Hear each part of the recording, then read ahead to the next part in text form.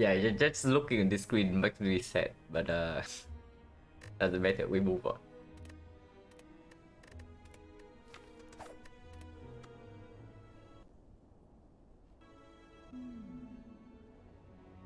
Okay, gold start. Hexagons, so taking damage for 250 is more takeable. And shot into floor 6 elite also suggests that there is 250. And yeah, if we can use the gold, we absolutely do not look at the upgrade card and boss swap option. So we take the gun, we go left and 3 elites. This one into this one into this one.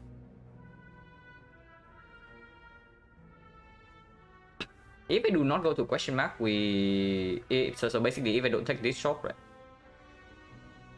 we step into 0 question mark and next one, which means that we can never fish for a healing event. I mean, of course, the chance of this being a healing event over life loss is roughly the same. Like 3 life loss events, 3 healing events. Otherwise, going to the shop after 2 fights also give more information whether we need to buy a potion or not, and also can give us slightly more gold.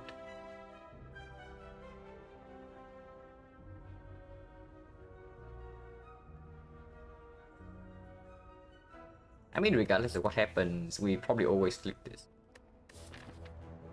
Okay, let's think about the question mark before we actually do anything. So yeah, 0 question mark in the entire act, so this is the only healing event. If it's not a healing event, if it's life loss, that we also take. So let's see. Life loss here, Lightning Light I probably don't take, but Wood of Whoop we actually take before the shot. So Wood of Whoop we take. Scrub Ooze I probably ignore. If we start with 250 gold and 15 damage already, Scrub Ooze I ignore here. Because this part is unforgiving. So it's only Wood of Whoop, but Wood of Whoop is losing 11. Give me a second.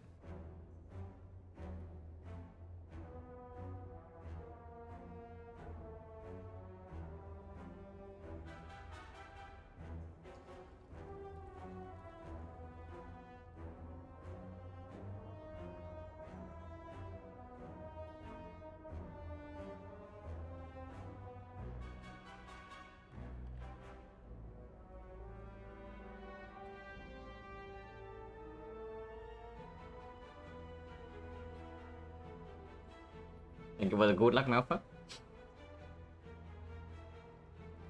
But yeah, let's say this is Wood of Whoop and we take it before the shop, because we are absolutely not losing 120 gold before stepping into the shop. So lose 15, we go to 44. Lose 11, we go to 33. 33, these are easy hallway fights, and we have 400 gold shop. So well, I sure hope we do not lose any life here. So it's like 33, potentially this floor we do not get stronger.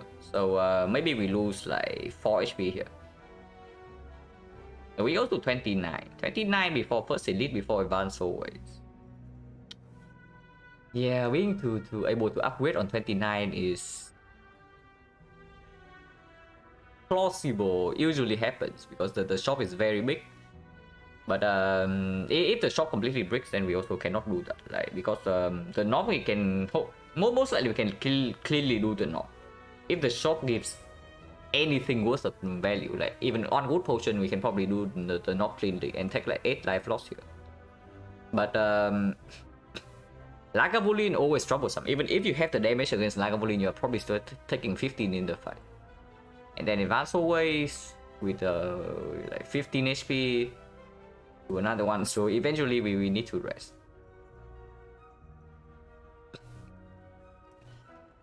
And yeah, that's only assuming that we don't low roll the crap of this fight. All these fights. And yeah, if this is World War, we absolutely have to click it. There is no way we are losing gold right before the shot.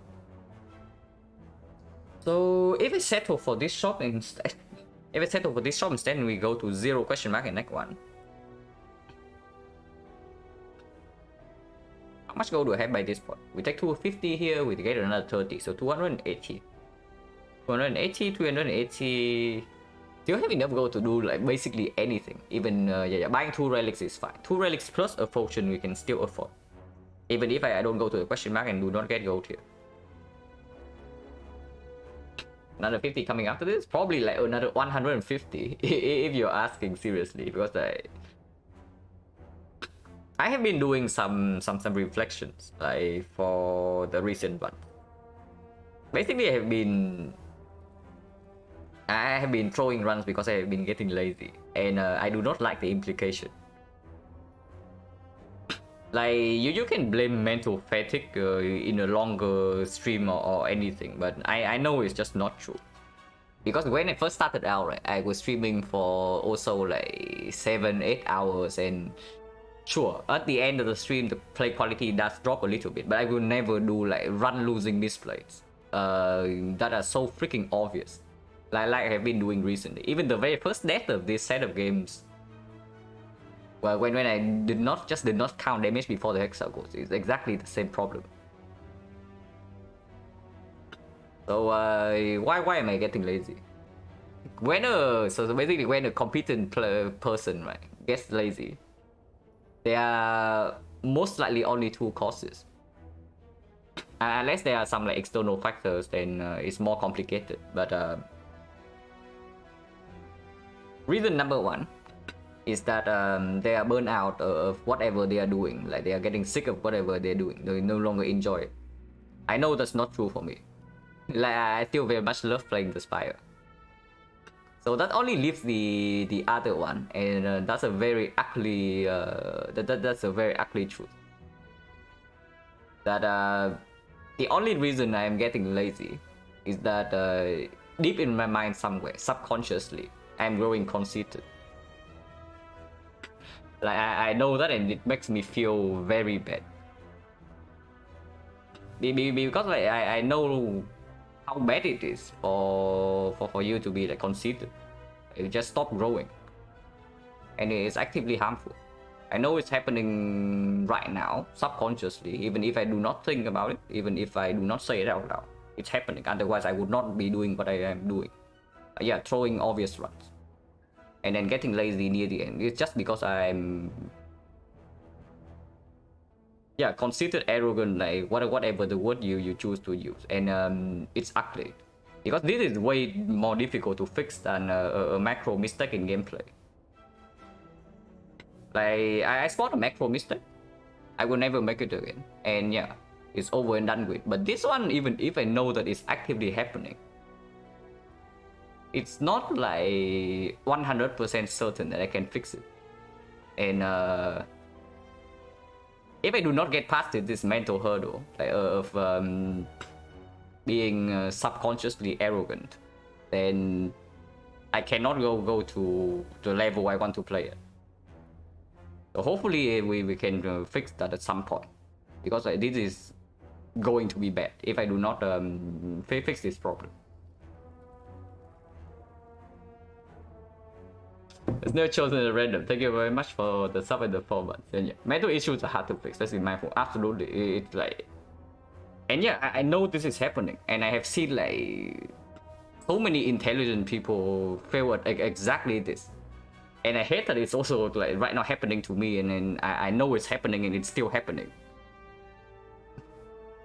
But if we do not fix this, and then we do not go anywhere. So hopefully I can put this problem to rest, and then be humble again. That's basically it. Like this only happens because deep inside I am not like being exactly super humble right now, which is entirely why I am getting lazy. Visual defect would be interesting as you think about doing this. No, before I fix this, because I still have like a lot of things to try out and to learn for the Silent. Like I still think that the quote-unquote optimal win rate for this character is somewhere between 85 and 90% for a human player with no hindsight knowledge. right now my peak level of play when I play perfectly with perfect mindset is somewhere between 80 and 85. I already know that. But I know that I can still even get better. So before I get close, and of course, like before I fix this completely crap mental issues, I am not going anywhere to like another character. In fact, I'm immediately a horror character. Yeah, but it's not the same, right? Because like, if that is so, like whenever I go back to Silent, I still have the same problem. So I need to fix it for the Silent. Like, there's no two ways about it. Two ways around it. Like, it's not possible. Should ask you not every 5 minutes and look for stuff to concede. Yeah, it just happened, right? You also see like somewhere. The first run is usually fairly tight, but the second run of the day, somewhere near the end, it always happens. I just stop thinking, and the only reason I stop thinking is exactly because of that. It's not because like of course your focus does drop 6 hours into a stream or whatever, but I have done long streams before, and I know that the quality drop is like not that big when even when it gets longer. Otherwise I would never win those like 6+ hour 7-hour runs. So honestly, this is probably the biggest hurdle in the entire process of min-maxing Spire. Like it's always the person. Min-maxing the person is like way more difficult than min-maxing the game. And yeah, right now I am facing the problem, like whether I like it or not. Unfortunately. But it's fine, it's fine. Try to be I try to be mindful from now on. I mean, I sure hope I actually act it out instead of just saying it. Because otherwise, like, this is a death spiral. And basically, if I do not fix it, right, it's just a freaking death spiral. Like,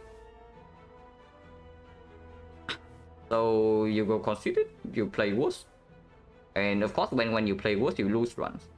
But when you lose runs because you throw, right, and not because you do not know something, you do not get humble.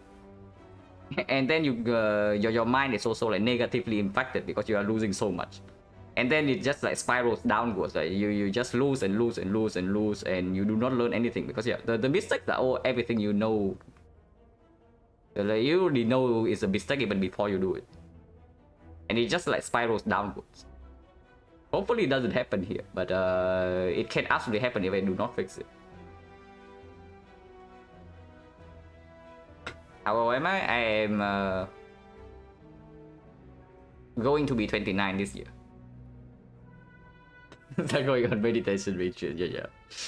I don't exactly believe in meditations, but something to that effect. Like, I definitely need to actively tell myself to do something, because that's the entire thing of being like intelligent, right? You absolutely cannot control like what you subconsciously think. It's impossible.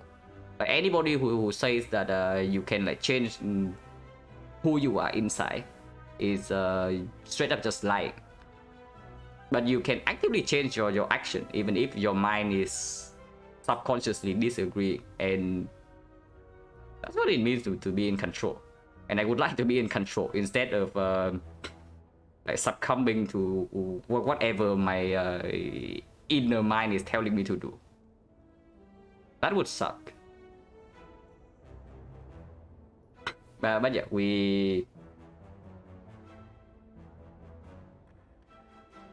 meditation is not really some spiritual belief in. Yeah, I know. But I mean that I don't believe in exactly like. I shouldn't say like don't believe in, but the way I do it is, I guess the way anybody do it is different. It's just that I am the type of person who doesn't exactly fancy listening to instructions. It's what I would say. So if I am going to do something of the similar effect, it's going to be something that I think of doing like on my own, because otherwise it's not going to be effective. Like I know myself enough to know at least that.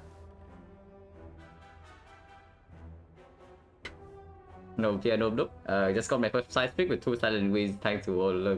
Congratulations. Congratulations. Like, 5 streak is definitely the start of something like very great.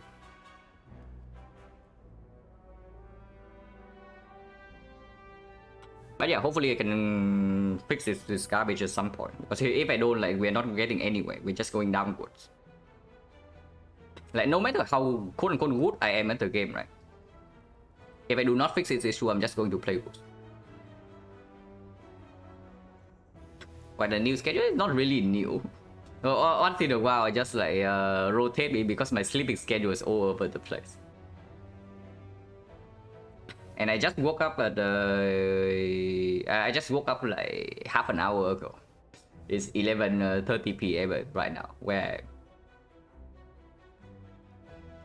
I need to do either mindfulness to just go long walk, empty my head. Yeah, absolutely. But yeah, we take 250 gold and we go here instead of question mark. Because like yeah, just because the penalty is take damage, and I do not want to take more damage in this question mark. And if it's good or good, we have to click it. We cannot refuse if this is freaking good or good. And no more question mark to fish for healing events. Even if his Hexa goes like 3 elites with all advanced always is dangerous enough that I do not want to start this run from like 30 HP here. Hello, Harvard. Bây giờ we take the 250 gold and we start left. I mean, if this fight takes too much HP for me, then we can think about to think about like fishing for healing event here. Hopefully it doesn't. Drawing 3 strike on turn 1 is not exactly ideal. Serious question, what's better, green cards or yellow card? How about like yellow cards that are also green?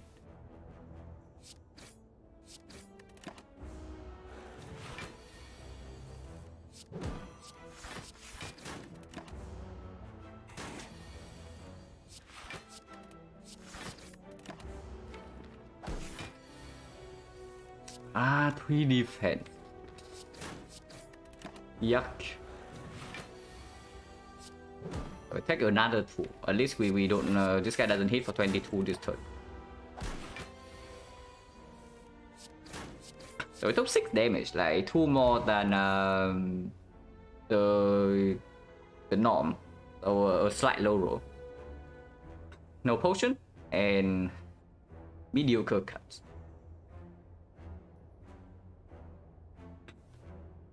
Dagger Spray, Sneaky Strike, we do get an upgrade.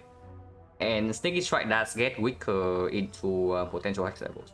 And we just fought the Jawbone, so Dagger Spray works better in the upcoming like hallway fights. And especially if we go left this advanced hallways, and we step into like, a lot of advanced hallways in this deck. And Dagger Spray is just better there. Both of these are not exactly super good against hexagons, so we probably pick the card that is better right now, which is Dagger Spray. And then we go left.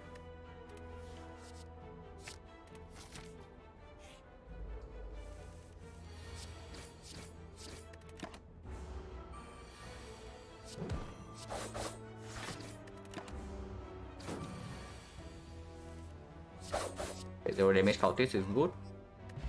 No potion, 60% chance. Quick slash, mediocre attack, also demands an upgrade. I mean, doesn't demand an upgrade, but it's like really bad without an upgrade. And the upgrade already is on this thing. Also another card that doesn't even kill hexagons when upgraded. Leg sweep is good against 2 out of 3 agents. It's only good against Lagavulin if we have damage though. It's good against sentries usually no matter what, and against Lagavulin if we have damage it's good. Against the Nob it's not exactly negative, but it's not positive either if we want to cleanly kill the Nob in 3 turns. Unfortunately, Quick Slash also doesn't do that. If it's the leg sweep hero, there's something else we can do. Is that if we take leg sweep, we can quote-unquote safely remove a defense here. If we take the Quick Slash and remove a defense here, potentially we are taking a lot of damage in advanced hallway fights. Because our block density is like going to be very low. But the first remove cannot be strike before potentially the Nob here, 4-7.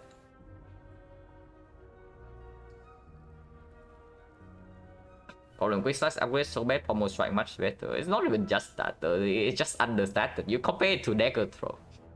Like dagger throw also has a very bad upgrade. It's actually worse than quick slash, but dagger throw is like miles better just because like the base version is 1 damage stronger and it also has more utility.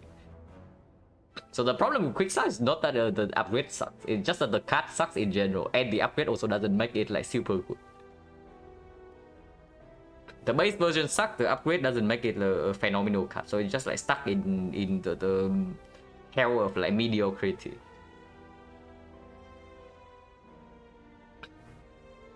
And also, Ironclad doesn't. I mean, I shouldn't say Ironclad doesn't have a lot of draw options, but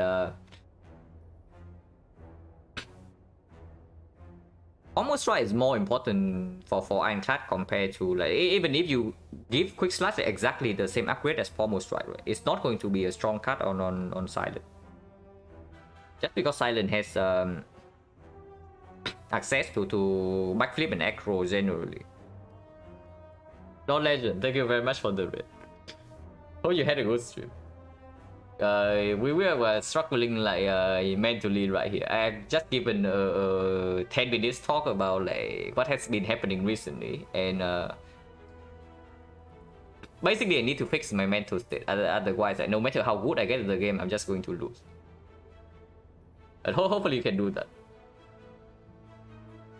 And yeah, Ironclad can also because Pommel strike is an attack, and then corruption exhausts all the skills. You can just use Pommel strike as the loop draw, the second win, and then other stuff. Silent cannot exhaust down, so draw 2 for an attack like doesn't like Predator late game. You see Predator late game is not even like super good. It's also a draw 2. Of course, it costs 2 energy, so it's slightly different. But even if it costs 1, it's not going to be that strong.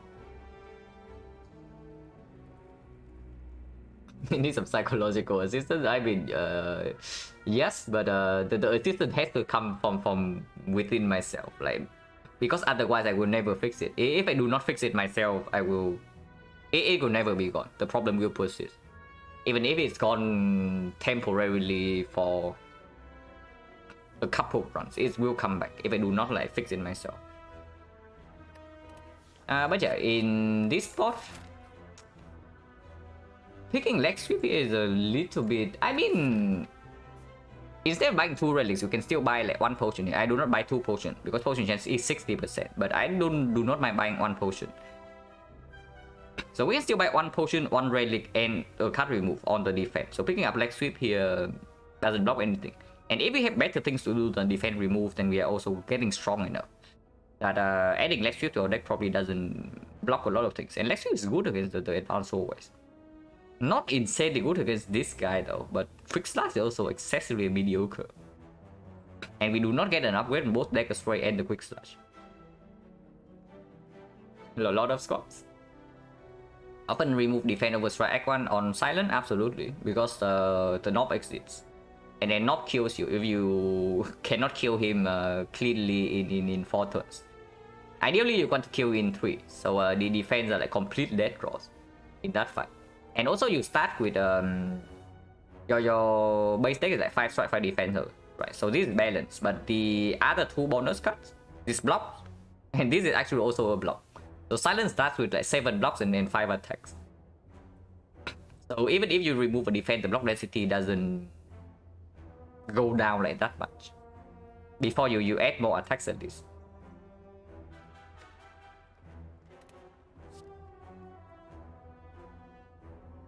Love Flex, you hate quick slash, good quick slash here. Do you really? Like, do you realize how bad this card is if we cannot upgrade it? And we cannot.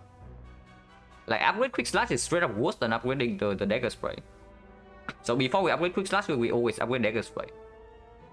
So are you suggesting that we spend the second upgrade right here for the quick slash? And quick slash upgrade doesn't kill this guy, by the way, yeah. If we see a Noxious Fumes or a Deadly Poison at some point and we are desperate, we have to pick that up and we have to upgrade it over the garbage quick slash. Need to survive now somehow? We have a 280 gold shop right here. And then yeah, we can buy potion. We have potion chance like 60%. I am more concerned about surviving the things afterwards. Like this thing immediately and the things afterward compared to like this fight specifically. Maybe I should be more worried about this fight, in particularly the Lagavulin.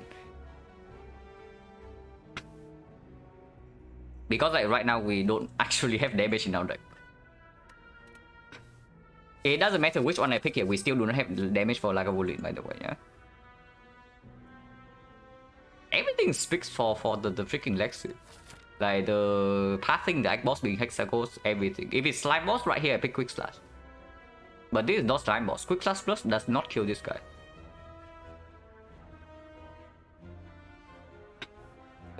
Just climb through Ascension, beat A20H Silent. First try, last couple days. For information. Thank you, and congratulations on beating A20. That's really nice. The first few A20 wins are very satisfying, and then of course it never stops being satisfying if you also try to get like go even further. But the first ones are absolutely very nice.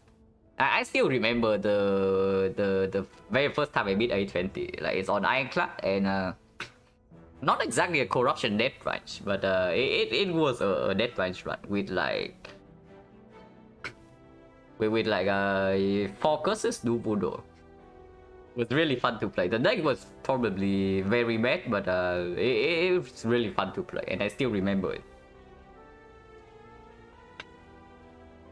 But yeah, we pick quick the leg sweep and we continue.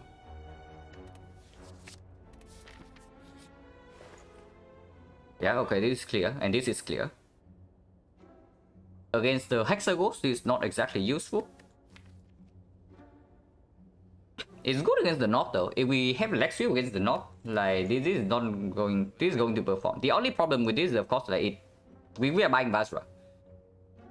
Vajra with Dagger Spray completely clear, even without the Dagger Spray is still completely clear. And 5 potion also like completely clear. This potion kills the North for us. So after we buy this two, we no longer have to go to buy this. That's basically the problem.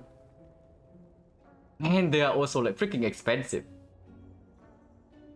So if you do not know, yeah, top relics and common relics, the price range on A20 is cheapest 157.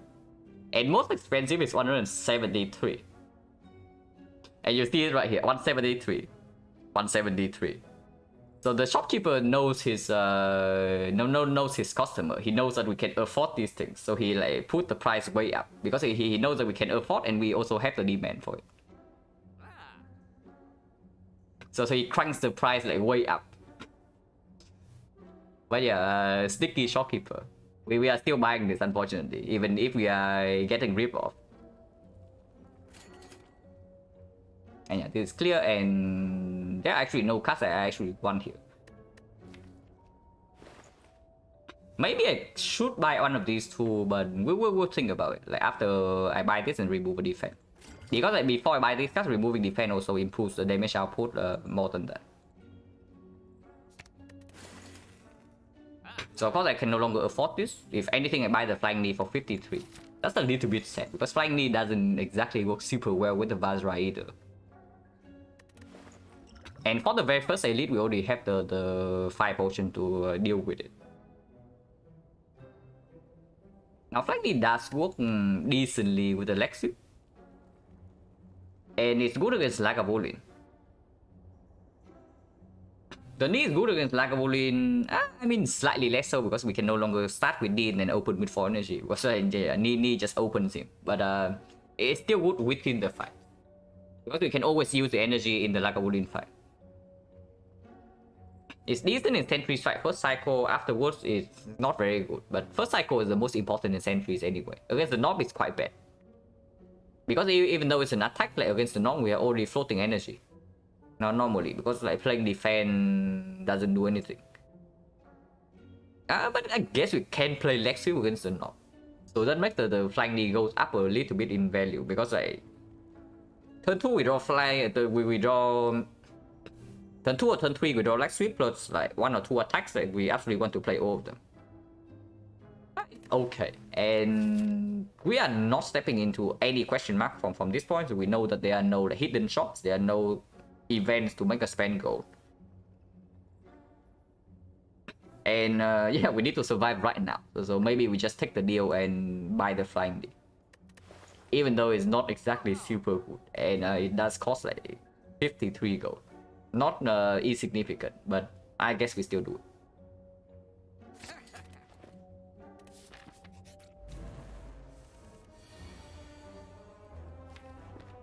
With the Vajra, maybe we can go for this guy.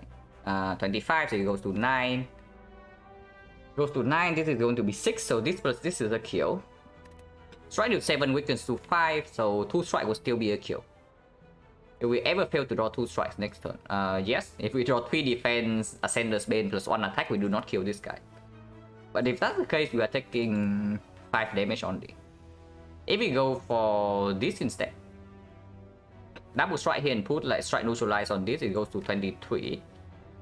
23, we need to draw this 10, this is 9, so we need to draw both of these in order to kill. Otherwise, we take at least 1, usually 4. So yeah, we just put all the damage here. Is what's happening.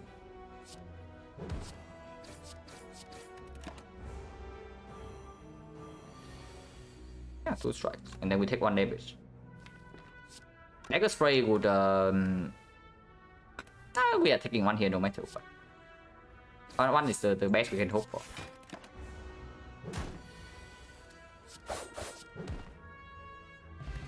Ocean, so 50%. Here's the skewer. We want this. Sucker Punch value goes down a lot with Lex already in the deck. If we already have a weak chain, this is on energy deal 7, so it's complete garbage.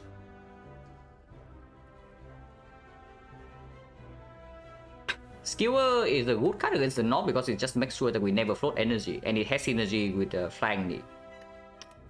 Kind of also wants an upgrade and doesn't kill Hexagons. So it's like in the same position as the Quick Slash kind of, but it's slightly stronger. It's pickable. It's pickable because even with the 5 potion, if possible, I do not want to use this potion in this elite fight. Because this potion is very powerful in Act 1. So I would like to save this for yeah, as late as possible, not before the boss. This potion is not very useful against the boss, but it's useful against all 3 elites. But yeah, I don't mind the skewer here. Potion chance 50%.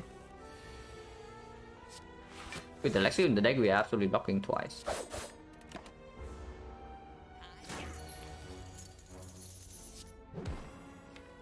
He strikes, so we hope that he doesn't attack next turn, otherwise we might be taking 10. Okay, we get to block for 8 at least. If they draw another attack, we probably would have just used this for 10. Potion, but this is not a very good one. So we keep the potion as is. Potion chance right now 40%. Poison stab, we would like to make our deck a little bit worse. Into Act 2. It does make our deck better right now, but it's going to be not very good into Act 2. Now, I say the Dagger Spray needs an upgrade, but Skewer also needs an upgrade. Before the knock, the Skewer upgrade is slightly stronger. And the first elite, like, the upgrade doesn't matter much anyway, because we are probably using this potion. How is our knock damage?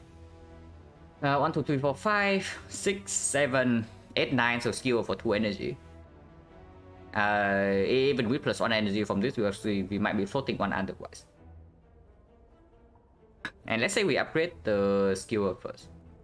So this is 21, 21, 31, 31, 39, 40, 44, 79. 79, so this potion needs to give like 11 damage. Which it can. Usually it gives 9 damage though, so 11 from this potion. Not always, but the knock can also roll lower than 90 HP. So I guess even the deck as is, because we also draw like plus 1 card. We don't actually need to add this thing. And Poison Stab, does not exactly work super well with the Vajra, and upgraded with an upgrade, this is also fairly mediocre. It's not even that good into Lagavulin, and Lagavulin this potion is going to perform. Into the normal, of course, it's better than Strike, but it's not exactly super good. Into Hexaghost, it's reasonable slash good, but it doesn't solve the fight on its own. And yeah, it doesn't work with this relic, so I do not really want to add more cards that demands upgrade to our deck. Like right now, we already have 2 upgrades. Don't need a third one. Probably a skip. And yeah, potion chance 40%, and we upgrade the skewer before the dagger spray. If we see sentries and we need dagger spray upgrade, we can still use it.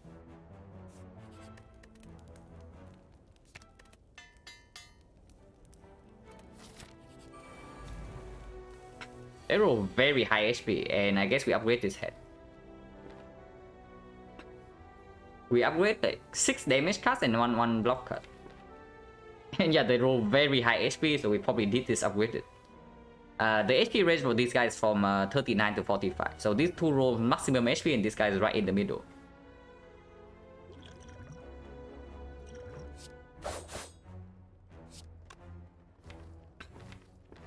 And yeah, if I block once here, we deal 15 damage, it goes to 13. 13 is not exactly a very good number. This 11-ish, we spend 2 energy on it, it's going to be 22, this is 9, this is 7. So 16 is a good number, 22 is a good number. This one's really high rolling. High rolling. If we are high rolling, we would not be at 34 HP right now, I just tell you. And we also would not throw away a potion. This one is like somewhere right in the middle. If we are high rolling, right, this would be preserved insect right now. I would tell you right now. If we are high rolling, this would be preserved insect, and we already have the answer for Hexaghost. That's what a high roll run would be looking like. Yeah, high rolling HP, the Spire has rolling, you are saying. Okay. If you say that the Spire is high rolling, then maybe. But yeah, 15 here goes to 16. I say that 16 is a good number, right? Because yeah, 9 plus 7, exactly clean. If not steal for 2 steal kills and waste the least amount of damage. And artifact strip not super relevant because weakness on this doesn't matter. If we deploy leg strip, it's already a full block, no matter what. So strike damage, stay humble. No, Act 1. I very rarely let my card down Act 1, which was why like the death to Hexaghost was like so annoying to me. Like usually when I let my card down, it's late Act 3 or late Act 2 or late Act 3.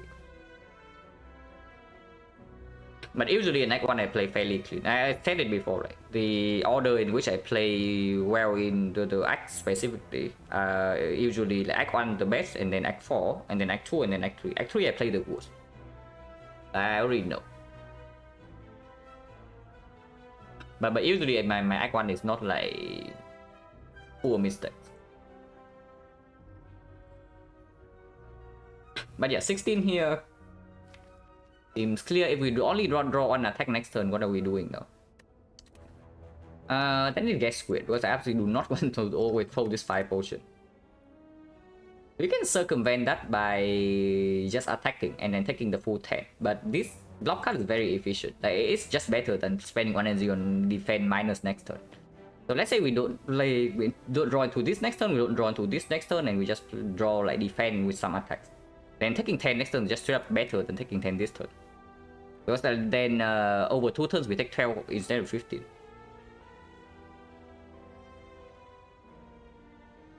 Is there any cleaner line where, let's say I put strike here and then neutralize somewhere else? Then it demands a skewer draw. So maybe not. Putting strike here, however, and then neutralize somewhere else, being a skill for 2 will kill this.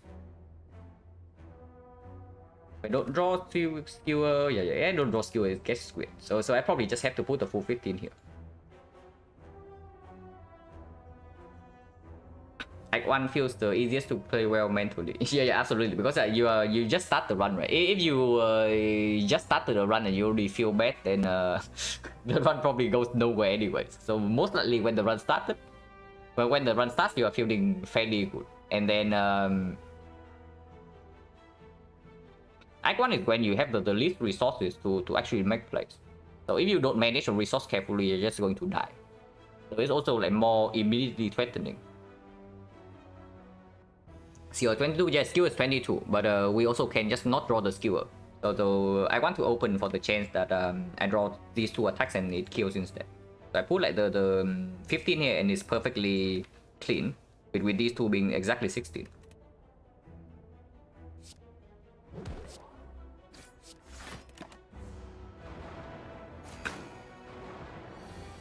I did draw into skewer, so we waste like 6 damage, but doesn't matter too much.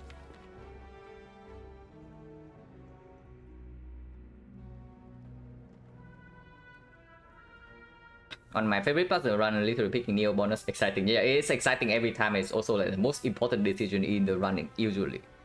So it's exciting. Like every run is new, and then it also has the most impact. So I also like enjoy thinking about Neo choice like a lot. And even right now, I still don't know how accurate my evaluations of certain things are. So like even on floor 0, before you step into the map, there are already like so many things to think about. Yeah, I guess we waste like 6 damage here, doesn't matter too much. Start pulling out 4 block cards, it's very weird, so we need to kill this quickly in the second deck cycle, if possible. But we have all upgraded attacks, so hopefully possible. The old shot will have fun. Yeah, have a good run up. Now there's also another line where we just nuke this guy for 3 energy and take the full 10 here. But I honestly only do that if this is a defense. Unfortunately, it's the survivor, which is like also a very efficient block card, so I don't do that.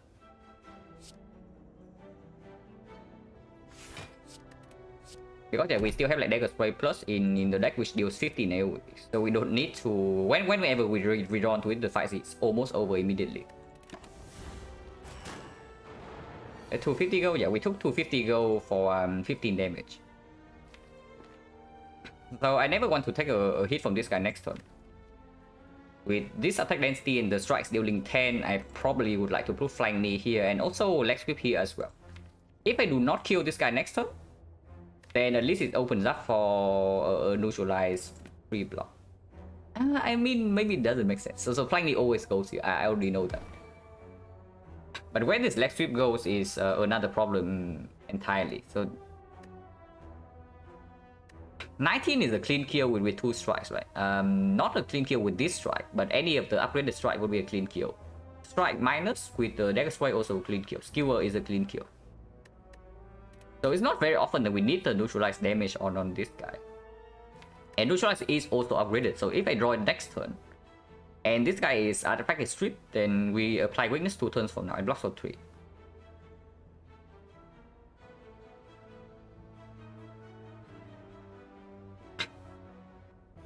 And I guess if we draw neutralize next turn and then not have a kill here, either we draw some block or again we have to aim to kill this guy in 2. So putting neutralize here also is what we want to do. So let's see if we have to go here.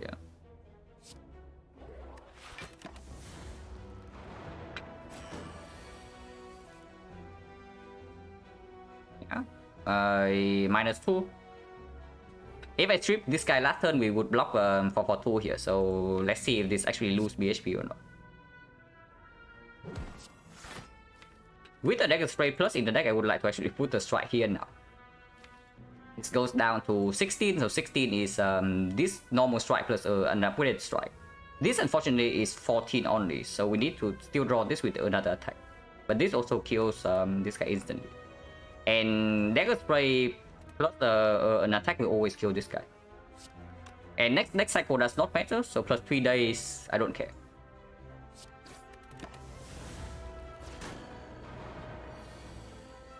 Yeah.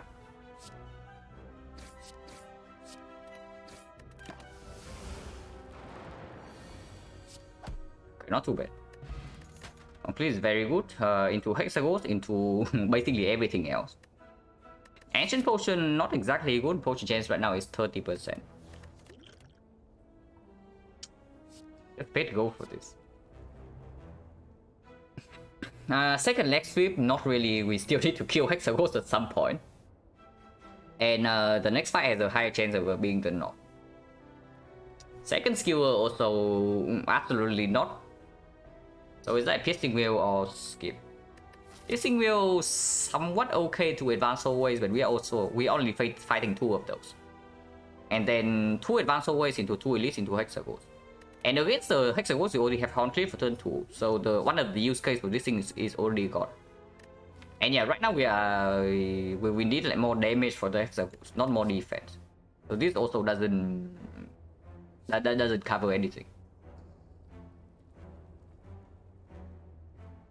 Unfortunately, it's like too uncommon and no rare, so our rare chance also doesn't go up by a lot.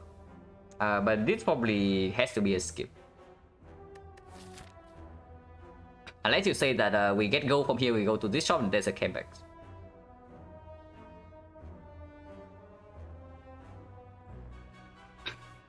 And you rank anchor, Hauntlet, Captain Skill, Clit, Anchor, Wheel. It depends on when you are in the run.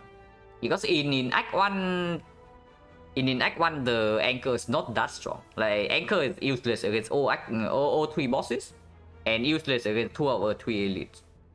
It's only good against sentries, but even against sentries, it's not actually good. It's like, it's doing something, but it's not like super good against the sentries. In Act 2, however, Anchor is phenomenal. Hauntlet is extremely solid all around, like, all throughout the run. But Captain's Wheel is probably at its best in Act 1, just because it counteracts both the knock and the slime boss. It counteracts both the knock and the slime boss, and against Lagolin you can always manipulate to block the full 80. So in Act 1 it's probably like Cleat is stronger than Captain's Wheel, and then it's stronger than Anchor. In Act 2 it's like Cleat stronger than Anchor, stronger than Captain's Wheel. And in Act 3 it depends on your deck. But usually Cleat is the best overall out of the 3.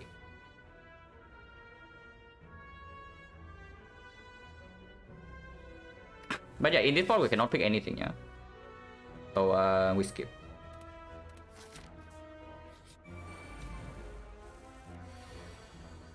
Rude.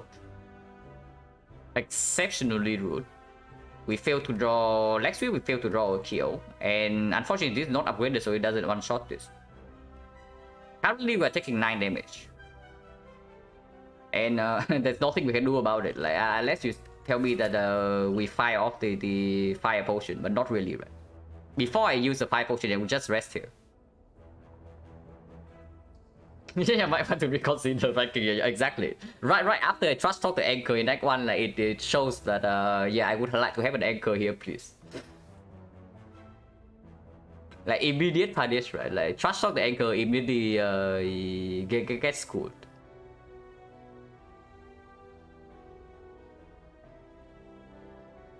Being able to free play without block 10 is amazing. Yeah, Anchor is good. I'm not saying Anchor is a bad relic or anything. It's just that it doesn't do anything against the more dangerous fights in Act 1. Like, all 2 out of the 3 elites, and it only works against the quote-unquote easiest elite. And then against the all 3 bosses, it's useless. Because can still ship cannot play A20. Because we already have those. Like, you having 2 skill in the deck is a terrible idea unless you have Chemex or Necronomicon. Because the whole purpose of this thing is to make sure that you don't float energy anytime you have this card in your hand.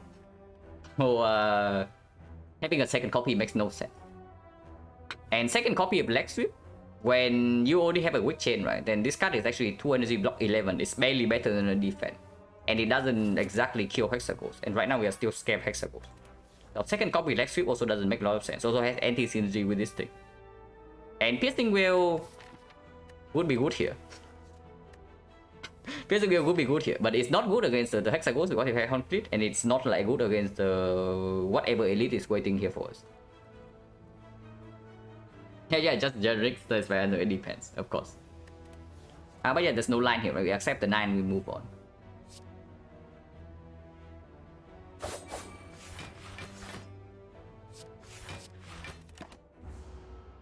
Actually, we also draw 4 strikes together with the daggers, right? At least Clit is blocking this no matter what we do. Next time we guarantee to have a kill, so it doesn't matter where we put the damage. no potion, so 40%. Another dagger spray with the Vajra. I mean, it doesn't exactly say kill Hexagons, but yeah, sure, count me in. Usually this card's not very good against the Lagavulin, but against Lagavulin we have the Horncleat and the Skill Plus and the 5 potion. Against the Knob it's decent, like 1 energy deal 10. It's good against the advanced always as well.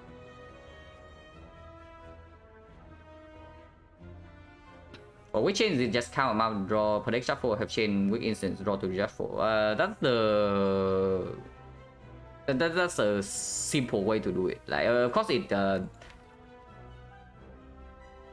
of course, when you absolutely need to make sure the target is weakened, right? For example, in the time meter fight of all the hard fight, then it can be slightly different. Like, for example, in the hard, it gains 2 artifacts. So you also want your weakness to be like distributed like slightly differently between the cards. For example, if you have upgraded leg sweep and unupgraded neutralize, yeah, and you bottom deck this card, suddenly you cannot deploy weakness for the second cycle because the heart gains artifact before that. But if you have like neutralize upgraded but this card unupgraded like 2/2, then you can play one of these cards during the first off turn before the heart gains artifact and you gain weakness for 1 turn in the second cycle. Even if you bottom deck the other card. So it does make a difference in some cases, but in other fights when you can just like estimate, then sure you can count the amount of things and in the amount of draws it costs to reshuffle.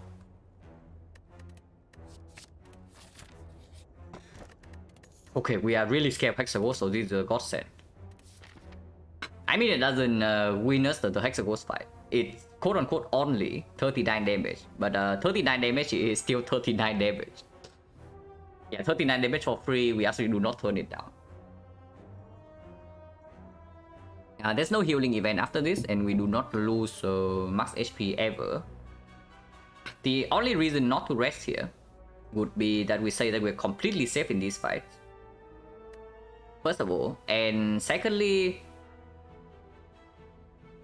this can drop a healing relic. That's basically it. Against the Knob, we should be completely safe, but just in case I can recalculate. 1, 2, 3, 4, 5, 6, 7, 8, 9 here. So we minus 1 strike but plus 10 damage here. So this is like 22, 42, 51, 55, 55 plus this is 83. 83 plus this, 83 plus this is 86. So even without the 5 potion, the Knob already almost dies in 3 turns. With the 5 potion, he's completely dead, so the Knob's not a problem. We finished the Knob 5 with 0 damage taken, because the Horncleat full blocking turn 2 as well. Yeah, Dreamcatcher Pillow absolutely is one of the red side relics. Like, the red side relic doesn't restrict, that doesn't have to be Giria Peace Pipe and then Shovel. Like, of course, like Dreamcatcher, Regal Pillow. Consideration right here. So not completely dead. How is the Lagavulin? Lagavulin with the Horncleat. We have the Horncleat, so we are forced to open on turn 1. It doesn't matter whether we like it or not. At our HP level, we have to use this thing. So the opening can be ugly, but we block for 14 for free. So we are only facing 26 from Lagavulin. 26, and we do have weak chain, but if we are forced to open on turn 1, we are not guaranteed to have weakness down in the first cycle. But usually have weakness for the third attack.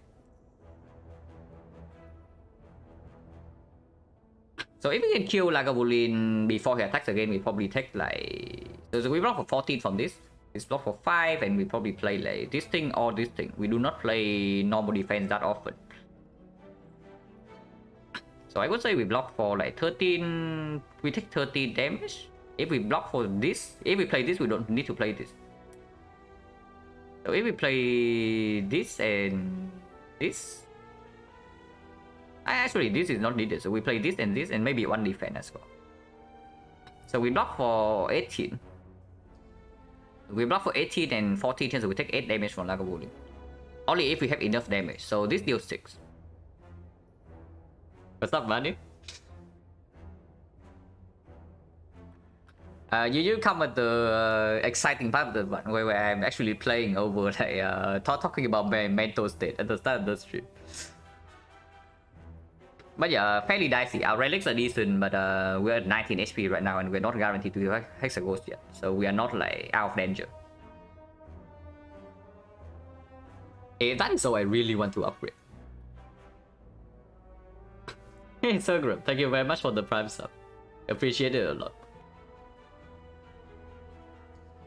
But yeah, against Lagavulin, let's say we commit 2 energy on block. Then we have 3 energy on the opening turn, and then 4 more energy afterwards. So 7 energy to attack, and then 3 energy on the off turn as well. So we have in total 3 plus 3 plus 4, 10 energy. With this, probably 11. Don't let me never streaming. Don't worry. Unless I tilt like out of my mind, I'm not going to stop.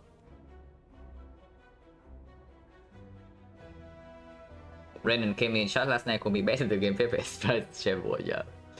Like random chatter always have it correct. So I'm afraid like your professional spy career is over now, money. Like you can pack it up and go home. Professional career over. Can no longer play competitively. But yeah, 11 energy, yeah.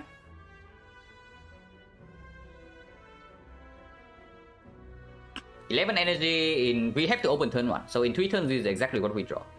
1, 2, 3, 4, 5, 6, 7. In the first 3 turns, we have -2, so we only have like 7. Yeah, 7 energy only on attacks. If we draw this together with some blocks, we also need 2 blocks. So I probably still count this as 2. So this is 2. This is 2. Actually, only 10 energy, because let's say turn 2 we draw neutralize, turn 3 we draw Lex Sweep, we still have to play Lex Sweep turn 3. Otherwise, we're taking 20 to our face. So I'll probably count as 6 energy then. 6 energy only, so like 1, 2, 3, 4, 5 here, and 6 energy from this. So this is 7, 27, 27, 33 from this, 33 plus 4 is 37. 37 plus 9 is 46. 46 plus 22 is 66. We have 66 damage before the off turn. The Lagavulin has 112 to 115. Let's count 115. So we deal 58. We deal 58, he's at 57. 57... With the 5 potion, we always kill Lagavulin in time. Like 57 is 37 over 2. On the off turn, we're not guaranteed to draw damage though. If we brick on damage on the off turn, let's say we draw only 2 strikes. Then it's like 14, we need to do 23 the turn after, and 23 is not possible with the strength debuff. Yeah, 23 is actually not possible unless we draw exactly into this. So it is slightly risky. Actually, no. If we enter the fight at 19 HP, then we also have an upgrade. I positioned myself to get a better seat. I mean, I bought it. So if I buy the 5 potion, it's short to end myself, then it's looking pretty bleak.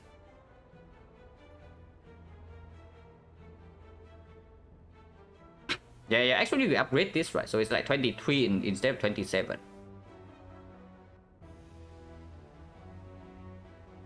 Yeah, 23 over total. Wait, we do 70 instead of 66. So it's like 62. It's a 53. It's a 33. Yeah, 33. If we draw only 2 strikes on the off turn, is at 19. And 19, this is going to be 10. It's going to be 10. This is going to be instant kill, and this is going to be 6. 10, 6, 5, 5. We need to deal 19. And we draw only 2 strikes and some defense on the off turn. So we are drawing into better attack cards. It's probably okay. Against Lagavulin.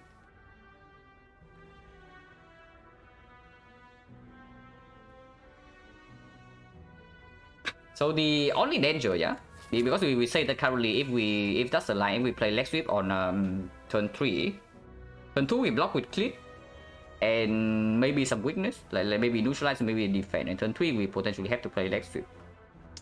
If that's the case, how much damage are we taking? Let's say we don't even play this on turn 2. We don't draw this on turn 2 and we play this on turn 3. So we take 6 on turn 2 with this.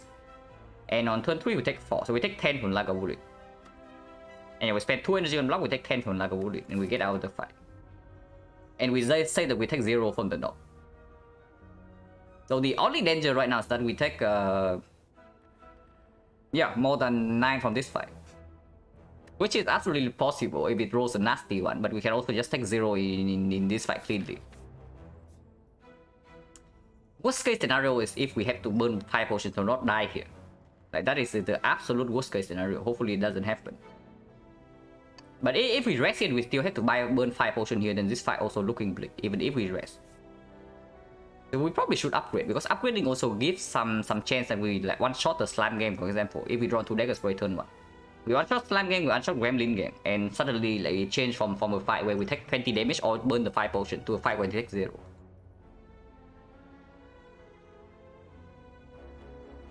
Yeah, Neo bonus was 50 damage for 250 gold. And I bought Vajra. And we got cleats from the elite. I bought Vajra, remove defense, and 5 potion in the shop. Hello, damn feather. But yeah, Dagger Spray upgrade has to make sense here, right? I am still terrified of the Hexaghost, by the way. Like, the Dagger Spray upgrade doesn't kill the Hexaghost. And this only deals 39 damage. But I guess not having to commit any energy on defense on turn 2 might put us back a little bit, and we do get hopefully 2 more relics. But yeah, basically we upgrade the Dagger Spray here. Yeah, so solid deck one, like absolutely. The relics are solid, the deck is not too bad. But Hexaghost is a problem, and we are still like low enough that we can straight up die along this path. Hopefully it doesn't happen. But everything suggests that we should upgrade this.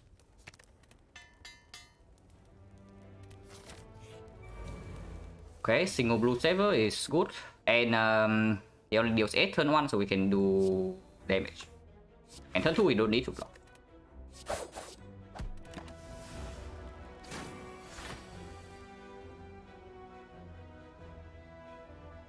Terror being only also we hit, yeah, absolutely. You have terror. Like if you don't have poison against Hexaghost and you don't have terror, you are always scared. The Hexaghost fight is nasty. But yeah, we are taking 0 from this fight, so very good. Potion, we say that we take 0 from the norm already, so we do not need this. The only reason this could be a thing is that if we see a flex potion somewhere here, then that's our Hexaghost solution. But otherwise, it's explosive, also make sure that we kill like a bully in time, and maybe can stick in like one block. Also, bridge is a little bit for the Hexaghost, like 10 damage. Not much, but okay. Potion chest 1, 2, 3, 4, 5, 6, 7 fights. 7 fights. We got deck spot, ancient pot, upgrade pot, and right now the explosive pot. So 4 potions in 7 fights, 30%. And winning, I don't know. Not too bad so far, not too good. And please do not tell me I have to click this garbage. I would really like not to click this garbage if possible. And the garbage I'm talking about is the middle card, not the rightmost one. Masterful Trap usually is complete trash into Hexaghost, but right now with the Horn Fleet, we are guaranteed not to take damage on turn 2. So like, how bad is it? Like Masterful garbage? No, Masterful Stuff is not garbage. Masterful Stuff is a phenomenal card in deck 1. And then even more so because we have this. I mean, yeah, it's not bad at all. It's definitely not bad at all. It makes absolutely sure that we kill Lagavulin in time. And the knob is already dead, and this is just purely positive in the knob. And no more advanced always.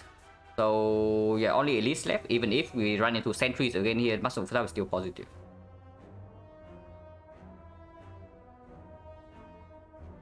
And how convinced my brain 1000 cards is usually bad, because first of all it costs 2. And the damage is not relevant until you upgrade. So you need to commit the upgrade, and then you still have a card that doesn't play in hallway fights. And even in the boss fights, it's not like a one card solution, like for example Demon Form.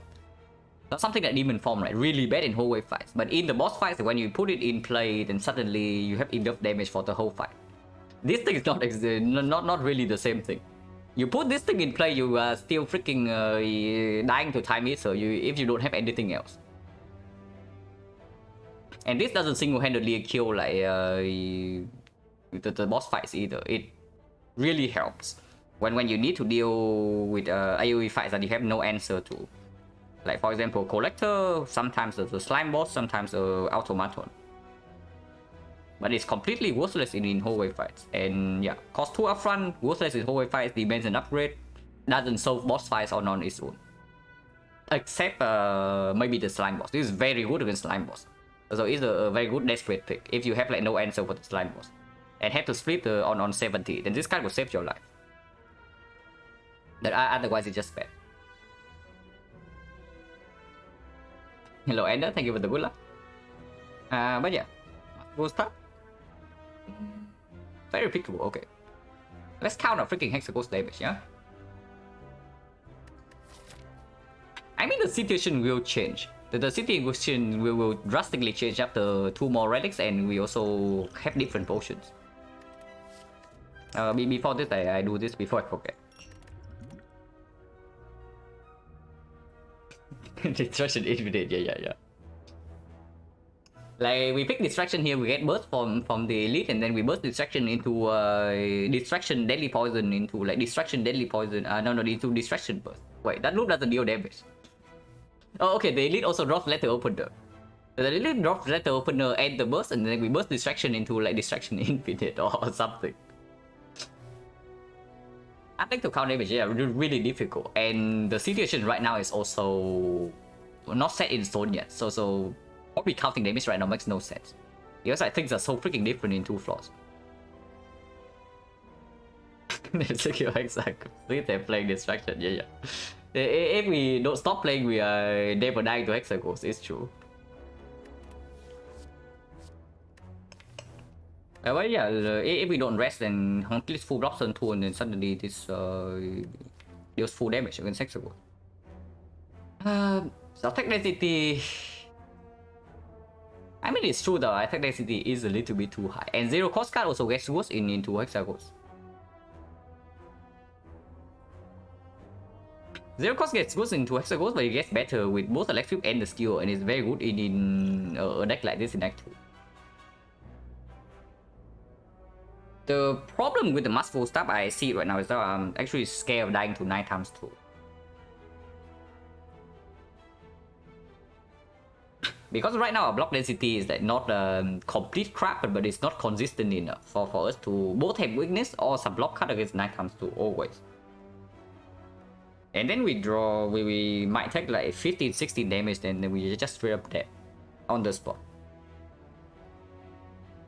And the Masterful Staff doesn't go away like Terror or the Noxious Fumes, so it actually straight up just decreases the block density into Hexaghost.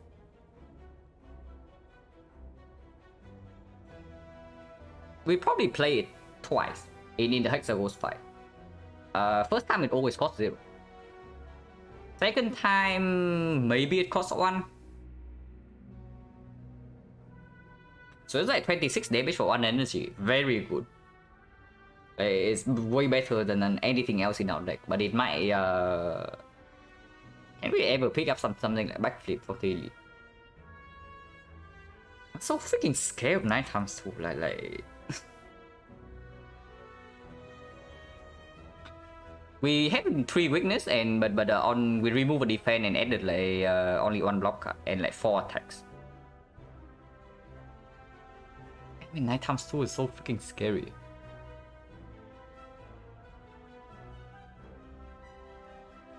That is nice ones in play and upgraded. Rose so long pays off. Third time cost 7. Yeah, third time cost 7, but third time not happening. When the third time we draw to Masterful Staff happens, either we are dead or the host is dead. One of the 2. Okay, how bad is the 9 times 2? With 3 weakness? It's not guaranteed to be weakened, but very likely. If it's not weakened, if we draw 1 block card, we'll live. But that's only assuming that we'll... I mean, I don't know. Except the Hexaghost file, every other file is positive. And even into Hexaghost is still positive.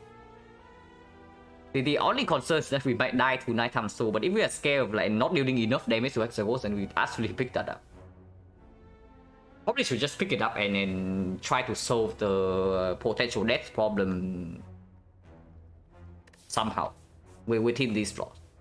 And maybe we can take a rest. Like resting with the Horn Fleet into Hexaghost is not that bad because we might also have Weaken on turn 2. So even if it's like 3x6 on turn 2, right? We weaken it down to 2x6 and then Horn Fleet still full blocks. And if we draw Lex on turn 2, it's always a full block. Let's take a look. Elite Baby solution will come. Yeah, but if we got to take the Elite first, then this is just positive in the Elite fight. This probably saves like... This might save 5 HP in the Lagavulin fight, just because we can commit one more energy on block. Yeah, because our damage is not very high. Against the Norm is already dead, but against the Norm, if we have this in the deck, maybe we can preserve the 5 potion for the Elite fight right here.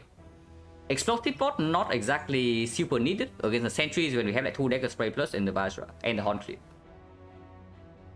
So if we can get away with only using this potion in this Elite fight, and this Elite fight is free. Going to rest? I mean, it depends on what happens here. Yeah, this has to be positive. I refuse to believe that this is not positive. I believe we have to open turn 1. And yeah, right here, just free 30 damage. So,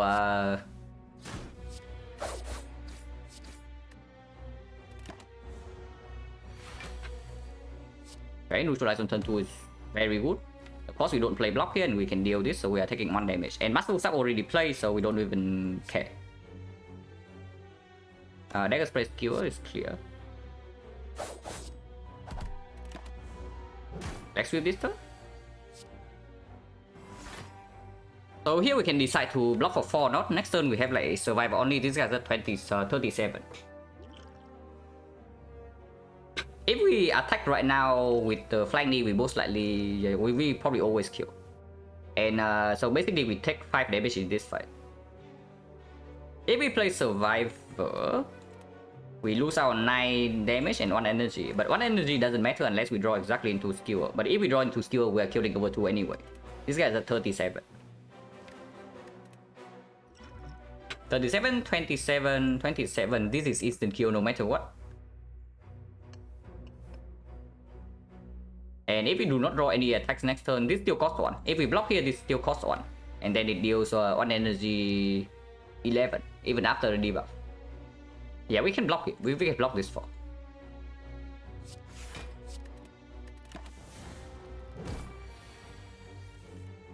Yeah, skewer isn't kill no matter what. So we take 1 damage from Lagavulin without potion. Oh, Fear Potion is very good. We take the Fear Potion and Smooth Stone decrease the chance we die to 9 times 2 in the Hexaghost fight. Okay, never mind. Fear Potion not so good. Okay, our damage against Hexaghost is so now we need to do not freaking die to the Hexaghost random damage.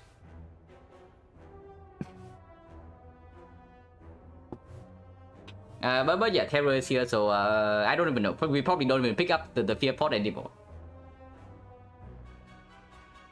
It is still useful in the Hexaghost fight. It is still useful in the Hexaghost fight though. Like if we bottom deck the Terror, this Fear Potion is dealing way more damage than Explosive. And we already know that we don't actually need the Explosive pot against the Sentries. Yeah, Clit full block turn 2, we even have Smooth Stone to block turn 1. And then we have the double Dagger Spray with the Vajra. Yeah, probably just toss this away and then keep the Fear Potion. Because like, in some cases we also draw insanely badly against the Norm. I don't even know like what kind of draw order would need would force us to use the potion in the North fight. But it might happen. Go against Artifact. We most likely just use this potion unless we top deck the thing in the Hexaghost fight. But it's still stronger than this, Roger. We don't need this against Sentries. And of course we upgrade here.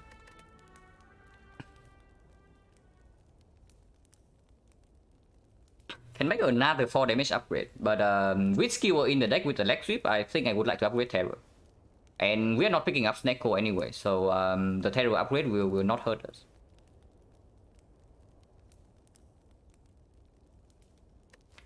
And yeah, just because of this, without this card in the deck, like terror upgrade right now not exactly super strong. But just because of this, and maybe because of this, slightly less so because of this, because turn 2 we also have this to block. So turn 2 usually you don't need to commit energy on block anyway. Which means that the 1 energy upgrade here only matters if we also draw enough energy in our hand. But if it if it allows me to play one more strike, it's only 10 damage upgrade. It's just good, right? And then this upgrade is also like very important in early Act 2. Late Act 2 is slightly less important, but early Act 2 when we fight like the elites, it is really important. Missing terror is basically losing the fight.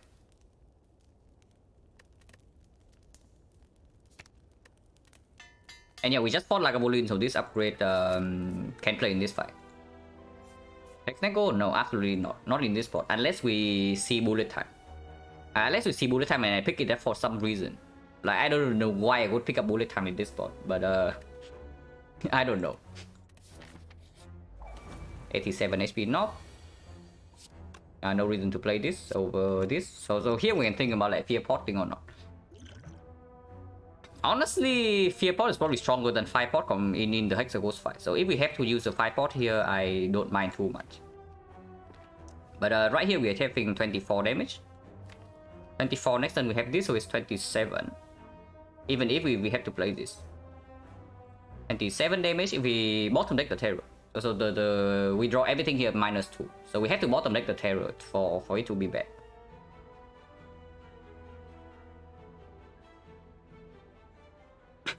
$27, this guy's a 60. At 40, yeah, we always kill.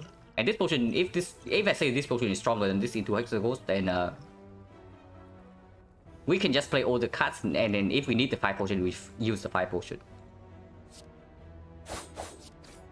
Depending on the draw, like way too many combinations next turn. But I know that with this we always kill. Yeah, do not draw the terror yet, but we might still easily kill next turn, even without this. And with this is already a kill. We do not spend the energy next turn, so maybe I just skewer for 33 and we go to 26. 26 is actually 23. 23 bottom deck exactly 2 cards.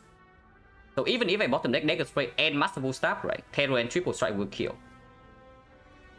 If I draw Dagger 2 strike and the Masterful Staff, which is the next worst possible draw, it's still 27 damage, which is exactly enough. So I don't need the Flying Knee here ever, and Skewer will always kill. So we take 0 from now, as expected. Open is fine. These cards we don't need. If anything, maybe Sucker Punch, but not too interested with Leg Sweep in the deck. And with the Smooth Stone, we want to pick up like real quote-unquote block cards, and then not like pseudo block cards like this thing. Full block upgrade is fine with the Smooth Stone, and we have like nothing else anyway. It's always going to upgrade block. So yeah, Warpaint does make the terror upgrade, manual upgrade a little bit worse, but that's about it. So here we can upgrade another Dagger Spray, or we can upgrade Weakness to guarantee that we have the Weakness against 9 times 2. The Weakness upgrade also plays better with a Smooth Stone, potentially slightly better into Act 2.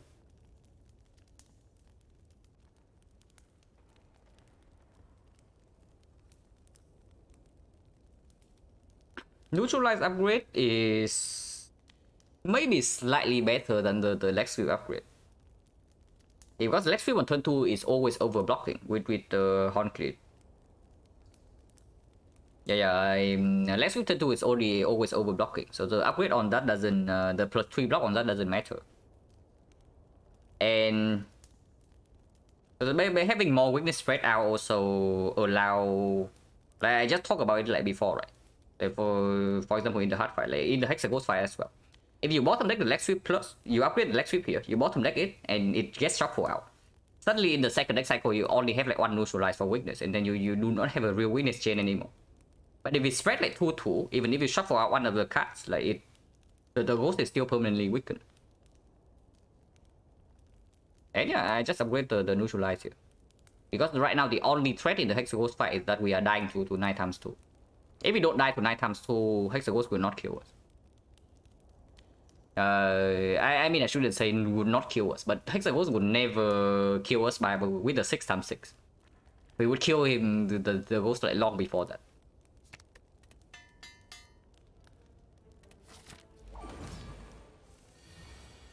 Okay, we top deck Terror, so this potion doesn't do much.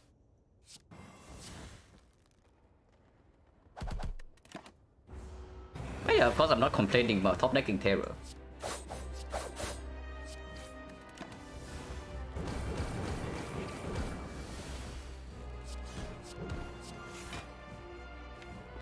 Might take some damage next turn now, because we draw like, oh, block this turn, next turn we are being hit for 8 with no block.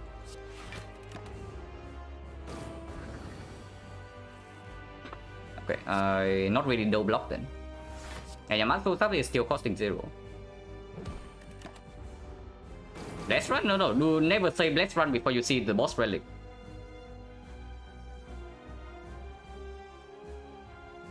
Like the last time, right? The last time we had like Preserve Insect, Sling of Courage, Mega Prep in deck 1.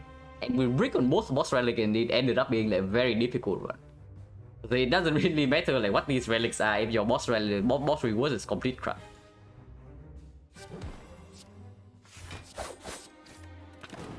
But yeah, the fight is like going super well. And we do not take damage next turn. If there's even a next turn. There is a next turn because we are 1 damage off. And I do not take this 2 here.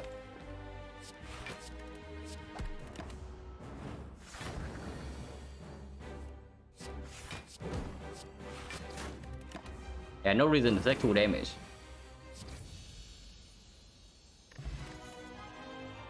Okay, we do not brick on our boss rewards. At least the card at least, like before we see the relic. But the card's definitely not a brick. Which one are we picking? Yeah, that is so scary. Of course, if we have like permanent weak chain and we have like smooth stone with upgraded blocks, then not so scary. Yeah, what are we picking here? Now, have O3? Yeah, I would like to have O3 as well.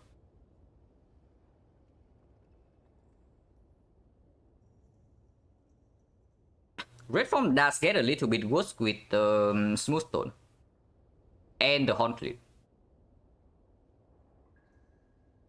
And red form would get worse if first of all either we are stuck into energy or we pick up fusion hammer. Probably just red form. I'm actually looking at adrenaline in this spot. Like because like this deck can actually try to play fast in Act 2. If we try to play fast, front load our enemies down and turn 2 we always have block with Hauntlet, then Adrenaline is phenomenal and it doesn't get blocked by Fusion Hammer. And it also plays better when we are on 3 energy. And yeah, we also have like 05 strikes in the deck, which makes the red form slightly worse as well. And our blocks are freaking upgraded. Our blocks are upgraded. We have a smooth stone. We have a permanent weak chain. Everything, all 3 points that speak against the red form. And the Hauntlet also speak against the red form. Also, red form masterful stuff is not a real synergy because on the turn you play the red form, you don't really exactly block, and then this thing costs like 2 or 3 or something. People say I really put underrated card, yeah. Is it ever better than underrated? Yeah, absolutely. The opportunity cost right here. You see, yeah. If you click this card, you're not clicking this card or this card. Of course, like adding this over nothing is usually never bad, even if you have XecnaR. But the main problem with this thing is that it has a fairly big opportunity cost, right here. And yeah, Adrenaline has synergy with the skewer. Adrenaline has synergy with trying to play fast. Adrenaline has synergy with 5 strikes in the deck. Adrenaline has synergy with potentially being stuck on 3 energy. We are not picking up P-Box. We are definitely not picking up P-Box in this spot with I mean, maybe we pick P-Box over nothing, but P-Box over a real pick, like probably never, because I upgraded block and with a smooth stone, all of these also get improved. Yeah, we also have no cut draw at the moment, like it's true. We're picking red form right now. First of all, it's an upgrade. It demands an upgrade immediately. So it is on fire. We need to path for a fire. That's already restricting our pathing. And then yeah, restricting pathing is also something I've been thinking about. Like I think I have been going to too many fires. In somewhere between Act 2 and Act 3. I have probably been going to too many fires. Like looking at what has been happening recently.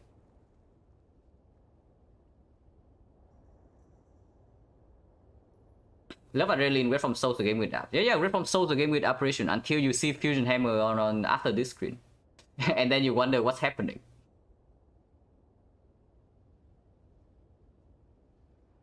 And yeah, it is summon the Red from is summon upgrade. It has anti-synergy with the relics. And right now we have no cut draw, so that also means that we cannot count on the red form to deliver against the we cannot single-handedly bet our defense on the red form, is what I'm saying. But I mean, we don't have to do that. Yeah, of course we have on 3, so even if we brick on red form turn 1, we take like 1 turn damage. Turn 2, we don't take damage with this. And turn 3, we have red form in play. But yeah, anti-synergy, yeah? We draw red form any turn before turn 2. Like, this block is wasted. Got burned by pathing, yeah, kind of. Honestly, looking at the deck and the relic, it's just adrenaline in this spot. Like, turning down red form after Act 1, I say it usually. Skipping red form after Act 2 is not really anything new. But I usually say that after Act 1, whenever you see red form, probably just click it. But right here, we are probably not clicking it. Which is interesting. Hello, Ethiosit? But yeah, we probably click adrenaline in this spot. Like, everything speaks for adrenaline. And we are never clicking XecnaR. We are clicking Fusion Hammer, we are never clicking XecnaR.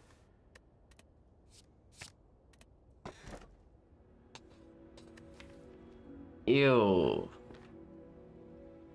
And it just has to freaking give me P-Box and nothing. I just said that I don't click P-Box unless it's over nothing. And then here's P-Box or nothing. So we probably burn out all our defense then. But I mean, being stuck on 3 energy,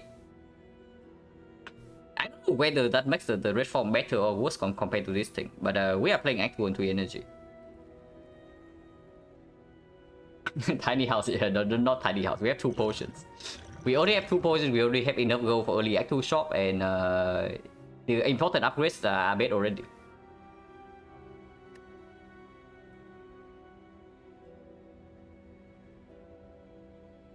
But yeah, P-Box over nothing, so we cry a little bit. We lose, like, we lost half a weapon. We lost half a weapon, and all the defense being slightly upgraded is also no longer a thing. Kite is not pickable. Like, absolutely not. Picking Kite is effectively a skip. So before I click Kite, I probably click Tiny House. What the hell is this? Okay, we have no block in the deck, guys. We have like 0 block. We have 0 block and we have 2 red finales, which we cannot effectively play. This is dangerous. This is very dangerous. But with a deck like this, I think Adrenaline is going to outperform red form. Yeah, we have 0 block and a footwork. And Smooth Stone also becomes a dead relic. But right now, we absolutely pick up any block. With the bullet time, we can also at least pick up some card draw.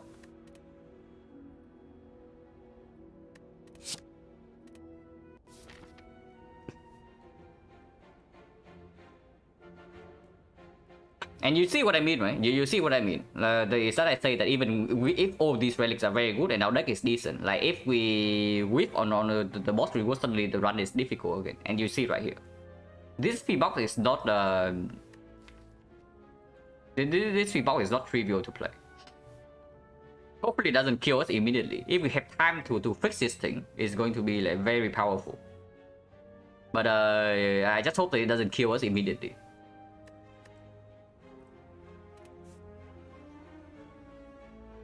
But yeah, if we need to fix the deck, we need to go to the shop as soon as possible. So this shop here is clear. And after the shop, we put question mark. Maybe depending on what happens here, we might take this elite or not. So this shop into triple question mark into like one of these two here, into this fire, and then elite here, potentially elite here. Taking this is very optimistic. If we can do it though, it's a huge thing, because yeah, like 3 elites at super late. But most likely we're just going here. Now events are not exactly super good, by the way, because the buy straight completely worthless. And apparition also slightly weird with no other block in our deck. Like if you have no other block, usually the apparition is best if you have some kind of block and then additional scaling. So apparition take care of fat node block half of the time, and then you get to scale up. But other times, even if you don't draw apparition, you don't die immediately because you still have other blocks in your deck. Right now we have no block, so we take apparition. we might die on the spot against the slavers.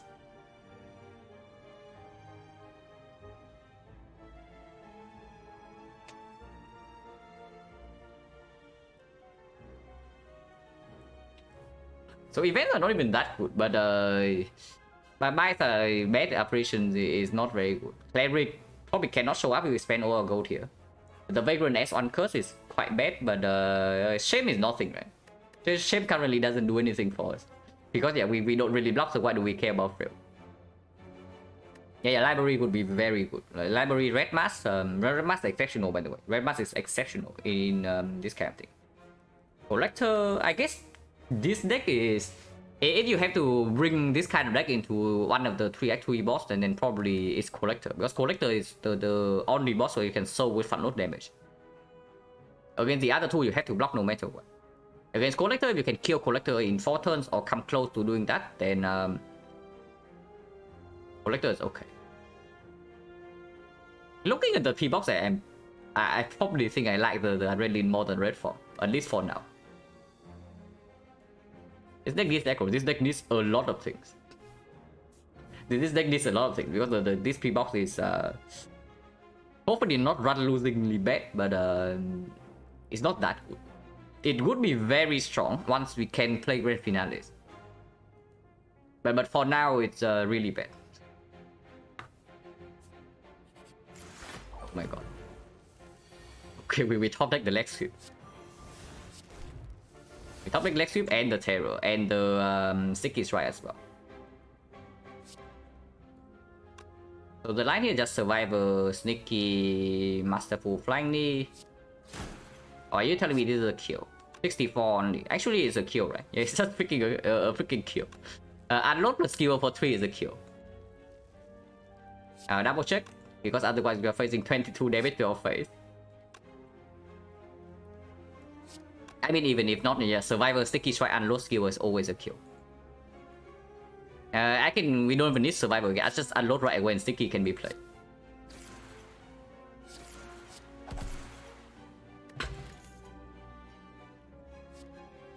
I mean... okay, prepare is very good, yeah? Prepare is very good because it has a synergy with both Eviscerate and Sticky Strike on 3 energy. On 3 energy, we would like to be able to play these cards. Somehow. And then this is real discount for the Eviscerate. And it's the free fish for the Sticky. Unfortunately, it's not positive card draw, so it doesn't have synergy with the bullet time. But it does have some synergy with the Grand Finale. On the other hand, there's Deflect. With only Smooth Stone in the deck with footwork and no block. And on 3 energy. Technically, a block, no, it's not a bad block at all. Like it's just straight up better than a defense. Yeah, like if we want to play greedy here, we pick Prepare. Prepare is the card that leads us to become overpowered faster. But Deflect is going to help us right now. Short term. I just pick the Deflect, right? Because this also demands an upgrade. If I pick this up, I'm also forced to upgrade it. And honestly, right here, I think I would like to upgrade bullet time. Before I upgrade bullet time, like picking up aggro also is like dangerous. And I would like to pick up aggros in this deck. And it already has some synergy with the Predator. And the Adrenaline sometimes. Yeah, the Deflect is great here. This needs to be upgraded, absolutely.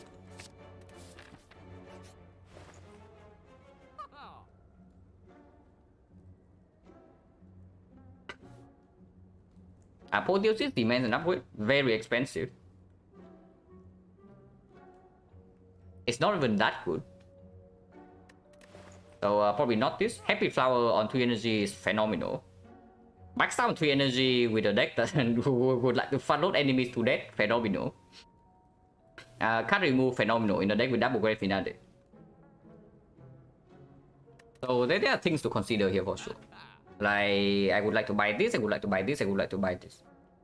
Of course, we don't have gold for all of them, so we have to give up something. Flower is probably the best thing here in this shop, and then the second thing is debatable. But flower is probably straight up just the best thing.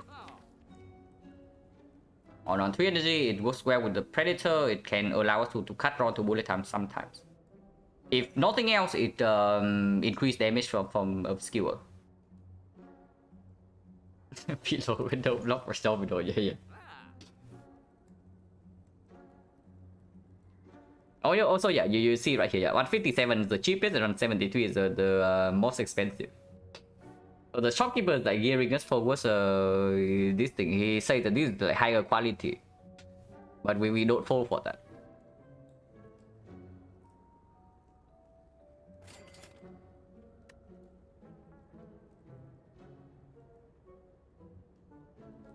Cleric Vagrant, not a real concern.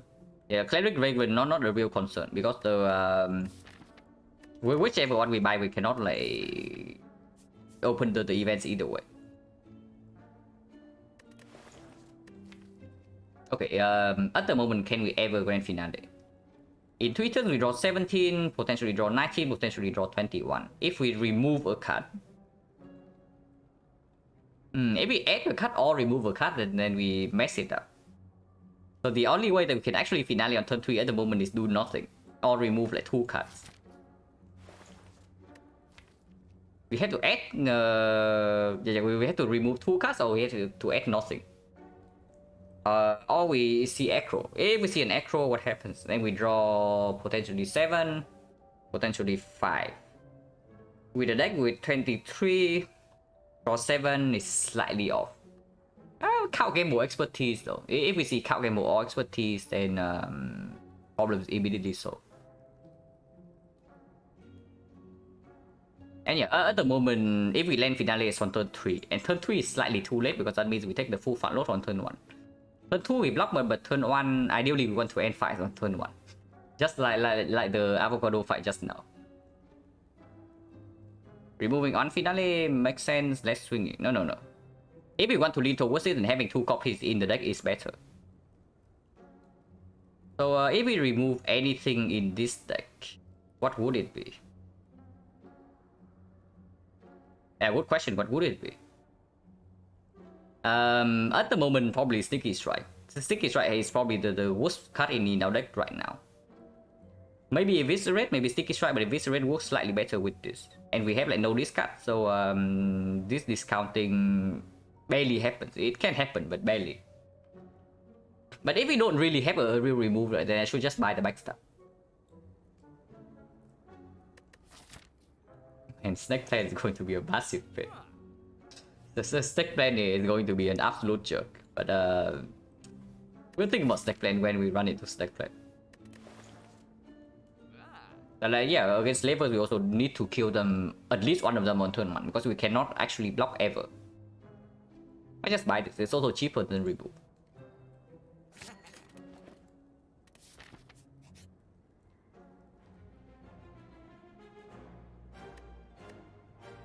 Potion chest is 50%. Losing bullet time.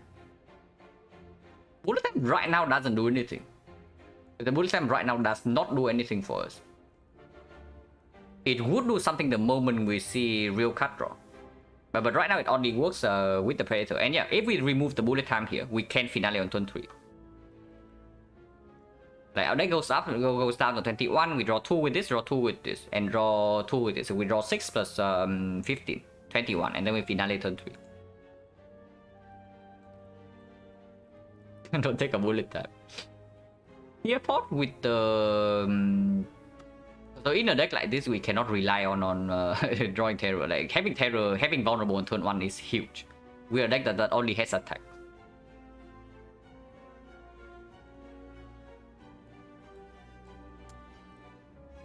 Yeah, tossing bullet time suddenly means that any backflip is slightly weird, any acro is slightly weird.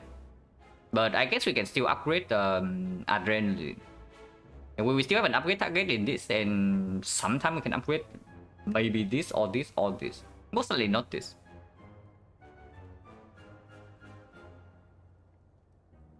Yeah, taking bullet time right now is playing for... So keeping bullet time right now, tossing fear potion is playing for long term. But I feel like we should be playing more towards short term. Especially since I just took the freaking backstab. It does so, it just like... Yeah, I just removed this. Ocean belt.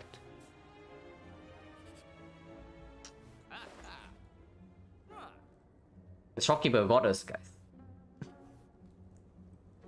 3%.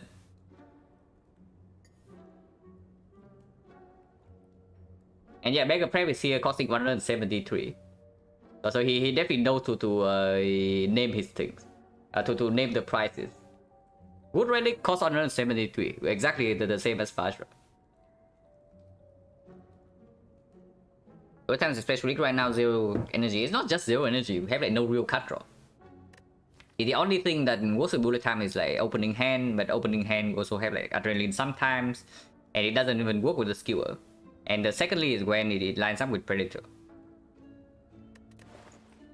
But yeah, there's nothing to do here, so we leave. Wow. Upgrade all strikes and defense. If we remove here, we cannot play Finale on turn 3.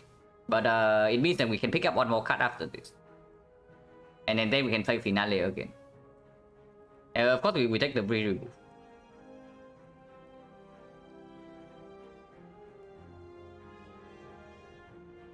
When nice silent right now, forgot to take blue key, yeah. Forget to take keys that ride a passage in the spire, for sure. What am I removing here? Now, if I say that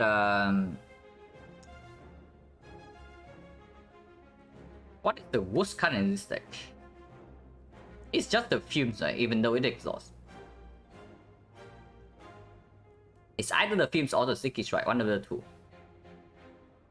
Finale we still want to play around even though we cannot do so right now, especially if we take this remove. Finale is good. I mean, if this deck wants to convert into a win, then this has to be good somehow. If we don't play towards like lining up Grand Finale in this run, then I don't even know how we are fixing this deck if we don't put these things in play. Yeah, this deck never plays fumes. It's true. The only purpose of the fumes is to first of all to strip artifact in later on in the run. Like way later. I'm talking about like the freaking heart. So right now it doesn't do anything. Even against collector it doesn't do much. Because it also demands an upgrade before it deals real damage, and we don't really have an upgrade to spare this thing. It definitely does not have with turn 1 fun load, and we need turn 1 fun load right now because we have no real block. And the only other advantage of this thing is that it exhausts. So it makes the... So after we exhaust down, the second deck cycle loops the Finale easier. That's about it. Hello, Sticky Strike. Yeah, absolutely. Like, it's just like in the avocado fight. We just played that. Yeah, it's just the fumes, right? It's just the fumes. If we see Bonfire Spirits, you can still remove Unload or something.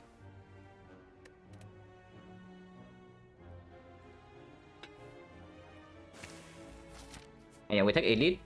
This is an easy whole fight, but Elite with the Fear Pot and Backstab and the Horn Fleet, we probably just take the Elite. Upgrades are not urgent. Like after we remove bullet time, there are no urgent upgrades here. Adrenaline is upgrade is nice, but not like compulsory. And we actually want to see yeah, see more freaking relics. This is still easy hallway fight though. But if we take this one, then the next one is going to be advanced hallways. If we take the elite right here and we go for like 3 elite path, then this is still an easy hallway fight. And that has to be significant. Okay, let's get backstab and fear pot. And we top deck terror. Do we commit fear pot on this fight? So the finale right now is like a viscerate is discard discard bait. So this turn is super clear, yeah? We play our whole hand. Can we kill 2 of them if we do not deploy potion? Terror right here, this deals 14, this is 38. 38, this is 36, so it barely doesn't kill. Is 18, is 19, so it's 37. 1 damage off. But that's annoying. If we kill this guy instead, we are taking 4 damage. But we have a very clean kill here.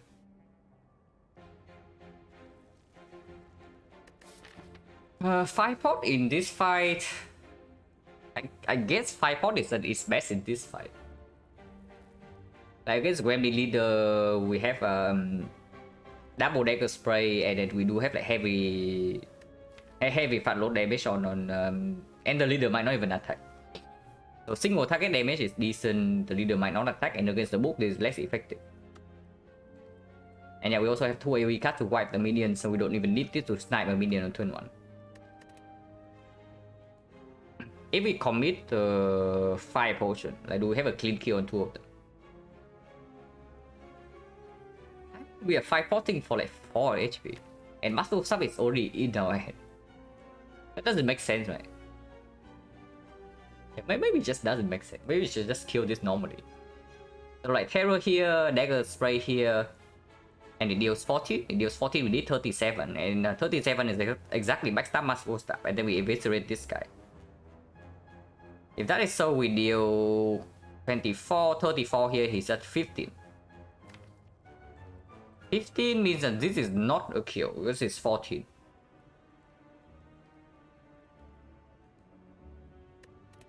Yeah, if we 5-pot here, we kill this cleanly.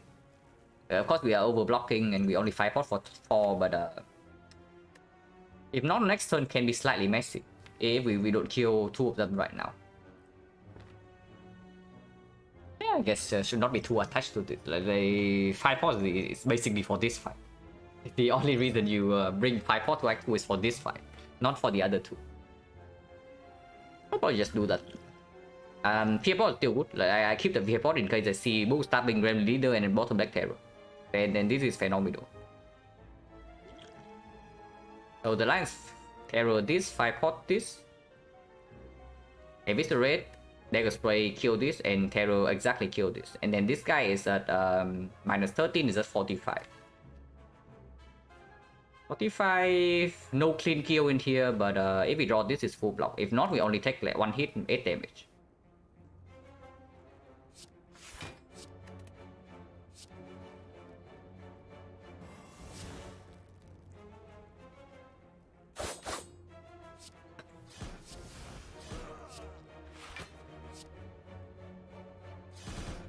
And yeah, 5-pot for 4 HP.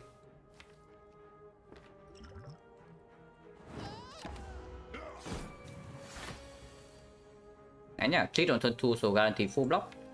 Actually, I forgot about clear. Oh, okay, ignore me. We are taking 0 in this fight. I mean, I sure hope we are taking 0, but we guarantee to draw to this next turn is 33 damage, so we take 0 here. Unfortunately, Flower cannot be set up because we draw Lex Sweep this turn. If we draw Lex Sweep next turn, we can advance Flower a little bit, but here we cannot do that. Unless we redraw exactly into Lex Sweep right now. Not really.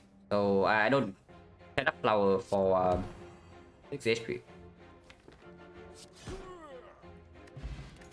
Ornithopter is fine. Power Potion, so 1... 2 fights. 2 fights, 1 potion, yeah? So 40%. Ooh. They are on the same screen. We actually pick one of these. The only question is which one. The Acro has synergy with this, but the Backflip has synergy with the Smooth Stone and the Footwork, and the fact that we also have no freaking block in our deck. That's right. No, no, no. I would like to see both of them than neither. Compared to seeing like no copies of Acro or backflip through the whole run, I would definitely like to see like both of them on the same street.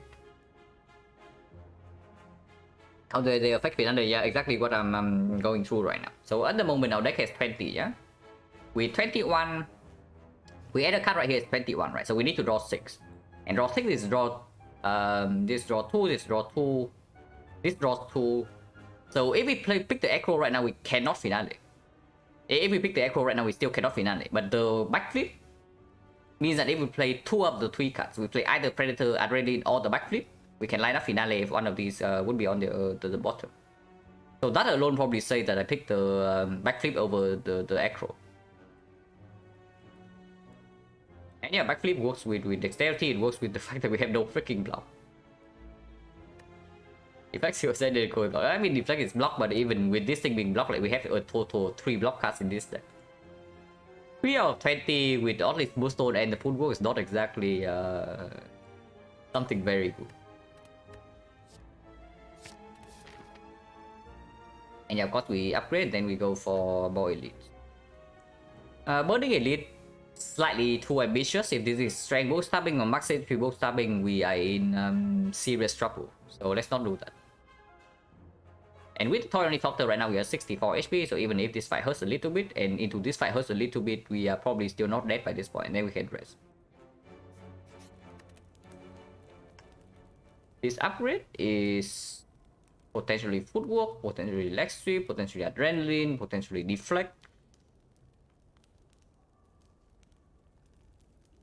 Honestly, right now we are not even using energy that well without like a real card draw. I mean, the energy does play in conjunction with this. But like just now, yeah, we draw. The turn even with the extra draw third one, we are still like playing our whole hand. I really feel like it's actually just a deflect upgrade here. Because the next fight, if it's a book stabbing, we actually need to block. And collector fight, we can maybe front load our way through, but Adrenaline upgrade also doesn't play that much. The only reason to upgrade Adrenaline is for... I mean, I shouldn't say only reason. The energy does play sometimes. Like with the Predator, with the backflip, with the Skewer, it definitely does play. It doesn't play so much with this though, because even we Adrenaline to get energy to play these cards, then our turn's already fairly mediocre. Like these cards without being discounted, not efficient damage.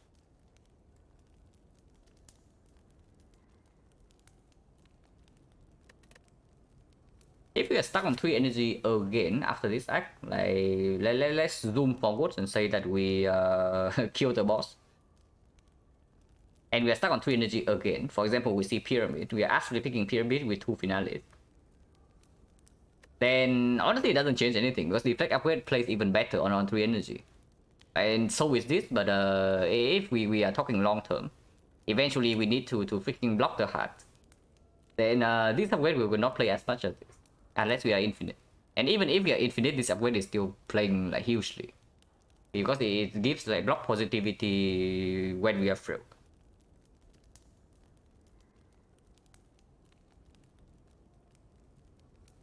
So it plays roughly the same right now, potentially better later. This upgrade will play if we pick up more card draw. We do one more card draw, but of course it's a hedge. I mean, more card draw also makes this stronger. Yeah, these guys are surprisingly similar. These guys are surprisingly similar now that I look at it. Like, anything that makes Adrenaline better also makes the Deflect better. And yeah, Deflect upgrade also opens up potential, I don't know, maybe that's a reach, but potentially Nightmares or Block Soul.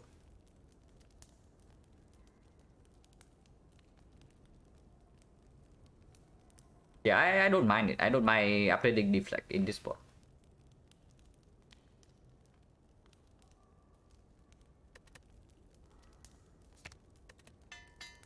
And I actually do not block upgrade Footwork before I block this higher.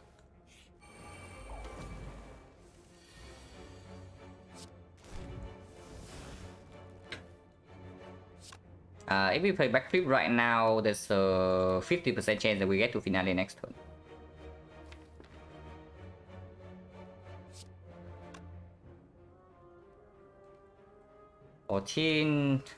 Unfortunately, they both rolled 24, so flanking is not a clean kill.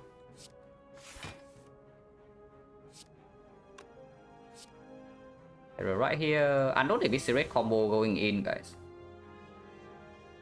This costs 1 energy only. So this costs 1, this costs 1, this costs 1. So that's our 3 energy. So the Adrenaline upgrade would give us 13 damage and 1 energy from this thing.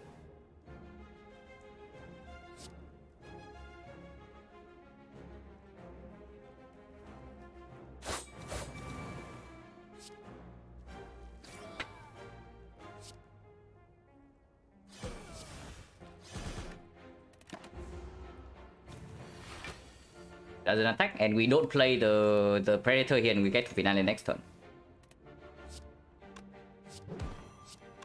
And yeah, courtesy of the backflip. If the backflip is the acro, we would not be able to do this next turn. Unfortunately, Flower is messed up again. I guess it makes sense, right? If we always end fights in 3 turns, then the Flower is perpetually stuck on 0, which is kind of sad, but whatever, right? We are still taking 0 damage in an elite fight. I mean, technically you can not play this, but not really, because you cannot kill both of these without this thing.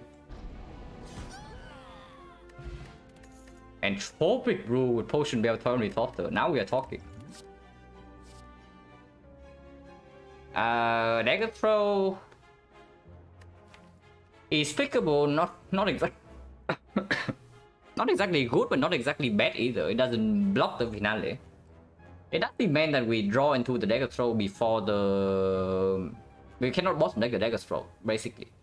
So ending Dagger Throw easily introduces a 5% chance of completely breaking finale on its own. Instead of Dagger Throw, I would like to add a prepared. Is what I'm thinking. One move has the most satisfying sound animation. It's between. So there's like Bludgeon, there's Meteor Strike, there's Judgment, and of course there's Grand Finale. So probably between one of those 4 for me. I don't know like which one is the absolute best, but it's between those 4.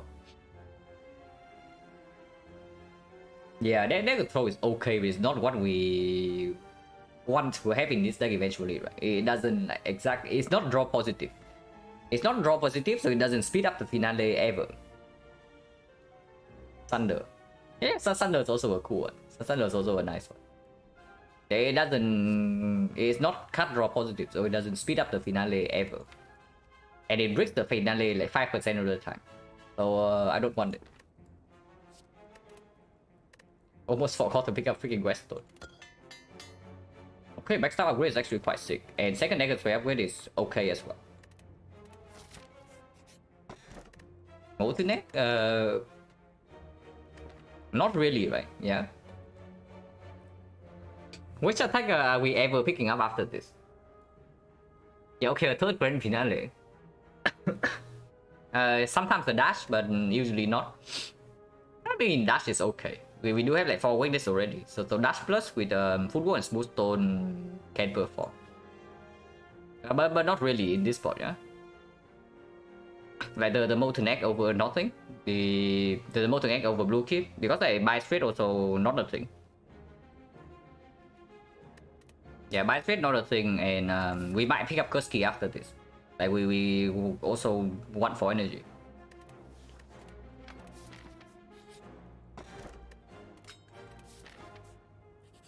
Outclass is fine, yeah, still easy hallway fight. In this fight, we don't actually need to finale, so we can just go all in. Does energy ever play next turn? If not, I just nuke this for how much? 37, right? So it goes to 30, so 29, 29. 29 is it's not an easy kill. Maybe we should still backflip, because like, if we don't reach terror, apparently we do not have a clean kill here ever. Turn 2 we have cleat. Yeah, turn 2 we have cleat, so we don't need to kill by turn 2. but once again, flower is set. But right now we just cannot kill by turn 2 if I don't draw into terror next turn. Yeah, the most amount of damage we have this turn is simply not enough. Is at 37, it goes to 29, 29, it's actually 26. Potentially still 29 if he doesn't attack. And 29 is not doable. But without terror, that is. I mean, I don't know. This 14 is 15, so... One dagger spray per Predator is a kill, but... no, plus 3 from Hourglass. Yeah, plus 3 from Hourglass. So it actually didn't... They are kills, they are kills. So if that's the case, I don't backflip then. It's only 26. And 23 as well. It's 24, so we have a kill, and Flower's actually on 2 this time for the freaking elite fight.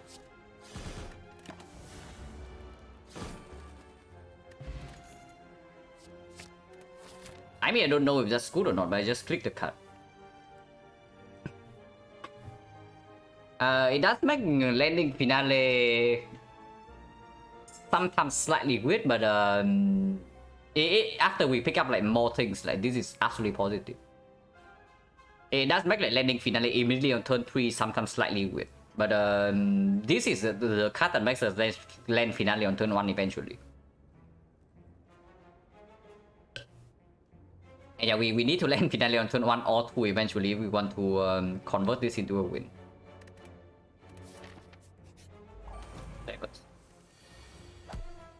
Unfortunately, gamble on the same hand as this thing. But if we gamble right now, do we land finale next? If I backflip, deflect into gamble. Backflip, I draw 2, so it has 13. My hand has 7. Say 7 card to discard, so it has 6. So I draw 2, draw another 6. So I draw 8 and have 7 in the deck, which means that we need to draw into... I really need to be not at the bottom 2.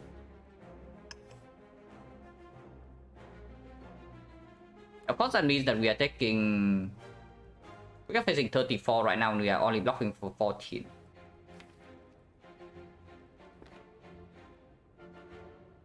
If I just gamble right away for 6, yeah, it doesn't make sense. Okay, gambling right away doesn't make sense because Eviscerate is in my hand already. There's also a line where I just Fear Pot and nuke this guy to block for 14.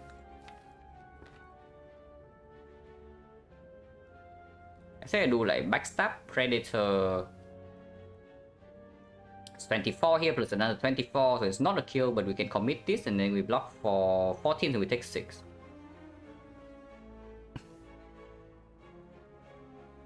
It doesn't matter what happens, right? We always start with backflip. We can start with backflip first and then re-evaluate like what we do with our hand. Because this turn is never backstab Eviscerate here.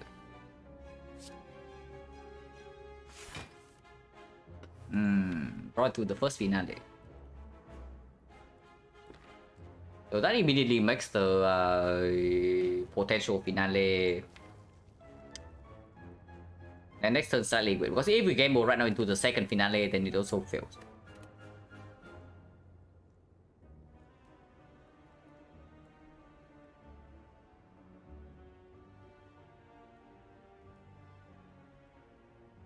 So backup plan, we can play our whole hand then.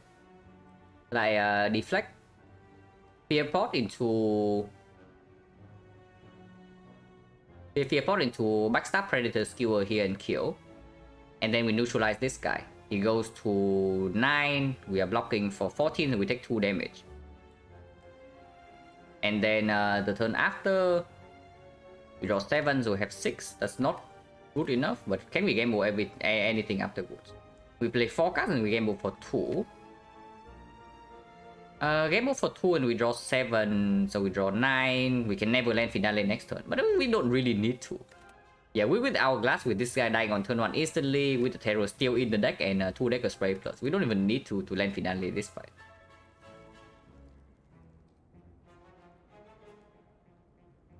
If we don't play Viscera, if we don't play Predator, what happened? Like, backstab with Viscerate instead. Teleport, backstab with Viscerate here. Then we lose, we don't lose anything. We can also just teleport this guy. Backstab Predator is a kill. Yeah, we teleport this guy, backstab Predator is a kill. We play Deflect, Neutralize, and then we game for 3. We game for 3, we draw 7 next turn. Also doesn't work. And move for 1. Actually, we only game for 2. We need to game for 4. And still play Predator. Yeah, it doesn't really happen. Unless we don't play Neutralize or the Deflect. So it costs HP immediately and it doesn't even guarantee a hit next turn.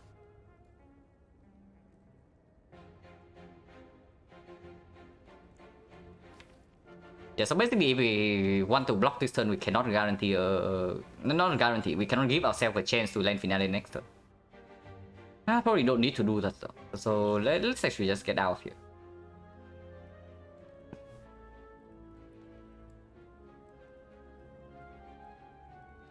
Almost remove both bullet time and also assume instead of flying the bullet time was taken by Randwid, so I did not have a choice there.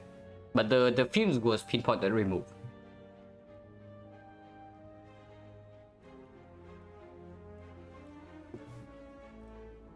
But yeah, if I have a choice, I would not like manually remove bullet time before potentially flying the. We just pop all the potions. I mean, of course we can pop all the potions and win this fight on turn 1. But with already top the end potion bell, probably don't want to do that.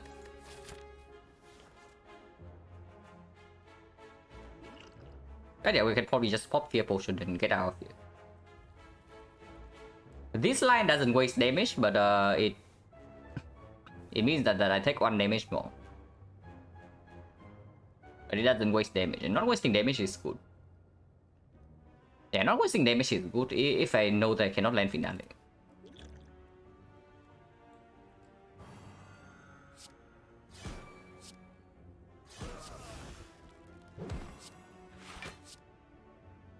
Yeah, here we can gamble for 3. Have 10 and then we draw 7 next turn, and this only draw 2, so it doesn't lead anywhere. Can gamble for 2. No reason to, because I don't really want to miss these things. And drawing into Adrenaline right now also doesn't really do anything. This game has the Grand Finale ahead. We had 2 copies from the P-Box.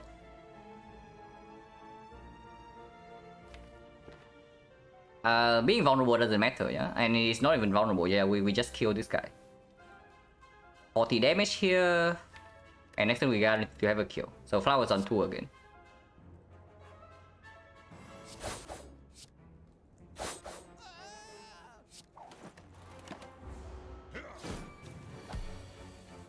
Oh yeah, I don't need to actually land Finale to kill Slavers in 3 turns. Slavers drop. Gremlin Horn is actually very good if we're stuck on 3 energy. And in this fight as well. And yeah, that could have been upgraded with Molten Egg. Here's the escape plan. Escape plan is slightly weird. It doesn't really block the Finale per se, but sometimes we actually just cannot play the I mean, the escape plan is variable draw manipulation, but it's not really free block, because if we want to land Finale, sometimes we cannot play it. So it's just a card that we add in down there.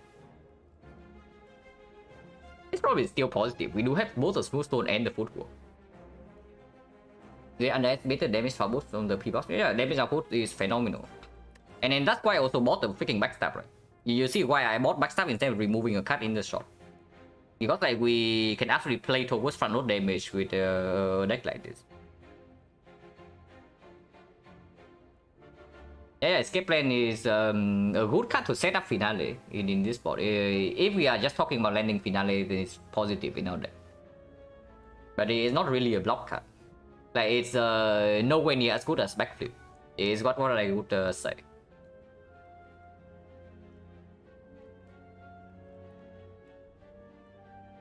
Because like backflip, if we decide to break the finale, right, then at least it guarantees that it blocks. But the escape lane, if we want to break our freaking chains when finale, it doesn't even block half of the time. And this deck doesn't have a lot of skills. This deck is like all attacks.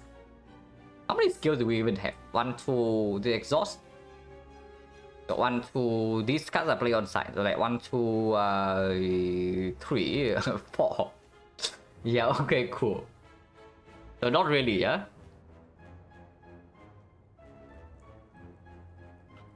Like, this is escape plan is something like a setup, but not exactly giving us output.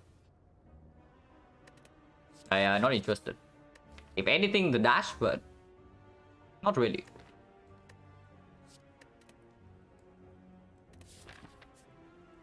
What is upgrade? The game mode upgrade can play. They just say that I go to too many fires in Act 2. I literally just said that I go to too many fires in Act 2, and here I am like going to another fire into question mark. So yeah, it only makes sense to go to fire if we have 2 upgrades. At the moment only 1, yeah? At the moment only the card game mode upgrade. This upgrade is okay but not compulsory. And especially now that we have both Gremlin Horn and the Flower. And this upgrade right now doesn't really matter. Probably should just take the freaking hallway fight then. Like seeing more card draw. Seeing more cards that work with the finale is just straight up good. And rare card change is not too bad either. Like the current rare card change. And also just I mean. And then if you see like a fusion hammer for example, and suddenly you're forced to rest in Act 3 with like sustain from this thing. Oh, I don't even know, it's probably just not good to recall early. Like we don't have rest side relics at the moment, no peace fight, no Giria. No Shogo. How should just go to hallway fight? Like it's advanced hallways, but we have like 30 HP in our potion bell right now. And we just kill like 3 at least without taking any damage. Truly advanced hallways are not that bad. I mean, some of them are that bad. Chosen cultist can absolutely be nasty. Your chosen cultist can be nasty, snake plant can be nasty, the avocado mushroom can be nasty.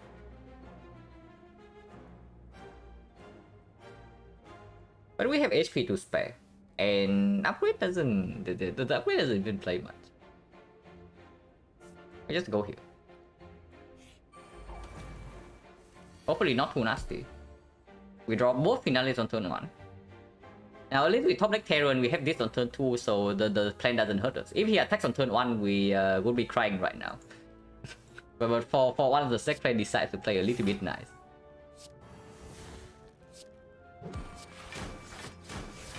Yeah, because we fail to kill and then we face like 80 damage to our face immediately. But now we can just kill next turn. Or draw to Lexi full block and then finale the turn after. We can take 4 to advanced flower. Not interested, right?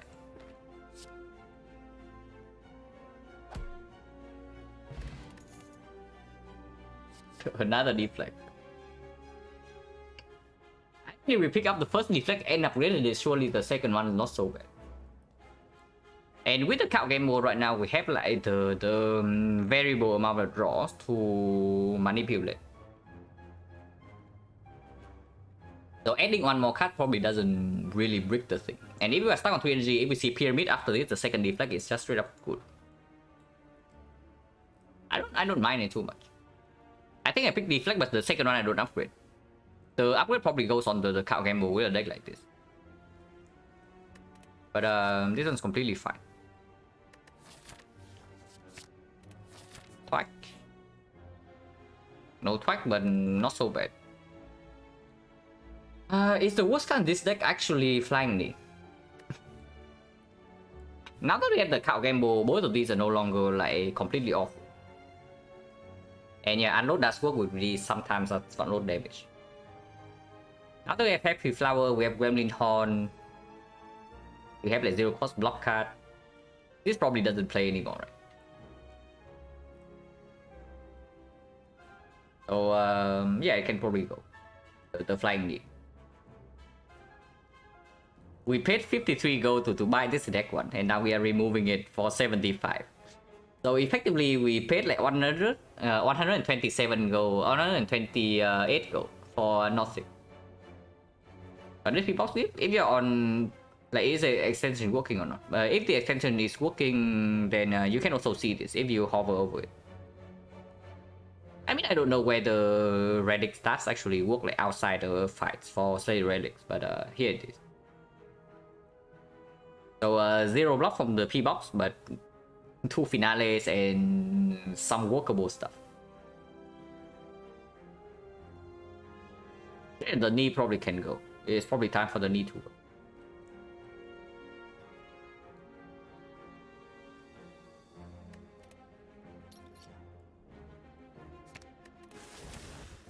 And yeah, I will go XencaR game book.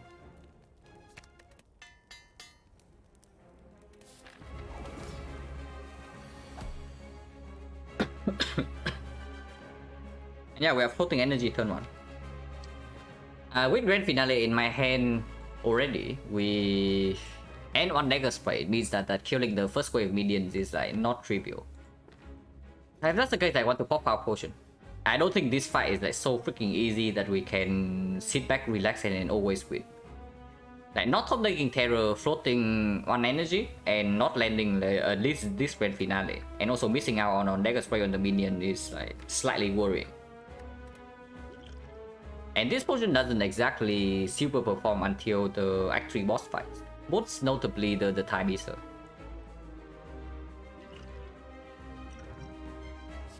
Boost is very good. Boost is enabling this instantly, and it makes us draw back into Finale faster if we happen to miss it in 1 cycle.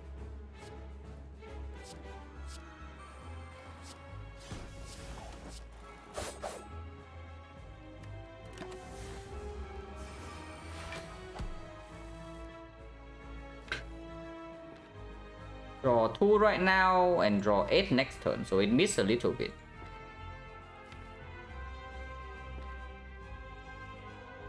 We can draw 1 with Gremlin Horn. It means we have to discard this Deflect then. Deflect blocks more than Neutralize, right? When Neutralize goes here. So maybe, yeah, discard Neutralize then. We draw 1 with the Horn, next turn we draw 8.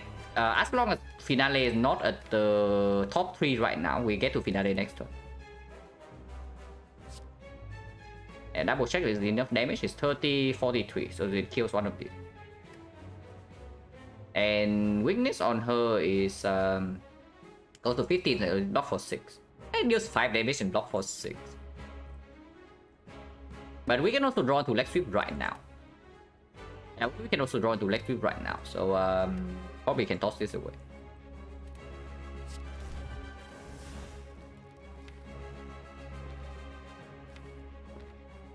Wait. I play Finale, so no, I play the freaking I play the Red Lane, so we actually cannot do it next turn. We can do it this turn though. If I do not deploy Terror and I play Count Gamble right now for 5, and we draw to backflip, we get to Finale this turn. If we Finale, we draw extra 2 with this thing. 5 out of 7. If we miss, Terror is not in play.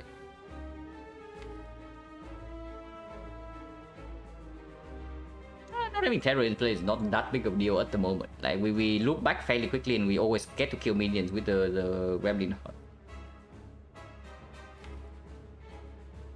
But yeah, that was bad. If I do not land the Count Gamble right in the tool, then blindly playing Finale, blindly playing the Adrenaline was like exceptionally bad. Yeah, if it's also free, like, absolutely. This is free. But not like a real concern. Nice. I want to shuffle these cards in the deck, so we play this first because like if I finale right now, we are drawing 2 and shuffle immediately, and then shuffling immediately. So we attack the collector first. Leg sweep probably also wants to be in the reshuffle. These two I don't care about. And yeah, this is full block this turn, and also guarantee weakness next turn. We draw 2.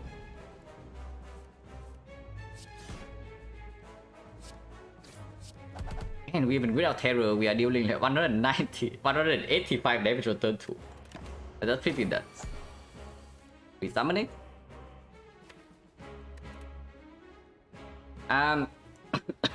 If we don't draw exactly into the finale right now, we get to finale next turn. If never attacks next turn, the neutralize is irrelevant, so we can discard this. We can never play both of these because we are back flipping, so I guess that was wrong. Okay, we did not draw into finale, so we get to finale again next turn and kill both the minions. We do not after we do not play this. I mean, she's also dead, so it's not just the minion. We also working our Civil Rage, yeah. We only needed to not take too much damage in the first fight, then we drew very well. We top deck Terror in the Avocado fight and won the fight instantly.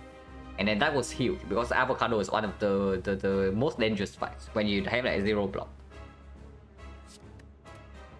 Yeah, she's trying to debuff first.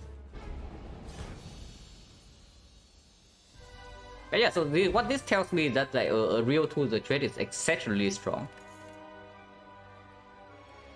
How about a third one, guys? Famous will not pick P-Box after that one. I mean, I don't pick P-Box over a real relic. Like for sure. Because this box, even with this exact box, right, the run can go like terribly wrong. If we draw a little bit worse in the first few fights.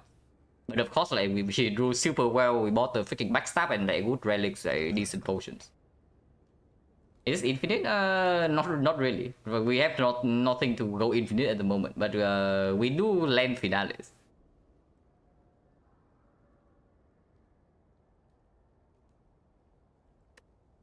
But yeah, third finale makes no sense. Second adrenaline is amazing, so we just pick adrenaline.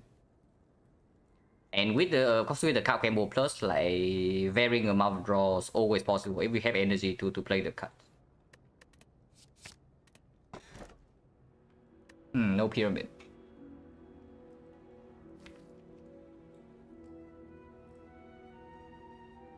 So here's a Philo Stone for deck that has no block.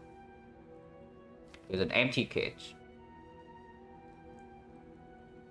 Cage? I don't know. I think Cage like probably kill us at some point. If we don't end up being infinite at the end, this one Cage is going to kill us in late Act 3. Just right now, the moment this next front load damage fails, it it stops working. Yeah, the moment we fail dealing front load damage, this deck stops working.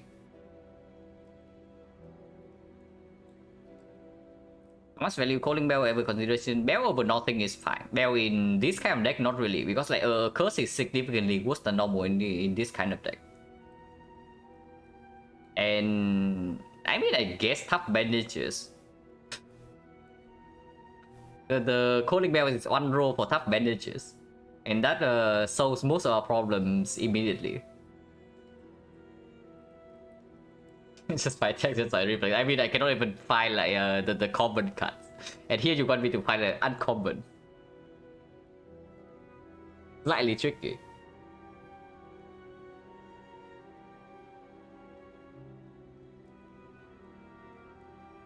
But yeah, I mean, if we end up infinite eventually, then Philo Stone doesn't hurt. With 2 adrenaline, how important is energy?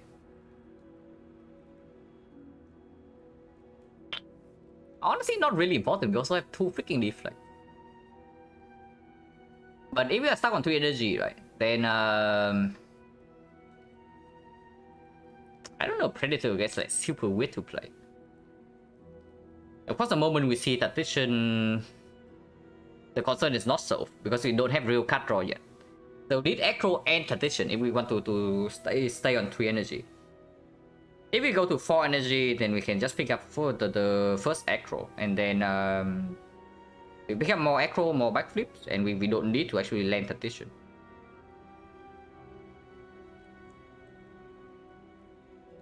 Taking caches is really greedy, and I don't even know if it makes us as really stronger or not.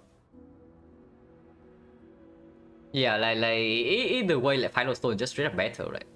Unless you tell me that Philostone plus strength is bad enough that time meter just completely wreck us.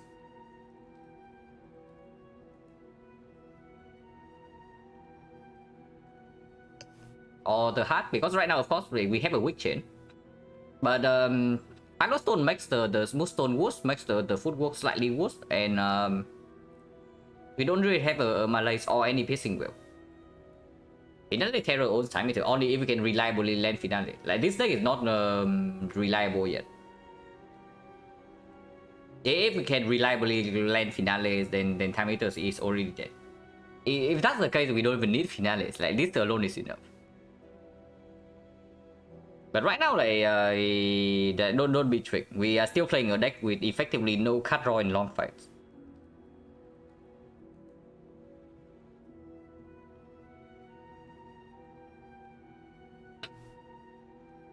How are you doing against? Okay, what the hell is our Spiker solution? I guess we'll think about it when we see the freaking Spiker. Maybe we spike the Spikers to death with our bronze skill. I mean, we do have 2 deflect, so 3 energy is not impossible to play. What does 4 energy do for us right now? It makes manipulating the amount we gamble away like a lot easier. And yeah, it makes the backlist stronger and makes this a lot better, and it also combos well with this.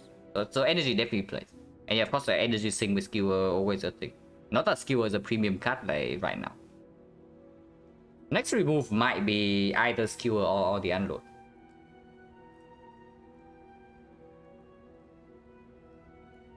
If we pick cage right now, we are just caging like these 2 away, right? It's not even that strong.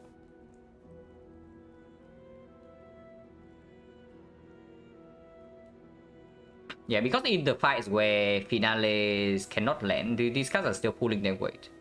And these cards are unplayable into Spikers.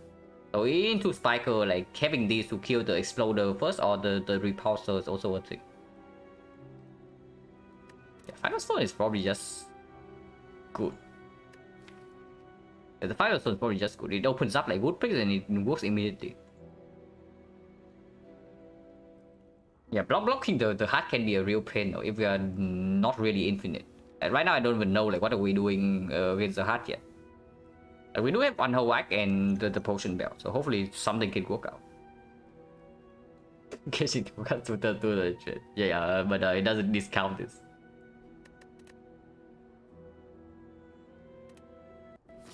Is the time meter?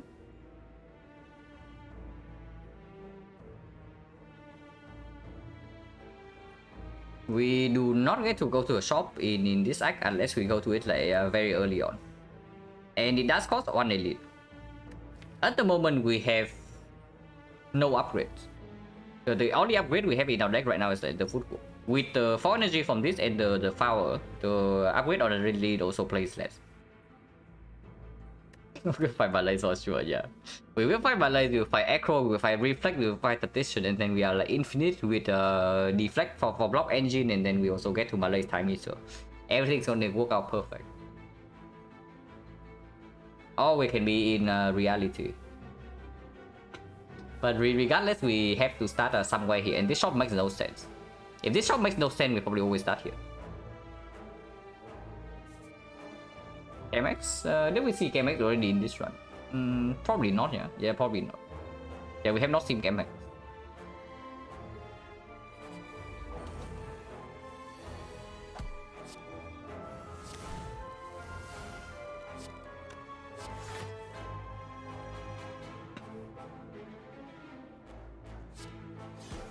I think we are killing this on turn 1. I don't even know whether we want to do that or not, but we can kill this on turn 1.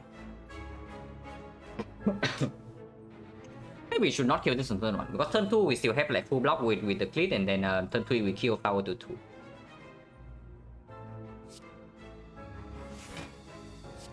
But we can deal more damage. This is too much damage though. So probably leave this as this.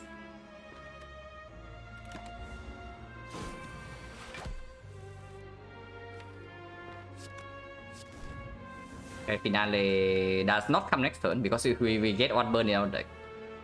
Okay, this guy's a jerk. But even without Finale, he still will kill.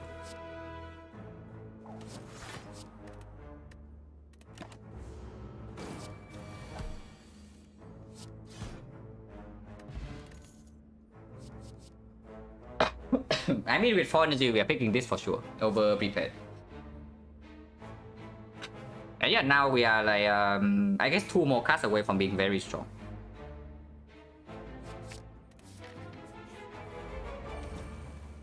Wow, no Spiker.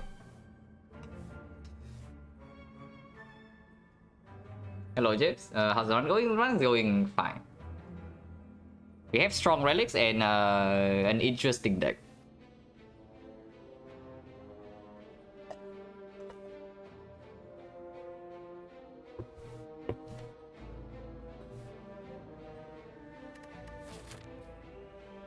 But yeah, now that we have like Echo in our deck, like probably Flower on 2 every time.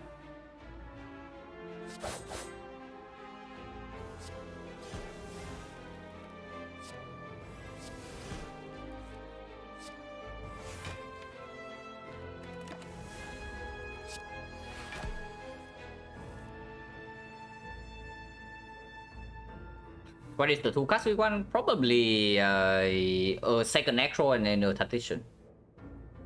That's the minimum to make us like very, very powerful. And afterwards there are of course like some other things in the wish list, like a second cow gamble, maybe a Malay to reset strength on Time Eater and also mitigate the Philostone in the hard fight. Potentially a Well-Lit Plans, potentially a Piercing Will, potentially a third Acro. But at the bare minimum, second Acro and a Tactician makes this like fairly powerful. Double Finale not best blocking yet for F4, yeah. So the run's still in an interesting spot. We are not bad, but we are not like overwhelmingly strong yet.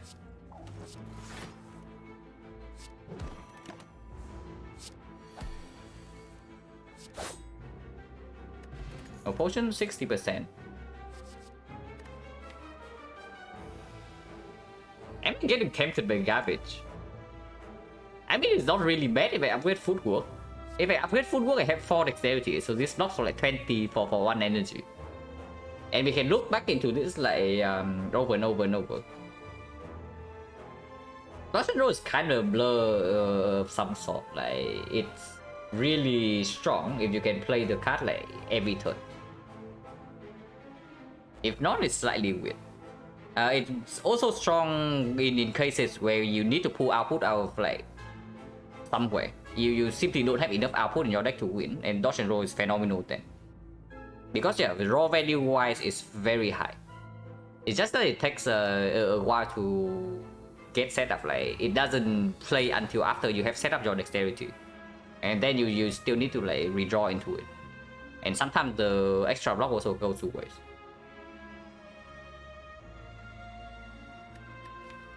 Does this make our deck worse?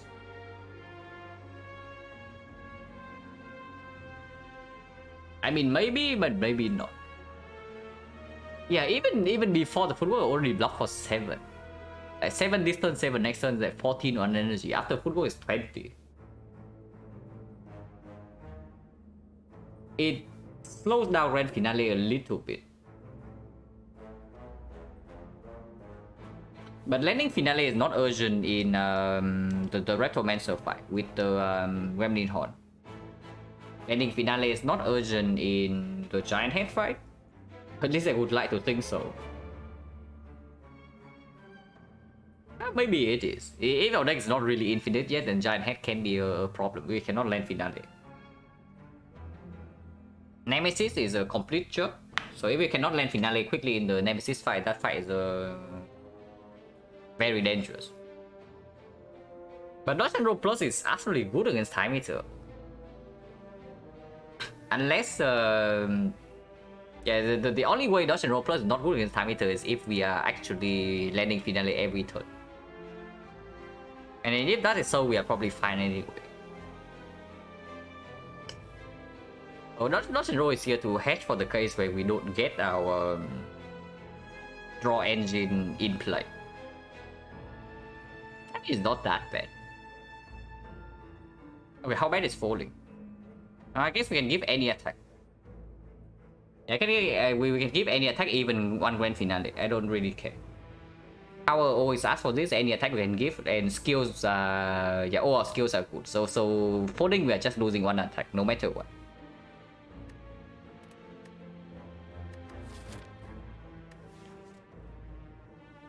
Yeah, that doesn't change anything regarding this, right? It's just good.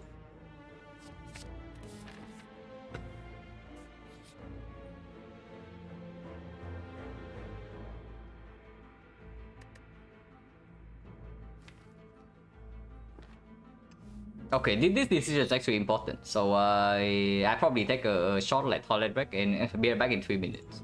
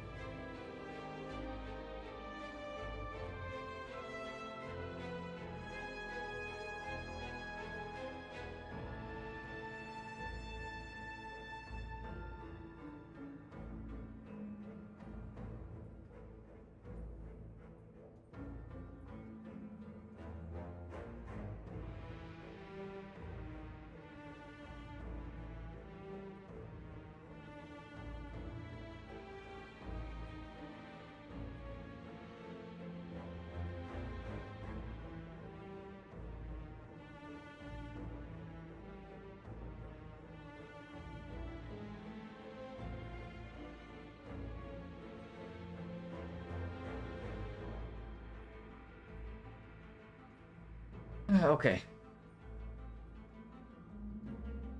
No, it's not punching. Yeah, yeah. Punching is worth it just for the art alone. Like if you punch him, the art will change.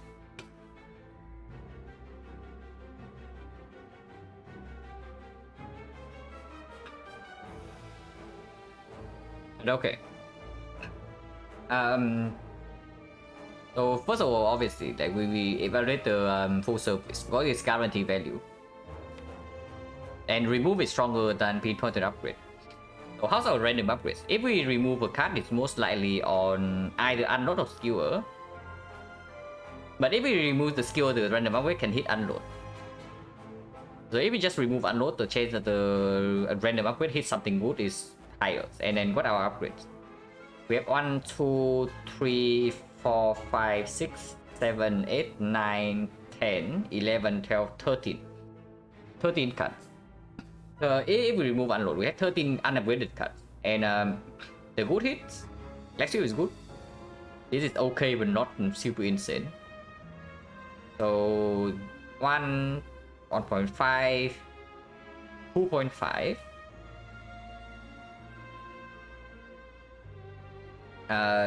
3,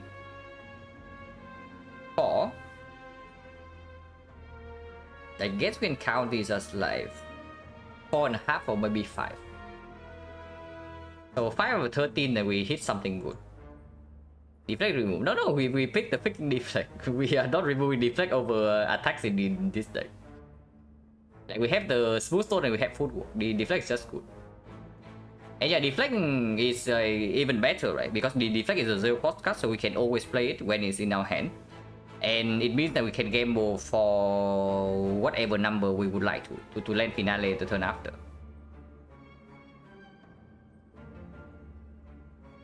Staff and unload. Staff is still okay. Staff is still okay, it's not too bad. Because in fights that go very quickly, we are not taking damage, and then this costs 0. It's going to be very bad in Act 4. Probably also very bad into Time Eater.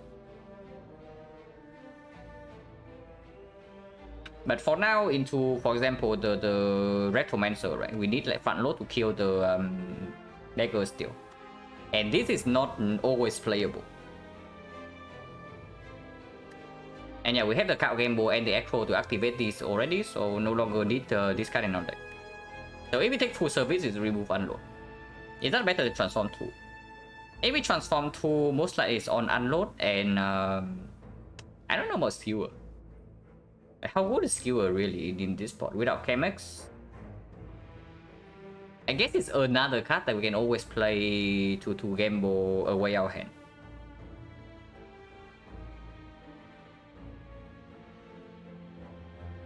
Transform 2 is most likely unload plus one of these. We just take the remove, right? Yeah, we will probably just take the remove. It's 25 more gold and guarantee value. Even if the upgrade doesn't hit something good, like, it's probably still better than this. And the upgrade has a 5 of 13 chance to hit something good. Yeah, we just remove. Do we have pinpoint to upgrade? Because I want footwork to upgrade eventually. We do have on fire here, and then we recall here. So that's fine.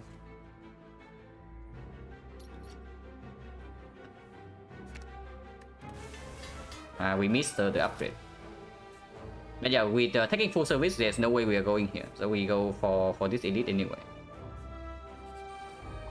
Transient.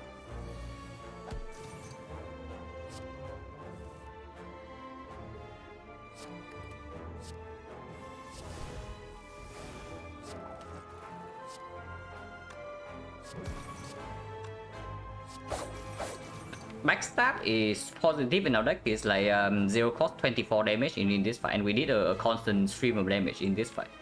So I don't mind leaving this in the deck.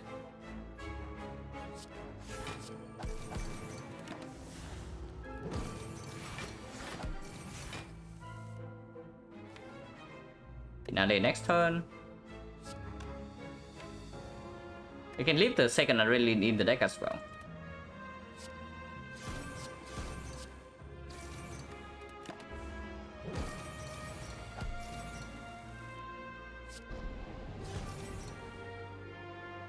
We can shuffle out these cards if we would like to. Leg Sweep does not need to be in the deck. Because the moment we redraw to neutralize, we play Leg Sweep this turn and neutralize is redrawn, and then yeah. We have that weak chain for the rest of the fight. Eviscerate is okay, but not really that good in the deck either. So I guess we can play Dagger Spray. This deals 20 for 1, so it's good enough. 20 for 1 card. So we play Dagger Spray and then we shuffle this deck. Losing Adrenaline, but getting these 3 out of the deck. Not too bad, not too good. Maybe we just don't shuffle, because yeah, this card is good, and this card, like, leaving both of these in the deck is probably worse, like leaving these 2 in the deck as well. It's not like this is not, it's not like this is that negative. Yeah, we probably just don't shuffle then.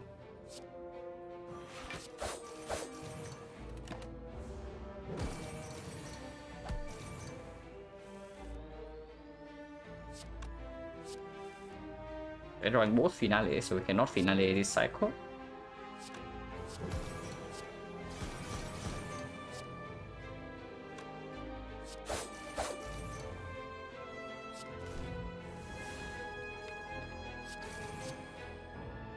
And yeah, no need to reapply weakness.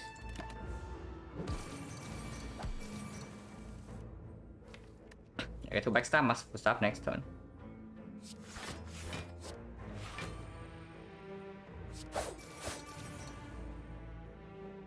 This is 32, so 54. Yeah, it's more than enough block.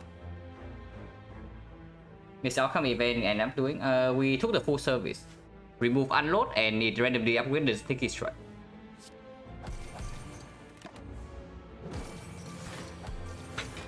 I mean, yeah, our damage is very high.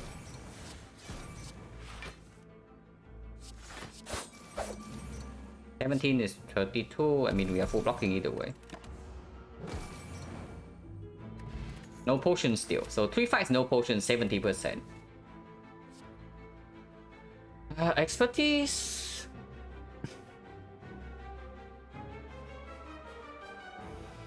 Encouraging that fight went so easily. I mean, we have a lot of damage, so it's not a surprise that we can deal damage. The concern of this run comes from the fact that sometimes we cannot consistently block. Expertise is slightly weird. Unupgraded expertise is not even that good. We don't have like a concentrate combo with it, and we don't have well-laid plans to make sure the finale is in our hand at the end of the draw count. So this card is only for the grand finale and nothing else. And right now the finale is inconsistent, even if we can get to draw a lot. And because finale is definitely not the only source of damage in our deck. Like we finale once in the transient fight and we dealt like 500 damage to him. And this card without an upgrade also mediocre slash bad. We do not have an upgrade for it. So we are still upgrading footwork. Yeah, we don't have strength reset. So like relying too much on deck cycle right now doesn't kill time either. Probably cannot pick any of these.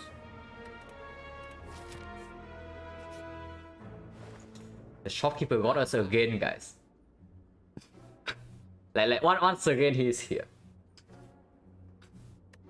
At the worst possible time as well, because I would love to buy this freaking Orrery. I mean, Cow Game on sale is not that bad, but holy crap, what percent is this? 9%. Yeah, missing Orrery sucks. But this Cow Game has to be good, even if it's not upgraded, like doesn't really matter. If we buy the Game Boy, of course we cannot buy any potion, but we still have the Entropic Pool. Also, yeah, potion change right now is 70%. We are doing this fight with most likely no potion, and hopefully that's doable. With the second Cow Game Boy, of course, a potential reflex is pickable, and if we see reflex, we do not upgrade this anymore. If we see reflex, we upgrade the second Cow Game Boy, and then we go from there.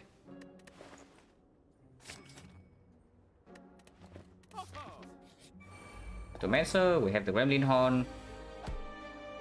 So this being Retomancer means that the next fight is not Retomancer, which I don't know whether it's good or bad. but it's something.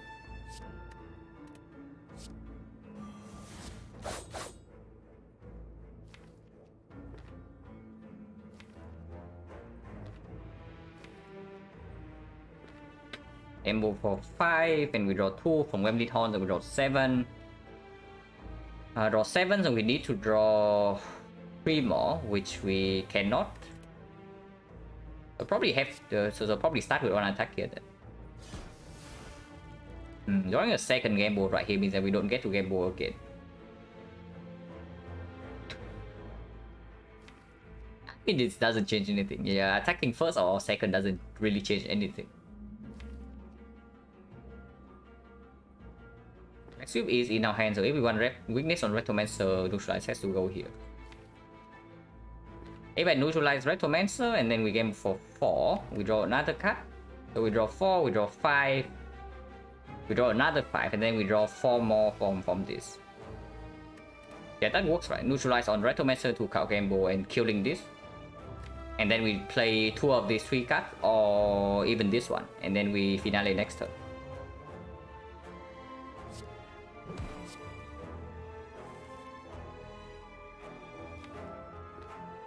Yeah, playing Predator right here. Rules is damage though, so there's actually no reason to. Hourglass kill, yeah, Hourglass kill, but we also take freaking a wound. We also take a wound, and we don't get the Wembley Town value if we let Hourglass kill this. And it doesn't even die to Hourglass, it dies to Taunts. So we kill this right away. I do not care about wasting too much, the damage too much in this fight. I care about like getting wounded. Wounds are very bad.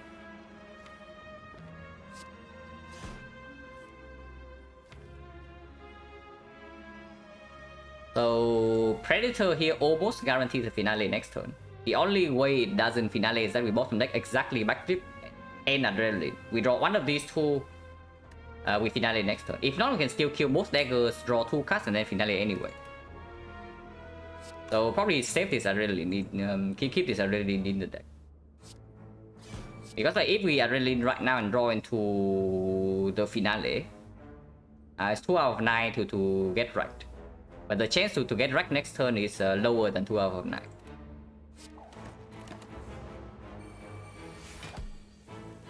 No, you don't get wrecked. So yeah, here's the question like about which card we would like to be in the reshuffle. If we don't outright kill her this turn, we probably just kill the Rectomancer this turn. If we would like to do so, we can also just not kill her and kill next turn for flower to 2. Yeah, let's just do that. Let's kill next turn. It's 76. We are going to have 5 energy. Probably playing... Don't need to play dodge and roll if she dies next turn. And we are not wicked. So 76, this is going to be... 80 is too much damage. Yeah, we don't need this card in the reshuffle. Maybe this is okay. Yeah, having a card that we can freely play next turn to end her is good. We need like at least 1 attack.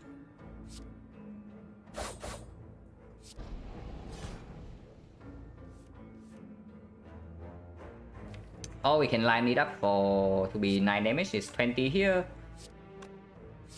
It's 36.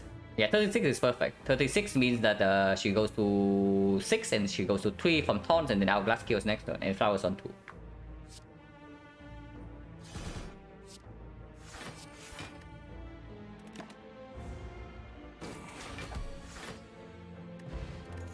Nothing mass. No, seriously. But second leg sweep.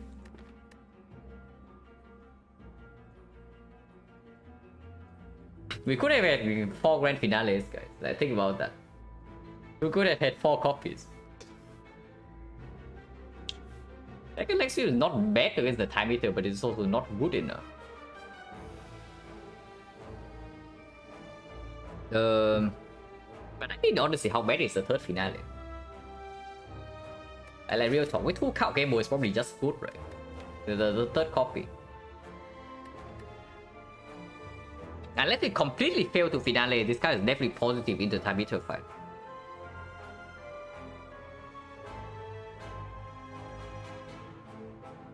Maybe 2 is enough. Yeah, maybe 2 is enough. Maybe 2 is enough.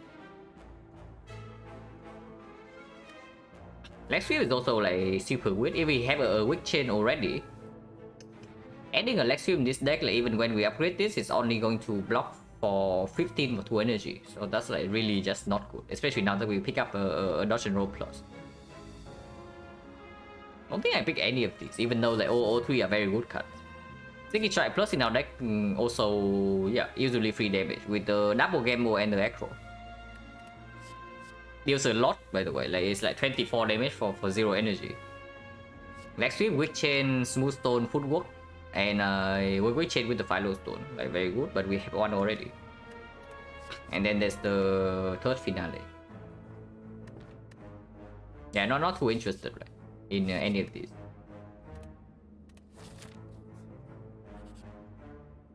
Red mask or 83 gold.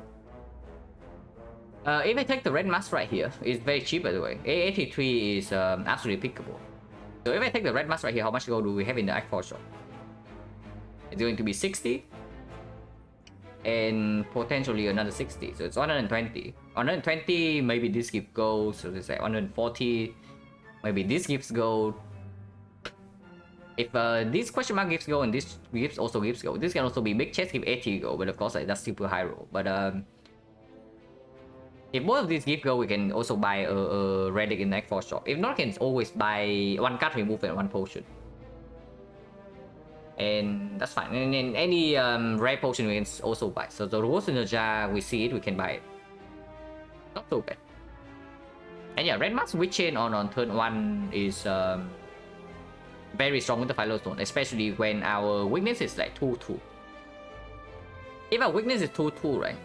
Having the red mask means that we draw one of these in the first 2 turns of the hard fight. We draw one of these on turn 1 in the hard fight, and we bottom deck the other one. We still have a witch chain for the full first cycle. And yeah, deploying witch chain in the hard fight with philo stone is very important. It's probably just good, like 83 gold. Black Nemesis. This fight is not easy. This fight is not easy, so let's not fool around.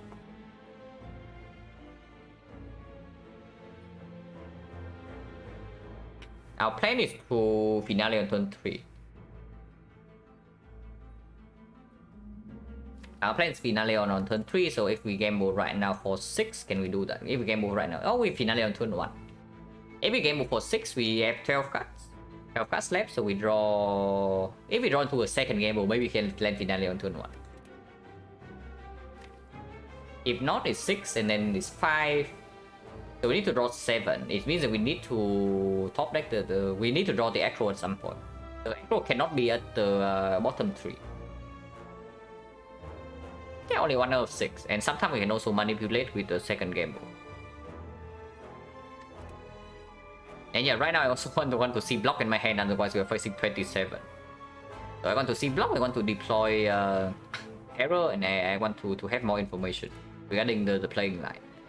Neutralize does not need to be deployed here because of red mask, and we still have leg sweep in the deck. So yeah, gamble for 6. Unfortunately, both of these are in my hand, so we don't know free damage here.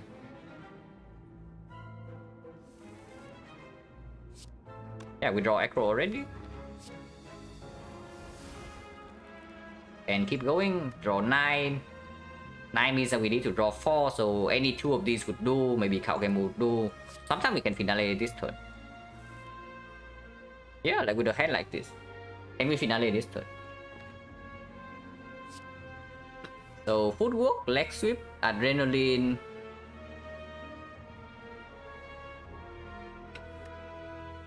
If we double finale this turn, it's 150 damage, it's not a kill. We still need to block this. Adrenaline right now, draw 2, goes to 7. And then our hand has 1, 2, 3, 6. So we can play 1 card. And then we gamble everything again.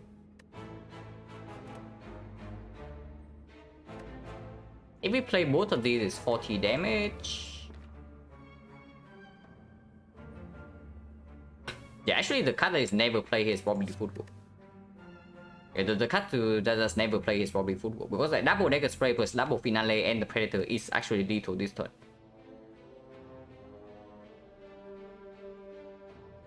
If not, I play the leg sweep to make sure that he's weakened on turn 2. If I try to finale this turn and fail though, then finale completely miss. But I still don't need to play the card game mode. Yeah, I can just not play card game mode. Adrenaline right now draws until... No. No. The moment I play the first card game mode, I'm committed to finale this turn. What am I talking about? Yeah, so we have to let finale this turn or it lines up with like intangible next turn. So it doesn't work. So if that's the case, then we discard the footwork then.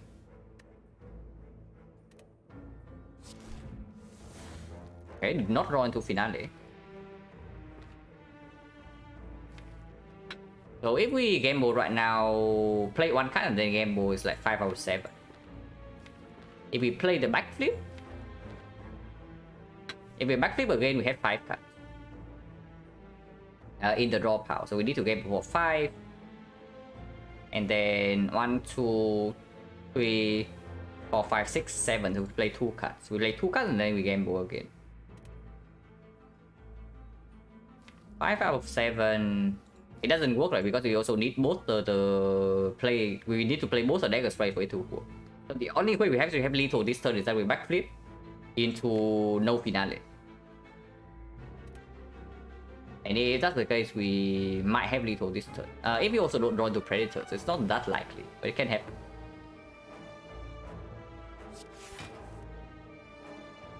Oh, so we actually get to kill this turn.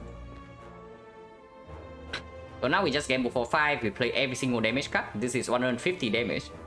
Actually, it's more than that because we have Vajra. Oh, yeah. With Vajra, maybe the threshold is slightly different.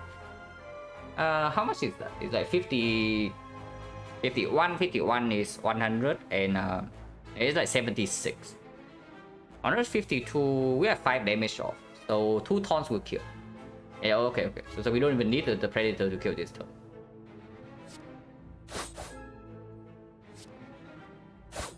Yeah, now we gamble for 5 and we land double finale.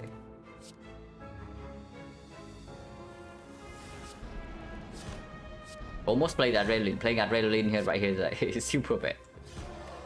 Get to kill this guy turn 1. Oh, Mobang. Actually, Mobang is very nice. It gives us a real X4 shot. Unless this is a shot. But Mobang is like not too bad here though.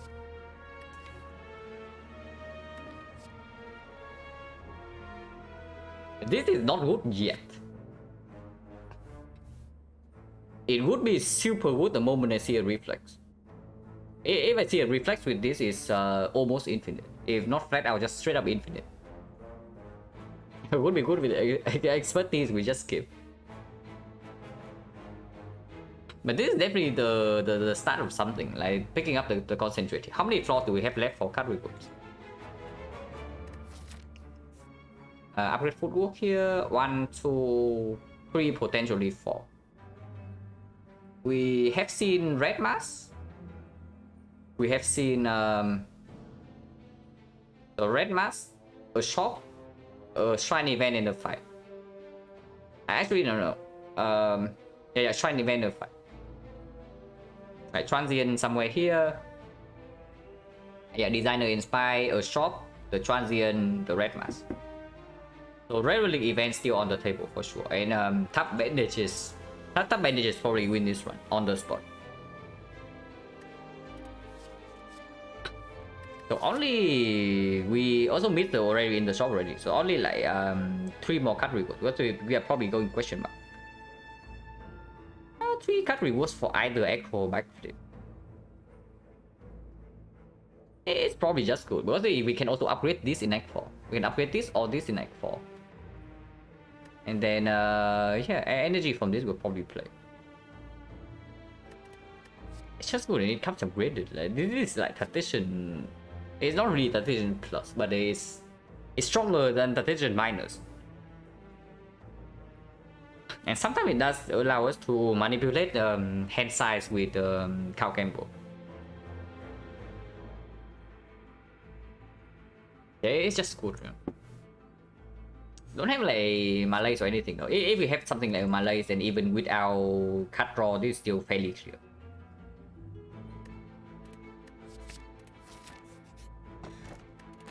Wow, just in time.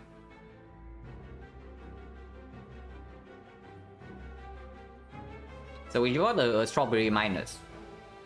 Also, this fight did not draw a potion. So how high is that? 1, 2, 3, 4, 5 fights on potion. 70% at the moment with potion mail. Yeah, okay, cool. Honestly, I would like to recall here over upgrading. Because if we see nothing, we upgrade the footwork here. But if I see a reflex, I easily upgrade like this scout game or maybe the reflex itself. Now that we have like concentrate.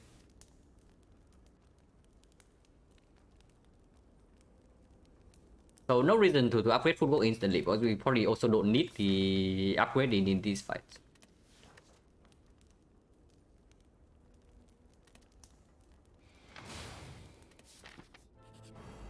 Giant head. Potentially troublesome, but we'll see. Yeah, if nothing else, concentrate allows us to play sticky for free into a huge skewer. And I guess that's what we are doing.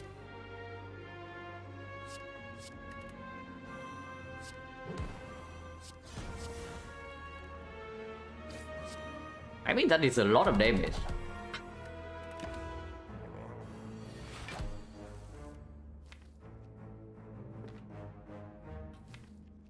I want to land finale next turn when I'm not weakened.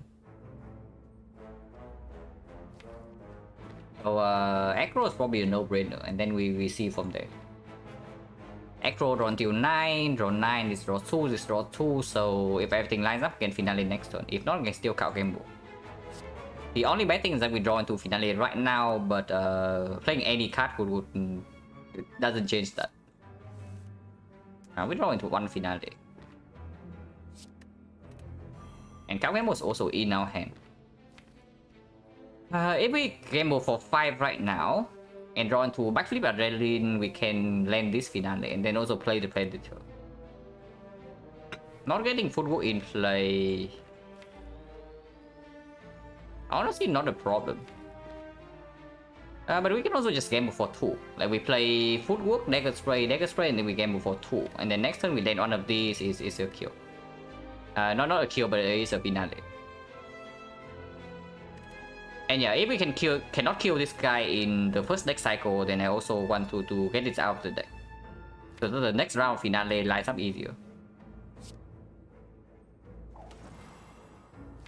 And we can gamble for 4 instead. But if we gamble for 4 and hit this thing, then it's bad. Gamble for 2 is just straight up better. Not gambling at all is also okay. But Predator miss either way.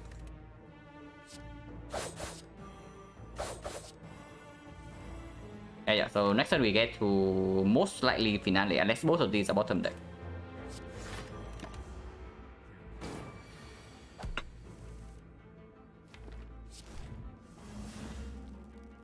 But yeah, next turn we are being attacked for 30. Yeah, 30. 41 still weakens to 30. Shenro maybe wants to be in the deck, and I guess Deflect also kind of wants to be in the deck. So we can play both of these, and he also boosts damage from this finale up by a little bit. And then yeah, after we play finale, we reshuffle.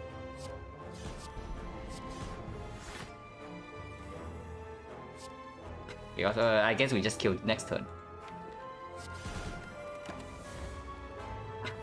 I mean, if we can full block this hit, we can also do so.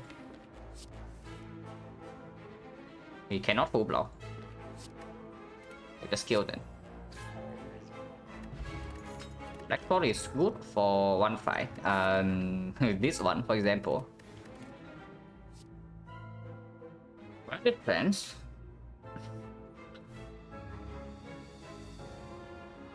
Yo, this thing makes landing finales a lot easier. Kind of wants an upgrade as well though. So we don't get to upgrade footwork. Or the card game we next for. I mean, this is still good, right? Like with 2 finales in the deck, like you don't turn this down. But the lack of piercing will or malaise is a real concern right now. We are not blocking the multi-hit of the hard fight very well. So if possible, I would like to preserve this potion. But it's also difficult against Time Eater. So we'll see. But this card is definitely good.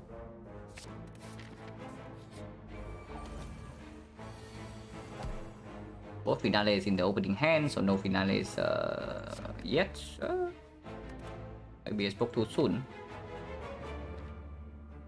But not really, right? Because if we retain, we also cannot play Cow Gamble to line things up.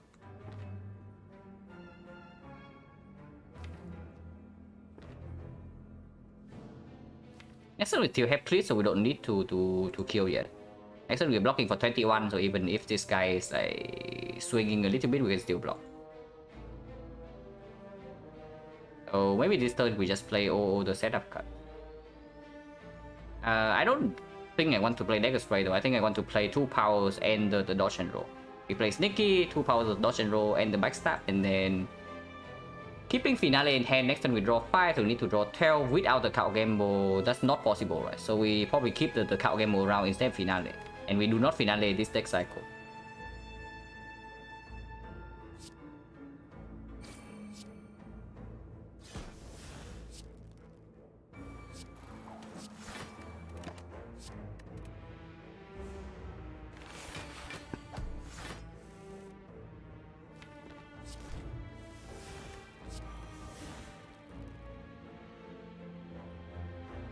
Block for 17. So 40. 40 is enough. And then we can do skill for 96 damage. I mean, it seems good. Predator doesn't need to be played.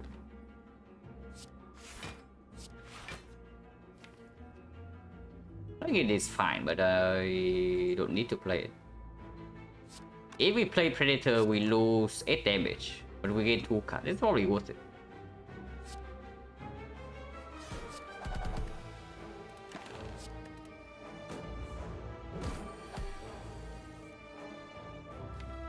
If we can full block this turn, I would like to do so, because then Flowers put to 2 again.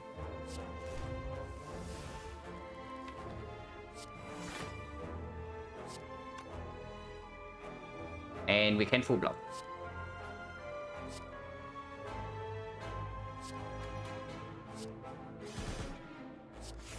And yeah, must full the kill next turn.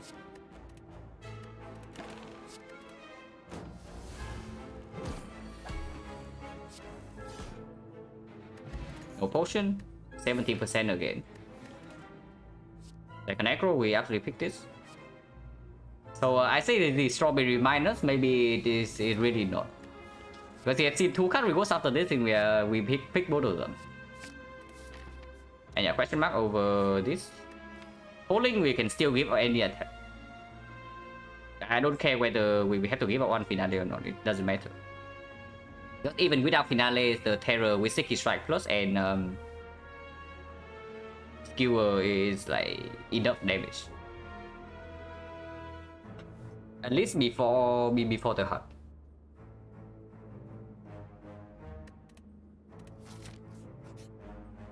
Yeah. Our bandages can win the run instantly for us. How are you feeling blocking during the hunt? Weird.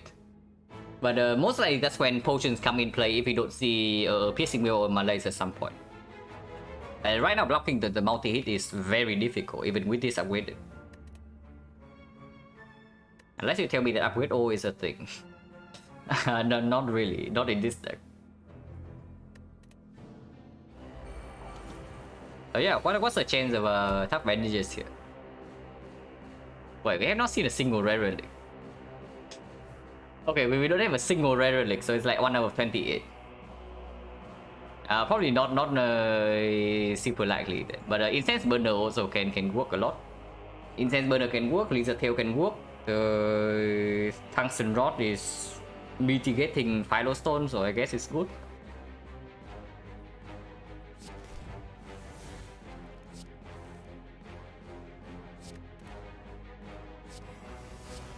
72. The specimen did come again. The specimen can also come. I mean, we can split Slimos on turn 1. Maybe we should just do that. We can kill Slimos on turn 1 as well. And we still have like... we can go to second question mark. But hitting Mind Bloom here means that Sensory Stone is good. Sensory Stone with Singing Bowl like, is at least some max HP. And Dark Shackles is amazing. Yeah, Dark Shackles is amazing. Secret Technique is like okay.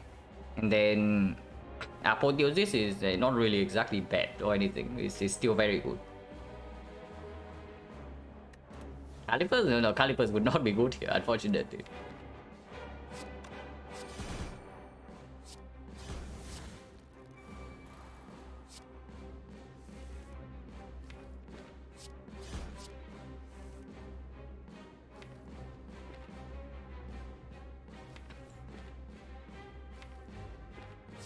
Finale next turn.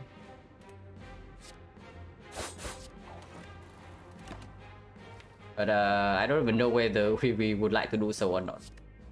Because we do have Conflict and then afterwards Flower can be set to 2 if we don't finale next turn.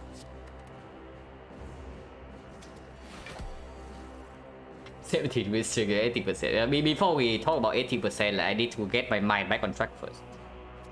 I talked about it like right at the start of this stream. But my mental state is like completely wrong at the moment. So, and that's like the worst case scenario, right? Because when I lose run because of macro mistakes, right? Then I can actually relearn things. Then I can actually learn new things. But when I lose a run because I get arrogant and let my guard down, I learn nothing. Like after the loss, I learned nothing because that run is like the run if I play properly is just a win. So the macro decisions are correct. I just like did not execute. And then those kind of losses are both like mentally bad and basically just a waste of time. So before I get before I aim for 80%, and I know that at my when I play as well as I could, right? Right now my win rate is probably somewhere between 80 and 85 when I play like really well. And my mind's in the correct place. So I just need to make sure that this problem doesn't persist. Because if my mind is in the wrong place, it doesn't matter how good I am, I'm just going to lose. 52 wins chứ kìa, 80%, yeah. Bây giờ we kill next turn. This always kills next turn.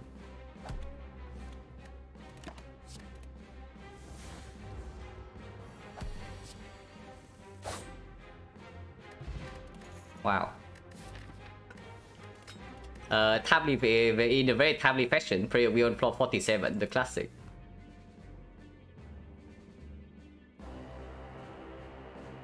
This card reward, however,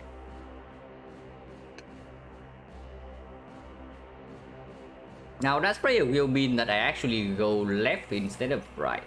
Like plus 1 more card reward guarantee. Potential potion drop.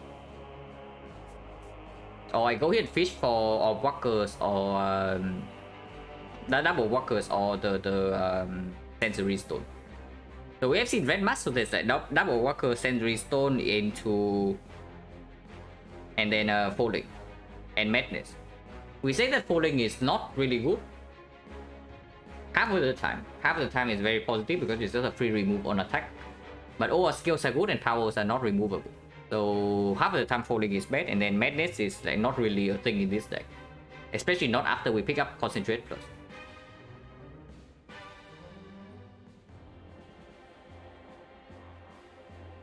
So madness is not a thing. Falling is not a thing. I think the fight gave us 2 card choices that was like 4 max HP and a potential potion drop. The fight is just better, right? That right, Rick? Yeah, Prayer Wheel is right.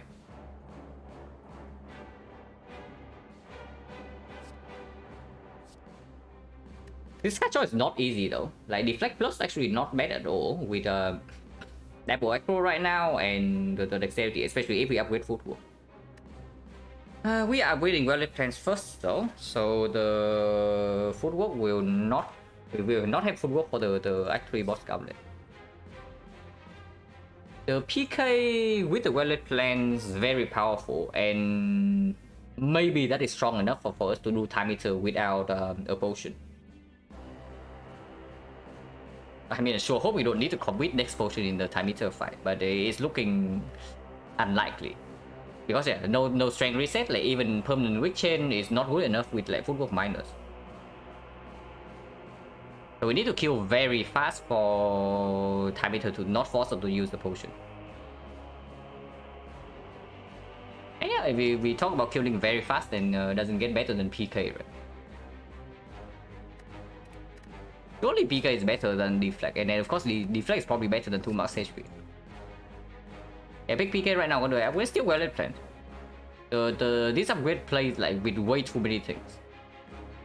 It plays with both the finales and the PK, and then even without that, you can hold like block. For example, we would do concentrate skill on a PK, for example. We don't even need to PK great finale. Like concentrate skill PK is how much damage really? It's 1122, right? So it's 33, and 33 times 6. Yeah, it's freaking 200 damage. Like the concentrate skill combo. It's 200 damage, and that like instantly kills the time eater from halfway point.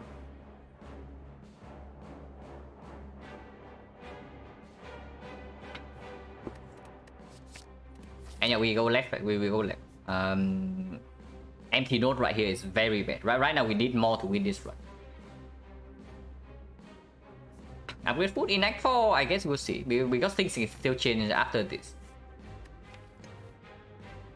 But second upgrade is either footwork or the gamble. If we don't see any way to actually block, right, and I also lose the next spot, then it's probably footwork upgrade over gamble. Especially if I don't see a reflex. Wow, the more for the more bite.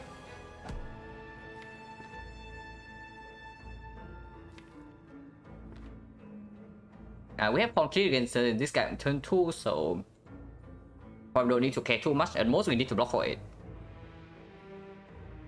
Finale is in the opening hand, not exactly ideal, but also not too bad. We don't actually need to use Akabeko. I think I want to gamble for 5. Like, we with PK in the deck right now, we just want to draw the initial hand like, as soon. We just want to draw to these things as fast as possible. Letting Finale is the second priority. And yeah, we get to do skill Akabeko instead. 76. Wait, skill Akabeko with PK, how much is that? It's 19, yeah? 19 is going to be 38.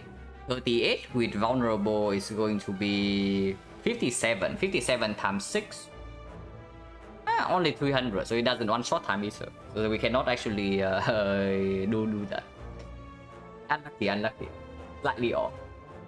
If we can chain it with Finale the turn afterwards, then it can kill. Only 300. I mean, it's actually only 300 because like, in order for that to line up, right, we need to not play a single attack until we have the skill on a PK turn with concentrate also in hand. So like that costs a lot of resources.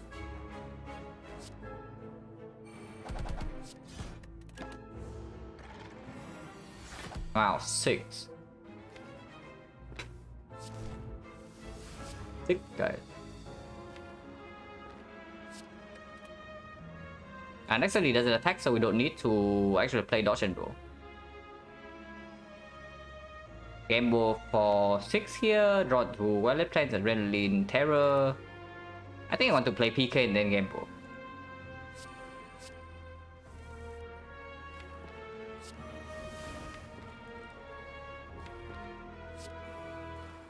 And we keep, we withdraw until these 2.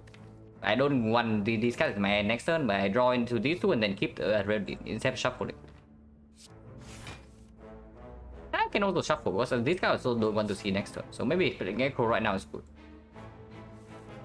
And yeah, if I play Echo, I can redraw to 0 cost attack.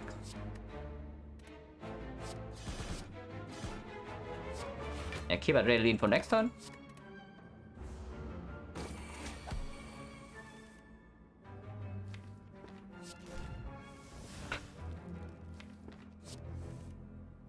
Okay, we gamble for 5 now and we can land finale. We can also just gamble for 7, which is currently our hand. It's not a kill though. Like gambling our whole hand right now, finale PK does not kill this guy because we are weakened. So we can gamble for 5 instead, and then I mean, we can also just not kill this turn, but then flowers slightly mess up. Flower turn 1 against time meter not that important because turn 1 we do have the backstab in hand, but it's still good.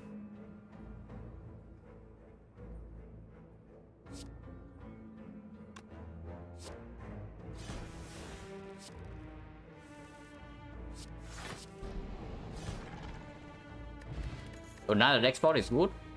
Ooh, Piercing Wheel. Okay, Piercing Wheel plus is absolutely good. This card is not. So we have a strength reset for time meter now. This is huge. And mitigate like one hit from the heart. With the Fire Stone as well. This next spot we absolutely take, and we have passed Palace already. We have skipped Palace in the shop, so speed pot not exactly super premium. Of course, we can see artifact pot from the entropic brew, but we are not opening entropic brew before we use the other potions. So is it better than block pot? Block for 12, so in order for speed pot to be better than this, it needs to block for 3 cards. This alone is 2 instants, so we play 2 cards with dodge and roll. This is better than block. Not always though, because the block from dodge and roll can be wasted the turn after. Yeah, probably just toss the speed pot.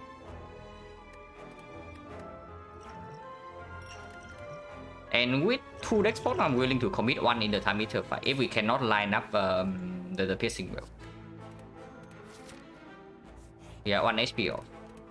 Also, yeah, this small bang is performing. If we have a good Act 4 shop, then small bang is carrying us.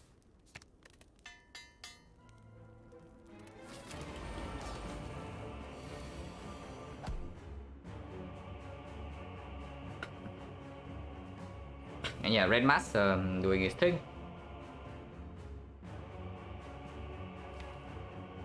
We always start the fight with the Echo. Of course, we never be single to block this unless we know that we kill very quickly.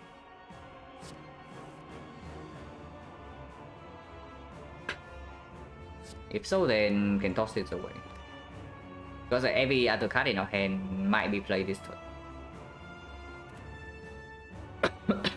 And yeah, this fight is like one of the more troublesome fights for us, I would say. So I probably commit 1 deck spot.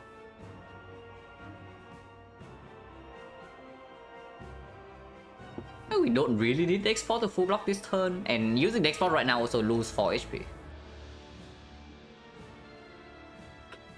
Maybe not yet.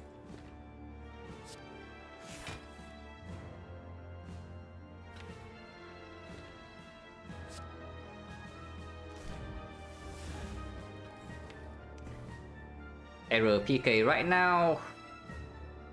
We probably always terror first cycle, yeah? Yeah, because there's a chance that we can kill from before the strength reset before the reset even happens.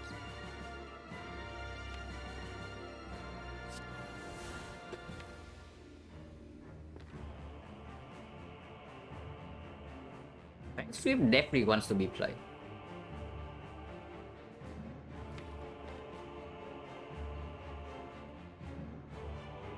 PK wants to be played, Lex Sweep wants to be played. Preserving Akabeko for next turn is not a terrible idea either. We have Horncliffe to block, and then we have triple damage with Akabeko. That is going to push him to the second half like very quickly. Or maybe it's like Lex Sweep. Adrenaline, PK, and then depending on what we see, you can count combo for the power.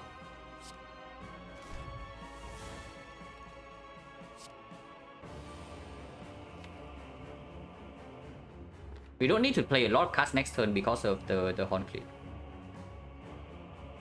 Combo right now for 1, 2, 3, 4, 5, 6, 7.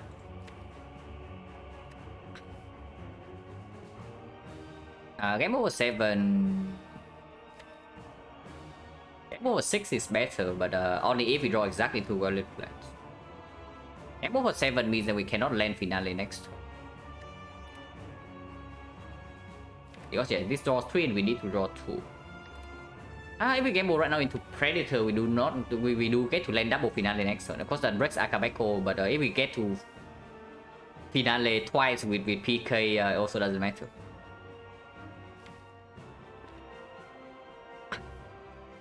What if we play 5 cards this turn? If we play 5 cards this turn and end turn, of course we break the Akabeko thing, but also deal a lot of damage, so we don't even lose out on that much. Like 1, 2, 3, 4 dodge and roll here and 5 concentrate. We get to keep this card game in the deck, exhaust our Ascender Spade. And next turn we have draw 5. If we draw into the Acro, it's like we draw another 3. And our hand is going to have 5 cards. Yeah, we have 5, we play the Acro, we have 7, discard 1, we have 6. So we gamble for 5 again, that's barely not enough to finale. So if we don't gamble this turn, we cannot finale next turn.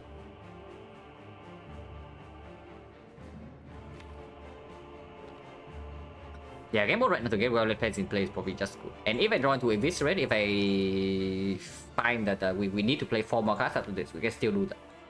We also have double deflect.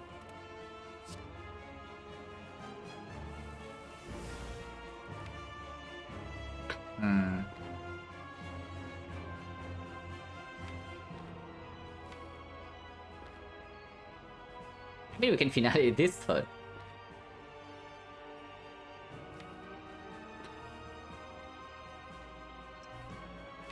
Bottom decking all powers is slightly weird. Well, I guess that's fine.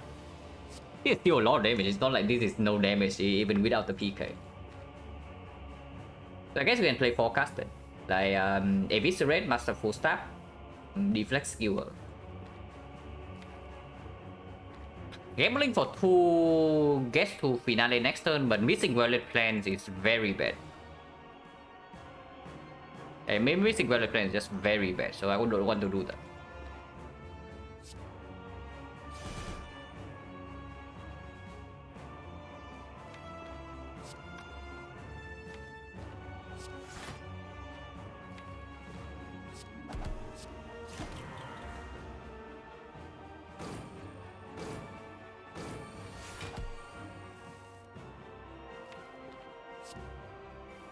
Taking a little bit here.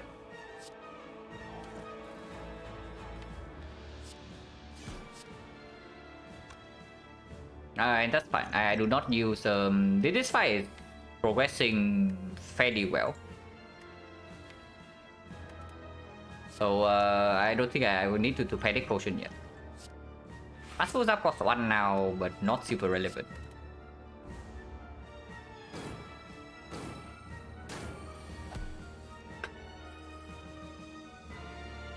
We need to make sure that we actually redraw to the freaking pissing wheel before the reset happens.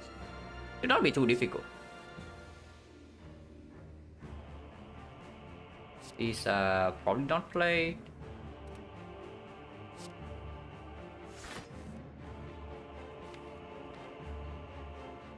We get -1 draw, so if we do this, we get like +1. We draw 6. Draw 6, draw 3, no more backflip, so it doesn't work. There is no way to finale next turn, is what I'm seeing. We can force the reset next turn. Probably not even a good idea. Because sometimes we can land like PK double finale 2 turns from now, we just straight up kill from halfway point. So we draw 4 currently. The turn afterwards we draw another 4, but then we can Acro for 3 and then we kill. Yeah, there's no need to play this Predator. But Weakness wants to be played.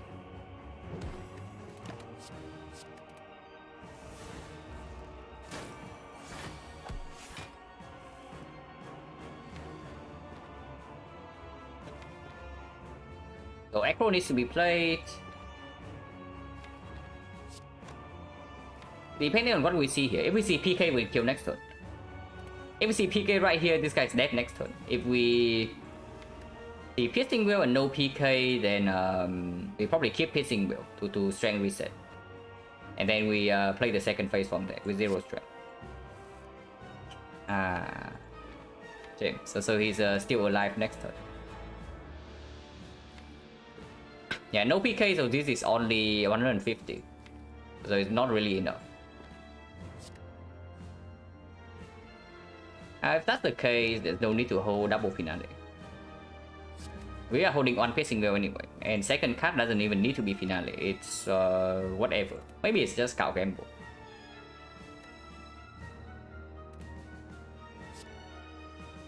But we still need to push this guy down to halfway point. I mean, we could have tried to kill him in 2 with double finale next turn into PK, but then it means that we need to block for one more hit.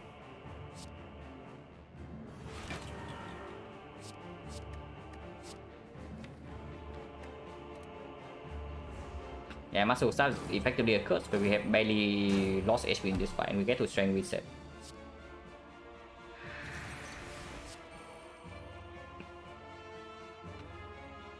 Stack is not a terrible card in the deck.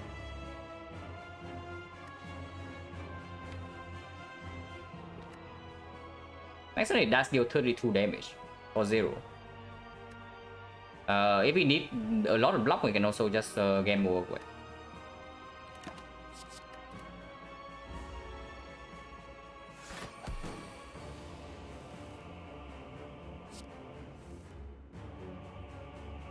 Okay, maybe we are gambling. So only damage in our hand and no block cuts.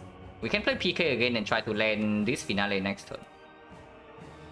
So PK right now and gamble for 1, 2, 3, 4, 5, 6.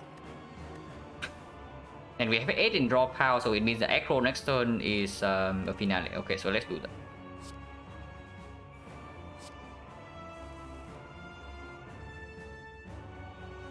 Yeah, next time we play aggro and we get to finale with double damage.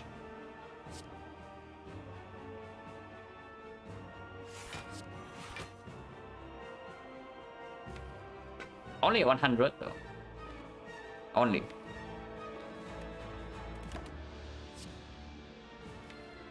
No energy to ever skill next turn, so probably it's dodge and roll.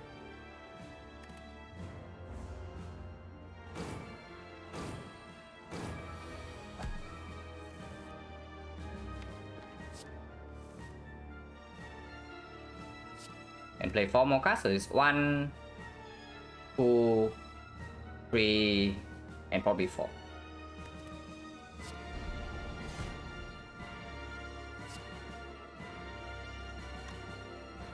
I can also do like the YOLO line, like just survive a Eviscerate Predator and kill next turn.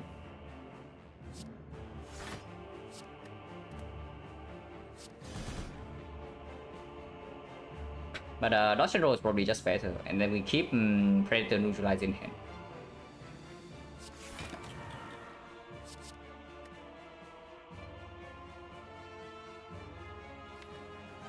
Maybe not Predator, maybe Deflect.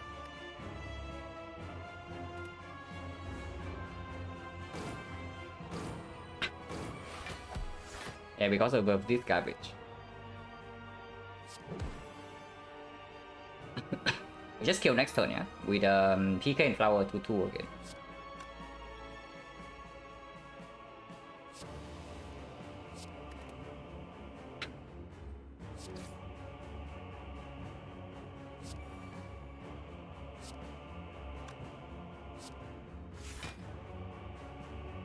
Play the sweep here and keep Gamble Dagger Spray.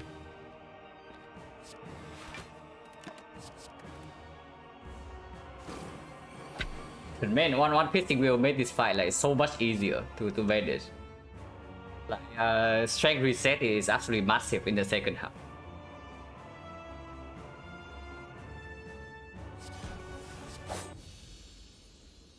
And yeah, PK definitely also mega performing.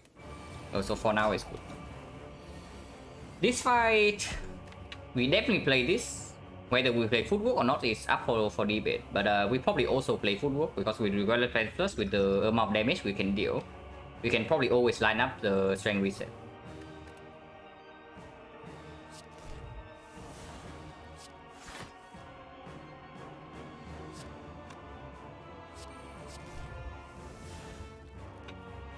Relevant plans can be here. We are killing them on turn 1, yeah? Now for easy boss, I don't know. This boss is probably not too difficult, but it's probably easier than XecnaR actually. Now that I think about it, because XecnaR we cannot deploy terror easily, and we also cannot deploy weakness. And without terror and weakness, our output is actually not that high. After we kill one of them, the fight is like over though, because we do have Relevant Plan Plus. And maybe the first one can be killed quickly with Akabeko PK. But imagine this fight, we actually like murder these turn 1 with the Gremlin Horn as well, and then we only need to deal with this guy with Relevant Plan Plus.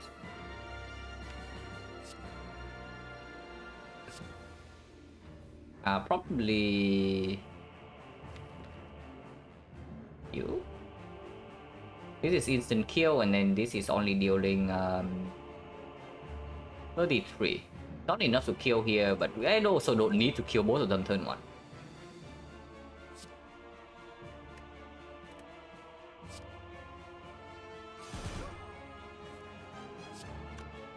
Yeah, maybe we can kill both of them turn 1.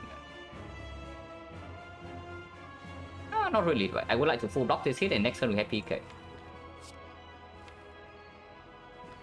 And I also want to exhaust it.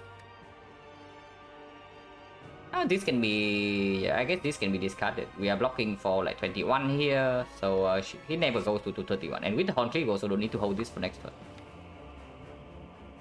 I mean, maybe we should, because in our deck there's not a lot of block left. This doesn't even really play anyway.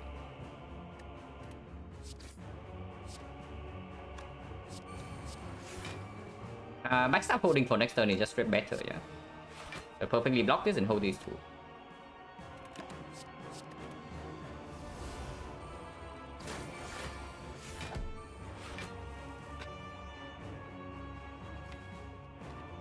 Next turn is the multi-hit. With Predator we get to Finale next turn. Yeah, we withdraw 1 from here, from the Gremlin Horn, and then we draw +2. So we draw +3 in total, and we get to Finale next turn. 28? No, unfortunately. Slightly off. And Neutralize needs to go here. I mean, it doesn't need to go here, but I would probably like it to go here. Because otherwise we need to redraw to weakness like 2 turns from now.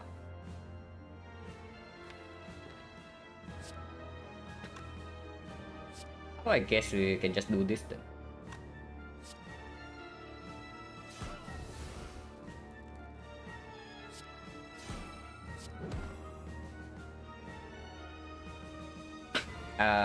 And what are we holding for next turn?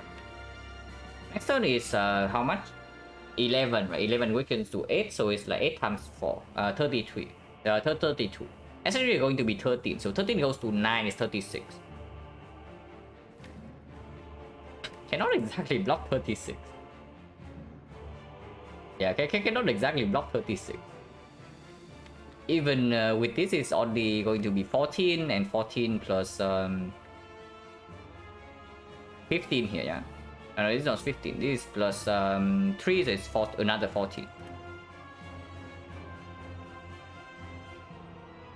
Yeah, this is 14, this is also 14. So we block 28, we take 8. We take 8 next turn, acceptable. Well, maybe we can potion, but no reason to yet. How glass kill next turn, yeah.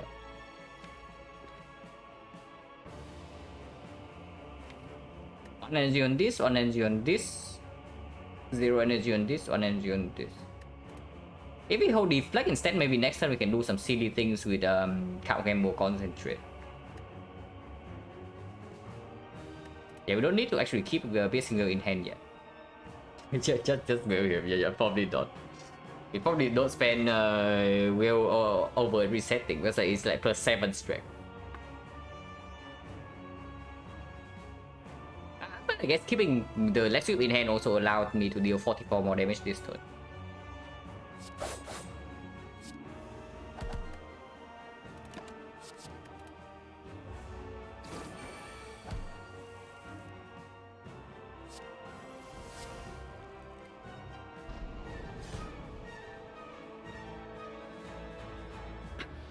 Yeah, footwork, Leg Sweep, Survivor, end turn. And we hold Acro Cow Gamble. And take it.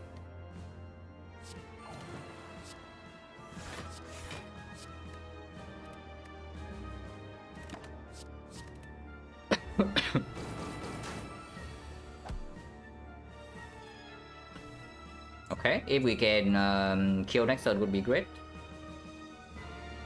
So like PK, Leg Sweep, Deflect, and we can keep Echo Gamble again. Actually, not really, right? So we should probably...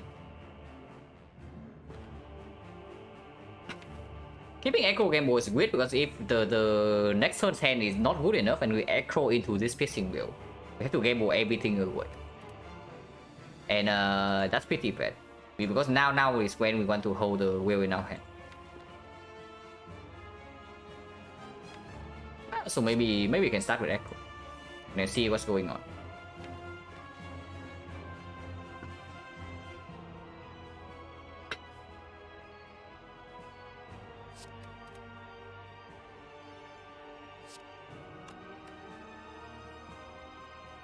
EK Leg Sweep, Deflect, Dagger Spray, and then we hold Gamble Skewer.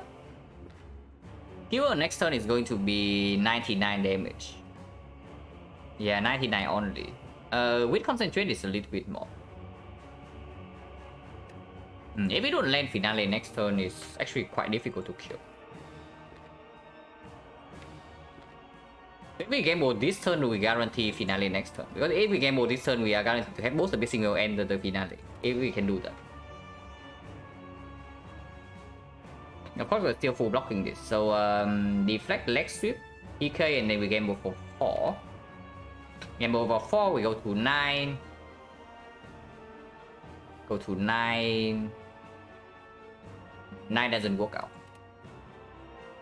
If we do backflip instead of deflect. So Leg Sweep, PK, backflip. And then we gamble for 6. Then we have 7. Also doesn't work. I guess that means gamble for 5 should work now.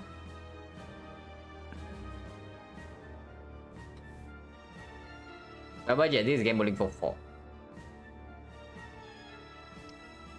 We can intentionally play one more card and then gamble for 5. After we draw. Actually, if we draw right here, draw power has 11. So then we want to gamble for 3.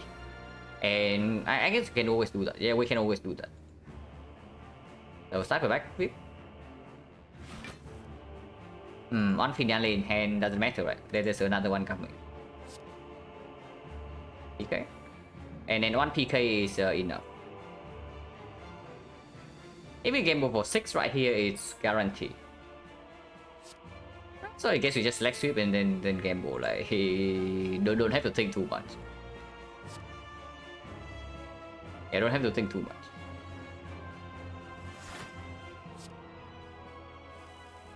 And yeah, we keep Finale next turn. We have Wheel Guarantee and we land the Finale. We play Dodge and Roll, Piercing Wheel, Finale, and even stick in a Predator to draw +2. I actually don't know. We can only we don't have Pyramid. What have we been talking about? If that's the case, I think I want Dodge and Roll. Yeah, probably want Dodge and Roll. Right? Over Predator. Maybe Predator is better. Yeah, +2 cards. I actually not really. Like +2 cards doesn't really matter if I need to block for like a larger amount than I can output. I still need to block for 30, there's no guarantee to that I even get weakness. So if I don't get weakness, it's 40. And this only covers like 9 of those. Yeah, it is probably just good. And we get to shuffle out all these cards as well. Just shuffle out all the attacks with Gremlin Horn prop.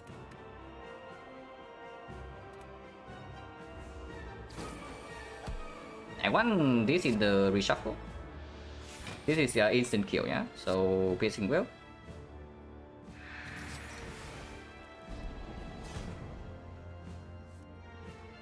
We draw to finale, it doesn't really matter. Definitely hold concentrate, and the other card. Finale is never happening next turn, so it's probably sticky strike just for free damage. If I don't gamble everything away.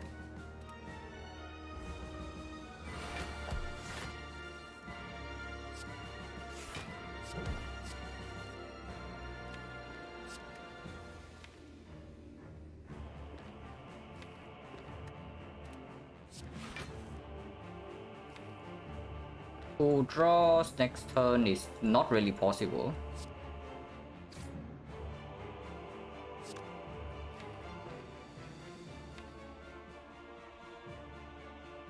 Yeah, let's we bottom deck grand finale, then we can force like game for 2. But otherwise we do not get to finale next turn.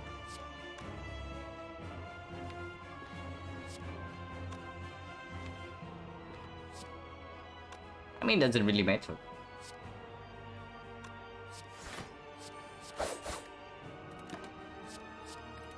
We get to do concentrate skill instead.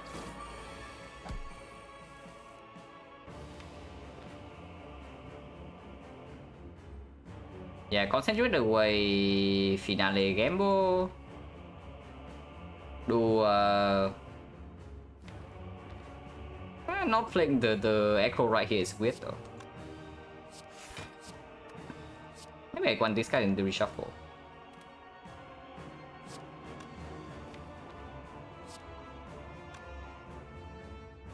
And we don't even need leg sweep to play leg sweep this turn.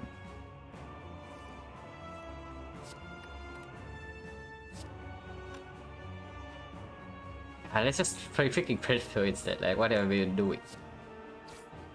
Just freaking play Predator, dodge and roll instead, keep these two. Like contingent skill is cute, but no need to actually do that.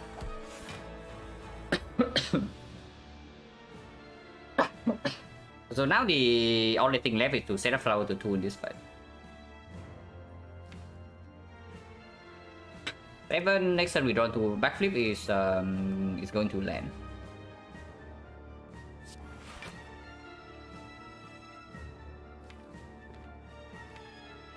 Could I play this before? If we played this before, it's guaranteed next turn. So now it's like 50-50. I mean, it doesn't matter too much. I can also just gamble this whole hand away. Yeah, gamble for exactly 7. Play Eviscerate for free, play the PK, and then gamble again.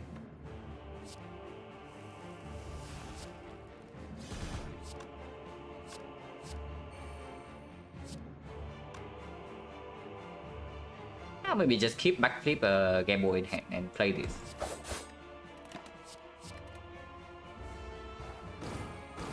If we can kill this turn, would be great. If not, 3 turns from now.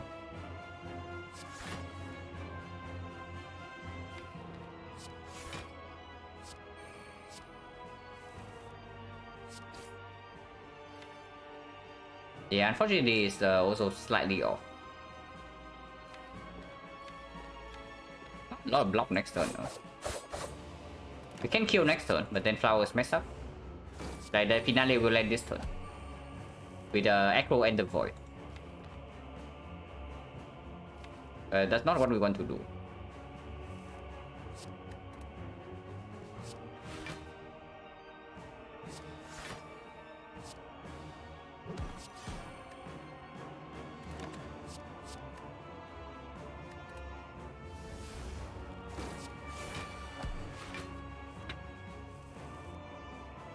PK this turn into kill next turn.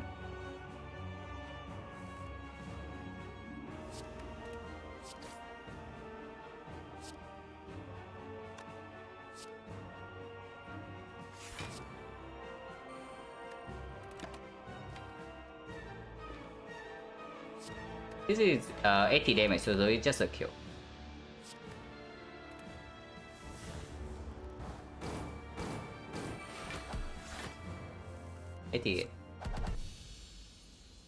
Okay, so no potion use. If we can also preserve potion until the heart, we have like +4 dexterity, and hopefully that should be enough. And yeah, let's see what the mobile gets us, because the mobile is giving us a real X4 shot. This upgrade is actually more troublesome than I thought though, because the second card game upgrade is actually very powerful, and with 2 dex slots, the food upgrade also becomes less relevant. So probably take another short break here, by 3 minutes, and then when I'm back, we make this choice. I'll be right back.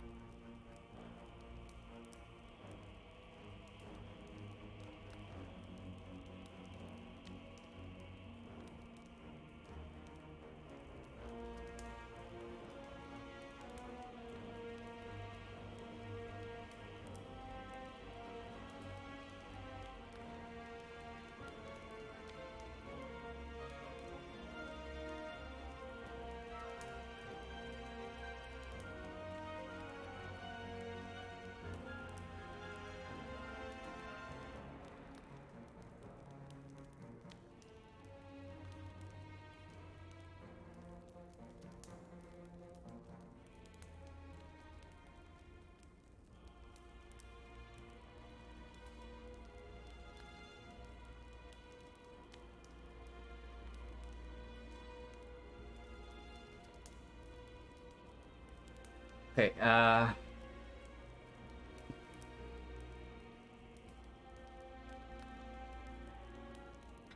the card to finale no pyramid. I mean, the last time we played with finale, the deck had like, I don't know, 41 cards.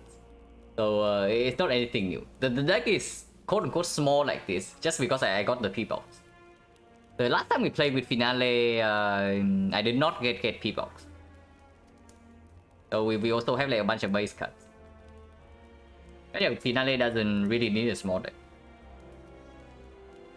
And we are not overly dependent on the finale anyway. Like you see how fast we actually killed Time Eater even without ever landing finale.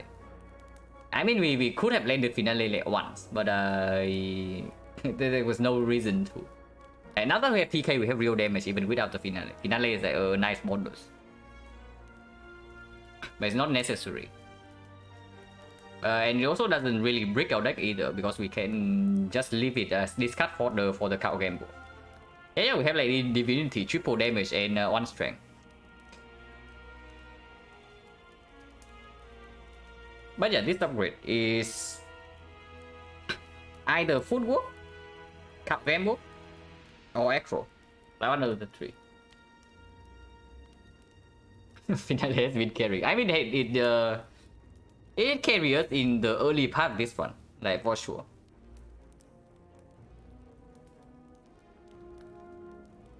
But yeah, is footwork upgrade relevant? We most likely do not pop deck spot in the Spear and Shield fight, unless we literally die in that fight. Because like in our potion belt right now, we preserve both deck spot and the entropic brew. We have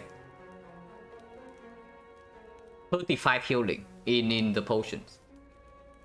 So yeah, we also Tournament Doctor, we have not even used this relic, like, but it's going to bail us out, hopefully.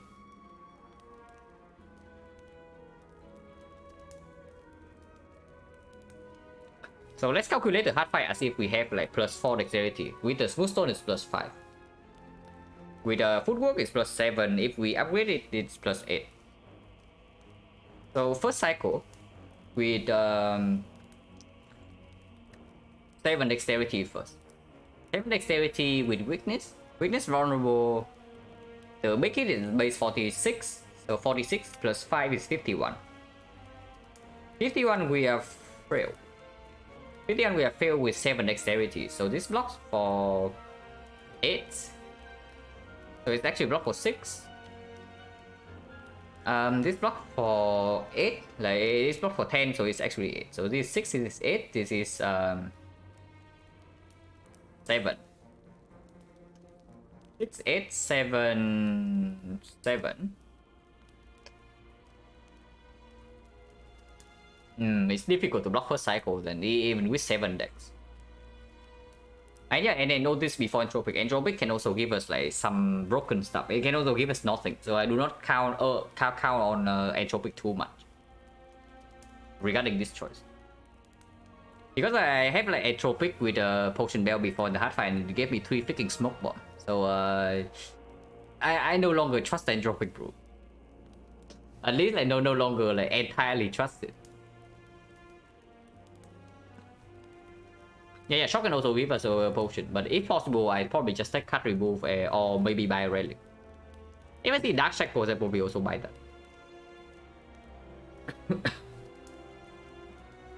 but yeah, even with 7 dexterity, blocking hard with Philostone is not trivial, like at all. Remember those smoke bombs, yeah. Base value, Entropic gives 20 block. No, if you get smoke bomb, it doesn't block. Like, smoke bomb cannot even be used for 5 HP.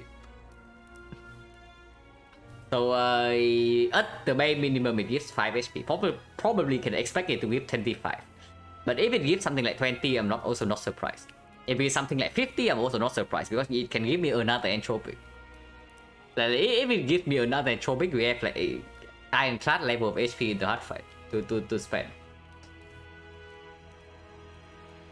But I'd probably say that I should upgrade. Yeah, without the reflex, upgrading card game will not so exactly necessary. Because you see in the Awaken 1.5, we did not even play the second card game board. Like, we did not even play the unupgraded card game board until the very end, and we are still cycling super fast. In the time meter fight, like, it's almost the same. And basically after we exhaust everything down, right, we don't even need the second card game board to get back to our damage. Not necessarily Grand Finale, but now this is real damage. This is real damage.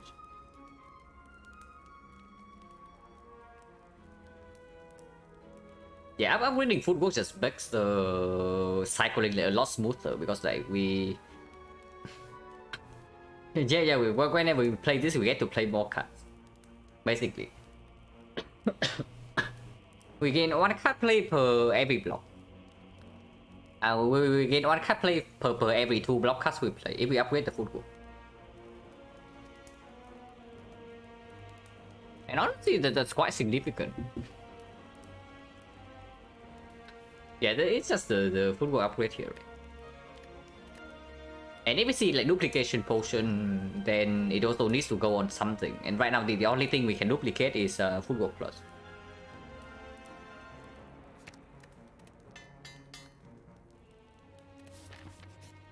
Okay, more bank. Yeah, more bank giving us a clockwork souvenir, guys. So we block vulnerable in the first cycle. That is very good.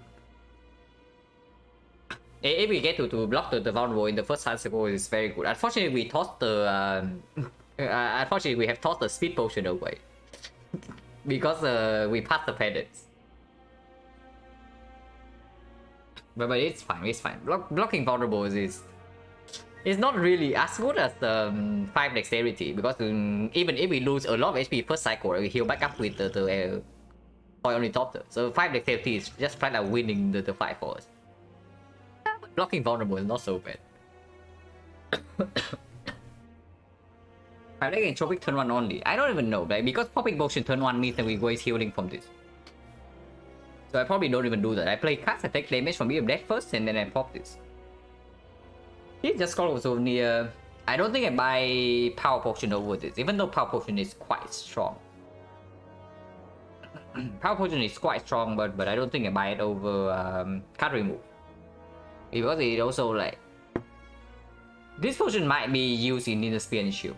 So the spear and shield fight can be nasty. I mean, this is clear. We buy this. And yeah, other courtesy of mobile. And here I just take card remove, right, with the smiling mask. The remove probably goes on this. This card is going to be an absolute burden in the hard fight. It's straight our curse. Against spear and shield it can perform, but with a deck like this, I don't know. Because yeah, spear and shield, like, the only way we get out of the fight super cleanly is that we straight up kill one of them on turn 1 or turn 2. And then this definitely helps with that. But it cannot be something like Skewer or Dagger Spray because we can also just line up PK turn 1 into Akabeko Skewer turn 2. One shot the spear. And that blocks for 40. And then we can lose HP in that fight. We can lose like even 20 HP after this potion use. Probably should just make the remove for the heart because the even with 4 dexterity, the hard fight is probably more difficult compared to spear and shield. I mean, I don't know though, because we do pop like a 6 potions in the hard fight. So is it really more difficult? But if we don't remove masterful stuff, then what is the remove? Because honestly, I also don't see anything.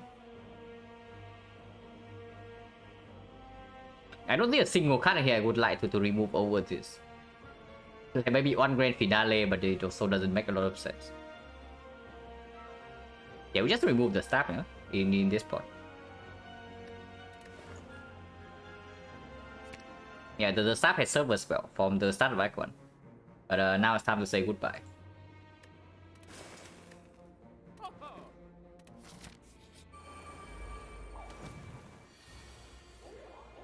The quote-unquote bad attack pattern, but we do have PK on turn 1 with Akabeko. If we draw 2 Violet Plants, it would be super great. No Violet Plants. And Piercing Wheel is in our hand right now, so drop balls ahead, yeah?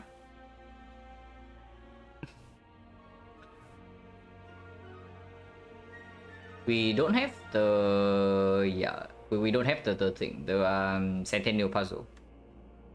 So I probably want to strip with the Piercing Wheel. Yeah, strip with the Piercing Wheel to put the terror down. Can we kill this on turn 1? If we can, I would also like to do so.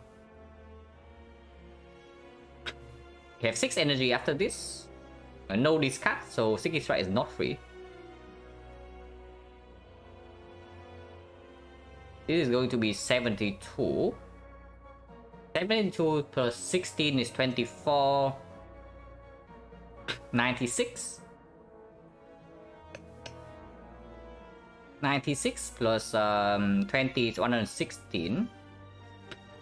So 1, 4, 5, 7. We can kill and then we can still play dodge and roll. We don't play the PK, but that's irrelevant. And yeah, I guess I can do that. If we have to take like 30 damage from this guy, doesn't matter. And we can still use this on turn 2 to block. We have Horn Keys, so at most we are facing 30 damage next turn. With this, it's only 18. Yeah, let's just straight up kill this guy, turn 1.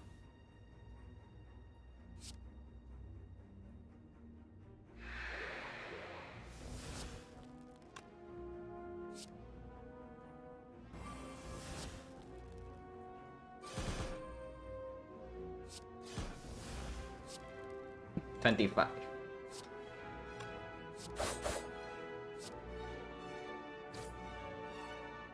Yeah, double finale, it doesn't matter. We block with this, take 7, and then next turn we gain more block, and we can block potion next turn, because now we are missing enough HP for this to full block.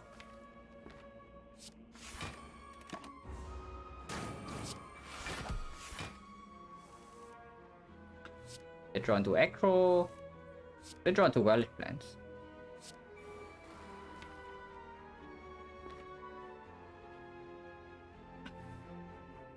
Survivor block potion right now is full block, and then we get to keep these things. Or I can gamble immediately, and gamble immediately is probably also full block. At most we lose 5 HP from this. Potion chance is 20, and we potentially lose 5, 40% of the time. So we lose 2 HP if we preserve this potion.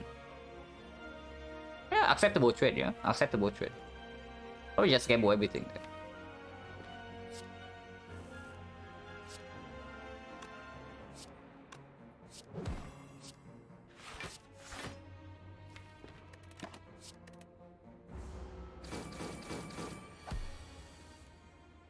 Let's try turn 3, the classic.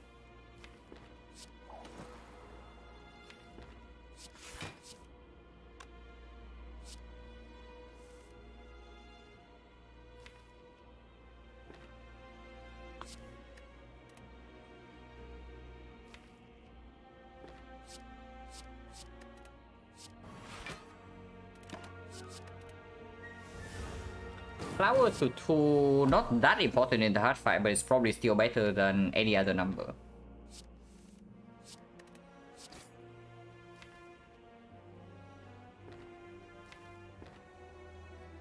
One, 2, 3, 4, 5. Nice, you don't draw finale, so this lands finale.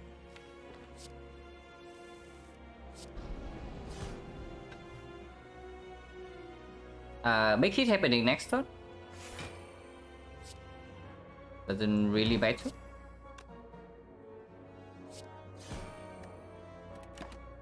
Keep this around in case we need to kill next turn. If we don't need to kill, then we would like to block.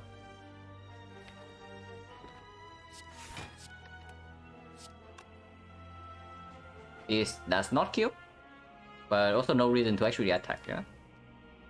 Actually, there is a reason to attack. Yeah, there is a reason to attack, because if we don't land finale, we also don't have enough damage to in our deck to kill next turn.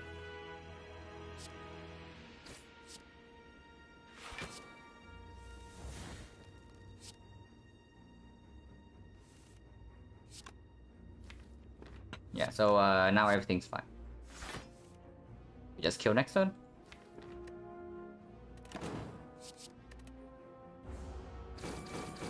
Papa, thank you very much for the prime sub and the 6 month. Yeah, the finale happening right now.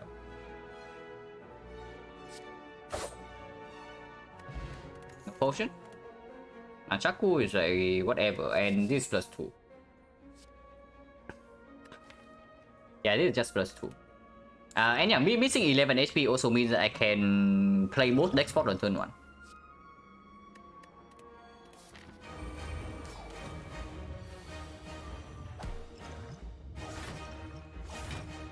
Nice HP.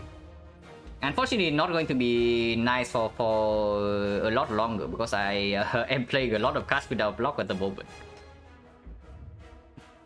Yeah, 4 decks to start is good, and we also have Horn Clit. And we block vulnerable with this. Piercing Wheel is in opening hand, but doesn't matter, right? We are never wielding first cycle with vulnerable block and weakness chain.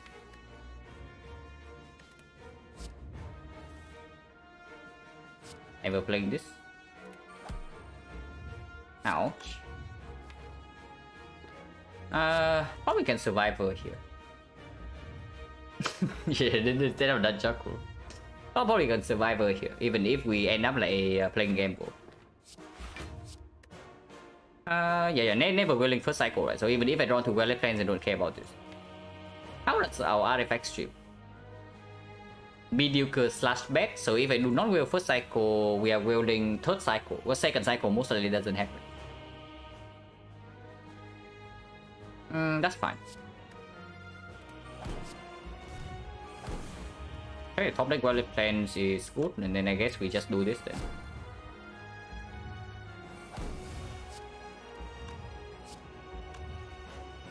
It's 84, this is 72 plus other stuff. So the eviscerate is just straight up better.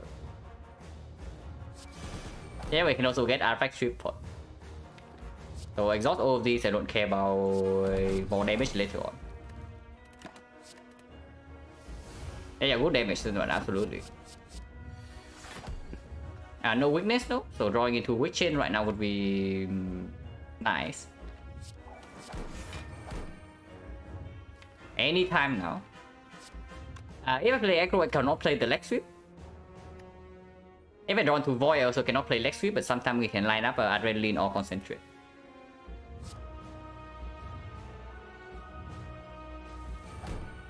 Okay, weakness is here.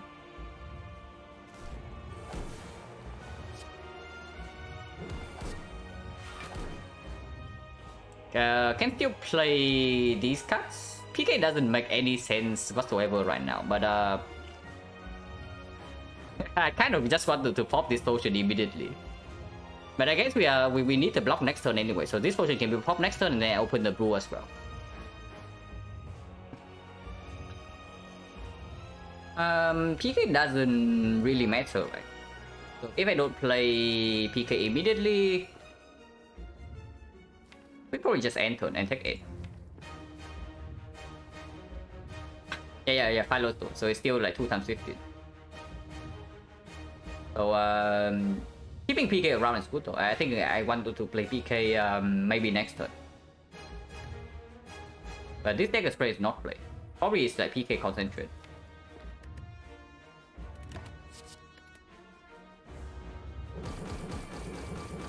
PK hold deck spray, we are not attacking next turn. We are still weakened and we need to block this hit anyway.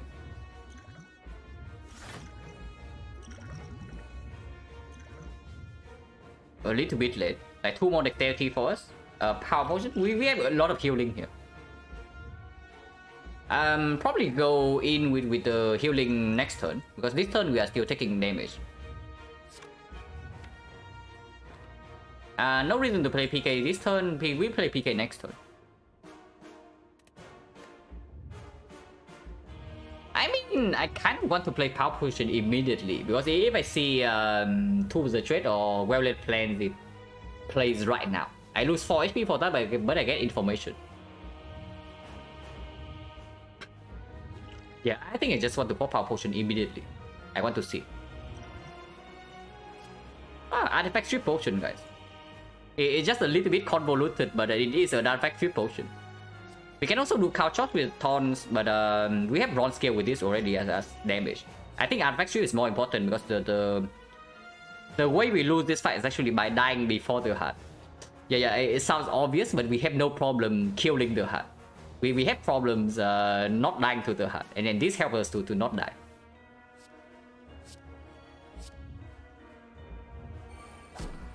Also while dealing not too bad damage either. And yeah, take this damage, and next turn we pop the other potions.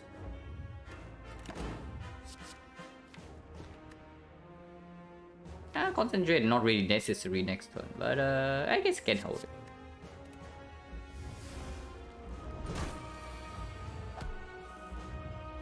Weakness still persists for the entire next cycle if we choose to do so. And then we have like 10 dexterity now. Double finale this turn. Also, it's better to be played next turn and not this turn. With double finale in hand, there's no way we get to finale next turn, right? So we probably just ignore these cards.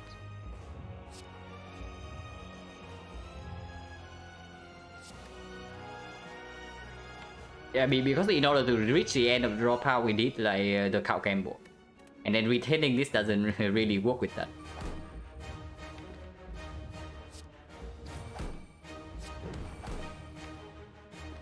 But the PK will still play. Like there are still a lot of attacks in good attacks in that. And Witch Chain is for full next cycle already, so we no longer need to play Leg Sweep. We can Leg Sweep to strip next turn. And then we probably don't need to wheel second cycle, we wheel third cycle.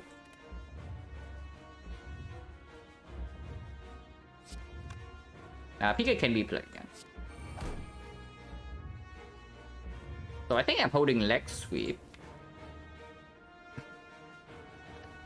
Holding Concentrate only makes sense for the skewer. I guess I can play Dodge and Roll right now. And hold Leg Sweep Dagger Spray. Guess that's fine.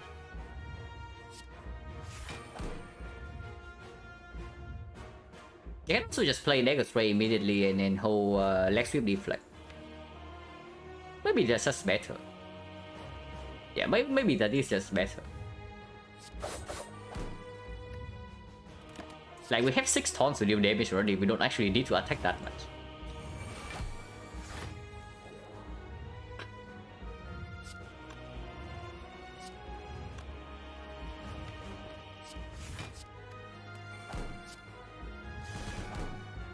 And yeah, like we deal a ton of damage.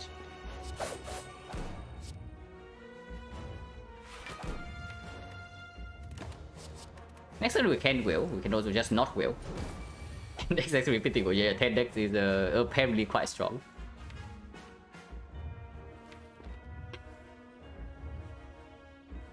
And yeah, we deal 90 damage back to this guy from the taunt. So we will next cycle and then we probably just straight up kill from there.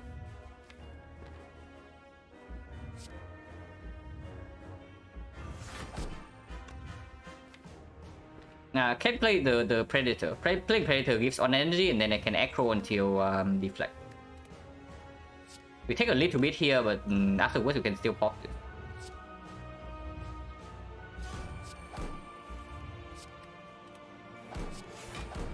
Yeah, we take 50. If I hold Cow Gamble in hand, I don't want to hold the wheel because I probably want to play the Gamble next turn. So we hold the skill instead.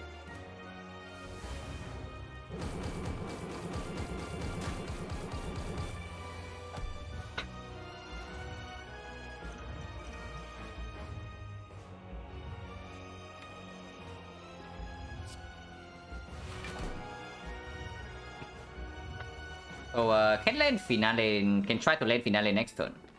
We play Predator this turn, we draw 7 next turn. 7, this is actually 10, so we gamble for 5, we'll do it. If we draw another with I guess we just play this first and then see. Now if we backflip right now, we have 7 cards in hand, we gamble for 7, we draw 7 next turn, that doesn't work out. If we play PK and gamble this whole hand for 5, next turn we draw 7, we play 1 Echo and we land finale. So let's do that. Gamble for 5. And again we can play dodge and roll here and leave like Leg Sweep Concentrate.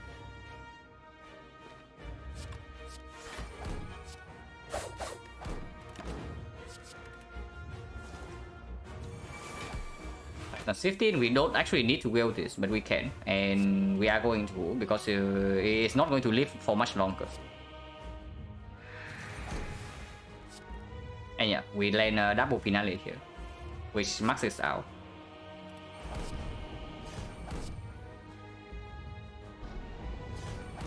And it dies to taunts because it takes 90 damage from taunts.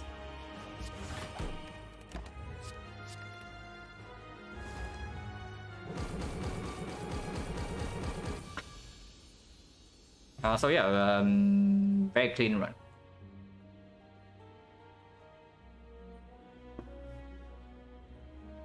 Not a overpower, like very good relics Act 1, but the P box was slightly worrying. But Act 2 was good, and then we convert with the Philo Stone. And always nice to play finale, like for sure.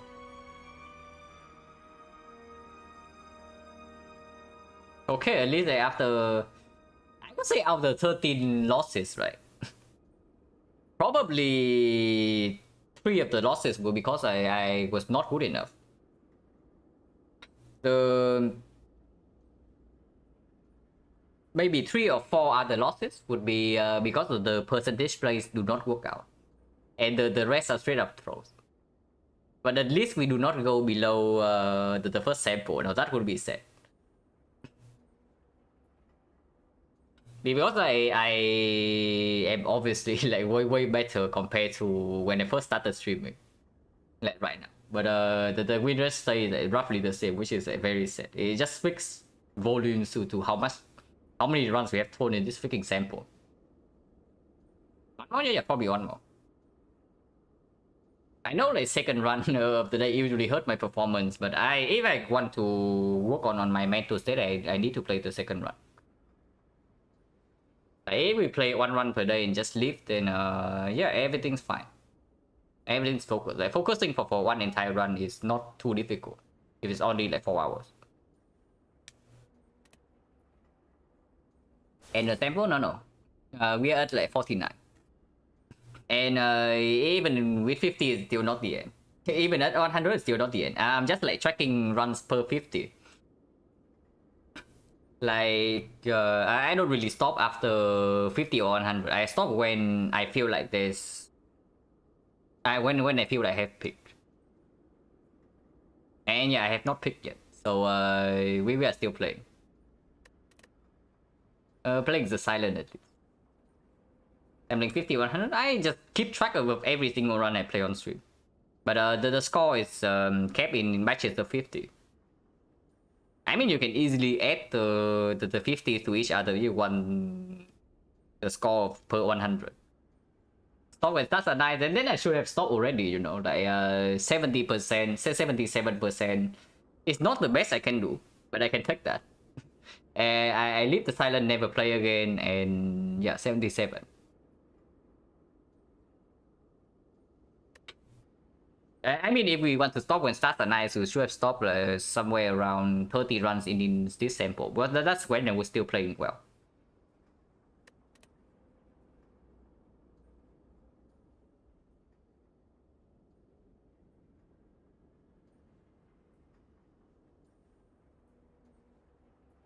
Now 3 onward, need to slow myself manually, start auto clicking. Yeah. It's not just that like auto clicking. It's I just randomly stop thinking. And that's really bad. And yeah, I talked about it at the start of the stream already. It's not just because of the mental fatigue. Because like, if it's just fatigue, right, I would never be able to do the 7-hour runs that I did like some months ago. It's just like I get complacent at some point. Yeah, like this one, for example, I definitely got complacent somewhere around here. And yeah, we stop thinking for one front, we die. Yeah, okay, cool.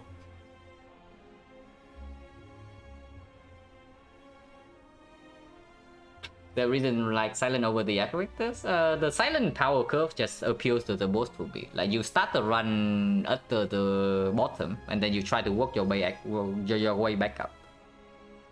And I really enjoy that because like with the silent, if they're playing greedily in Act 1, you have to make compromises. And that's kind of more of my thing. I like playing when you have to make like painful decisions. Oh, okay. I'm not an M guy. Before you guys ask, but I like when decisions are like painful to make, and then not that you take the greedier option and then try to play that out. So silent power curve like appeals more to me compared to, let's say, Ironclad or Watcher. I feel like if I understand defect, the defect power curve would also maybe appeal to me. But I'm not sure yet. Maybe I just end up hating defect like almost every other player. But we'll see. Eventually, like a long time away from now, because I need to solve my issue with the freaking silent first, and it's not just the gameplay issue. Solving gameplay issue is easy. Solving the human issue is a lot more difficult, and right now that's what I'm facing. Like the human issue. Defect Act 1 is basically an clan. Yeah, defect is very powerful in Act 1. That's super clear. But the moment you leave Act 1, the moment you enter Act 2, you drop off a cliff. So, and that is how that's why the difficulty of the defect mainly comes in. Got tofu. Yeah, tofu is very nice. Tofu is probably one of my favorite food. Not the Chinese tofu though. Now usually I like I like a lot of foreign food, but for tofu the kind I eat in Singapore is like it's not really my thing. It's way too soft. I like my tofu a little bit on the firm side. Maybe I'm just used to that kind of tofu like growing up in Vietnam, but tofu in Singapore I actually cannot stand it. It's like mush.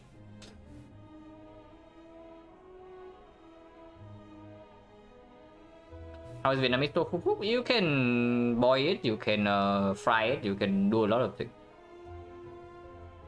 But basically it's just tofu, like nothing special. The texture is slightly different from Chinese tofu though, at least from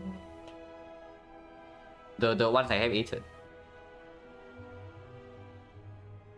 Depending if I can find electros for Act 2, yeah.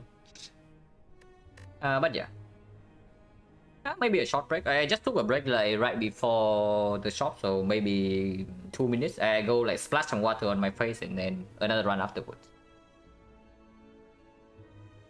Right. Hang on. On A20H Silent, I stream testing the terrains for robots stuck with A10. Well, good luck, mate. Good luck. The Ascension climb is really fun. I mean, this game as a whole is just really fun altogether. So every part of it is fun. Just amazing. Right, the way braised it in sauce, it was easy. Yeah, braised tofu also tastes good, but only if your sauce is like flavorful. So yeah, I kind of dislike. I just frame the Chinese tofu, right? But what I will say is that they have very nice sauce. The Chinese food like always come with a very tasty sauce. Even though it can be a little bit oily at times, but the sauce always tastes amazing. Yeah, made a pretty good sauce. That's okay. But yeah, be right back in 2 minutes.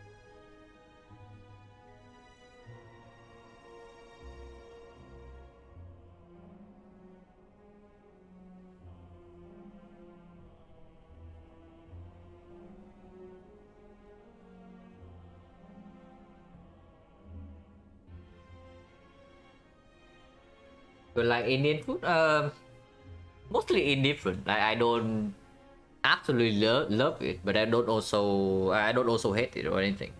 I take deliveries from an Indian restaurant all the time when I was in college in Singapore, but mostly for generic stuff like fried rice, and not for the like the Indian curry and the other dishes. No, but yeah, I don't mind Indian food. I just don't super love it.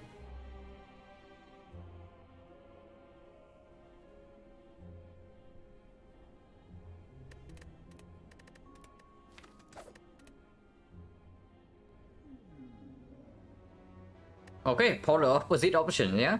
And we can spend gold or we get a no gold. Time boss. And floor 6 elite is good but not compulsory.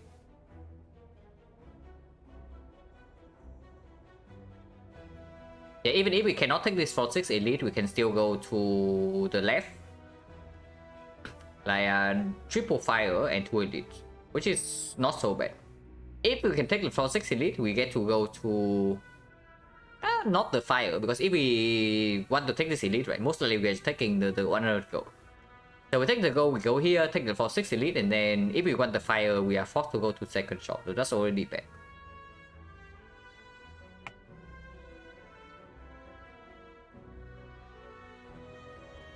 Now this shop location alone, this shop like location alone probably tells me that it's most likely a rare relic stat. It's most likely a rare relic stat, and then we start on left side. So effectively we are buying rare relic for 199 gold. Maybe slightly more than that because it might also force it away from 180. But yeah, we take the relic. If it's a red side relic, it's still completely fine. We have three fires in this side. So if we see Giria, we can live 3 times. The not preparing, yeah, the knob is very good at the game. Like whenever he realizes that he can kill us from floor 6, he will show up. It's actually crazy that whenever I'm not ready for the knob, he always shows up. It's insane. It's like he is reading my mind or something. But we are not taking this for 6 elite. Because this shop is also super weird. It's only 2 fights. And 1 fight before the shop means that we cannot buy potion and the relic. If the relic is expensive. So then our card reward is behind and then we're forced into the second shop. That yeah, that just sucks.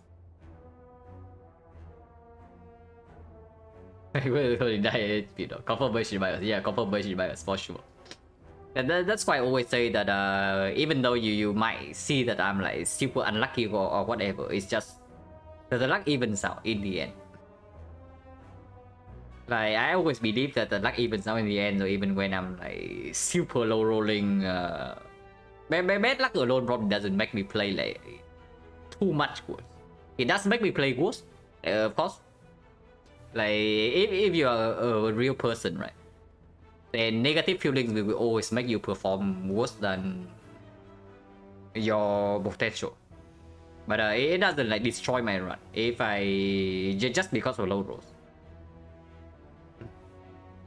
Lucky there is a memory, yeah, but small sample size, right? Like in my offline stream sample I did before I started streaming, I mega high roll. Like the Google Doc is still out there somewhere. Like if you look at the run summary, you see that how often I get insane stuff in the next one. Like it's just mortal apotheosis and floor 6 left, right, and center, and then like tough bandages, double cut game things, and then like toxic egg, fusion hammer or other stuff. Like in the so basically the 50 run I did off stream, like the relic luck was insane. Yeah, like tough manager and whatnot. Playing poker by any chance good attitude perform well. Playing poker for money is illegal in Asia.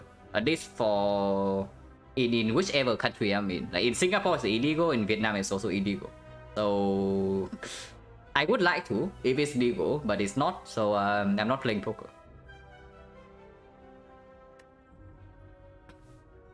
But yeah, we picked this. Well, technically a red side relic. I don't know how useful it is into slime boss though, but yeah.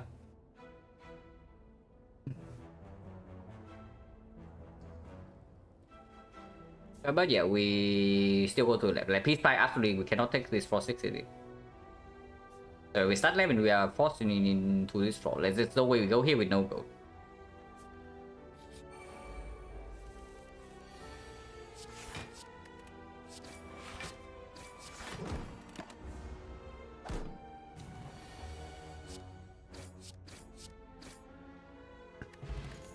No potion.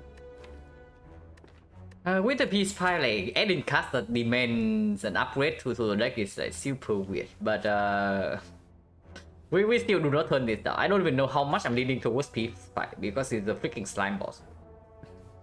So for now, we still have to pick cut.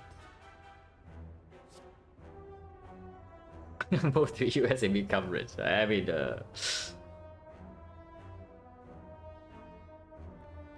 if I honestly, if I really need more money, I just like do some online work. I have plenty of things to do.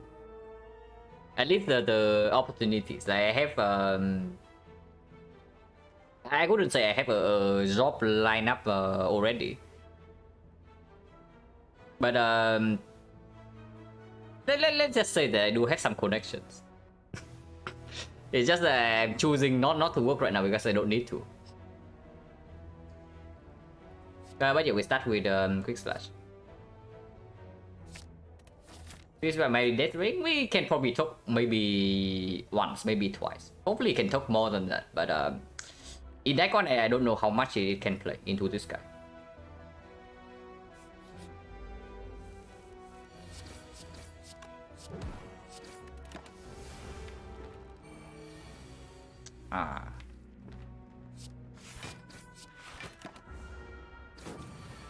Opens up Fusion Hammer, yeah. Definitely opens up Red 7 Relic. We draw 3 strikes, so that's slightly bad, but with the Quick Slash in the deck, we still have enough for lethal. Yeah, Quick Slash plus 2 strike would be a kill, if not neutralize plus double defense is still full block next turn.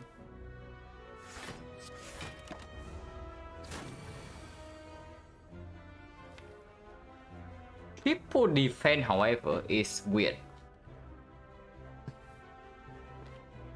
Triple defense, we only have 15 damage next turn, so if we fail to draw a block card, we are... Yeah, if we fail to draw another damage card here, we're taking 5 next turn.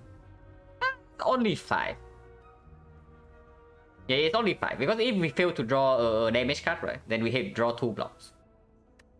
And these guys are taking for 15 next turn. On the other hand, we take 3 immediately this turn, and if we quick slash into the strike, we are not even guaranteed lethal next turn.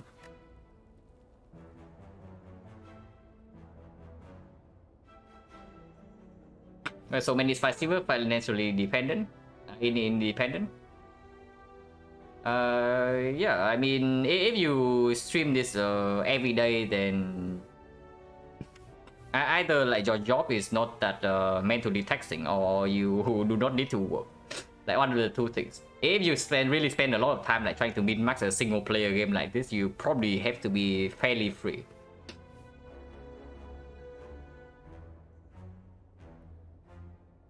But yeah, triple block is probably clear.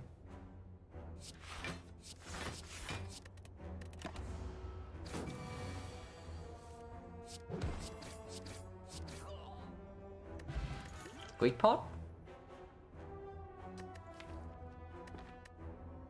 Yeah, for once, like, if this is Guardian, this one would be so different, guys.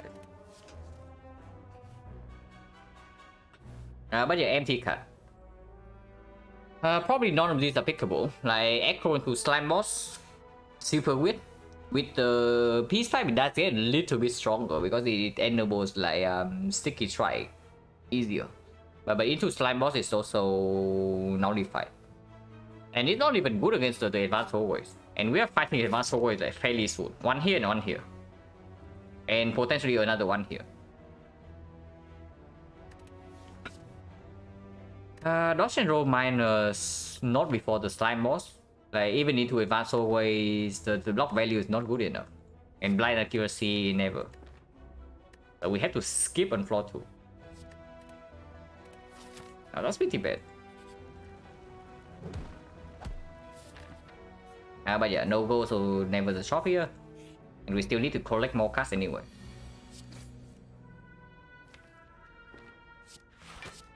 With the quick slash in the deck, we can maybe not take the 4 here. Because yeah, he might not even buff next turn. He buffs next turn and we fail to draw 2 strikes. Yeah, okay, cool. So this fight can be painful.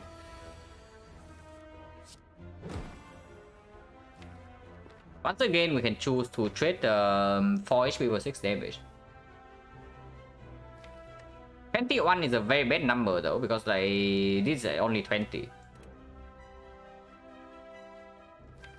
Yeah, 21 is a very bad number. If we do not deal 6 here and he buffs again next turn, and we draw only like 2 strikes for example, then he goes to third, then he goes to 15 is actually 24, and 24 we never have a kill. If he attacks normally, next turn is for 12. For 12, so we can take 2 then and we deal 1 strike, and it goes to 19. 19 is still a very bad number. I think we just take 4 here. Yeah, we probably should just take the 4 here because the draw order before the first buff was not good enough.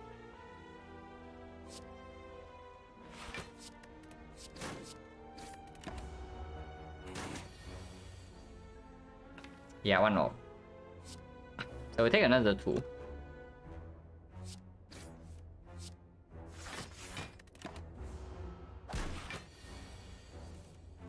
Now at least we guarantee a kill next turn. And we would have a kill either way. No potion, so 50%. Should I pick it up the freaking accuracy? So apparently blind accuracy goes rewarded if we pick that up. But yeah, here is Blade Dance over Evidence Rate for sure. It works better with the quick slash, and Blade Dance straight up better than Poison Stuff into Slime Boss. Also into whatever this is. Boss buffing is a little bit scary, and they roll a little bit too much HP. Yeah, they roll too much HP and we draw Blade Dance on turn 1, so next turn will hurt. Unless you tell me that we can put 18 on one of these.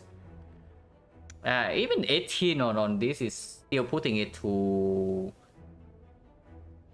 10. So 10 is not even a kill with this. So next turn will hurt.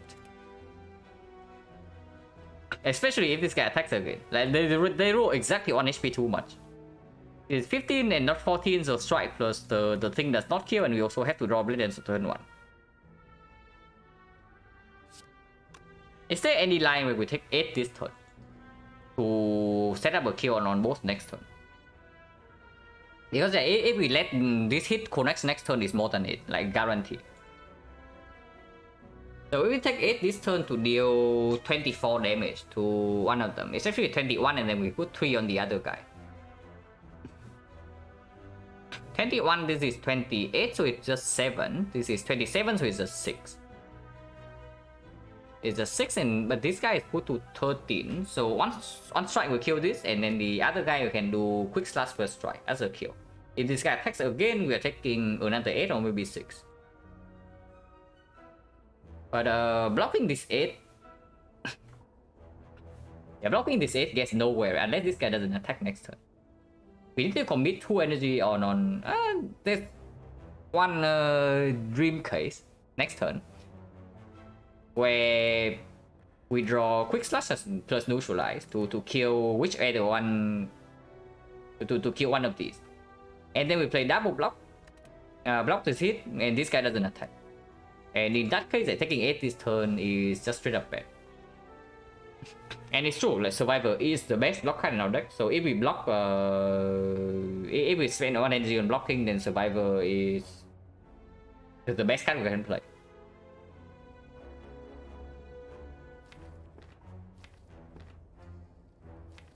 I mean, we can also draw neutralize plus strike. It doesn't need to be quick slash. Yeah, because like this goes to 9, so neutralize plus strike would still be a kill. And then we can play double block against this. Yeah, taking it here makes no sense. Taking it here makes absolutely no sense.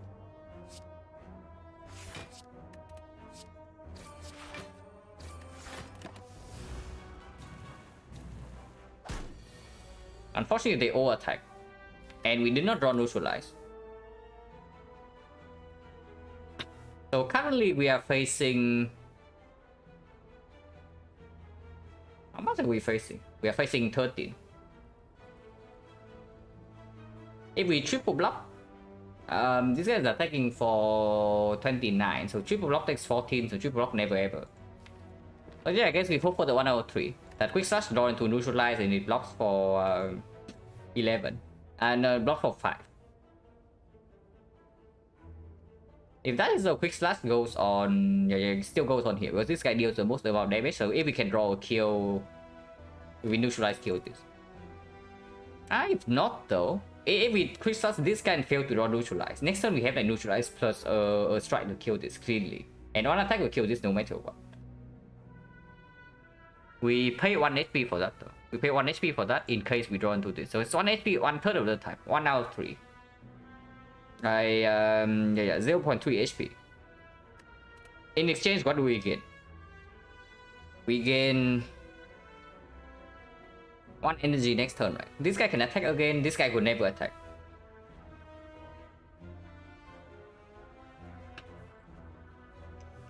If we kick slash right here, this guy attack again next turn, we can draw double block or double attack. So yeah, no, actually no reason to hit this. And there's actually no reason to hit this. We won a 1 out of 3. 4 ones. So we take only 8 in this fight, yeah?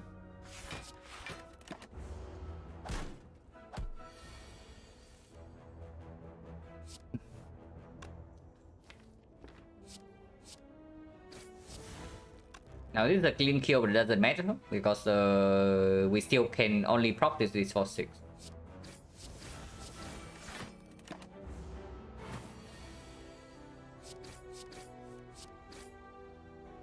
Okay, 8 HP lost, not too bad. The potion chance is 60%, and we still don't have a damage potion for the first hit.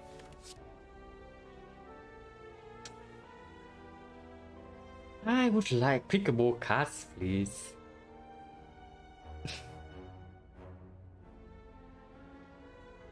Why Survivor Silent high blocking card Lexi? No, Lexi is less efficient than Survivor. It's only stronger because it has weakness.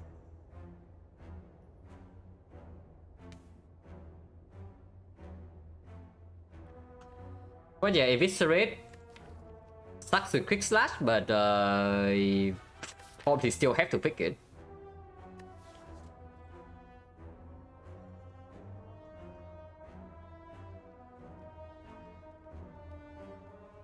Yeah, Eviscerate is still better than skip this one.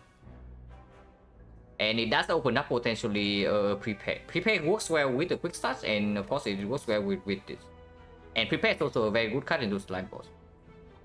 But I mean, Prepare also demands an upgrade, and with Peace Pipe, I don't know, we are probably just not leading towards Peace Pipe. We need the immediate output right now from upgrading. Peace Pipe Reflex? Yeah, you can pick the Reflex and then go to the next one. Like, at this rate, we are like very gearing up to dying here. Unless we see a damage potion, unless this fight give us something, we are like very much on track to die here.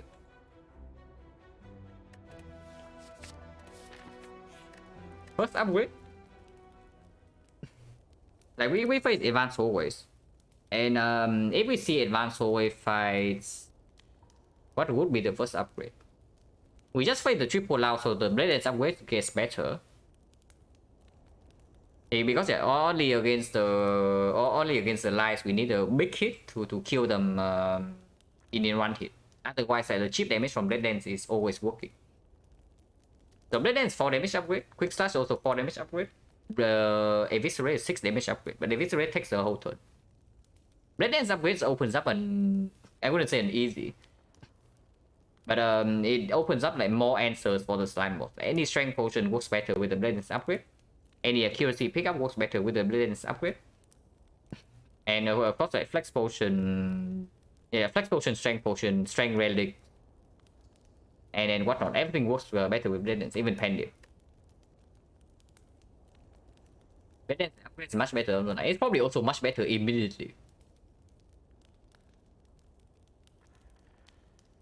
Yeah, it's probably also just better immediately. That is upgrade compared to the other two.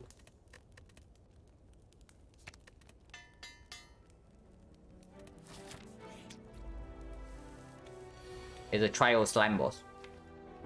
And unfortunately, we draw all the good attacks from turn 1 and the best blocker and the second best blocker now deck when this guy's not attacking. So this fight will hurt. This fight will hurt and it will not be very funny. Yeah, it will hurt. Like, holy crap, this will hurt. Like, we have no AoE damage and we are going to split on a very ugly number. Because we withdraw the split cast already. This is going to be 28, 31, 31 we go to 41, 41 next turn we are weakened, so maybe we do tail with 29 and we are still weakened and they hit us for 24 per turn. Yeah, okay. Seriously considering this potion. Depending on what we draw next turn, I might just use this potion and we block in until we redraw into this. But accepting the split is probably not acceptable in this fight. And yeah, potion chance is still 4 fights on potion, right? So 60% at the moment.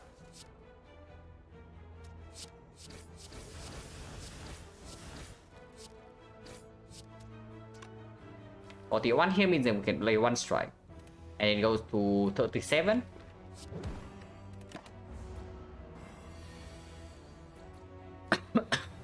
Like this, we can triple block.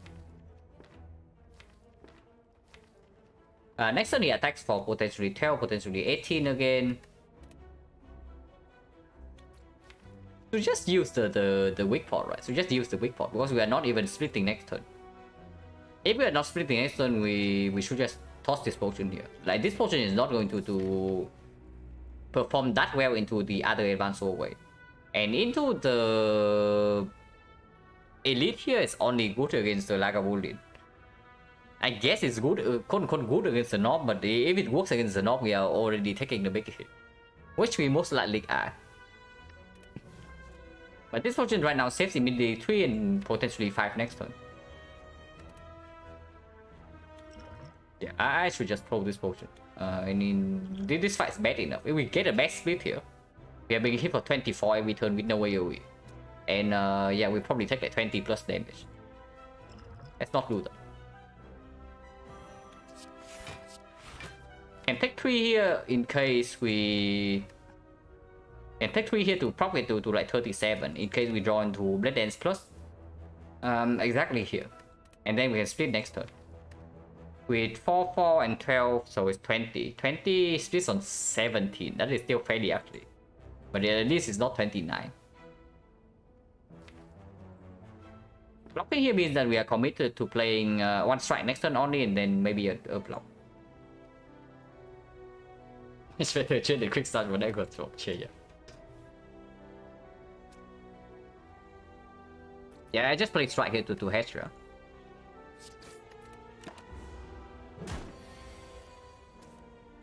Wait, like this then double defect. We lose effectively no HP. Actually no, we lost 3 HP. But we get to split this guy perfectly when not weakened with premium attacks. Hopefully premium attack. Okay, premium attack. Unfortunately, did not fail to draw the last strike, but 10 is still okay. We can block for 8 and we can kill one of them.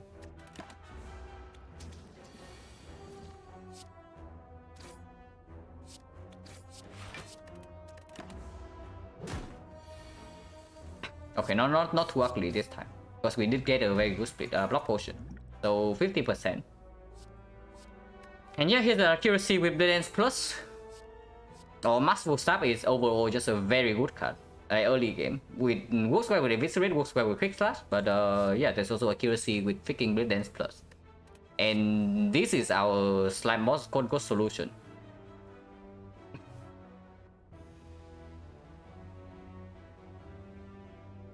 When we attack Eviscerate, generally next one we can stop. Basically the same as mediocre common attacks.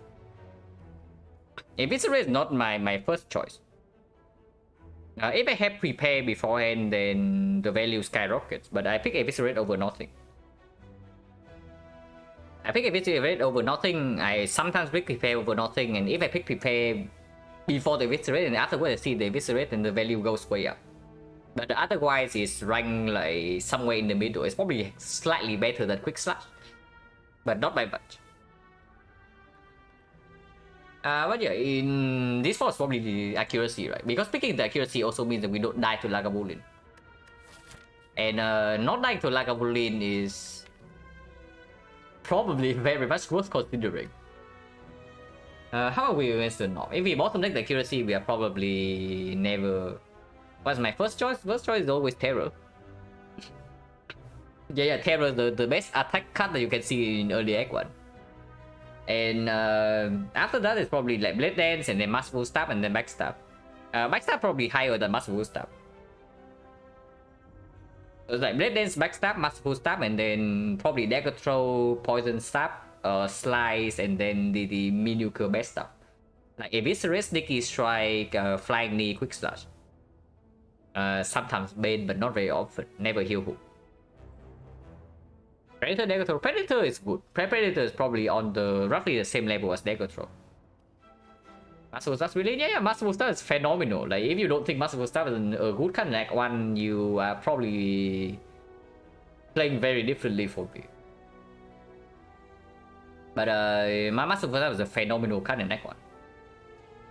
Even if you take damage once, right? It is still 1 energy deal 12, which is basically the best attack, common attack for Silent, like the Blade Dance. 1 energy deal 12 is phenomenal. And half the time it costs 0. So half the time it costs 0, the other half it costs like either 1 or 2.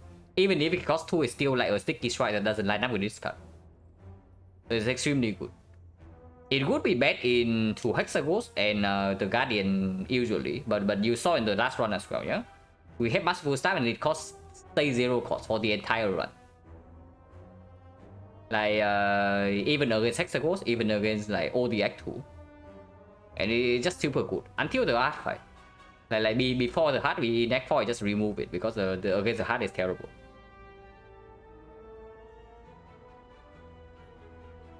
Silent this damage back the next one, absolutely. But yeah, accuracy here is probably it, just because Souls Lagavulin and probably also give us an out against this guy. Masterful Stab does not give us a real out against this. If we split on 50, Masterful Stab is not going to save us on this guy. Masterful Stab is very powerful in this guy if we can split on 30. But at the moment doesn't look like super likely. One can't do things later. There's no later if you die now. That's a very important lesson of the Spy, especially for Silent. There is no later if you die now. You only be greedy if you are very strong. If you know that you are strong, you be greedy. And then most of the difficulty of this game comes from the fact that you don't exactly know how strong you are.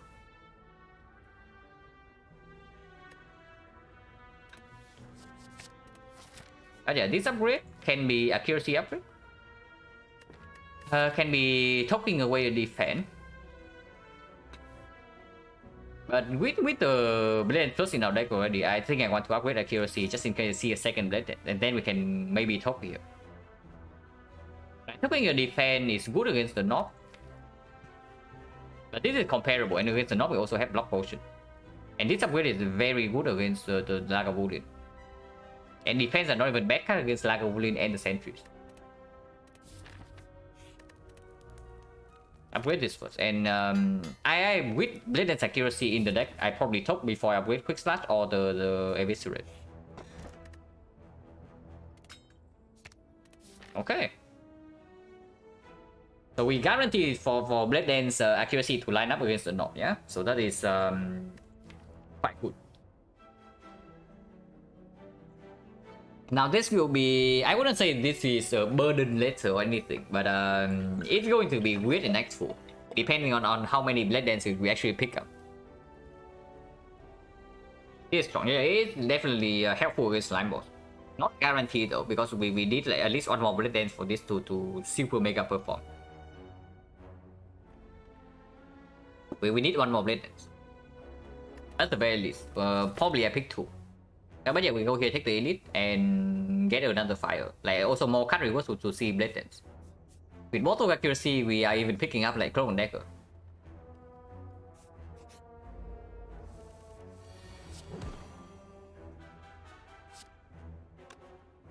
If I draw exactly into the blade dance right now, we get a kill. There's no reason to play defense first.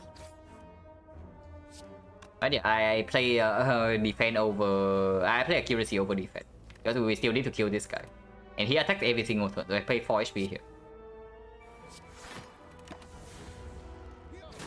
Okay, it plays, yeah.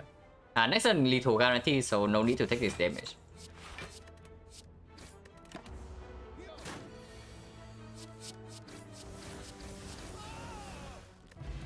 Big potion. This is not blade dance. Can pick the dagger spray with mortal accuracy. Slightly weird because with mortal accuracy, we now the game plan changes a little bit. We want to draw to this like faster, and that makes the top stronger, yeah. Also, weak potion comes back. Like what's the potion chance? 1, 2, 3, 4, 5, 6, 5, 6, 5, 3 potion, 40%. With the weak pot, this is not it. With the mortal accuracy, it's like Wolin, we don't need this. And I guess the same goes for sentries because this cannot be upgraded. We are talking before we upgrade this thing. So probably a skip, even though it's not too bad in this fight. But if we don't get an upgrade on it, then this mediocre suspect.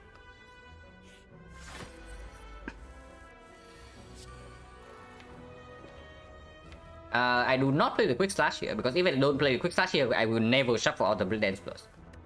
If I play the quick slash, there's a 1 out of 10 chance that the Blade Dance Plus is shuffled out, and then it's a freaking disaster. So let's not do that.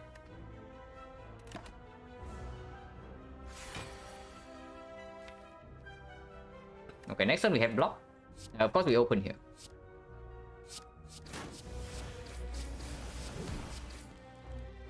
Whenever we redraw to the Blade Dance is 40 damage. We cannot play this together with it though. So good draw, no, not perfect, but it's fairly decent. Here I'm considering playing weak pot and taking 2 damage to put a strike in. Because this is 40 damage, but it only comes once per next cycle. And if we draw it together with Eviscerate, we cannot play Eviscerate ever.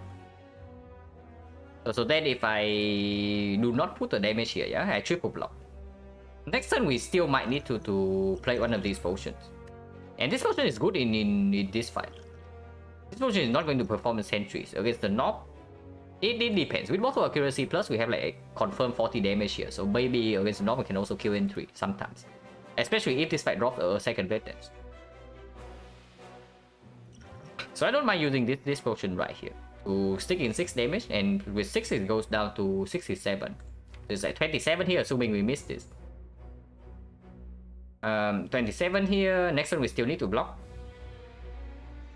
27 plus maybe 6, so it's 21, maybe 15. Yeah, on the off turn it has like 15 if we stick this here. It's probably worth it. Of course, if we draw well enough, we are just like overkilling and this goes to nowhere. Yeah, like right here for example, the weak pot already doesn't play because I draw into neutralize. And then now Eviscerate plus 1 will just kill.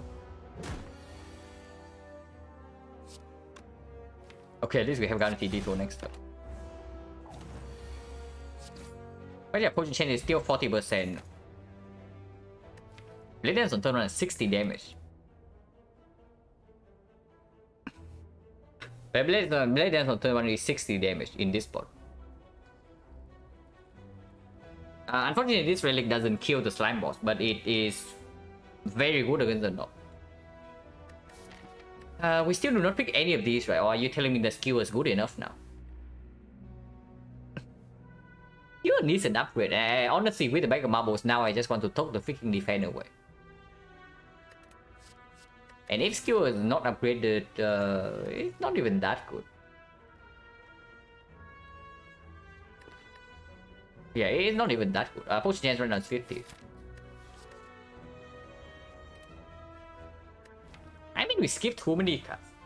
We only rely against we only rely on this against the sentries.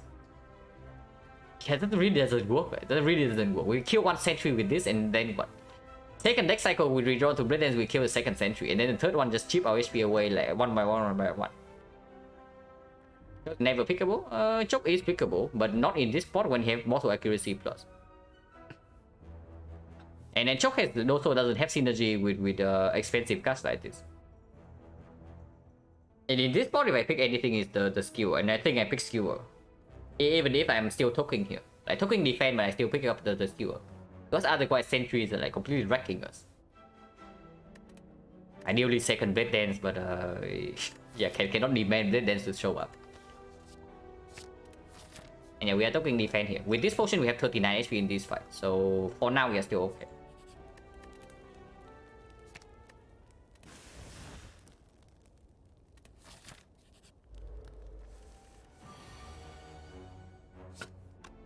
Yep, taking 9. We don't potion here for 9. Because in the sentries fight, this can always come down for 10. And in the North fight, we don't kill by turn 3, then this actually comes down for the full 12. Even if we use it on turn 2, it still comes down for like 6 to 8. But yeah, one strike here means that whenever we draw into this, it's a kill.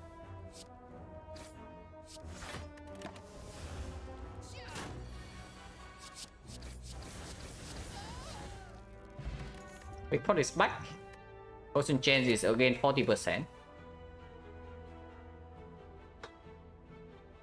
Oh, this is not Blade Dance. I mean, we probably pick this, but I am scared of Slime Boss. We probably still pick this, but I am scared of Slime Boss.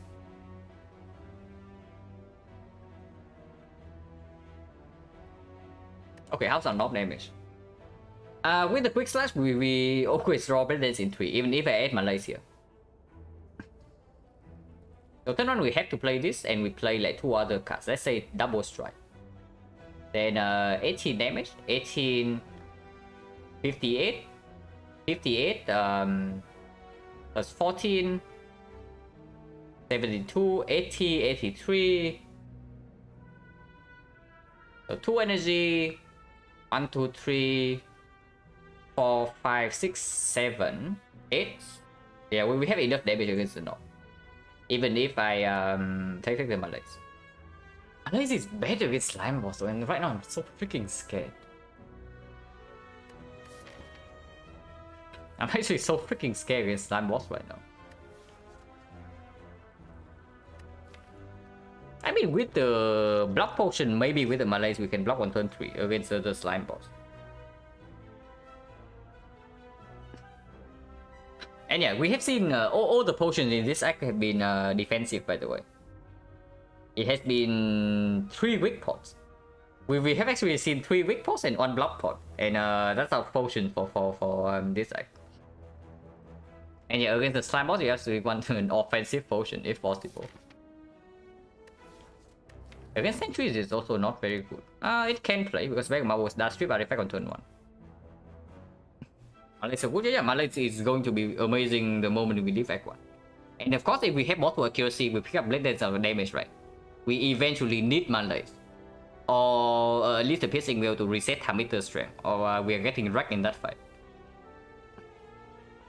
So Malays right now is like future proof, but does it ever kill us into Slime Boss? With the block potion, maybe not. Yeah, with the block potion, maybe not. It's probably pickable. And yeah, the sticky strike, absolutely not. 90 HP not. But Blade Dance on turn 1, so we have 60 damage right here. So he rolls maximum, but we also roll maximum.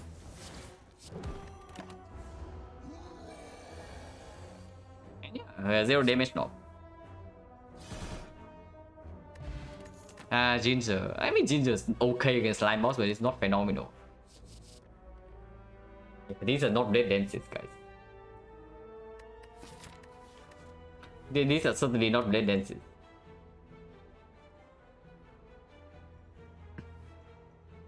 I mean, Ginger is good against slime boss in the sense that we can ignore the green slime, mostly. Because yeah, normally weakness is devastating, but now we don't care. Prepare to prepare upgrade is a thing. We can also skip this garbage and then rest. We can skip this and rest and prepare to play the slime boss with a 50 or 60 split. Yeah, the current rewards have not been very good. At least we have limited security. If we do not fail to split by turn 3, yeah? How much damage do we have on turn 3?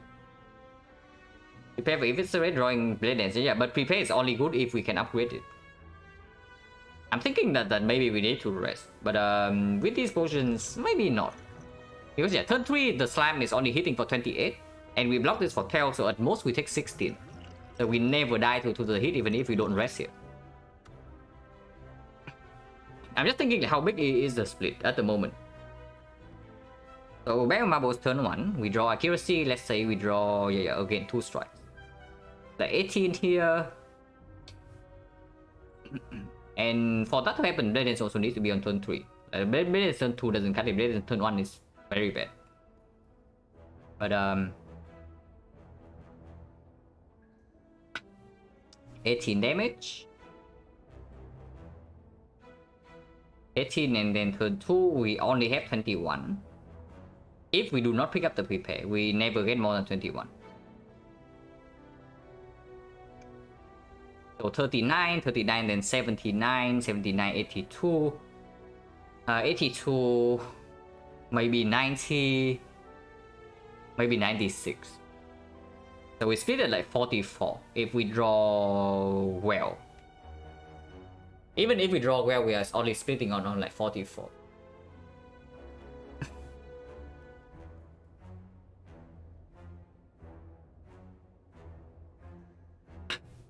Taking the prepare means that we redraw to Blade Dance faster, and we also have free damage from Eviscerate sometimes. If prepare Eviscerate lines up, we can potentially split on 20. And then if that's the case, the fight is probably solved. If we rest here, we are splitting on like 50. If we rest here, we will probably be splitting on 50. And if Blade Dance is not drawn on turn 3, we also have to take 1 hit. So we rest here, we go to 36. 36 actually 48. But turn 3, we weaken with the weak pot and we block with the block pot and we take 16. Potentially we block for 1 cut. Because we took a defense already. So we are facing 11 on turn 3. So we are 25. And then we have 10 slime in the deck, and then we split on 30. That is losing. Yeah, that is not winning, even with the freaking Ginger. So it doesn't work.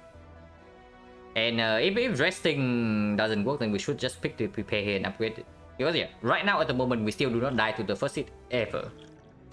Like, at worst case scenario, we go to 2. And then we play the fight from there. And yeah. With this as the only damage card in our deck, like no matter how good a split we get, if it's not like below 20, we are probably still dying post split, unless we redraw to this immediately. So I just pick the prepare and upgrade.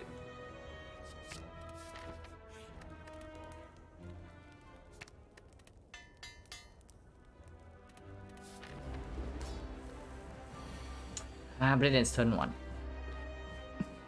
That means we are taking a turn 3 hit then. Unless the prepare Eviscerate lines up and then we can split with I mean we deal 60 here, we deal 69, yeah, nice. We deal 60, 69, and 73. Yeah, 73, we can block turn 3 hit, and then we wait until we redraw to this thing. And then we split on slightly lower than 30.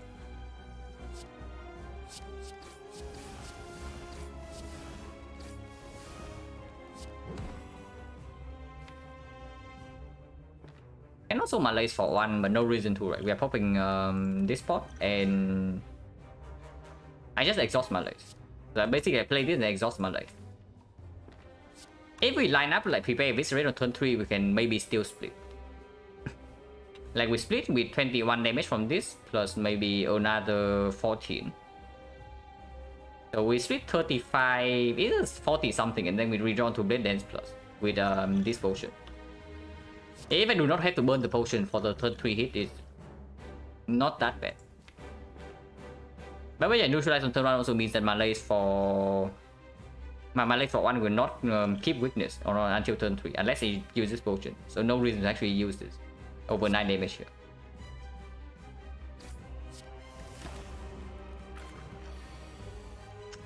Viscerate on turn 2. So I guess we block next turn and we wait for the redraw.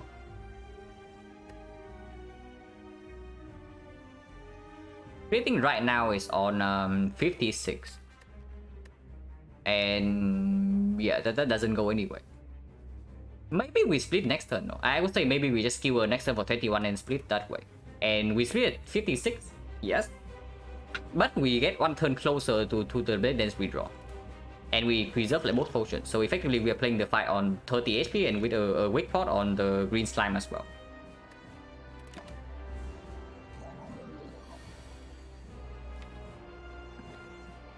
Yeah, otherwise we are taking how much damage are we taking here? We're taking 8 damage. And then potentially get 5 more slime in there. Yeah, that doesn't work, right? We just split here on 56. And prepare is in our hand next turn, so we get to see more cards for the Blade Dance.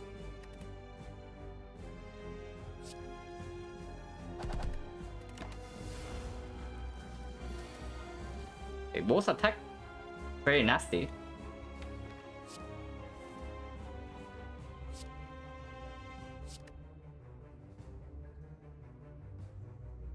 But this is where the block pot can come in.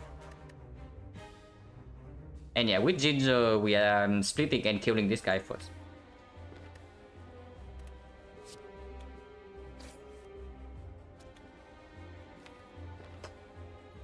So 25. Yeah, that double block is clear. It's freaking scary. I agree. It's freaking scary. And yeah, prepare shuffle out, so we prepare Viscerate like another thing.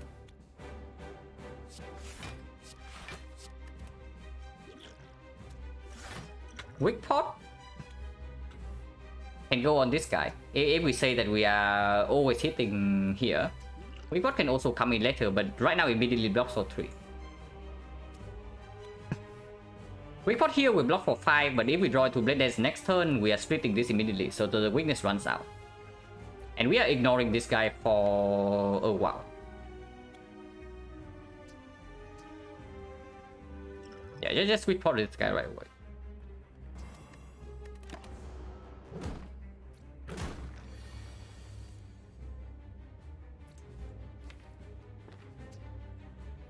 If we don't split this guy right now, we are dead. So we have to split him on 27. And then next turn, this guy is guaranteed to attack. So there's no line here, yeah? We have to split, otherwise we are dead.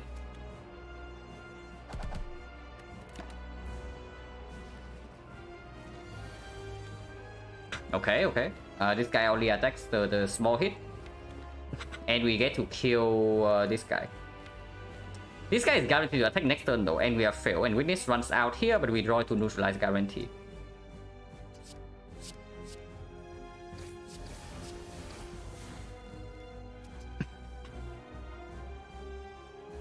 Yeah, Ginger value, like, of course. We still do not have to we still do not have to interrupt this guy next turn. So ship probably has to go here. Yeah, I talked about it regarding the eviscerate before, right? If you do not get to discover eviscerate, it's basically just a skewer, but worse. I'm thinking whether to play double block or the strike. But this guy needs to die next turn. If we take 4 right here, we go to... Yeah, if we take 4 right here, we go to 12. And next turn this guy is weakened. If he attacks for 18 next, we will go to 13. So we need to block again. I mean, this is probably super clear. There's absolutely no way I do not put the shift here. Right, but Ritual Dagger tempo size 1. Yeah. Ritual Dagger is ridiculously powerful. It's insane. 16 right here means that we can double strike and then we can still block next turn. Yeah, probably has to be it because we are playing this with holy crap, like how many slime is that? 1, 2, 3, 4, 5, 6, 7, 8, 9 slimes. Going to be 11.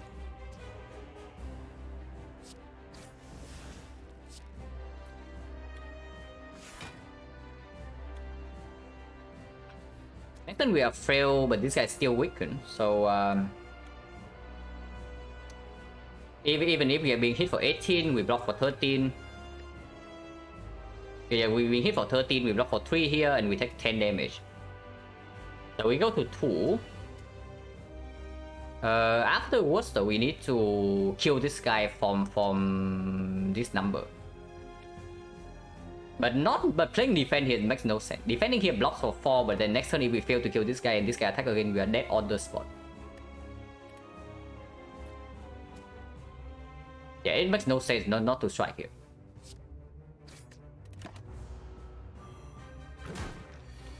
He doesn't attack. Him not attacking is I don't know whether that's good or not, because if we fail to split this next turn, we're also kind of dead. Because next turn we no longer have weakness here. So there's another line now where we put 15 damage here and then play a defense block for 3.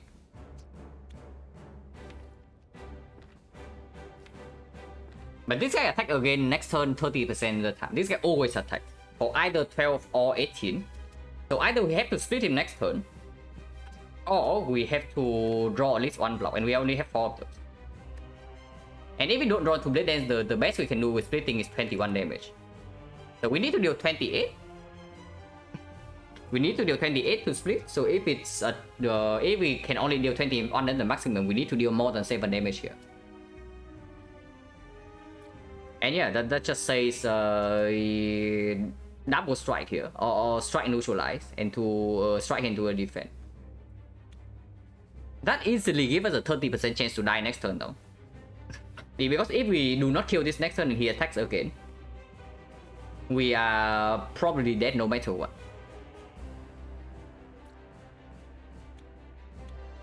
So that doesn't work out.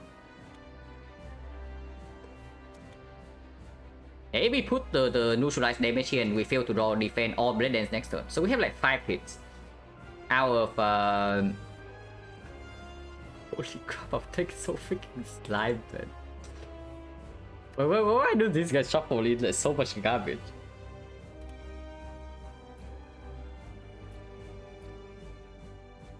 But basically, if we do not kill this next turn, he attacks again, we need to draw blade then. Otherwise, we can still get away with a block cut. Not or every block cut though, because if this guy attacks for 18, we need to draw survivor or 2 block. If we play Eviscerate lines up, we also can split more than 21. Yeah, if that's the case, then we should probably just kill this. Yeah, if that's the case, we should probably kill this then. And yeah, if we die next turn, we die.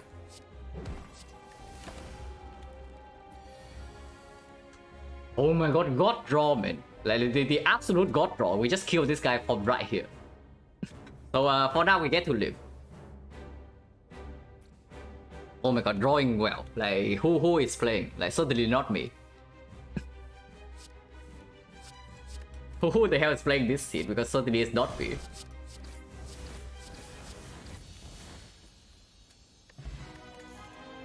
But yeah, we pick a Malay already. You don't need a second one. After image, we pick up any blade dance from here. So after image is going to play.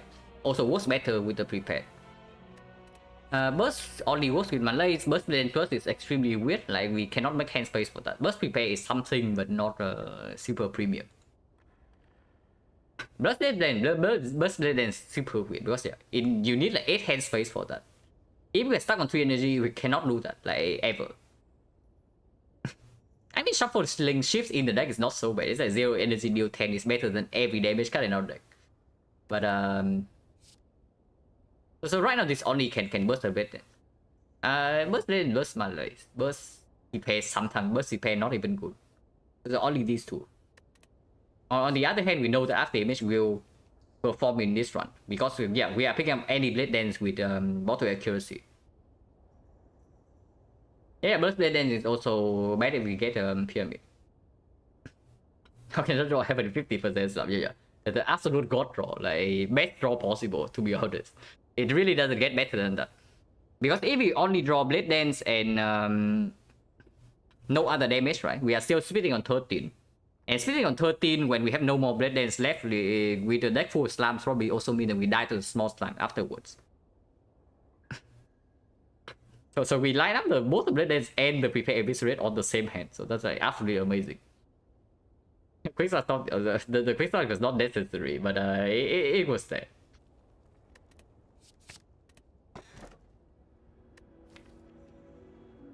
Yeah, there's a pyramid. Which always lines up the repair with eviscerate. It makes playing blade dance plus slightly weird at times. Yeah, wrist blade, sure. Wrist blade with only one blade dance. And then any subsequent blade dance we pick up is only upgraded with this thing. Honestly, before I pick wrist blade is the astrolabe, because yeah, 5 strikes. 5 strikes, and then with the P5 we also want higher cut quality.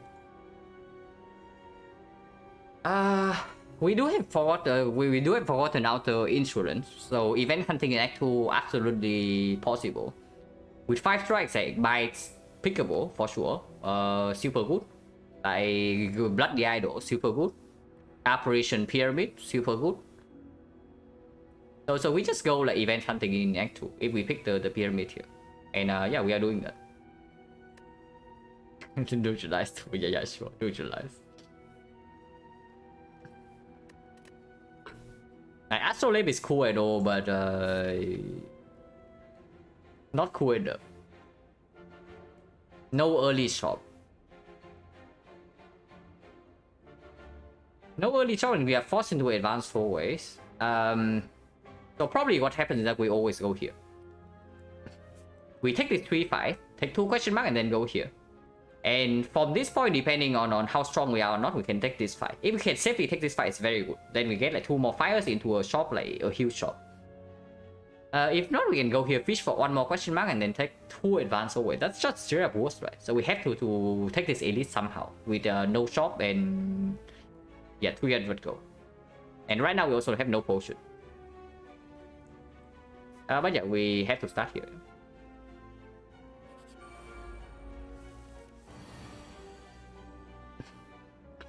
Well, we get to kill one of them on turn 1 and block for a decent amount.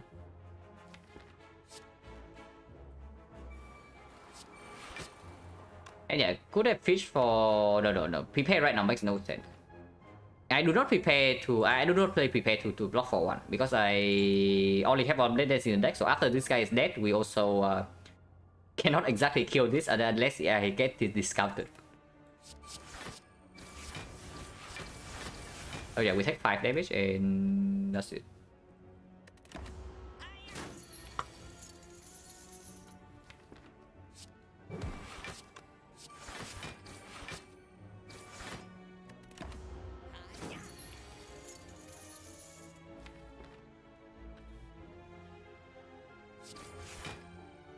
Well, eviscerate at least we cannot miss. If I do this, then it costs 0.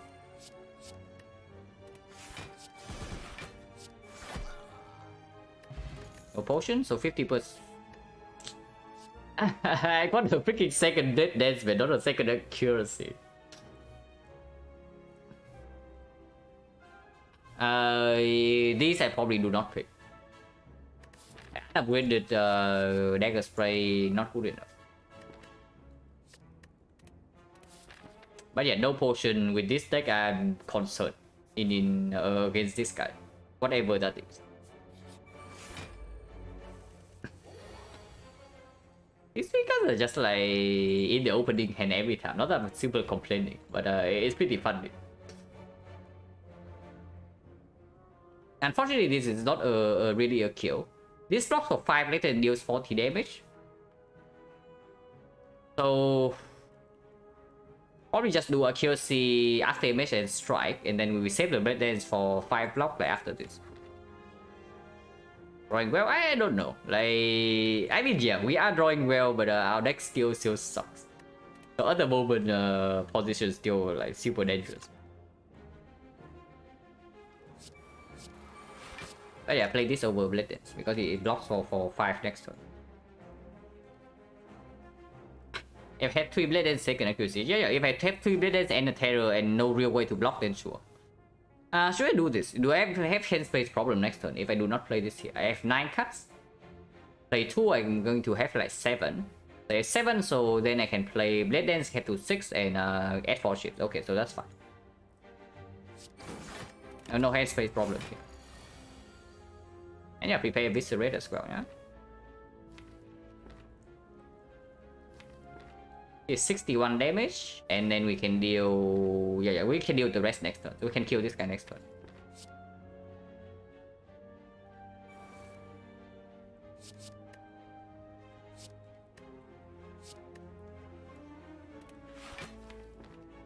Could have waited for the survival as well, but I want to do it right away because then we also get to block for 2 more by playing this combo right now.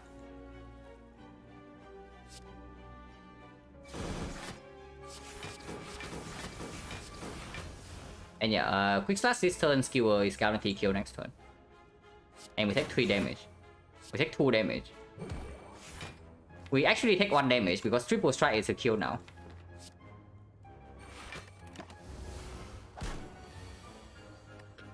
Does it count? This card is it must hand side. Yeah, because the you see the card in this game usually works exactly as written in that order as well.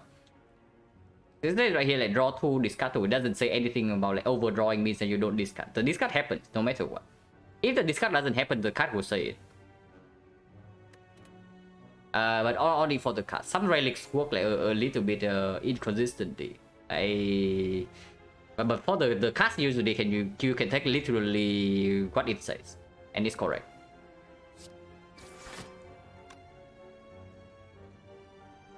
Oh, okay. I see. I misunderstood the question. Yeah. If you overdraw, it doesn't count as discard. And even if you overdraw something, the Endless Agony, right? The card is put in the discard pile, but it's not counted as discard. So if you have a full hand, you draw into Endless Agony, 1 card is put in the discard pile, or maybe a Death Range. That doesn't discount Eviscerate or make the Sticky Strike free. Example, inconsistent rally, things like it's not really inconsistent, but it's not obvious like how it works. All the shuffle relics like the Sundial, the Abacus, and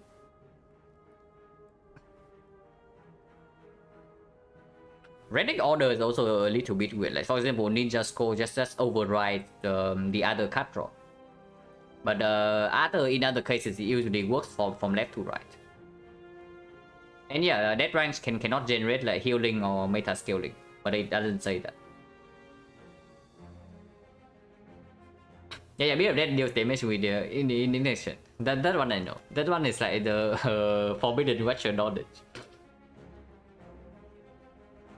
It's just super weird.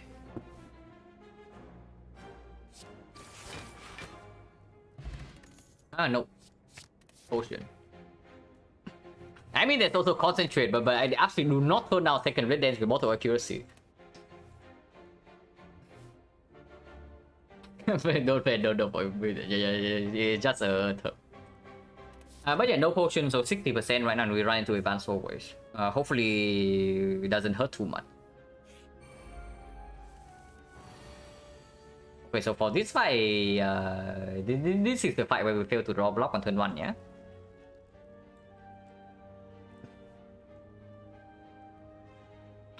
Let's get Resco after Penny set up both fights. Penny will proc before Resco's strength applied. Really? That's pretty funny. But yeah, this fight will hurt. This fight hurting is exceptionally clear. The only question is like how much it hurts. I'm thinking of doing Survivor Eviscerate and then not play Accuracy, but then we lose out on the marbles value. If I just do Accuracy Survivor Blade Dance, we deal 60 damage. This guy gains 3, 4, 5 blocks. We deal 48. Next time he attacks again, we are taking more damage. Right now we're only taking 16. Hate this mob? Yeah, me too. Don't worry. Everybody who plays Spire hates this guy in deck too.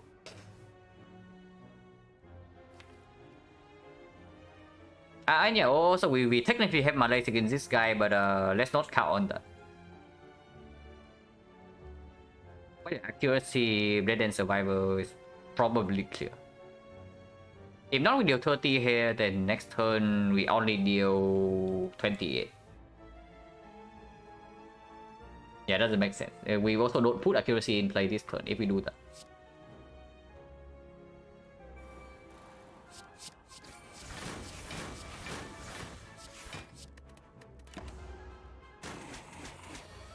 And no attack this turn is probably a good thing, because then we can freely deal 21 and next turn we have like another 15. Actually, we don't have 15, we are not weakened. Potion, but not a very good one. So when dagger over second prepare also kind of wants an upgrade. Like Crow Dagger is good in the sense that first of all we remove one defense, so our brown density right now is kind of crap. And with mortal accuracy, it at least deal 10 damage. So this is like 1 energy, drop 6, deal 10. It's very good. Yeah, that's also infinite blades. But yeah, I don't mind this because we also need like to block at some point. It's not real block, but it mitigates a little bit. More shrine garbage, like it's just shrine garbage all the way. So we have to fight another advanced always here. Hopefully you don't die for 26 HP, because that would be sad.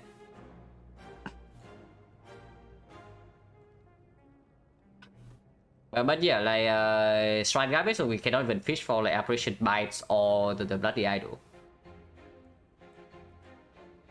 If we completely avoid fights, go here, avoid advanced always again, we go to another question mark here, then there's no shop, so it doesn't make sense. Here in this spot, it's probably transform 2. Transforming 2 strike is probably super clear here, when we don't even get to see a real event after this. King Zuzu, let's just double strike garbage here. It's still not a good relic, but at least you can play the game properly. With the user bracelet. Yeah, but yeah, here we take the transform 2.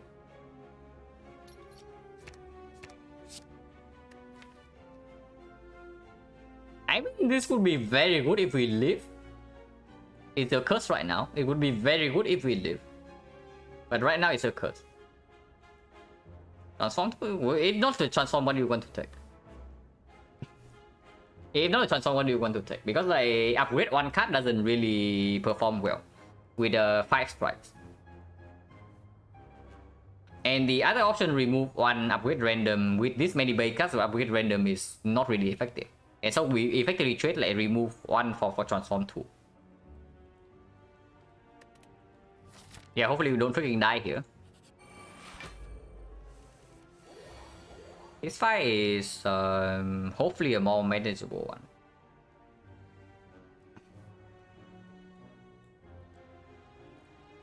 but only if we withdraw into this fairly quickly. Accuracy is clear, and I think Riddles is clear. Yeah, Riddles is just clear, and Riddles on this guy. With after image and the pyramid, maybe we can try to block this guy without like Blade Dance in the opening hand. And this guy needs to die next turn.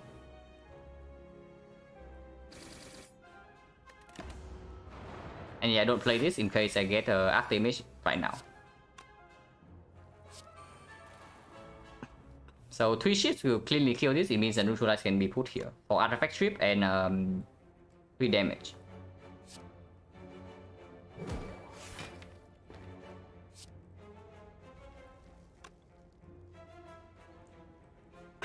And play defend instead to not overblock.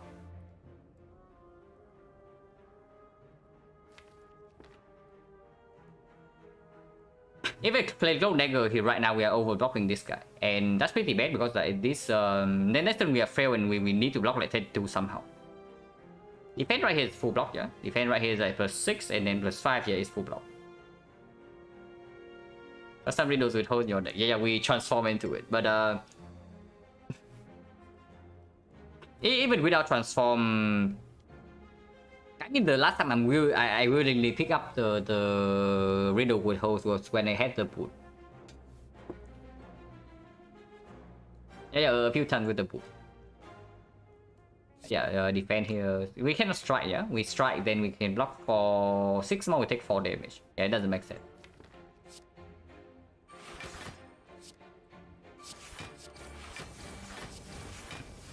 Ever worth to save one ship here to block for 1 next turn? Probably not, because I would also like to draw into the prepare to have it discounted. And drawing into this also weakens if I commit 1 energy on it.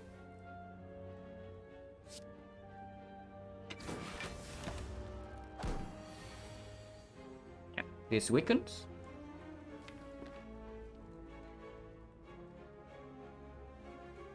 So this turn is like Survivor, Clone Dagger, Melee Skewer.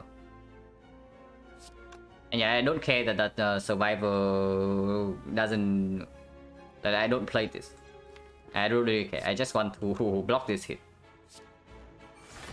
And make more hand space for next turn to actually draw into this prepare. And yeah, Melee for 1. And then block for 2. Take 1 damage. Prepare is right here. Prepare right now does not shuffle, which is good because I want to redraw to this next turn. If possible. So in discard this. Play the Viscerate. Play the Blade Dance. And I guess we play defense over quick slash to block a little bit more. We did 36 damage next turn, so any Blade Dance would still kill.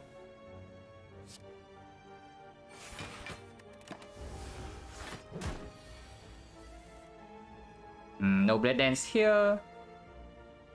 So I guess we take a little bit more damage. I think we can use this potion.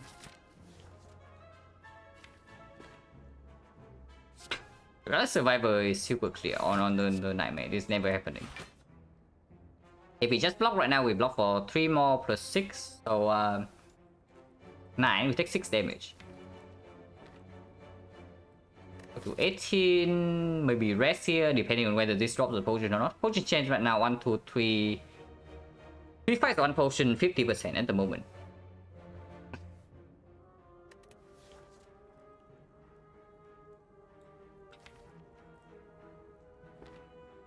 And yeah, draw potion is not exactly a good potion when we have like head clock problem, especially after these 2. But drawing right now doesn't exactly make sense. Drawing right now, we need to draw exactly to Blade Dance Plus. The Blade Dance Minus doesn't even kill. And even Blade Dance Plus, we don't really have head space to play. It makes no sense.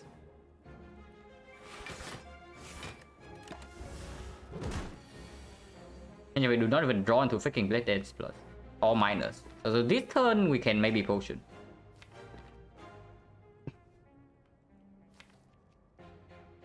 Yeah, or even Clone Dagger, like... I don't mind defend into potion here. Yeah, defend into potion here seems fine.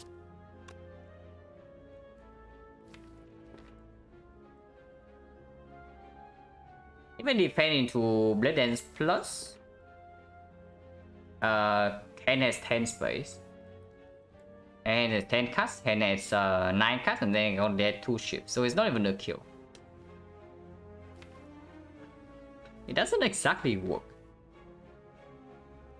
But we need to draw into prepared. Yeah, the prepared is a real card we need to draw into, not the Blade Dance. Otherwise, we don't have hand space to deal with it.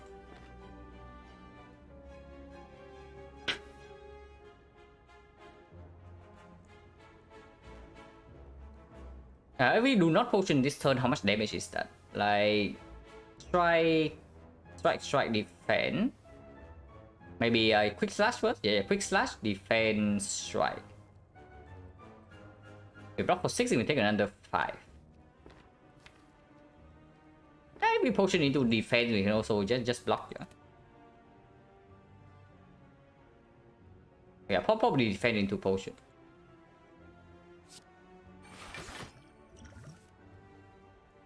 Going to double Blade Dance, we do not exactly have headspace right now, but we can do they can defend into 2 ships.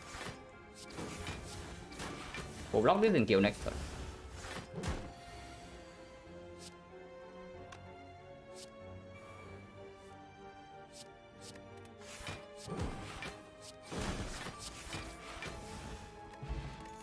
This potion is not exactly what we did.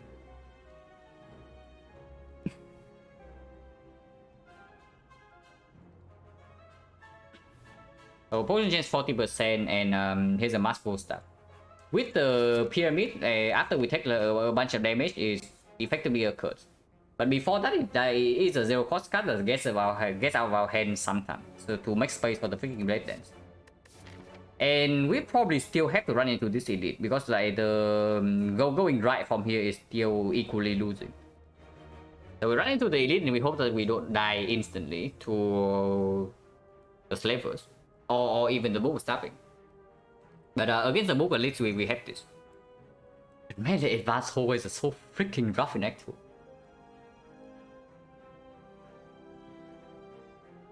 It's just insanely rough, the advanced hallways. Yeah, but yeah, Master Star is probably positive.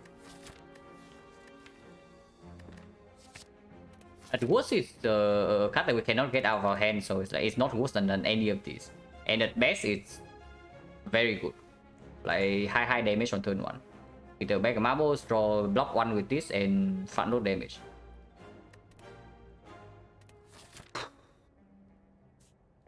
Can we ever upgrade here? When do I pick distraction? When I have burst usually. It's not a desperate pick, because when you're desperate, right? When you're losing no matter what. If you're losing no matter what, then with the current deck, then you pick distraction to hope for a high roll with a nightmare or something. But if not, if you're not picking it up desperately, then you probably need a burst. Life coach, we reach a huge thread. Like, thank you very much, coach. And I hope you have a good stream. Personally, for me, I have been like throwing left, right, throwing runs left, right, and center, and then I'm trying to work on like I'm trying to work on my mindset because like that is like really holding me back right now. But hopefully, it can recover. Piece by pyramid, yeah, piece by pyramid, we are also freaking dying. so I don't know like how amazing like piece by pyramid is. Because yeah, this relic doesn't do anything in fight, this relic doesn't do anything in fight, this relic also doesn't do anything in fight. This relic is good on turn 1, only turn 1, and with this it also is less effective. So currently we are fighting with Can't really were facing playing this run with like maybe one relic, maybe 1.5, and that is rough because if we cannot take this elite right here, the rest of the act layout is like also terrible. And yeah, it's not like the freaking advanced whole here is any easier than this fight. And man, breaking the transform 2-1 on this is like really bad. It's really, really bad. We rest here, go to 36. Okay, how much? What can 36 do? We cannot actually block the slavers at all. So if we see slavers, either we kill them in the first 2 turns or we are dead. Almost the same for the book, but against the book we do have both the taunts and the melees. We cannot upgrade here. Yeah. If we upgrade, we run into slavers, we are dead no matter what. If we rest, we can kill the slavers sometimes. The upgrade here goes on melees, only works if melees is not exactly bottom deck against the book, so not even reliable. Against Gremlin Leader is probably our best fight if she decides to play nice.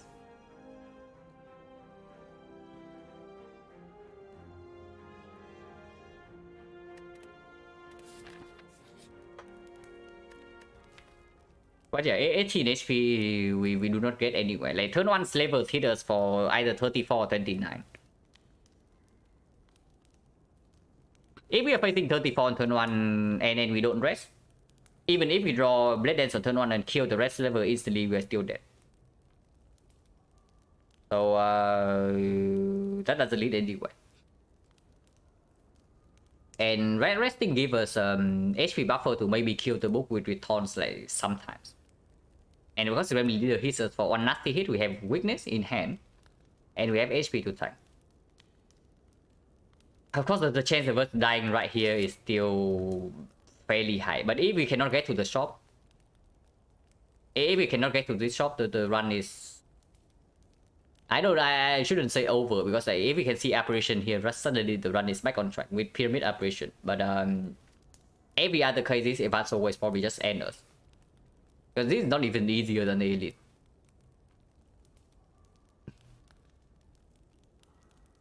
So we probably still have to run into the elite here, like no matter what. And accept that probably we have like a...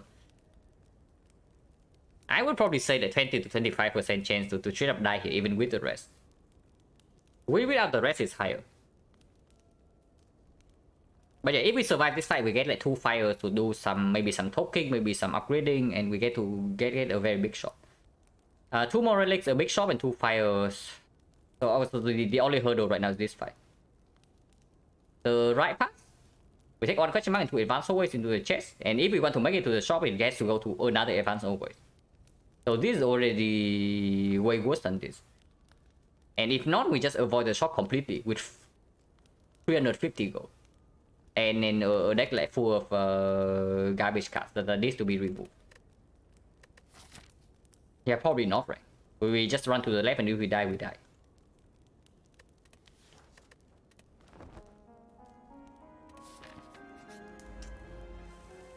Okay, at least we draw Blade Dance on turn 1. So we are facing not lethal damage, and then we get to kill this guy on turn 1.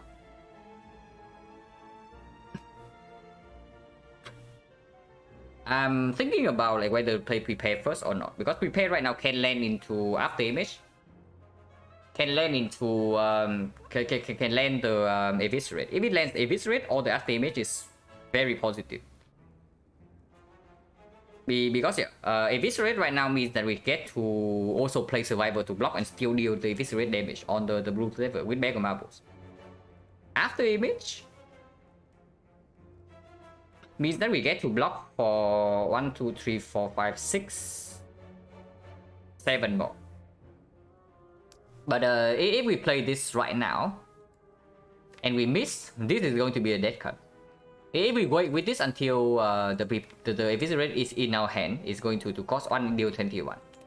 And after we play the Blade Dance Plus, this turn we don't really have that much damage anymore. And we need to kill quickly because we are still facing like 12 damage this turn. Even with like Blade and Security Survivor. Hello, we just untilted. This is second run. So the first run was good. The second run, so usually when I tilt it comes right now. On the finale run during Act 3, we were very strong. It was a win. We used like 6 potions. We used 6 potions in the hard fight. And then had 10 dexterity. We did not even need to grand finale the hard.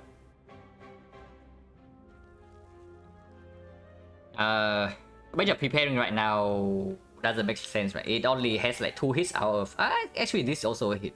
If we don't hit this right now, it's also becomes useless because yeah, it costs 2. So prepare immediately means that we get 3 hits out of 16. We draw 2 cards and we have 3 hits. The chance that the first one is a miss is 13 out of 16, and then it's 12 out of 15. So 4 of 5, 13 out of 16. It's 52 over 80. Yeah, 52 over 80 is actually 13 over 12, 65%. So 35% chance we get a hit, like one of these 3. If we get a second Blade Dance, is that a kill on this guy? No, we have 5 damage off. Yeah, second Blade Dance is 5 damage off on this. It's not even a kill. Some veterans? So it's only like 35%, yeah?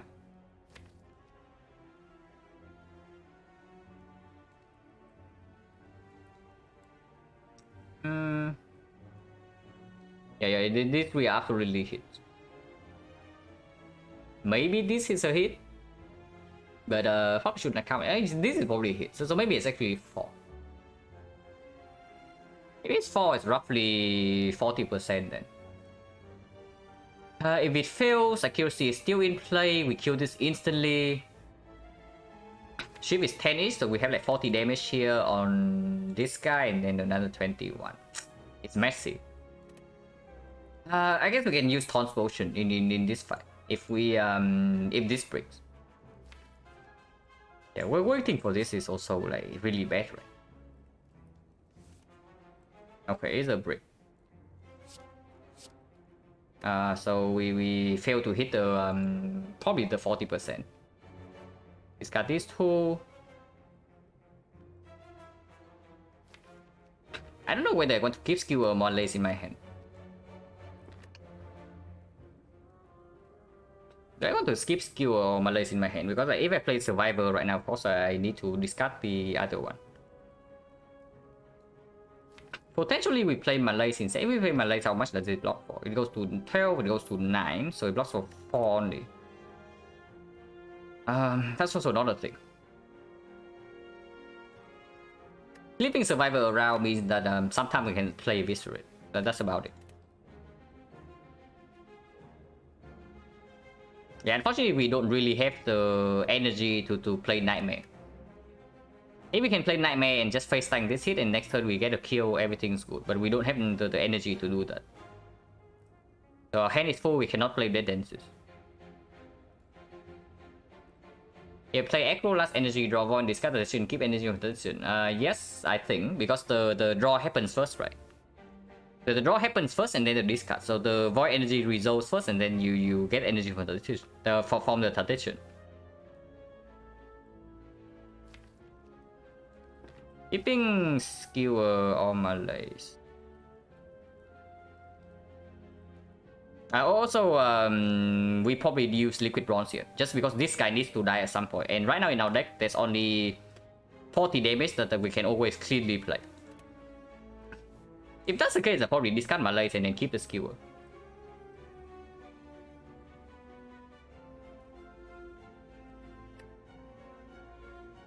Yeah, I probably discard malaise and keep the skewer. We can also... Yeah, no, it doesn't make sense. Discard the defense instead, but not really, right? Because next turn, we are still taking 12 damage this turn, so we are 24. It's not like we are like insanely healthy. And yeah, with Ginger, we actually kill this guy first.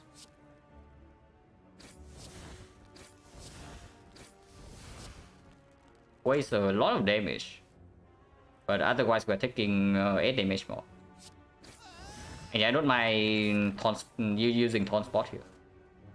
Because the damage on this might matter. And yeah, discard the Malays and keep the skill around.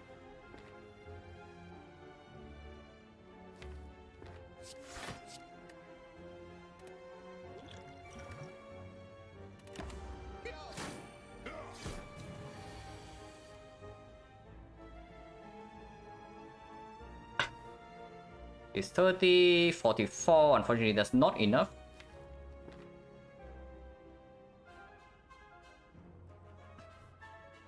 We are fighting 11 this turn, yeah?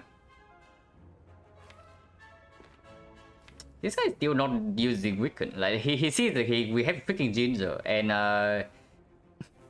yeah, because we have Ginger, he decides to never Weaken us. So, very well played.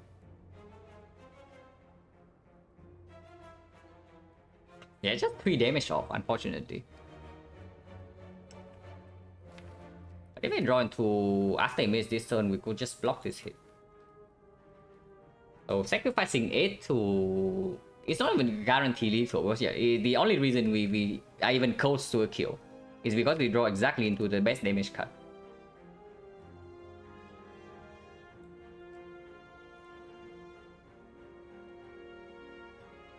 Do I still try to kill the Taskmaster? Probably, right? We take 11, go to 13, and we deal 30 damage here. And yeah, this guy cannot do this hit next turn. So even if we have to take a full hit from this guy and spend 3 energy to kill the Taskmaster, we do not die.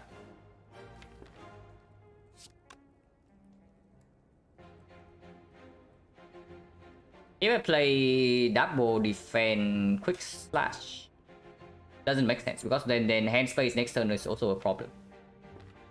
It blocks for more though if I draw into after image. So I play after image into this. We deal 8 damage here, deal 11 with the taunts.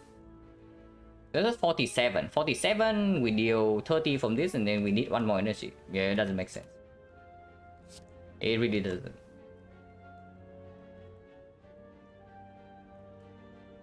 Quick slash, we could hit cloak for kill plus block, small chance. It doesn't kill. We are 10 damage off if we hit the cloak. Unless you say that we quick slash here. But we need the Taskmaster to die. Because when we get flooded with wounds in this deck, we are dead. We don't really have a way to discard the wounds. Like we played the prepare already.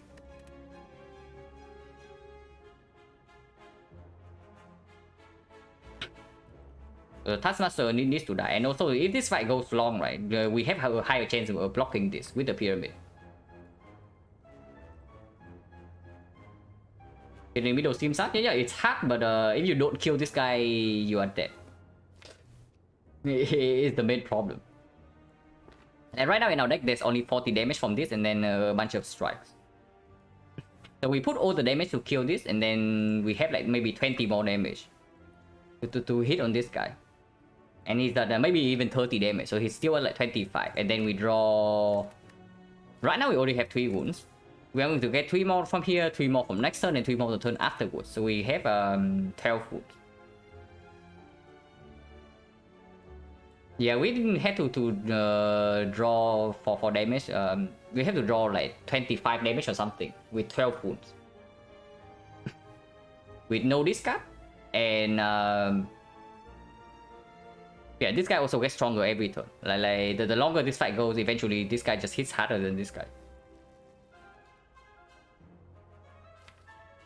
If I play the Blade Dance here though, and we still fail to kill this next turn, we are dead. So let's try to prevent that from happening. Because if I go all in on here, right, and next turn we spend 3 energy on killing this guy and take the full 9 here, we are still at 4 HP, and then afterwards we can maybe do something. But if I play that, then double defense right now, It goes to 25. So 25 next turn means that I need to draw into Clone Dagger. If Viscerate doesn't do it, because there's no way to discount Viscerate. So the other line is to play one more damage card, and then we take 16, go to 8.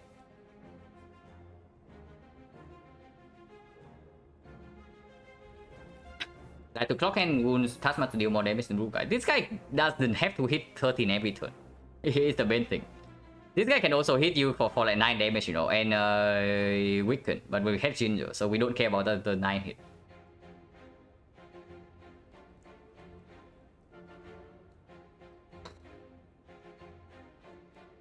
Red Dance. Is it ever taking 21 here? If we take 21 here, yeah? And we play Blade and Skill on this. Spend 2 energy on Masterful Stab, technically it can ever be right. Yeah, it cannot. If we spend 2 energy on attack, it's on the Skewer. It's like there's a line here where we play Blade Dance Skewer here for 44 damage. This guy dies to taunts. We take 21 to our face, go to 3. But next turn we always have full block. This guy only hits for 9, we know that we have 10 block in hand. And then we draw into slightly more damage. So we can block one turn with this, we block another turn with 2 defense, we block another turn with Neutralize Clone Dagger, and then the turn afterwards we die. But in the meantime, this guy takes 9 damage from taunt. So he's at 49. Is at 49, 49 with this is at 39, it's actually at 36. 36, 28, 1 damage off.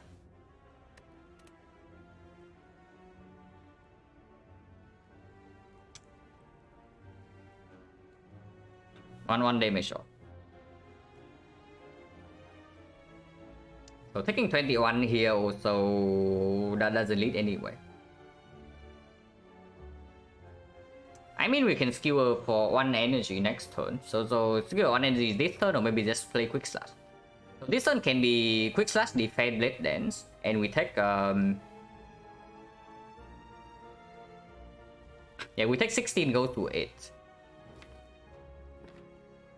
Yeah, we take 16, goes to 8, and then next turn we play skewer 1 energy, kill this, and then we do defend. And then we defend this guy. That also gives the benefit of like Quick Slashing right now can draw into either After Image or Clone Dagger. Or the Neutralize as well. That is probably the best line, and yeah, I guess we kill the Blue Slaver because like there are no draws where we actually kill the Taskmaster next turn.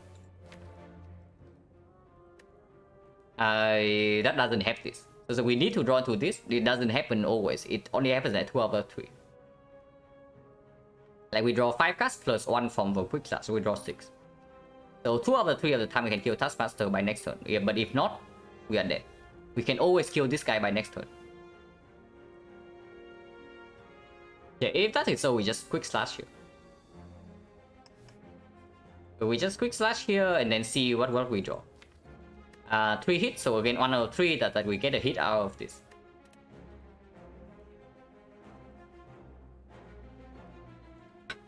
Some additional wounds better, Blue Saber Life lost the HP. I mean, maybe so, just because we are so low already, and then no potion.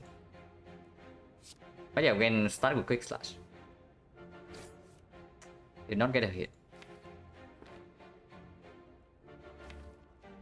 Now, we can actually double defend here though. If we double defend here, we draw into After Image, and then this thing blocks more for next turn. And at the moment, our hand is at 9, right? So at 9, we always can play 1 card into the Blade Dance. Like 1 strike will plus Blade Dance is a very clean kill on this next turn at exactly 36.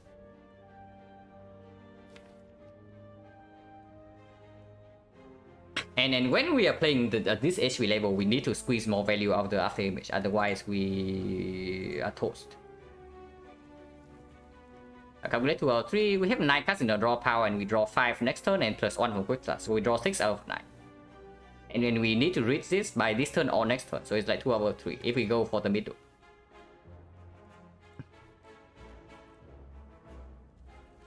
Yeah, double defense here is actually not bad. The double defense is actually not bad at all.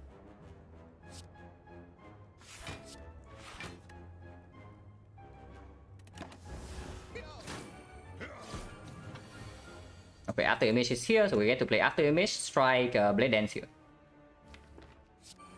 That also doesn't shuffle out the blade dance, which is very good. And yeah, very clean kill on this. And we take another 4. If we play the skewer right now, we take 1 less damage. Of course, they get the skill out of our hand, which is damage cut once we run out of damage. But blocking for 1 more is not bad at all. Because then, yeah, next turn we have like guarantee 10 damage plus this. So it's like 28 damage next turn already with these things. And this is 21, so 28 plus 6 plus 21 is a kill over 3. So next turn we just do neutralize strong dagger, riddles with holes. The turn after we do double defense strike, and the turn afterwards eviscerate alone is the kill. So we can just block for this one here.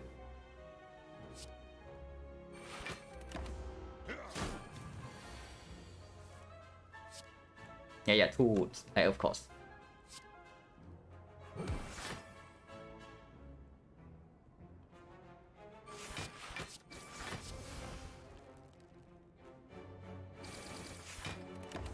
Actually, eviscerate is only a kill. But yeah, more wounds. We are alive at this. Ninja scroll with mortal accuracy plus. Yes, please.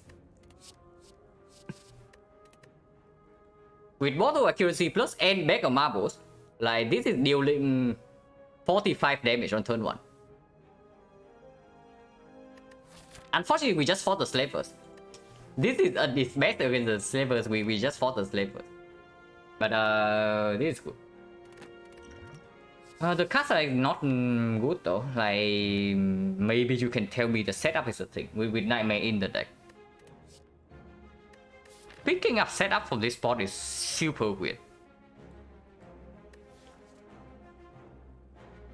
Picking up a 7 silver. Upgrade the AI. Honestly, possible. With the Ninja Scroll now, I don't even mind like upgrading the AI because like, the Ninja Scroll also blocks all 3.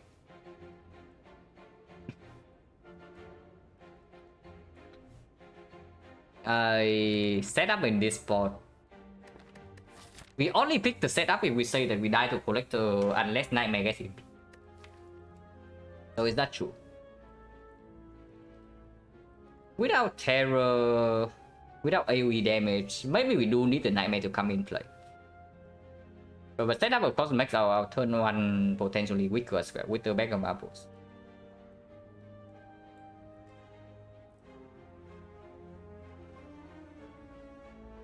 Can't believe in upgrade setup when we have his peace pipe. Yeah, but don't forget we are at 10 HP and the boss is coming soon. So do we need the Nightmare to win against Collector or not? And right now, maybe the answer is yes, because one after image we can never block the Collector. We only one after image we actually cannot block. So either we have to try to kill quickly through Nightmare Blade Dance, or we have to do Nightmare after image and then we can block through the field.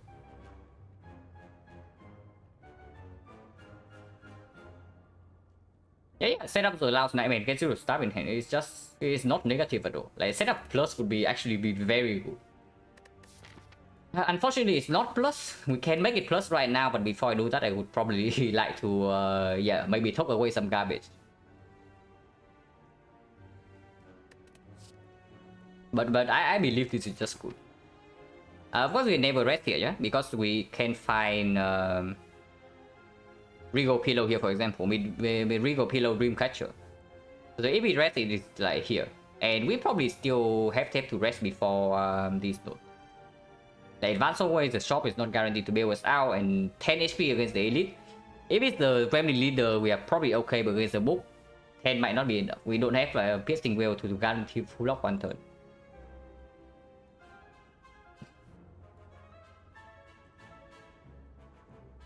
I just pick the freaking setup. Like, it's just good. Yeah, Eternal Feather as well, like for sure.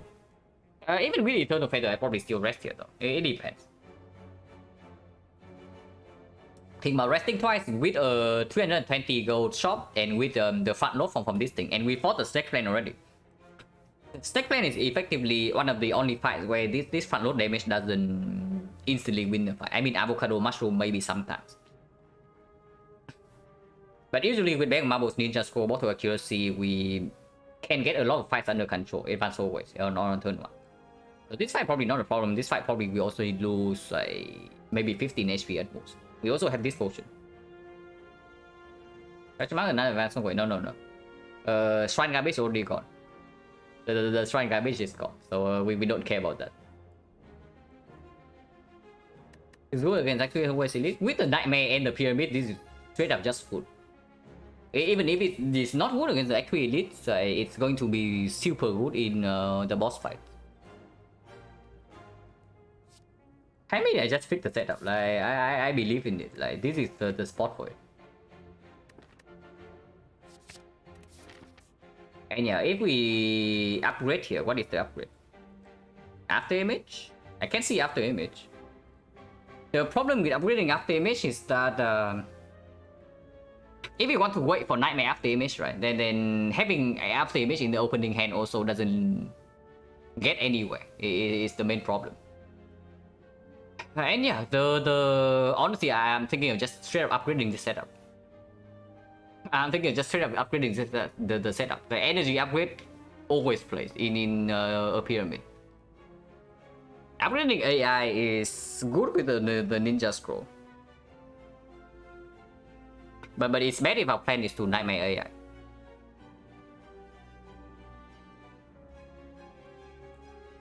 Now, if we have the setup upgrade, if we have setup in the deck, then Nightmare upgrade also doesn't play that much. Because there are two ways to use Nightmare with the setup, right? We can either set up the target and then we get 4 copies that cost 0, or we set up the Nightmare itself. You can also upgrade Malays into potentially the book, but not really.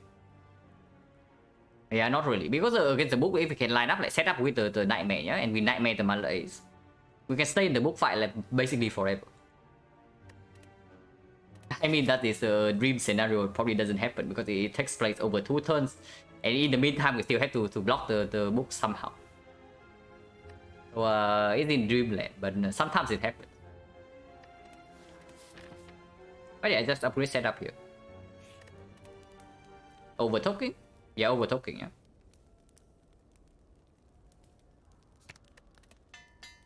With this setup upgrade though, I do not make the energy upgrade after this. Like, no energy upgrade on this, and we don't need to upgrade this. So after this, I probably start toking if we can afford, to not rest at this file. 79 gold. Paper crane with the Malay is quite good. But here we rest. Now we rest. Like 10 HP into advanced always. Avocado mushroom can kill us on turn 1. The Centurion Mystic can also kill us on turn 1. Not very often, but it can happen. Other fights give us a free turn 1, right? Chosen +1 gives us a free turn 1. The Sneko gives us a free turn 1. The Triple Cultist gives us a free turn 1.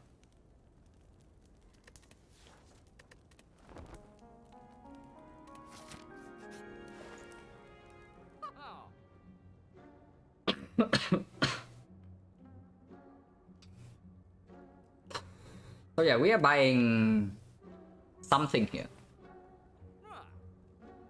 We are definitely buying something. Card remove seems to be clear. To the trade upgraded. To the trade on sale is very tempting because to the trade is already good with the pyramid to make hand space, and it discounts the eviscerate as well. I mean, card remove is super clear. We make this first. And I honestly wonder, because after this act, right, we can still see maybe Penrose bounce. I don't know what would need to happen for me to pick P-bounce, but it can happen. In the meantime, this is complete garbage. Like we are on 3 energy, we have like serious hand space problem. This is just complete trash. It doesn't even deal more damage than this, like barely more. Like 2 energy deal 15 over 1 energy deals 6. And yeah, like Ghost in the Jar is sure. So right now I'm looking at card remove, I'm looking at Ghost in the Jar, I'm looking at Tools of Trade. Potentially a third Blade Dance. With Water Accuracy plus, this is probably still positive. And then of course pellets with the Pyramid. Like, especially when we have like 3 powers and we are fighting Collector. If we have the pellets against the Collector, yeah, we can just save 1 power, potentially this one. And yeah, we get rid of all the debuffs. And suddenly Collector fight is a... I wouldn't say trivial, but it's a lot easier. I love Spooky Ghost. Yeah, Spooky Ghost is definitely the first one of the first thing I consider, like for sure. I say already. I'm looking at this, I'm looking at this, I'm looking at this, I'm looking at this, I'm looking at this. And before I buy Lantern, I always buy this. With the Pyramid into Collector. Okay, Lantern, yeah, Lantern is too expensive. Like, it competes against very good things, and we cannot do that.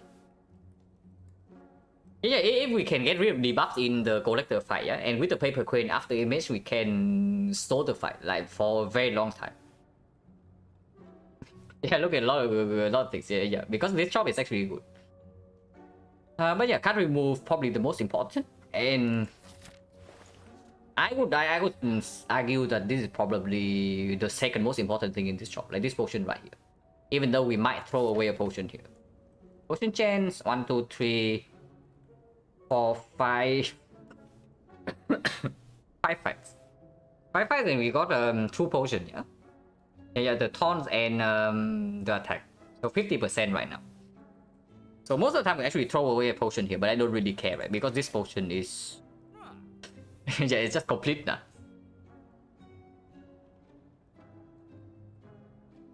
Yeah, Blade Dance Spell is like absolutely very strong. Like it's skill and attack in 1 card, 1 energy. So how much gold do I have if I do this? I want to buy Ghost and this, so 268. I want to take out remove for sure. So 300 and so I cannot buy 2 the trade then. If I cannot buy 2 the trade, and then the way to activate the pellets could be to Nightmare the after image and then save on after image for the debuff, which is perfectly fine.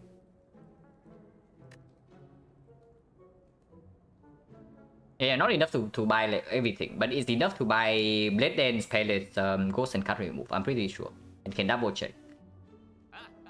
268. Yeah, 268 plus 126 is wait, 268 126 is 394. So we are left with 6 gold if we do that. Or is Lantern not good? Lantern is good. It's just not as good as the other things. And we cannot afford everything, so we don't consider this because it is like... It's reasonable, but it's definitely not over the other strong things. How difficult is it to make hand space? With the setup plus, it should be a lot easier, right? Yeah, so that's probably what we are doing.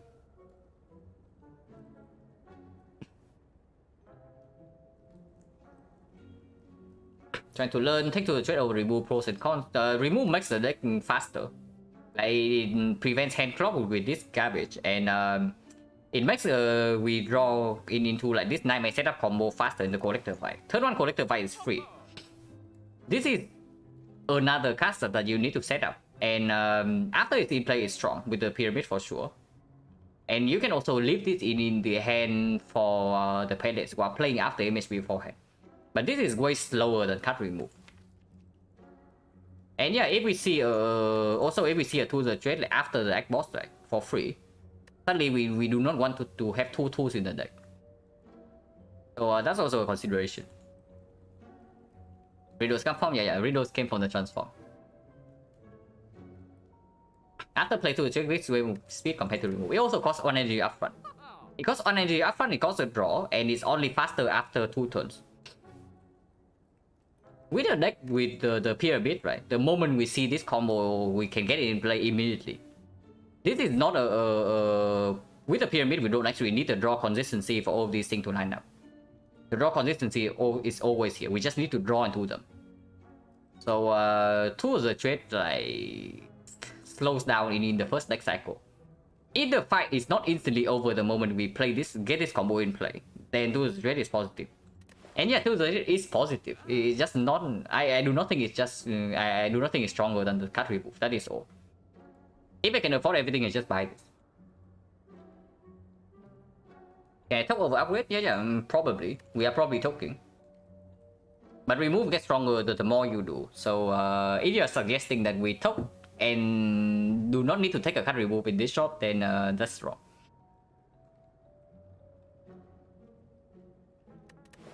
But yeah, we just do this.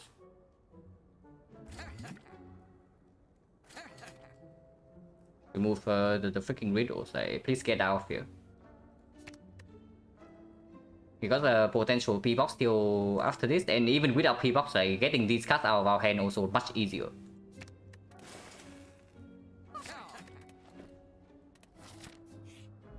And the Red Mystic, hopefully not too rude. Okay, not too rude.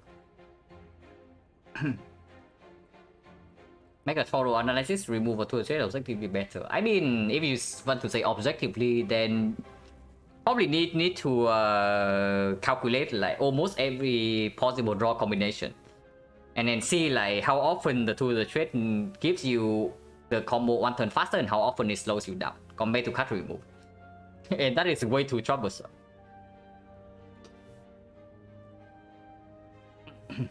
To be safe, 5 hours, I think P-box. Yeah, absolutely. P-box after Act 2 already not so strong. And we are ahead on removes right now. We are taking another strike. So we only transform like for 5. So that would be very sad. But riddles is still worse than the thing. We have a kill on this, yeah? And we have a kill on this, so we just do that. Also, with the Palace and Mortal Accuracy, mutations here is 3 strength. Permanent. If we see the mutations here. And yes, I attack 3 strength over transform 2.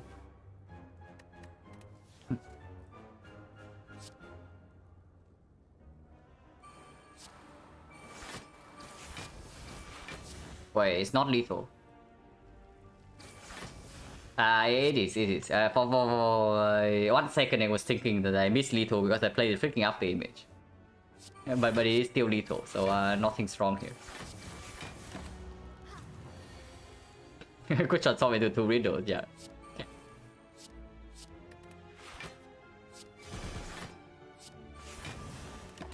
Also to heal next turn, and then... yeah, we can do this combo as well. No potion, so 60% right now. Catch-off plus, not interested. Escape plan is probably positive with the pellets, like 0 cost card that works with pellets is good, and cycles itself, so if we end up nightmaring after image is also good thing. And yeah, it can easily draw the card that we play the setup on. Drops of pellets activation. No. We are not taking Couch plus in this spot.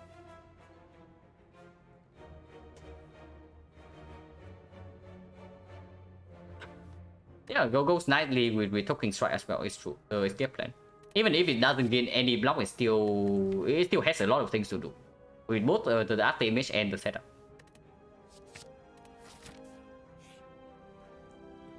What did I say, guys? 3 strength permanent, yeah? 3 strength permanent. I mean, we still need to draw a skill on turn 1, but most of the time we have like 3 permanent strength here. Say take checks. Yeah, okay, sure. But yeah, we actually take 3 strength over transform 2.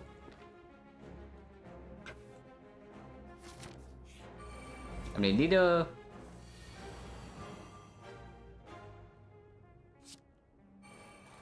And yeah, we need to play a skill.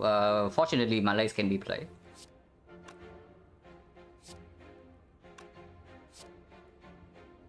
Don't need to actually play this power yet. It gives a bigger Malays if we hold on to the after image.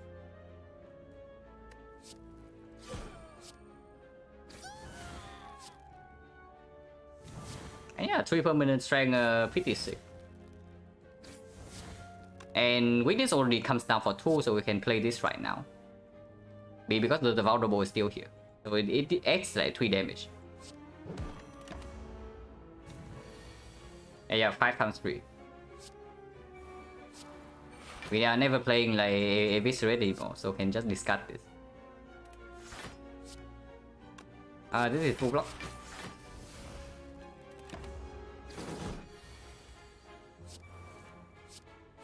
And yeah, we just kill this turn.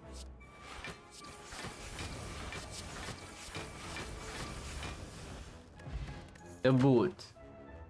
A little bit too late. We literally just removed Riddles with Holes. So a little bit too late. And yeah, Riddles with Holes is 3 strength. Oh my god, that is so much better than Strike.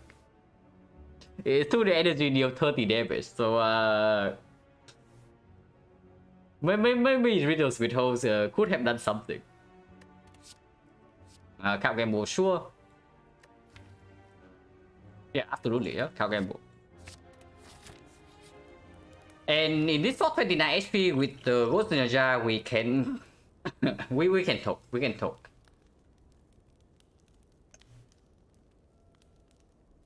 yeah, simple nemesis. That's sure. We can actually talk here. And the top of course on the strike. Because turn 1, yeah. Turn 1 we have guaranteed power and guaranteed attack. So we just need to draw into one of the skills.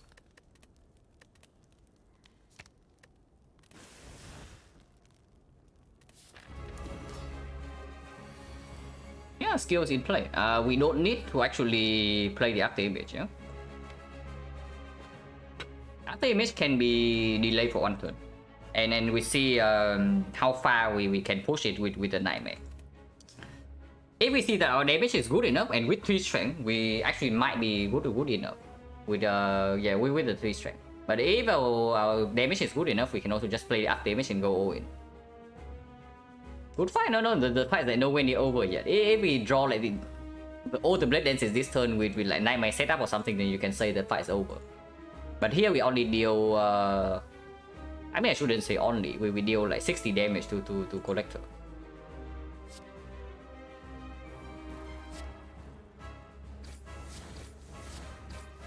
Question is, what skill do we play? Because the prepare can line this up, can also instantly make us draw the card that we set up.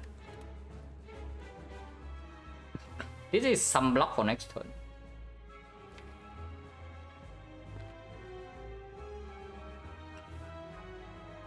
Probably can fish with this first.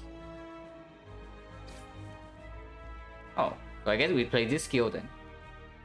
Yeah, this is the skill we play. Holy crap, 130 damage turn 1. The attacks. Both Nightmare and setup not in our hand yet. And we have like 13 damage shifts. And not dispelling the palace, like how bad is that? I mean, maybe it's not bad at all. We can just like set up out on the blade dance and that kills even through weakness, right? Like if I don't play up damage immediately, we're also facing heavy damage. I want to preserve this potion if possible. Yeah, probably can start with up damage right away. Because like, if setup and Nightmare, if either one of these are not in our hand already, then it's already too slow.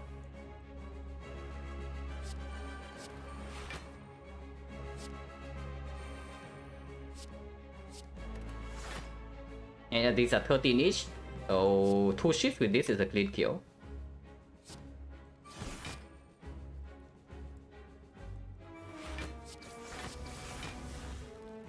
It's 30, so 30 plus this also a clean kill, so we can almost full block this hit.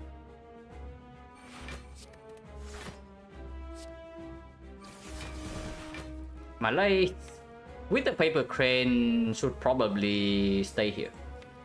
And we don't exhaust this for 1 block.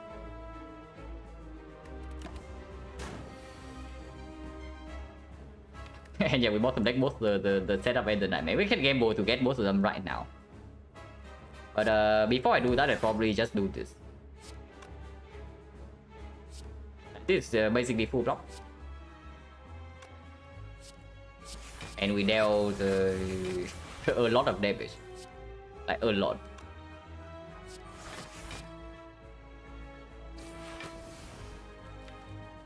And still gamble for 4 and play setup on the Nightmare. But we can also just set up on the Nightmare next turn and then gamble anyway and then get all the garbage out. Yeah, we just deal like so much damage, absolutely. But letting for 1 right here doesn't make sense.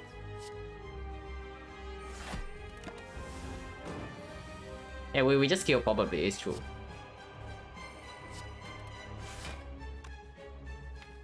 And my lace for 3 here and then gamble after. And just gamble right now. If we see one of the Blade Dance, Nightmare costs 0, so it's also just straight up a kill.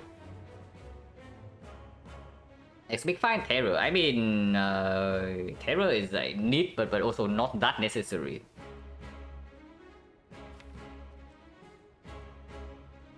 Discard 5 and one of them is guaranteed to beat it.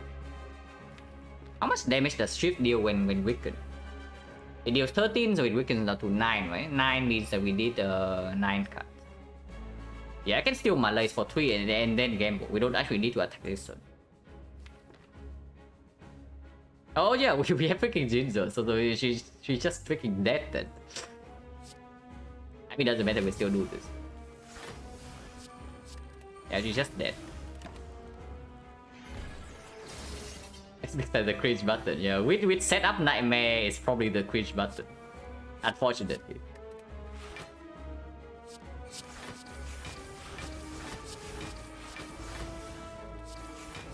If setup had Nightmare Pyramid, it's probably just a cringe button.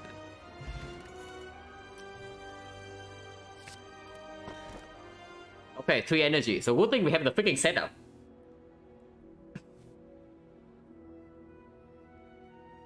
Yeah, very good thing that we actually have the setup, because like without the setup, right, with Nightmare Red Form 3 energy Pyramid, we actually also don't get anywhere. But yeah, after we get it in play, you know what happens after we get it in play. We have like permanent intangible with after image, and we don't even lose any dexterity. So if we get Nightmare setup after the Nightmare setup Red Form in play, we win. That's basically it. It's not Tiny House. And I would say this board probably Cage is stronger than Blackstar. I don't even know how well we are doing against actually this, by the way, consistently. If we draw super well, then we just like murder them on immediately. But yeah, now that we are stuck on 3 energy, lining up like setup on Nightmare Red Form is crucial for late game clock. If that's the guy, just like take 2 strike remove. Star looks okay. Not really, right? We have Force Parting. We have Force Parting in actually, and I don't even know how strong we are at this specific moment. We have a lot of damage, but we actually cannot block. Even with the Paper Crate. And yeah, we don't even know how many at least we can hit without the green key. I just like the Cage here. Even though Cage is a bad relic in this spot, it does have some use. Because yeah, the moment we get this combo in play, we win on the spot. So just make it faster then.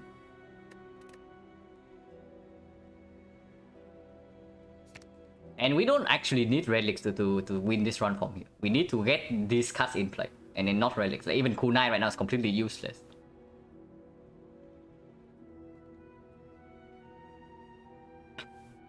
Yeah, deck Mr. Hard can just take remove consistency.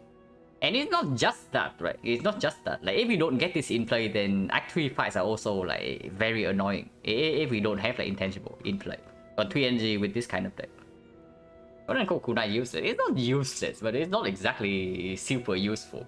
In the hard fight at least. In the Awaken 1 fight, for example, when Kunai is very strong.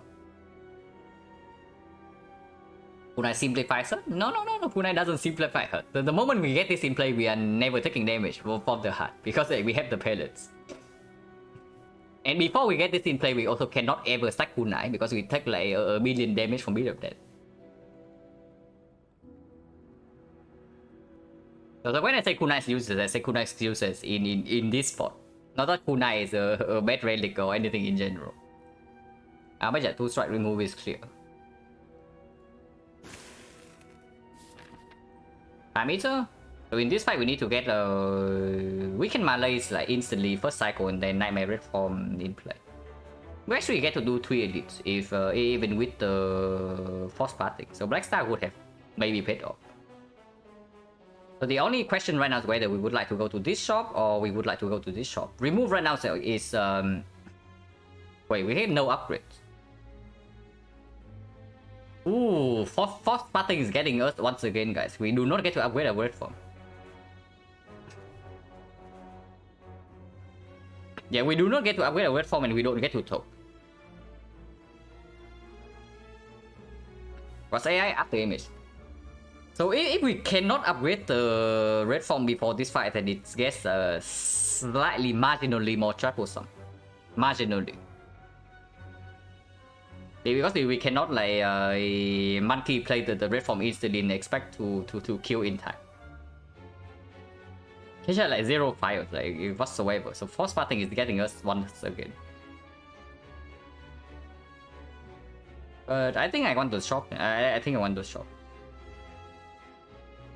I may set up red copies at 0 cost. Yeah, absolutely. Start here. I think I want early shop.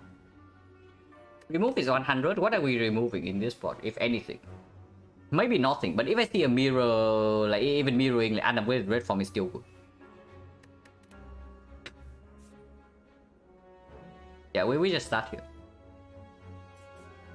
Let's go buy room. I don't know how much we can take like upgrade O in this spot. But we can try. Upgrade O is scary, but we do have this potion.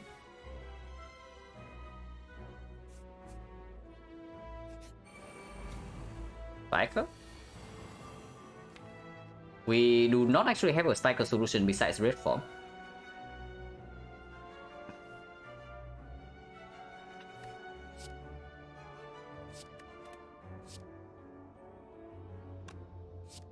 And I do not actually want to leave the ships lying around with Spikers here.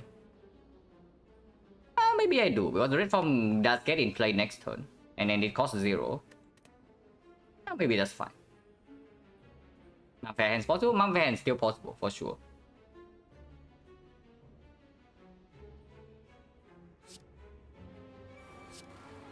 I guess one ship in hand is not so bad. And yeah, we block this.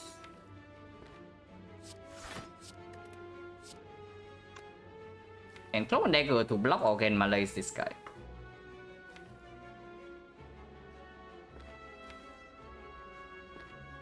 Or we should just Malaise.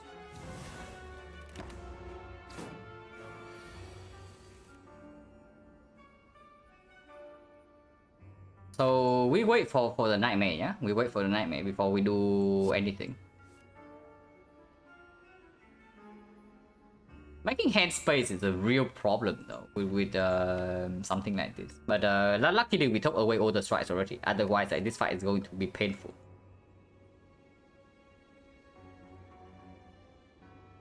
So cloak defend and then we can play one shift here. And then if they attack next turn, these Blade Dances are not in hand already, so I don't really want to play the red form yet. It's not a guaranteed kill. And kill very quickly, even 2 spike. Yeah, but I do not want to take a single point damage here. If I play double block here and play one attack on this guy, next turn they attack and no longer have block. And this doesn't even make hand space. Actually, it does. Yeah, it makes hand space, so it's probably just good enough. And yeah, hit this guy's Malay, so we hit this guy first.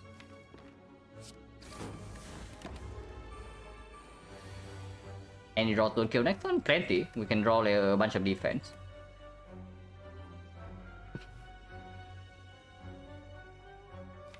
Now we can probably go though, with Blade Dance in hand already. Like in 2 turns we are guaranteed to have a kill. If we red from last turn, right, then this is the last turn intangible. Shield is 10, shield is 13. We have like 3 permanent strength from this. But yeah, red form can be played right now.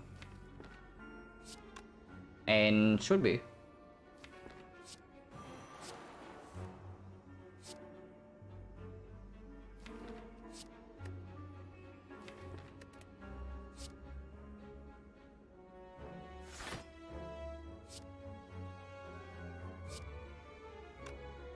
Can 4 attack skill this guy and then 4 attack skill this guy next turn.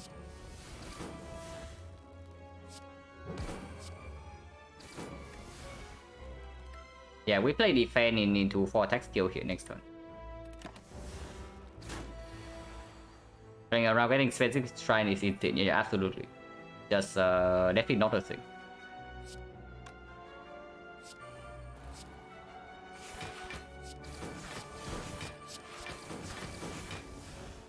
No potion? Yeah, finish or whatever. So obvious skip. Potion chance 50%.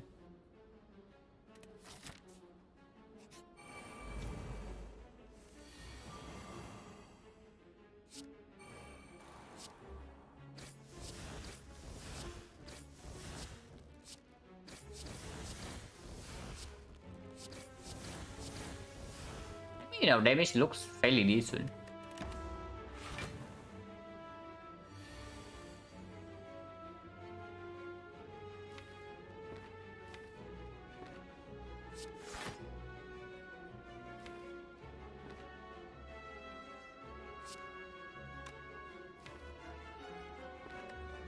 Oh, we can still just do this, just in case.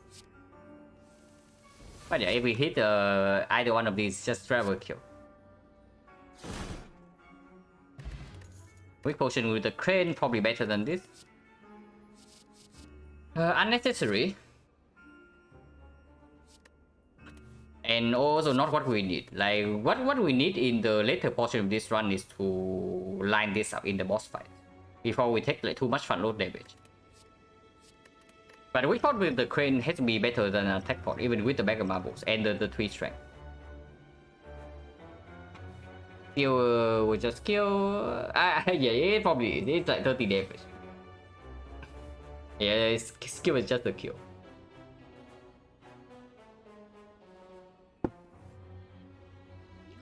But yeah, we toss attack port. Keep this. You want upgrade all cards? You want upgrade all cards? Here's upgrade all cards. Oh, okay. So I actually need to think about this choice a little bit. So I take a short break, and be back in like 3 minutes.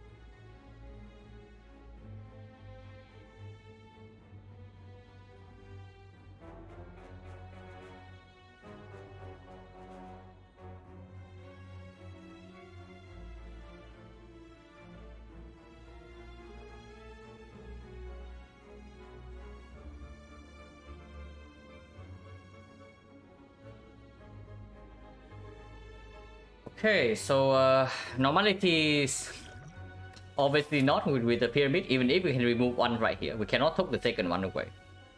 And the second shop's until right here. So basically normality pyramid, we just commit suicide if we pick the gold here. Upgrade O is insanely strong.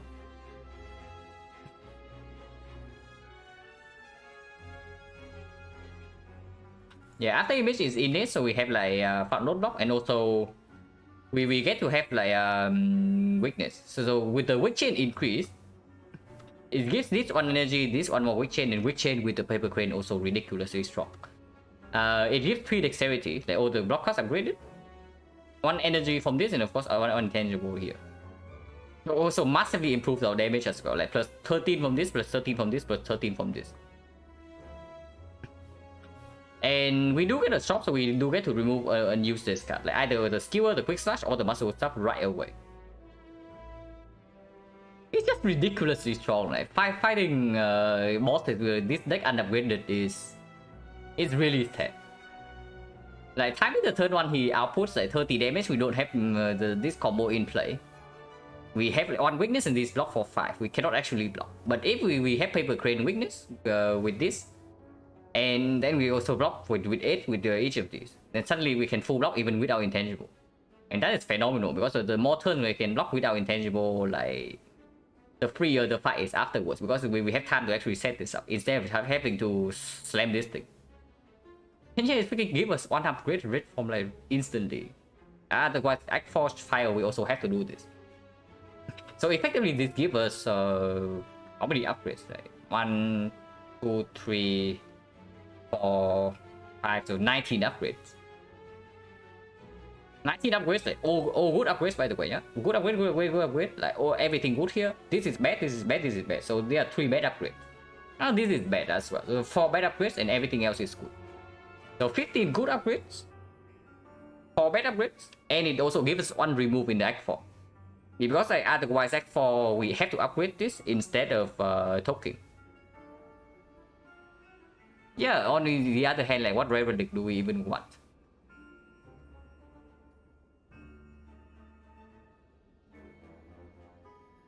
Stab is gone? I don't even know whether I remove stab over skewer in this spot. Yeah, you cannot heal at all, like no matter what. Your HP cannot go up. The moment it goes down, it cannot go up. So Lizard Tail and Fairy will not work. You just die. Incense Burner? I don't even know. Incense Burner stronger than Upgrade O here, because honestly I don't think so. Like Tungsten Rod makes our job like a lot easier once we get this in play, but it doesn't speed it up. Gambling Chip is very powerful. Gambling Chip, I would say, is exceptional. Gambling Chip is exceptional. Incense Burner is very good, but even then it is still competing against an insane Upgrade O. And yeah, chip damage taken gets mitigated a lot by the heavy fat node damage. So any fight we can burst down, we can burst down. If not, we have like paper crane upgraded blocks. That part, yeah, that part probably kills us. We just take upgrade over here. There's no way. And any rest type relic also dead at this spot. Because yeah, we have no files and we want to talk anyway over like lifting with Giria or digging with shovel. My pattern is over. Yeah, good thing we have this thing, man. One pattern is over, but good thing we have like something that guarantees that we do not have a bad turn. After third one at this. And then you realize, man, taking the upgrade over here give us less bad turn compared to not. Because like right now, this deck actually cannot block without intangible, or if we cannot freely play cards with after image. After we take the upgrade over, these are actually real blocks. These are real blocks, and we have a proper weak chain with this paper crate. 9 go impossible? Yeah, 9 go is impossible. We cannot we get only 1 shot and we do not get any fire to take away the curse. So we have like a normalities pyramid. Yeah, let's not do that. For 5 turn 1, it doesn't matter because in Act 4 we want to upgrade after image anyway, right? So regardless, we always end up with 5 cards on turn 1 in Act 4.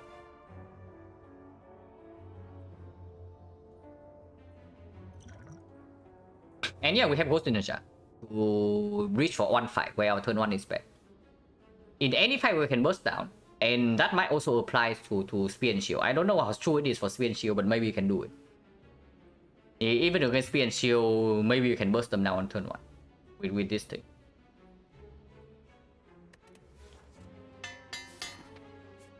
I mean, it's just ridiculously strong. Hopefully I don't easily regret it. But yeah, right here we kill one of them turn 1 and then we full block the other one. No problem.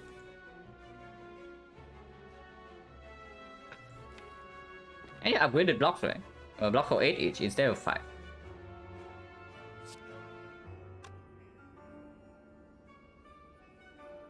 Madman? No. This upgrade O is not really a Madman at all. The Madman upgrade O was when I took it at 20 HP. And yeah, we won the run. Now that was a Madman upgrade O. But this one should be fairly strong. Defense Silent best block card. I mean, almost true. If not for the fact that Survivor exists. But yeah, what are we doing this turn? Also, by the way, with a kind of head like this, a Lantern would be super sick. Unfortunately, Lantern is already gone. But yeah, after image first, how much are we blocking? Of course, I do not take a single point of damage here if I can. The block for... yeah, it's completely fine. We overblock. Even from 13. Kill this guy first because he attacks every turn. Actually, we guarantee to have a kill next turn. Yeah, this deals 36. And we play setup on it right now. So can kill this guy.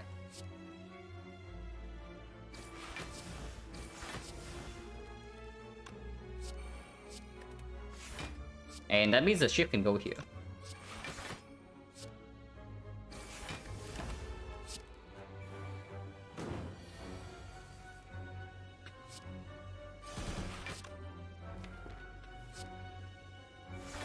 And yeah, in the fight where we need more than 1 energy to block turn 1, we can just not play the accuracy or the after image.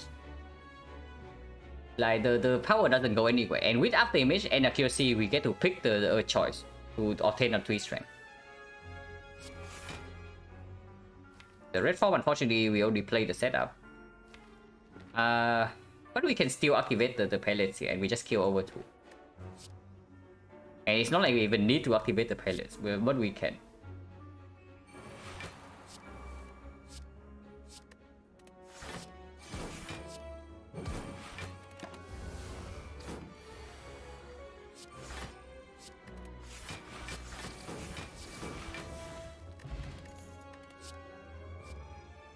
Acro Plus? Clone Dagger Plus is nice and all, but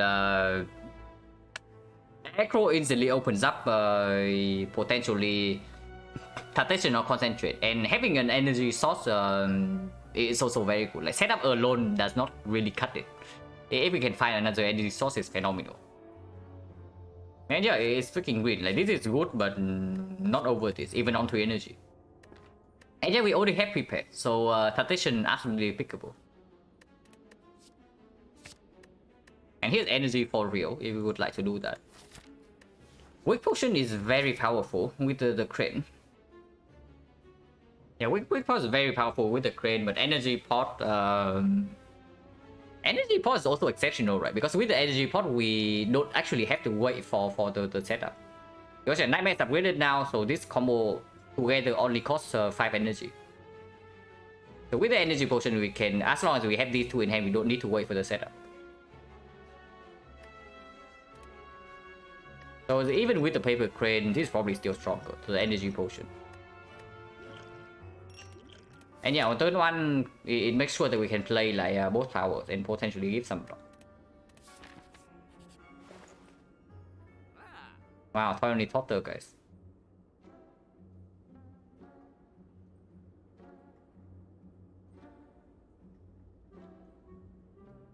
Medkit is totally unnecessary. Yeah, the Medkit is totally unnecessary. So we just take remove it and leave. I do not think Madness is good enough. Yeah, my manage is not good enough. And with Mount of the Bloom, we also actually do not want something that can break us on turn 1. And this is what can be breaking us on turn 1. And yeah, we just take the remove here in the Act 4 shot, we can take the remove again, or if we see a mirror, we can even go here and double remove, depending on how much gold we gain in these floors. Yeah, 2 heal relics after Vibe. Yeah, what are we removing? This can draw into the setup thing. This can be used on 0 energy. Eviscerate. Now that we have Acro Cow Gamble Plus, how bad is Eviscerate? Maximal Stab, also kind of bad, but with Mark the Bloom, we probably don't take damage too much, or otherwise we die. If we take a lot of damage with this, so that this costs like 1 million, then we are probably already dead.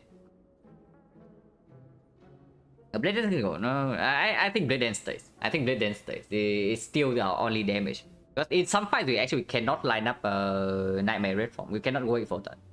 With the Bloom, we actually do not face tank like 15 or something to get Nightmare Red Form in play.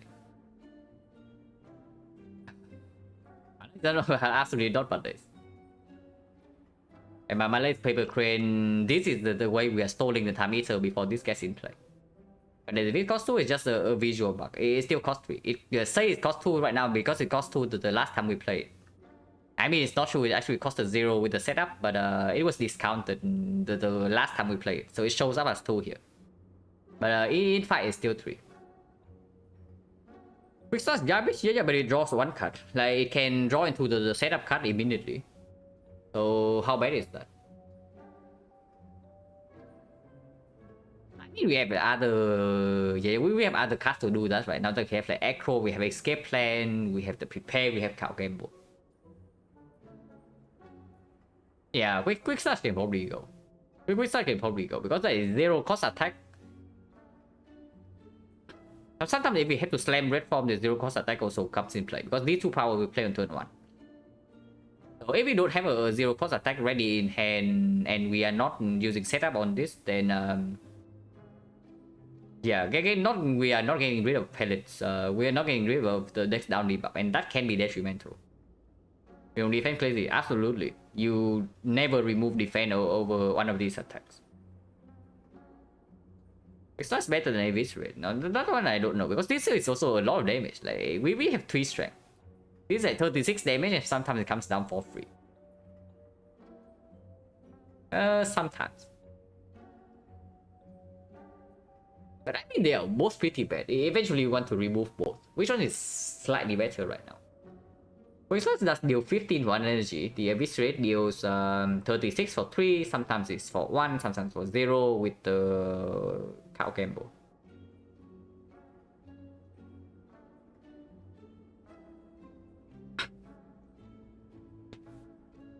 What about status card? What do you mean? If it feels a lot better, it's difficult to play though. It's really difficult to play without setup. Like if we don't have setup, it's either needs to line up through the Prepare or the Cow Gamble. And if we have a hand that bricks, right? If we currently have a hand that bricks on turn 1, then the card I want to see in my hand is Quick Slash and not the Eviscerate.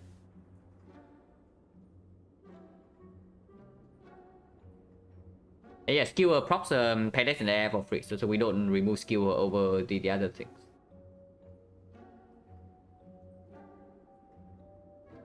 It's just Eviscerate, right? If I draw a completely garbage turn 1 hand, then I do not want to see this over this.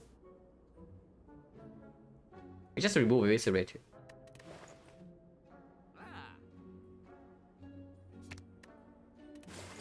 Can buy this leg sweep as well. Some fun note block, cannot upgrade it, but it is decent with the Paper Crane. Make it? No. Make it never matters. It only plays in the second deck cycle, and after we go through our whole deck like once, right? The fight should be over. So the only worry for us right now is the first few turns. Yeah, let's see, it's not green, and we can never upgrade it. because we are talking in deck 4.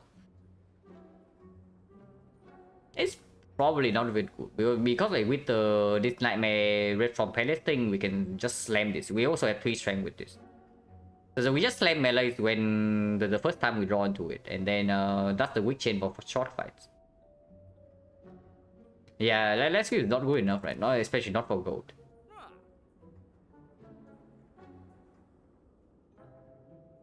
And if not, let's do, then there's nothing in this shop. We leave and then maybe we platform for this shop again to reboot. And one more shot to fish for the mirror, yeah.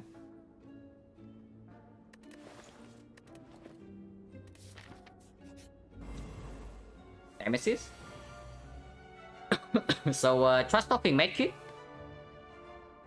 We trust talk medkit, and this guy is here to show us that we are wrong.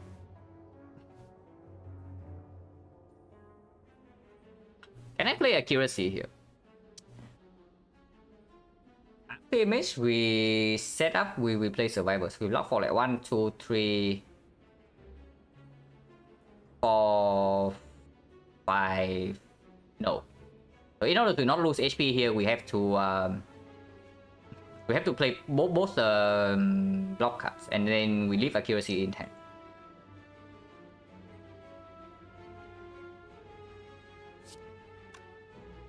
And yeah, after image has to be played, otherwise we are taking 2 damage.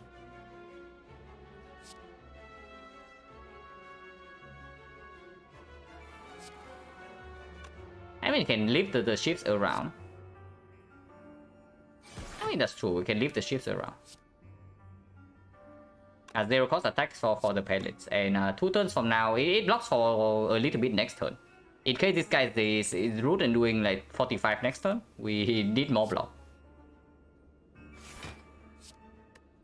And yeah, setup stays in hand for sure. We're dealing 30 with this when we have this in play and no vulnerable, it actually deals 39.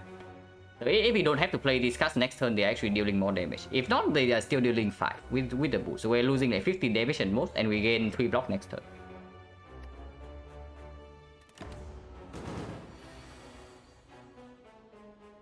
Okay, this guy is decently better. And yeah, here the quick slash with the setup can play immediately if we would like to do that. Like, I set up the accuracy, right? I quick slash and then I nightmare the accuracy 0 cost. And then next turn we have a hand with 3 shifts. So a bunch of 0 cost accuracy and 2 blade dance. It just straight up kills this. So let's do that. Okay, double check that we actually have enough damage. Maybe before I copy it, because otherwise next turn our hand is full of garbage. This is plus 24, yeah? Plus 24. Do we have end space? We do. We do have hand space. So plus 24 and plus 27, shift deals 31 each, and we have 11 copies. Yeah, this guy is super big at that next turn.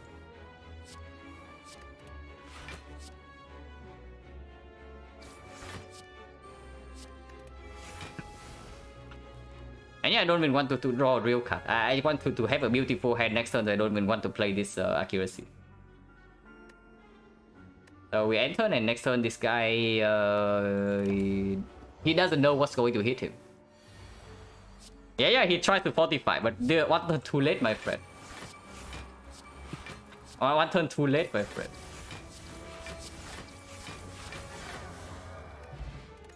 Oh, bang. I mean, I guess we can still go to this shop. Here's the left view for free. And we probably don't even pick it. This one I don't take. The force blade is absolutely not necessary. It's probably also a brick. But yeah, here's the left view for free. Do we want it or not?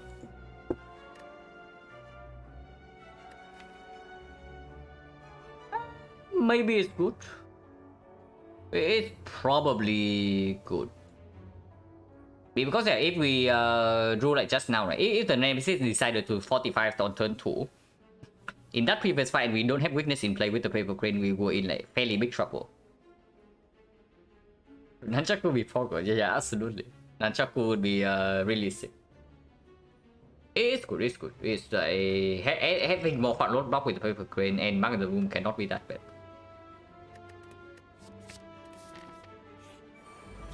Transient. That should not be a problem.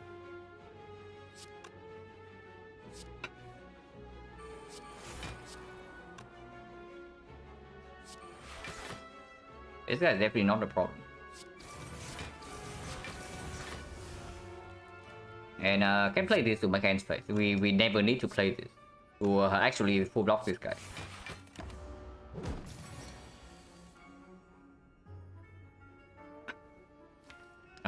Setup is in hand with the nightmare, so we can stack up so the leg sweep and do something like that, but also not necessary. And set up blade dance and nightmare next turn.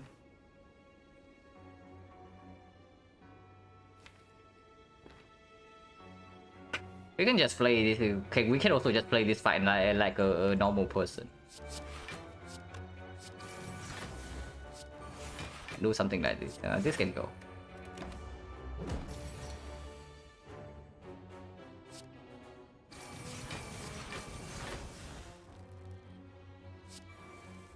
Yeah, reform is here.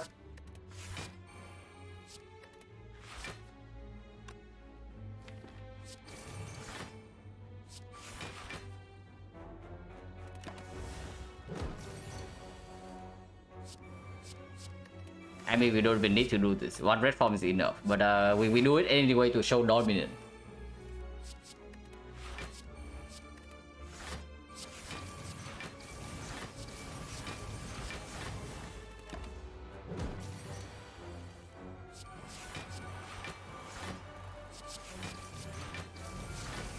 I just need to remember to play one card next turn, because otherwise we're taking 1 damage. And with Mount the Bloom one is not really not.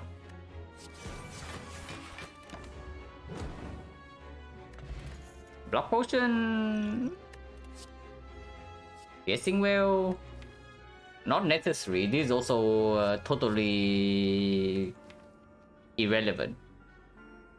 Piercing Wheel is like okay, but in any fight where Piercing Wheel performs,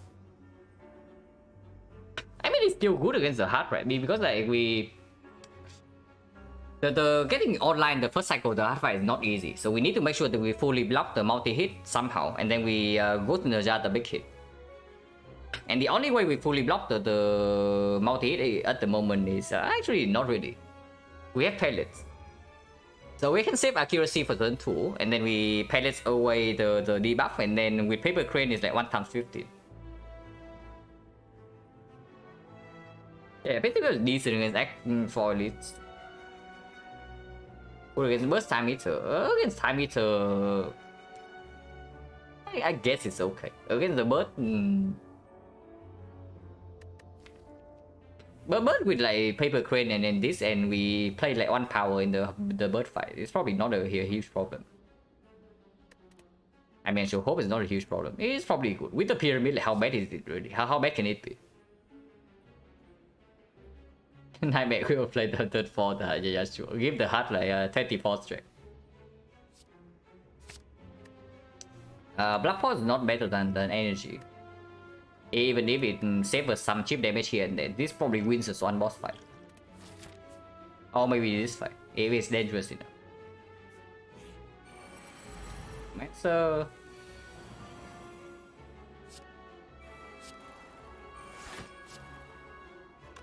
19, yeah? Reform is here.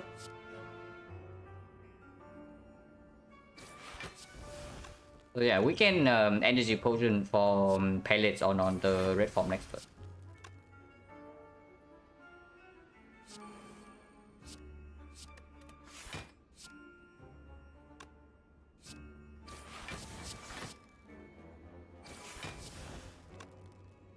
Yeah, let's just attack.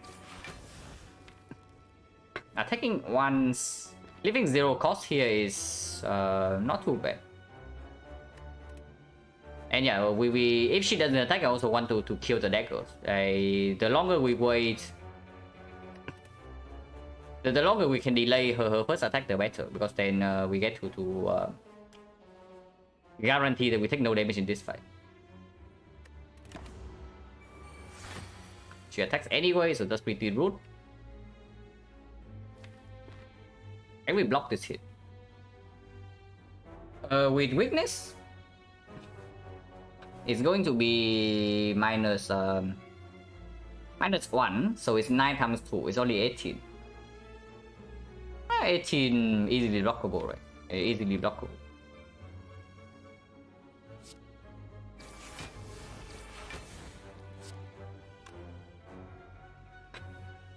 Five, six, seven, 7 with this. It means we need to survive to the full block. Pro is probably not as good as Quick Slash, at least in this spot. In case we need to do Red Form next turn, and then yeah, this draws a setup card either way.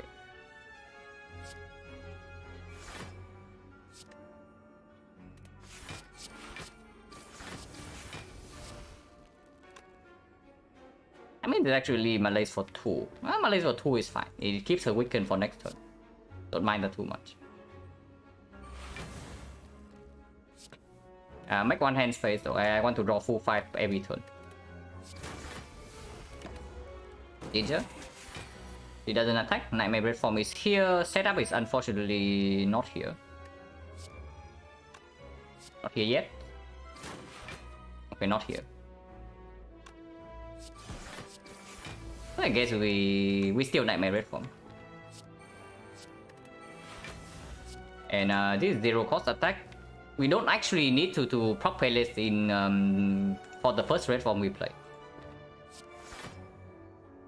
Make hand space. Actually, I should game mode right now to guarantee I have setup in my hand. Actually, that's not true because then +3 Red Forms with no card draw, it doesn't even draw into the setup. But I guess I can do first Nightmare and then play the setup on the second Nightmare into play Neutralize to get playlist debuff. And that blocks for 3. And she attacks for... If she multi-hits, so she attacks for 2 and then this attacks for 1, this attacks for 1. So then we take 1 damage if I do that.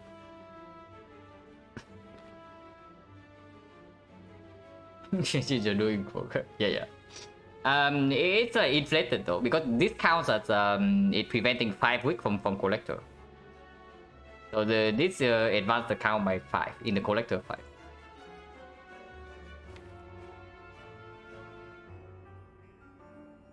Yeah, I guess the other line, the other line fully blocks for 4. If we have to gamble next turn, we gamble next turn and this is our 4th card. And we still draw into these things guaranteed.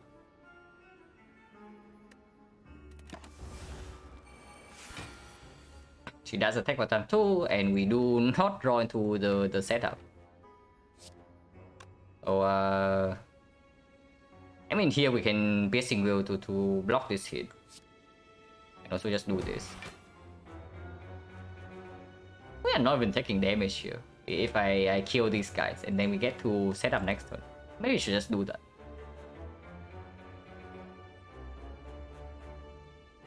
This 14 goes to 8 and 8 actually goes to 4, yeah? 8 goes to 4. So we are facing 8 damage from the Retromancer herself. Yeah, no problem. We can kill all of them. Like we don't actually need we don't actually need to red from this turn. And this is what I'm talking about, right? With the upgrade O, we actually have real block even without intangible.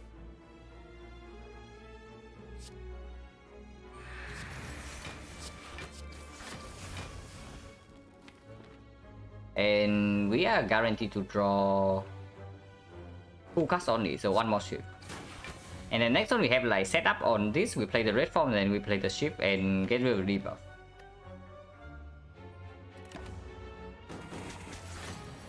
And yeah, it doesn't even shuffle out the setup. And of course like this, we don't even need to play red form yet. We can, but we don't have to. But I think I just do it. Because I also want to redraw to the Blend Dance Plus. This can also be played instantly with skill escape plan, and then we have 6 turns for free. With 2 more red forms coming up, we set up as well. And yeah, this fight's over. So now we can go all in on the Retromancer.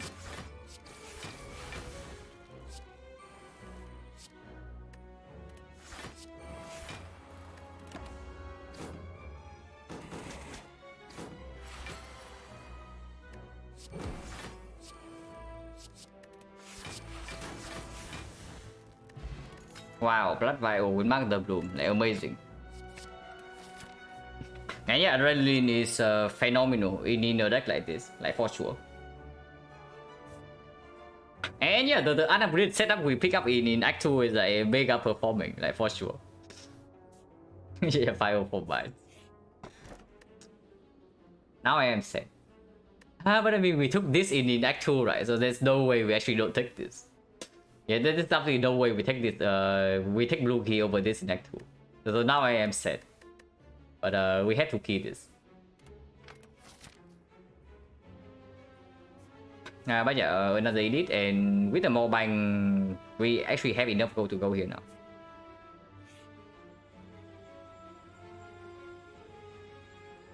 Ouch. Normally this is an easily 3 cut clip. With Magda Bloom, maybe slightly different. Yeah, there's a free 10 damage for the Spire. If we click that, we probably don't. And yeah, Apotheosis is also completely useless now. So it's just like Panic Button with the Palace. Like Panic Button is phenomenal. And then Dark Shackle with Pyramid, like also insane. But yeah, I do not pay 10 HP for this. I do not pay 10 HP for this. Not interested. Like Purity is cute, but it's not the good cute.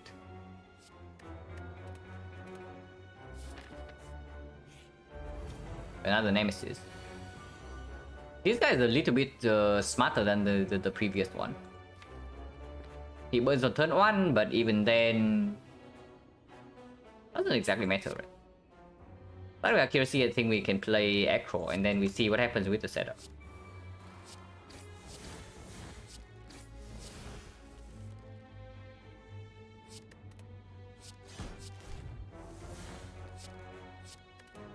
Yeah, I have set up on red form now, so can safely play after image.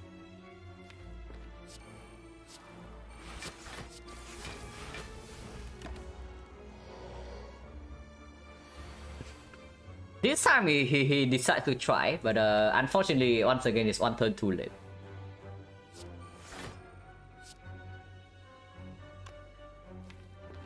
And we just kill this next turn.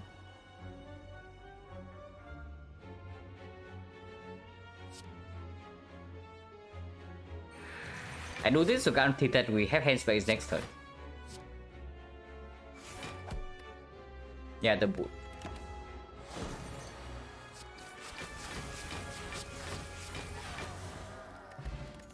Wow, memory. Second cow gamble. Pickable slightly weird. Yeah, second cow gamble is definitely slightly weird. Because like, if we have one of the pieces in our hand, right? Either the Nightmare, the setup, or the red form. But not the other pieces, we actually cannot play the cow gamble.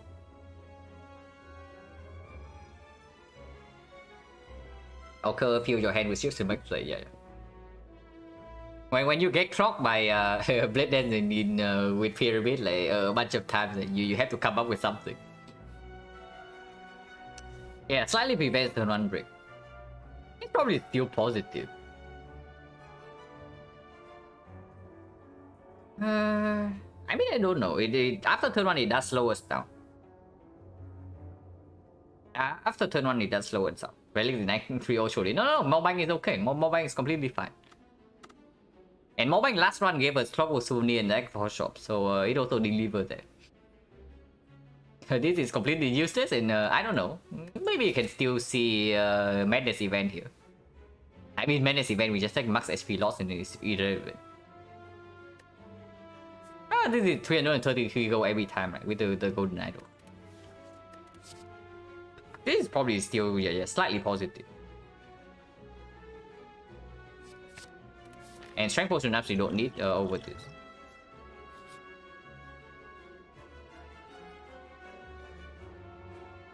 Okay, this fight is spooky.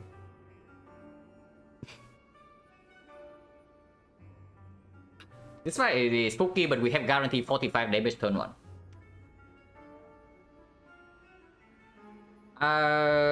I think I'm willing to use energy pot in this fight. I'm willing to use energy pot in this fight. Not willing to use Ghost Energy, and we probably don't have to, but yeah, this is just good, right? If we see something like tough bandages or tungsten rod, it also makes our life a lot easier.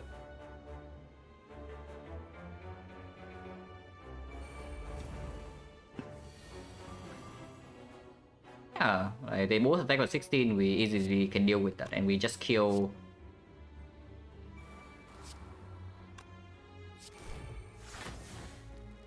Get to set up like how much damage is it? It's 19 is 95. We exactly killed this guy.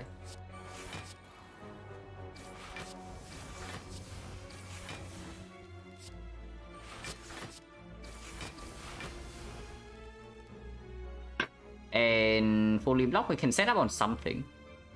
And set up on a nightmare and try to nightmare something and kill this over 2.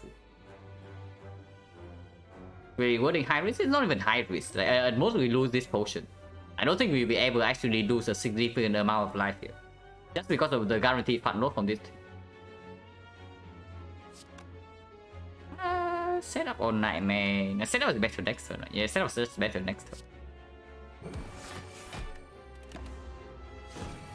I mean, we most likely just kill this next turn anyway, like when we draw into the blade dances.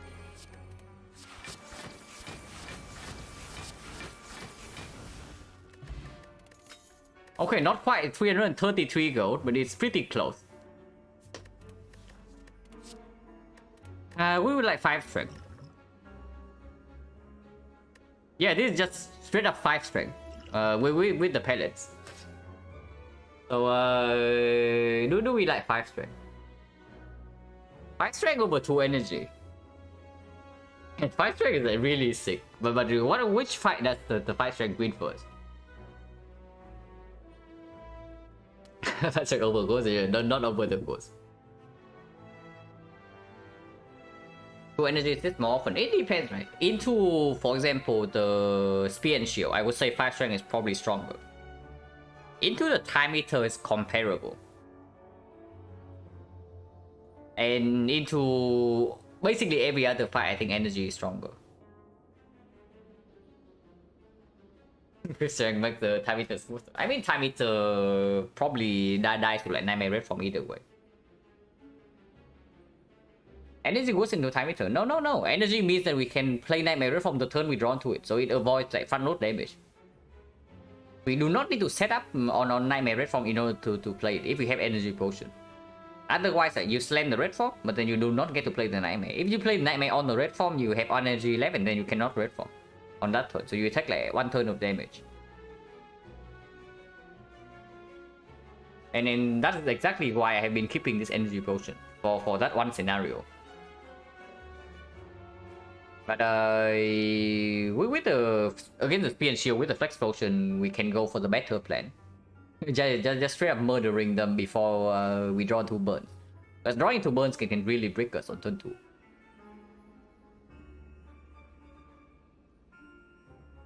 And yeah, we do get a huge shot, so maybe there's I don't know, there's a happy flower here. Maybe there's a tough bandages here. And then we can buy anything with 700 gold. That's probably good. But spear and shield is another fight that is very dangerous. Even against time meter, if we have to lose 20 HP against time meter, so be it. Yeah, if we have to lose 20 HP against time meter to put Nightmare Red Form in place, like, so be it. Energy pot in Nightmare, yeah, and energy pot has exactly one use case, and that use case is very strong. But flex pot is just better into spear and shield. And even against time meter, this might be comparable. Probably not. I mean, if this is speed pot, I just take it. Like speed pot, I think is ridiculously strong. Flex pot is guaranteed 5 strength, but it's still like not that impactful. But I mean, it's okay. If we cannot wait for the Nightmare Red Form to line up in Awaken 1, for example, then 5 strength can also come in. But usually not, because with Paper Crane, with Pyramid, we don't really take damage from Awaken 1. And we can just Nightmare Malaise in that fight, and the fight is like completely solved. Yeah, energy pot also good with the Malays. Ooh. Man, this is such an unusual spot. Like, we have 5 strength and then we want to turn it down for 2 energy. Normally, like, Inflame Plus is like 1 energy for 3 strength. So, I mean, 2 energy is slightly better than 3 strength, but of course it also costs on the card draw. I think our damage output is very relevant. I mean, it depends, right? Against the Time Eater, if we cannot get Nightmare from in play, then we don't have Terror. Like, don't forget, we don't have Terror. So one shift deals 13. Every turn we deal like, I guess we still deal like 50 damage. So 12 turns is more than sufficient.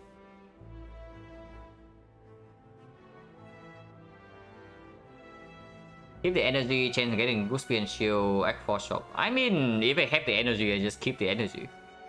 Because energy is not like energy is useless into Spear and Shield. And into the heart, it can be the difference between like winning and losing. The energy potion. Because if we get voided by the heart, right? I mean, if we Ghost in the Jar is also fine. So as long as we preserve Ghost in the Jar, the heart cannot kill us in first cycle. So I guess the priority is this thing. If energy, use energy. I mean, if they use energy pot in the Act 3 bosses, then the flex pot also goes away, right? Not necessarily. If I have the flex pot, I just accept the 20 damage to my face. I mean, there are plenty of good things in the Act 4 shop. Like any flex pot can come, any speed pot can come, any energy potion itself. And we can also just see the freaking cauldron. Like we have gone into a lot of shops. A second Ghost in the Jar as well, duplication potion with red form pellets. Plenty of things. Yeah, this is probably not good enough. If we say that it's just good against PNC. Expertise Plus is cute, but not cute enough.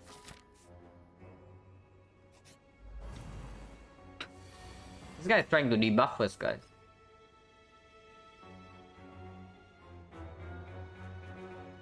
Energy easier with Flex, sometimes wishing. No, Flex 4 is used turn 1. That I do not forget. Flex 4 is used turn 1, we just get 5 strength. So we do not need to wait with the Flex 4. The Flex 4 we use whenever we want to end the fight. Whenever we see a fight that we want to end very quickly, we Flex 4 turn 1 and we have 5 permanent strength. But yeah, what are we doing here?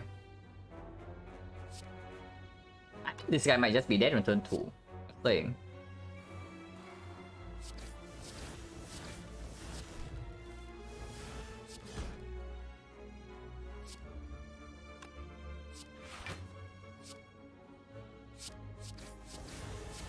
We leave one shift in to do it, and yeah, can set up the leg sweep as well.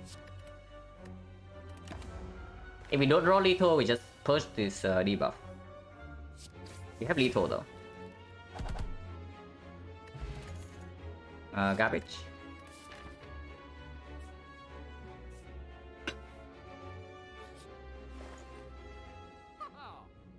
Yes. No. Ignore that, guys. No, nobody saw that. Nobody saw that. I mean, we just donated to the shopkeeper. Nobody saw that. It's fine. We have too much gold to spend anyway. Like, who cares? Like, this is irrelevant. This is also not like really important. We have too much gold. Don't get too arrogant. Okay, yeah.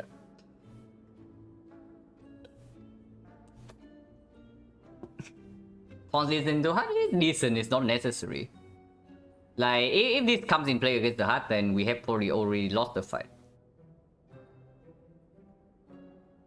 But yeah, remove one of the attacks, and this one is probably... It's probably the stab over the skewer. Yeah, of course, like, not wasting gold is better than wasting gold. That's clear, but nothing can be done about it, unfortunately. Yeah, over taunts. Yeah, taunts not worth buying. Taunts not worth buying.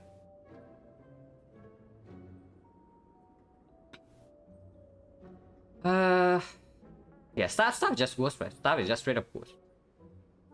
It's good into spear and shield. It's not even that good. Like we have more than 100 damage from this. Yeah, just remove this, and we move on. Don't need the sling. Yeah, we just donated to the shopkeeper, like 170.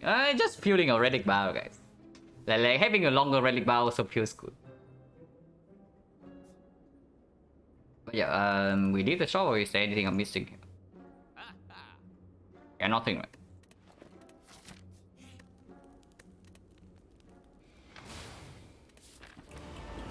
Okay, so every fight I have here, I will be reminded of this. Every single fight.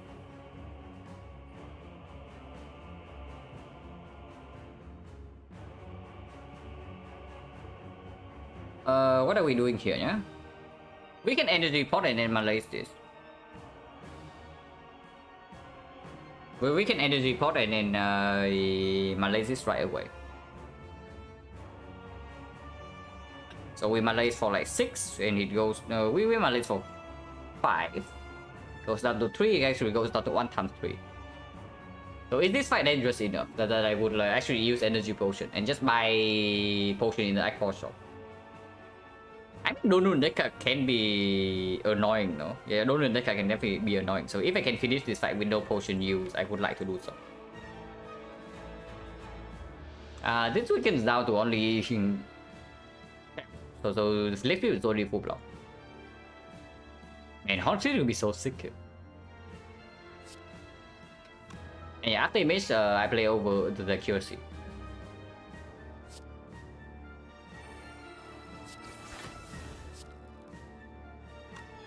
But we still need to play all of these to make hand space. Like losing a little bit of damage doesn't matter. Not drawing into this matters a lot.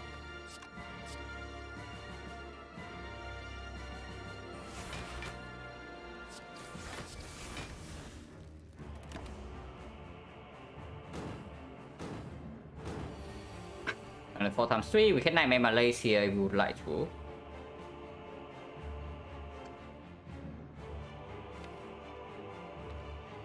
Yeah, and then this is why this is how you see that the cow gamble is weird, right?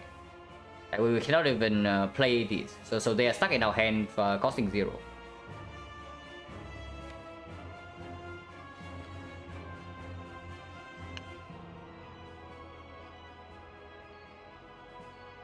Defend Malay takes 0, and should probably do that.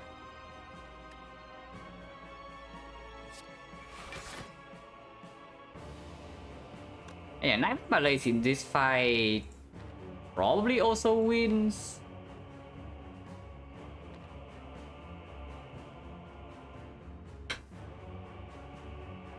It probably also wins, but it's a little bit weird. If we do this, we can actually play Cow Gamble and redraw into the Nightmare, because we are guaranteed to have like set up red form. And I think I do that. I think I just do that over hoping to draw into both of these right now. And we don't need to deploy accuracy yet. Setup is here, red form's not in our hand, next turn we have 4 cards.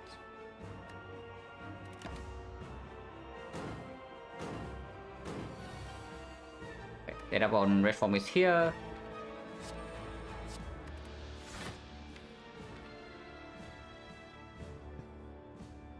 I played the one that exhaust.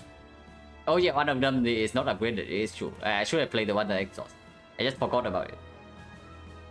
You got the thing I'm focusing on is like how to get Nightmare red form in play soon. This is good to play because it makes 2 hand space, and accuracy is not down yet, so I don't even play the Blade Dance.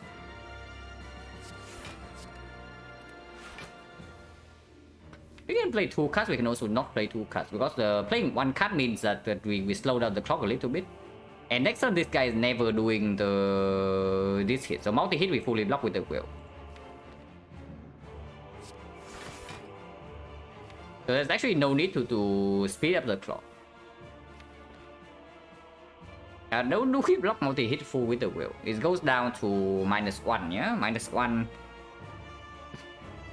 -1 is -7. It's 1 times 3. We can do 0 times 3. Yeah. It's full block.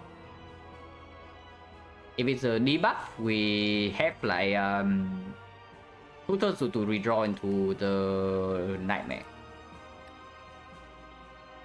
Actually, we don't. If it is a debuff, and next turn we play 1 card. It's the neutralize, and the turn afterwards, if it's the multi-hit, we can still fully block with the wheel. If it's a big hit, we can redraw to accuracy and then push the debuff. Actually, it doesn't make sense. They just pop the clock here. Like, yeah, it doesn't make sense. If that is though, then maybe quick slash better to play. It draws like 1 card further. On this double grand finale P-box, we won. We had like 6 potions in the hard fight, and the hard fight was very easy. Yeah, because it is also 50 damage, it's not like it's nothing.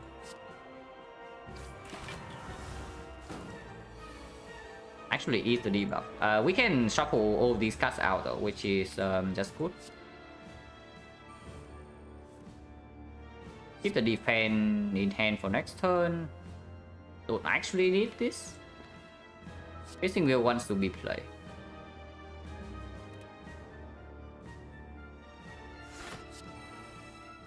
No Nightmare yet. Still no Nightmare. Okay, accuracy is here for us to get rid of the debuff next turn now. So can probably stop here and play accuracy, cloak and dagger, defense next turn for full block.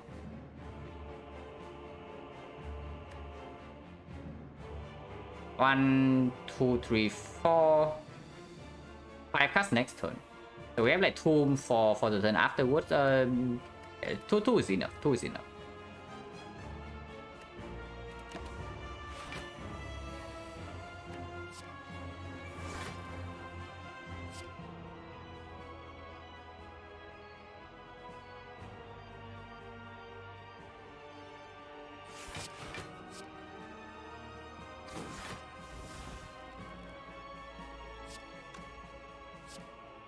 We're taking 1 damage here unless I also play Skewer. But if we play Skewer, we only have like 1 card next turn. So that's fairly nasty.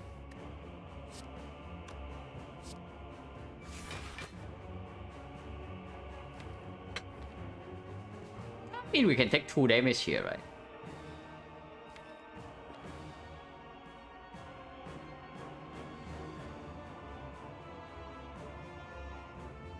Yeah, even drawing into setup right now would be good, because drawing into setup right now I can set up this red form again, and then I can count gamble and draw into Nightmare.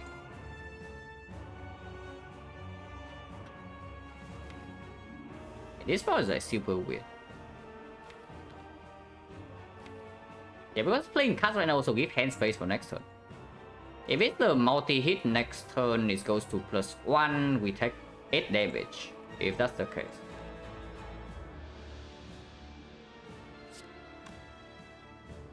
Yeah, probably taking 2 still the best, because if it's the multi-hit next turn, I can do piercing wheel defense.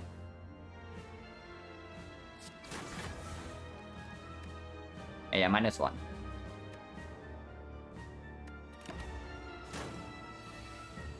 It is a multi-hit, and we do have setup in hand.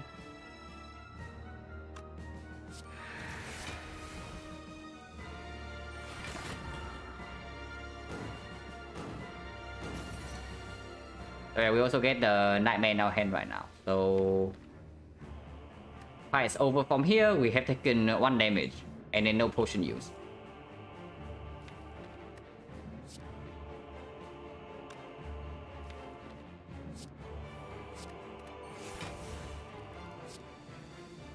Set up on this. And we can play Skewer.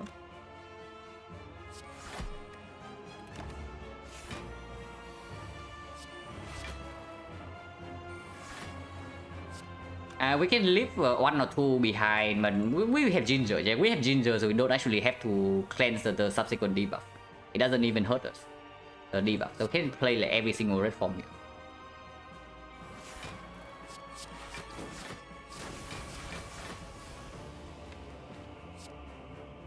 But we also need to deal damage at some point. So let's try to deal damage, yeah? Setup so strong. Yeah, I mean, I picked underprinted setup mid act 2, so it better be strong because otherwise I am making a terrible mistake.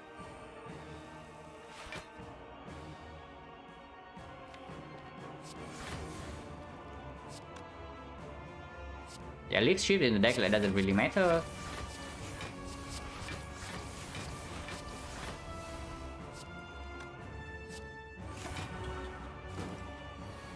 Like this shuffling, consistently shuffling slams in our deck is very annoying though, I have to say.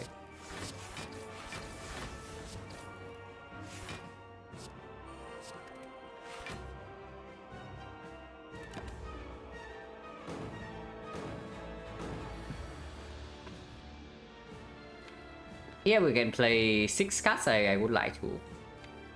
And 1, 2, 3, not really, right? Unless we wait some damage. I mean 1, 2, 3, 4. 2 other 0 cost. Yeah, we have 2 other 0 cost. If not, we lose 1 turn, a big deal. And yeah, can skewer here into. I can just play this to prep for next turn. Right.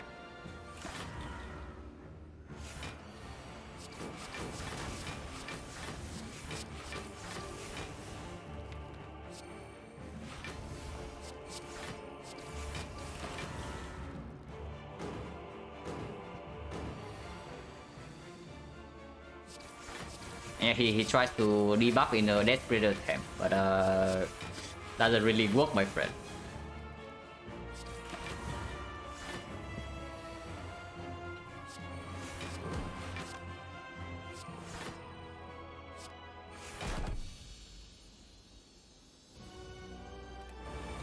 Awaken one. Need to be careful not to take like a lot of front load damage in this fight, because this fight can be slightly annoying. We don't have Gremlin Horn, but we do have Adrenaline on turn 1 for front load. Accuracy doesn't need to be played, but these guys still also need to die quickly. And with the Paper Crane weakness, even if this guy gets buffed up by like 6 strength, doesn't matter too much, right? 6 strength is how much? He goes to 12 times 4, and 12 times 4 is actually on the 7 times 4, 28. 28 fairly blockable, and we also can draw 2 Malays. So can play both powers here.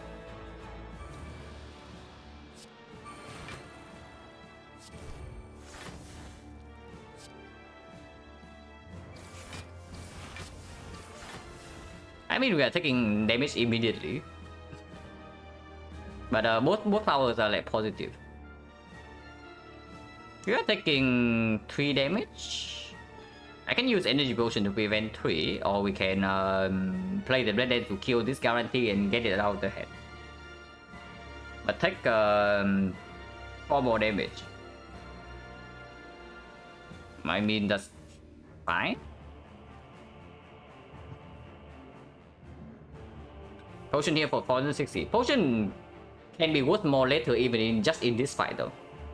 Because like you see, the moment we draw into Malaise, we also need to Malaise right away. And Malaise doesn't full block instantly. Like with Malaise, we also need to play some other blocks. So even just in this fight, like this potion can save for more later. Because right now I play this Blade Dance right here, yeah, and play a defense. I play 5 more cards. 6 more cards, and they block for this, so it's like plus 19 takes 7. But that's about it. This potion can save up to, yeah, 2 more broadcast play, so it's like 18 later on. Accepting 7 damage is like it's not that bad.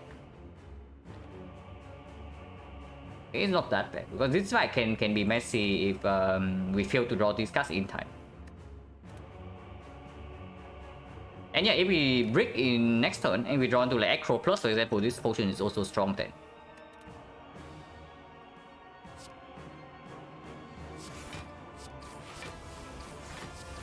And yeah, dealing with this guy immediately also means I don't need to play the rest the Blade Dance next turn.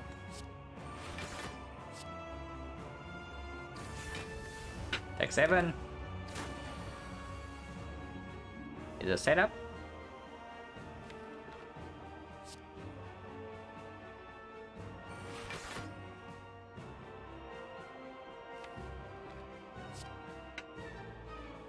Next turn multi-hit, I don't mind using the wheel to full block. And this needs to get out of our head. Now the setup is here.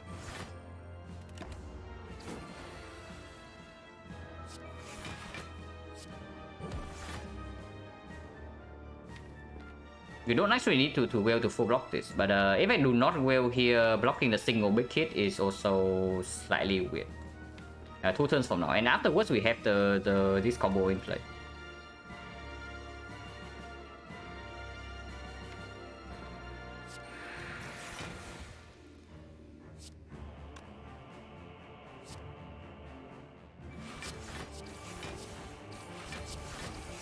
So this is not like significant damage.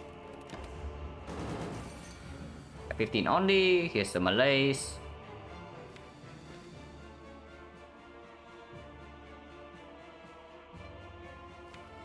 And yeah, like right here for example, if we Malaise, it's just +2. Okay, just set up on the Nightmare. Yeah, we can set up on the Nightmare itself and just play Cow Gamble, and then we get like 0 cost Nightmare with the red form, and then we just go from there. We don't actually have to Nightmare the... We actually don't have to set up the red form.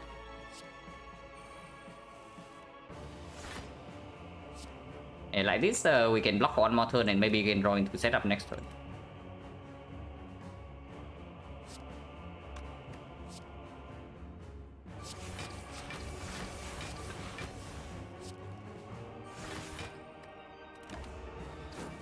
Because we can go anytime now.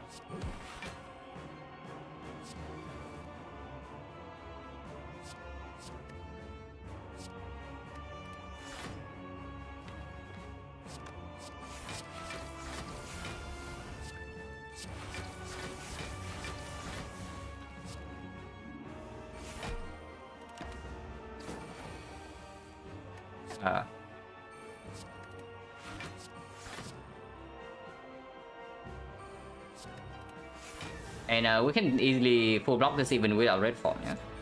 And we do that. And next turn fight's over.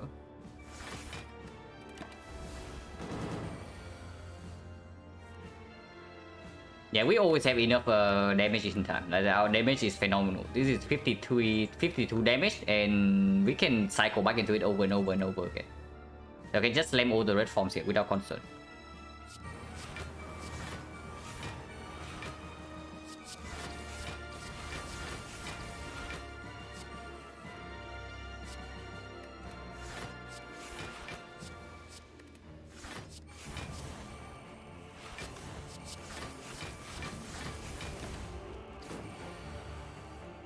I'm a for winners the game. Who have seen this coming? I mean, the last time you say that, I threw the worst run of my life, so I don't know. Like, bad things definitely can happen because like we are still playing with Master Bloom.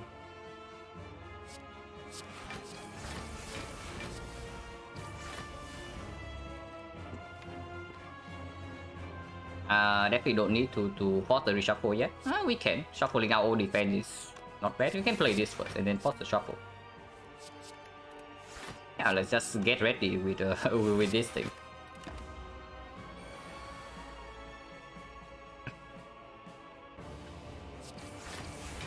Surprise key roll the setup is playing. I mean, it's not really a surprise. I picked this in Act 2. I picked it mid act 2 unupgraded and I upgraded it like immediately afterwards because I know this will play with the pyramid and the nightmare. So this leading to this like not a huge surprise. If this one has the twist, it's just this thing, the mountain blue.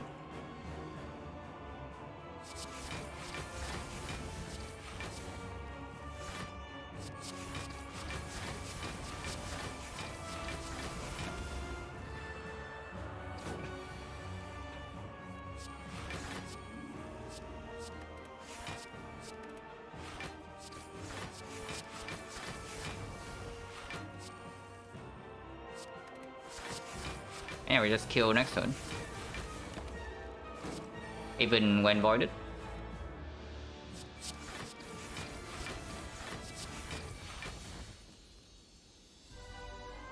Yeah, if Sword has a twist, would be us dying. Yeah, it's true. But hopefully there are no twists. If we can preserve the ghost into the hard fight, then I feel probably fairly safe. And yeah, this upgrade is irrelevant, so we just hope.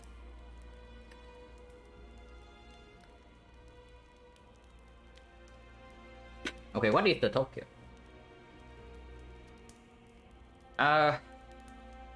You don't need to pay this right away after we play the first red form. And we have the energy potion to help with that as well. So maybe it's time for the skewer to go. Because yeah, the same story as Skewer and Quick Slash on the opening hand, I would still like this to be the card over this. Yeah, these cards deal a ton of damage. This is fun load block to hatch if we do not get this in play. And so are these. Yeah, we just stop the Skewer. And then in the shop, if we... What are we doing at the shop? I mean, I know it's just going to go on this thing, but what are we actually doing at the shop? Like, what would we actually buy? I don't even know. Gaming chip we probably buy for full price. But yeah, we don't really have a real card to remove right here, right? So even if this thing cost me a remove, I don't feel too sad. Yeah, Copium. But we took away the Skewer now.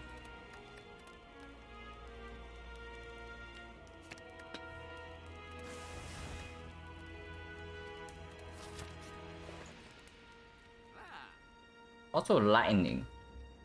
We can guarantee Nightmare After Image if that's what we would like to do. The support schematics with the Malays. Schematics with the Malays gets cut removed and there's the bottle lightning. Master strategy is a mega prep that actually works. But we only bought the mega prep, so we buy honor. We actually cannot buy the master strategy.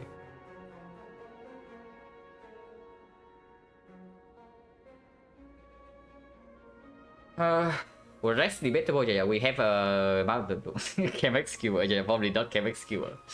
But KMX Malay is a real thing. KMX Malay is absolutely a real thing into spear and shield because it might allow us to block turn 2 against the spear without intangible. We can also bottle the freaking adrenaline if we say that it's stronger than remove, which it might be. Bottle adrenaline is better in most fights. No, most fights. It's better into spear and shield, and it makes the deck better into spear and shield. Even against the hard, it costs some bit of death damage, but so what? Don't exactly care about that, right? Bottling setup or nightmare can lead to an awkward situation where we also draw like the freaking cow gamble. But I mean, it guarantees that one of those cards are not bottom deck. If we bottle setup or the nightmare, it's not good into spear and shield though. Like bottling this thing, one of these two is terrible into spear and shield. Unless we also top deck red form. So if bottle tornado is on the red form right now, not the accuracy, then we just bottle the nightmare or setup as well. Unfortunately, it's not.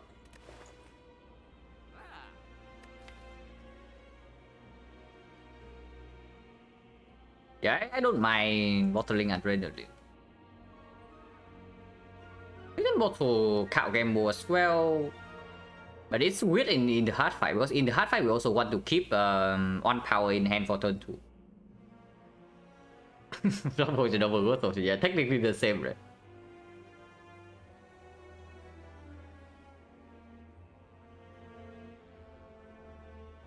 Yeah, I don't mind Chemex and bottling adrenaline. I don't mind Chemex into bottle adrenaline.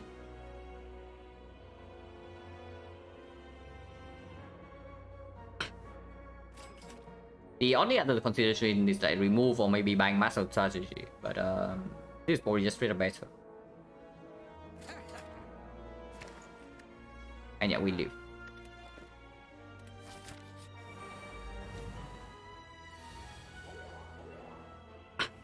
The bad attack pattern. We have a no guarantee full block next turn, and we don't actually also don't have a kill. Start with after image. I think after image is more important to play than accuracy, at least at the moment.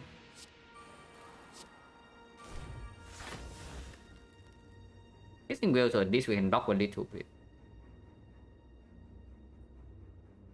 I'm willing to use this potion in this fight.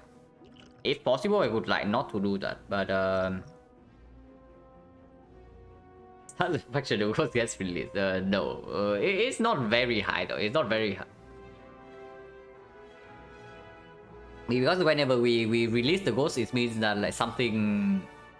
It means that our deck is like broken enough that we can fully block the first cycle of the hard fight.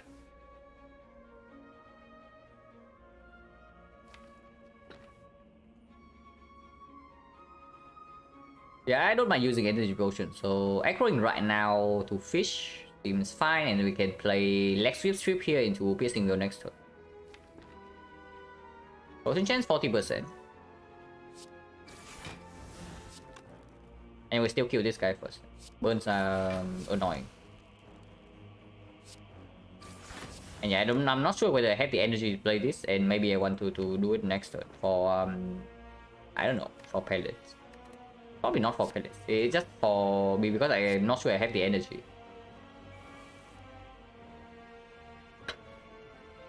Actually, can wait to apply both weakness and the piercing wheel, which is quite good. And yeah, like this, 2 energy actually plays. Very well, mount the bloom. No, it doesn't. So you just die if you see that. We play blocks for 4 next turn, and it doesn't. With 2 energy only, it doesn't reach for anything. Right? If we draw to game mode next turn, maybe we can do that. Just do this. We draw only 2 cards next turn. But this is positive. The next turn, like purely positive.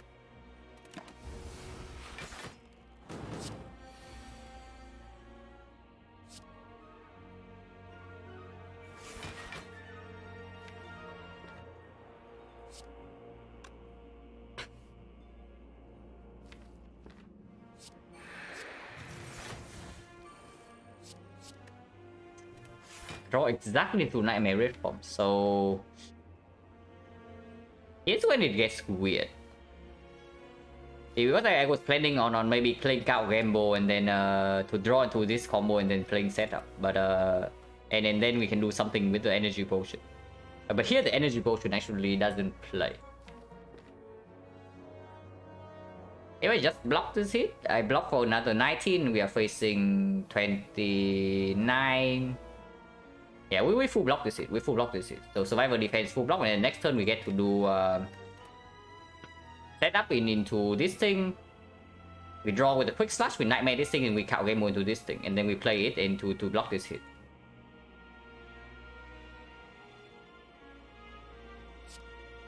If that's the case, we cannot discard the quick slash here. So the discard goes on the blade dance.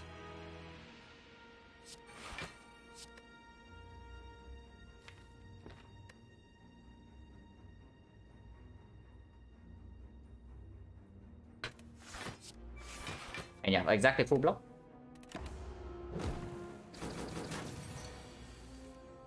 Did not draw to the setup.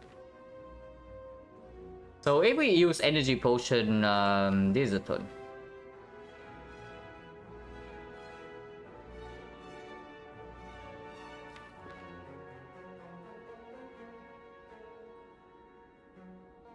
I mean, we can also just turn around. How much are we being hit for? Yeah, we can block this. We can probably block this. Like, how much are we being hit for anyway? It's like 38 here, yeah? 38 weakens down to... So if we play this turn, it's like accuracy into cloak and dagger, into defense, into Malaysia for 1. So that would be...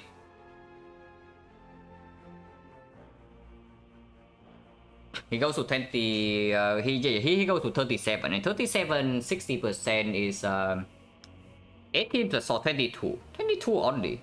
We block for 1, 2, 5, 6, 20. We're taking 2 damage. Yeah, this potion has to be worse than 2 HP. So we block this hit, yeah? We just block this hit. Oh yeah, Malaysia came back, so it's actually for 3. It's actually for 3 and not for 1. So that is actually save HP. So it goes to 35. 35 which is now to 21. 21 we are blocking for 20, right? So we take 1 instead of 2. Yeah, okay, 1 is not. Next turn, no. Next turn we are permanently intangible. Next turn the fight is over. So we only need to block this hit. I don't really care about this guy. Yeah, KMX block for 1. We bought 1 HP with this. And you say that you cannot heal. We just bought 1 HP right here.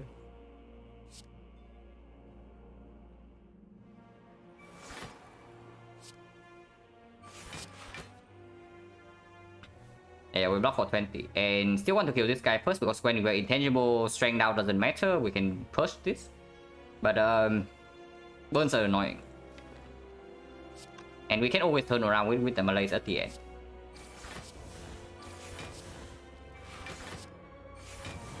Yeah, take 1 damage.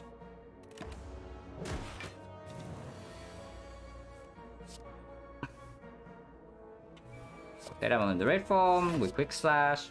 And yeah, this is exactly why we had the still had the freaking quick slash. And not the skewer, not the other nonsense, not the masterful stuff. Exactly why we have the freaking quick start in our deck still. This can happen instantly. And yeah, it's a full block. Next turn we have like everything. And game away because like next turn drawing to burns right now is good. Drawing into burns right now is good because it makes hand space for next turn. And we have like, I actually have hand space to play all of these next turn, so it doesn't matter. Can leave the hand assist. Does Nightmare happen first or the burn happens first? Yeah, Nightmare happens first, right? Because yeah, Nightmare happens before the draw. So we do that and we draw 1 burn only. Yeah, okay, it's completely fine.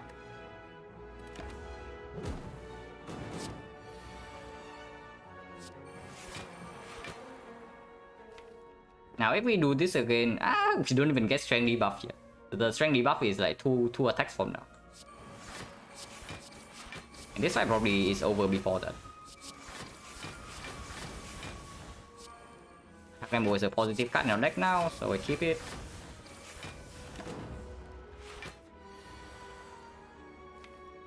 Get block for 99 next turn.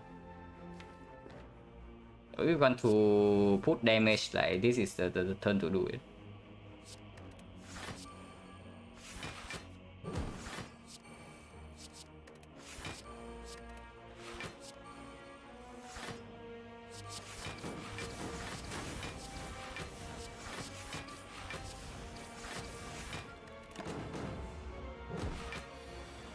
And debuff and then we kill him next turn, yeah?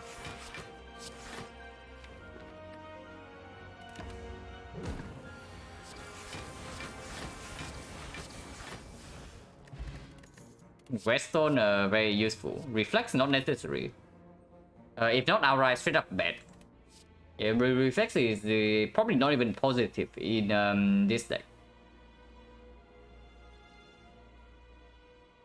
Only really useful with the prepared because the card game will half of the time we cannot even play, and this like mega overdraws. And if there's a lineup, it's also a card that we cannot get out of our hand. Yeah, Redstone is not going to do anything, but we can pick it up for moral support.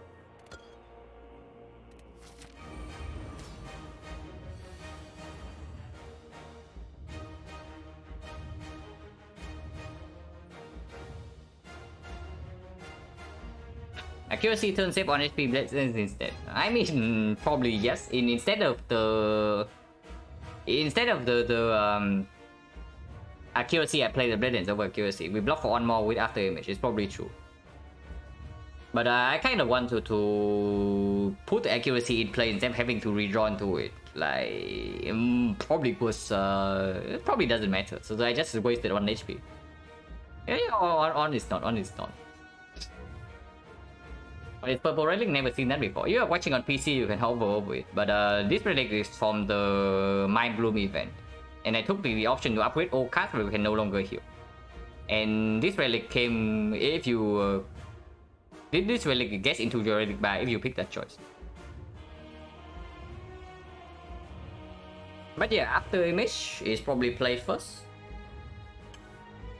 And then we save this accuracy for... We save the accuracy for the pellets. Next turn. So defend after image, adrenaline 3 shifts, yeah? And I don't care about nightmaring after image.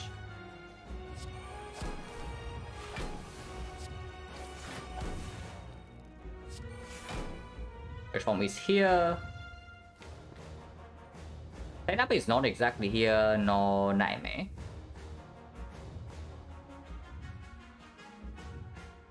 Player can play 1 shift. This thing can be left behind for next turn. Bag of prep Westo, yeah. I bought the freaking bag of prep because I forgot about this thing. But doesn't matter. We donated to the Spire.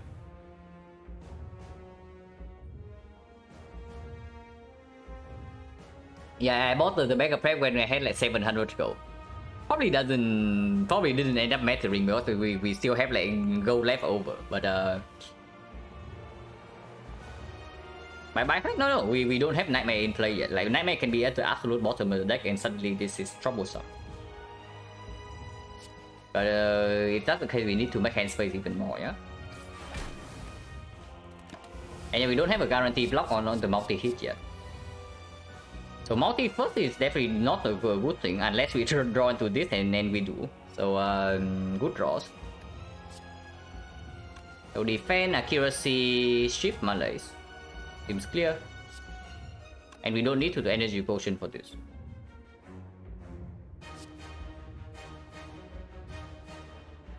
I mean, you can pay 2. No. Paying HP doesn't make sense.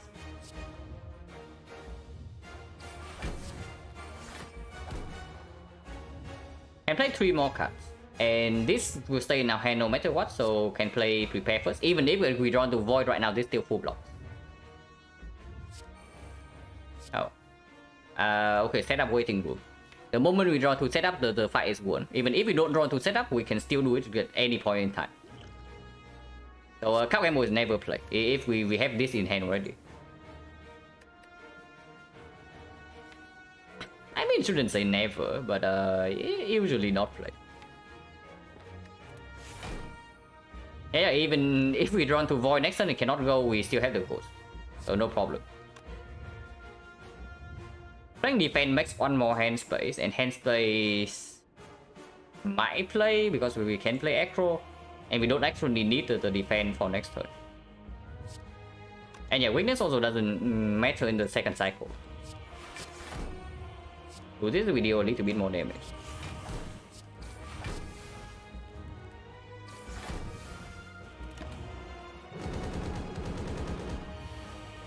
Okay, setup is here, so yeah, fight's over, yeah. We can release the ghost. If we release the ghost, we take a little bit more damage. If we try to release the ghost, we take a little bit more damage, but I guess we can do that. Yeah, it's only 25 as well. With Paper Crane and we are not vulnerable. So we can still easily full block this even without the red fog. So we don't even need to go this turn. But we can go. And going is fine anyway. Actually, you can use this potion and not take a single point of damage here. Yeah, let's just do that. Then this doesn't need to be exhausted yet.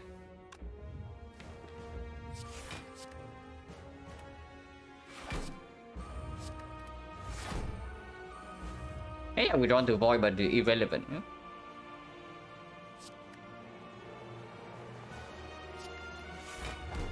Because we have this. And we don't actually need to get rid of this debuff this turn. We can just do it next turn, like no problem. So -1 dexterity, but that also gets pushed next turn.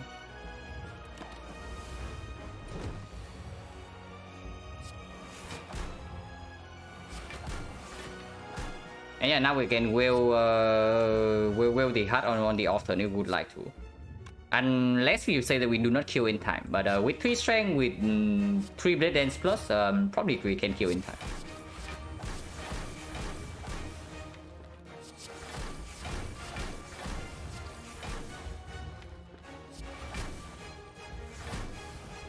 Take 2 damage.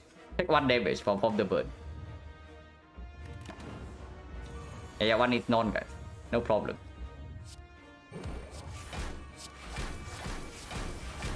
Also, we need to block every single turn, or we are taking this one. So maybe saving Clone Dagger for next turn is fine. We can just take this 1 damage here to make sure that we block for 6 next turn, because I don't want to commit more energy than Clone Dagger to actually block the multi-hit. Oracle will be good here.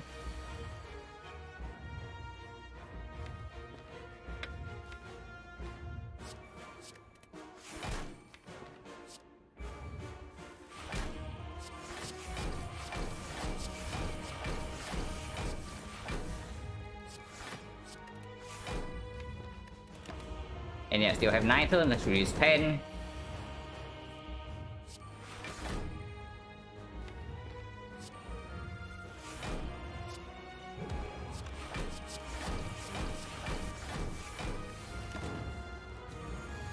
One time 15 again, if we would like to block that.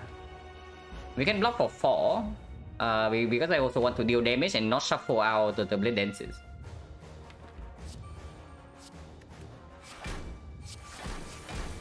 Yeah, we can block for 11 and take 4 damage. I don't really mind too much.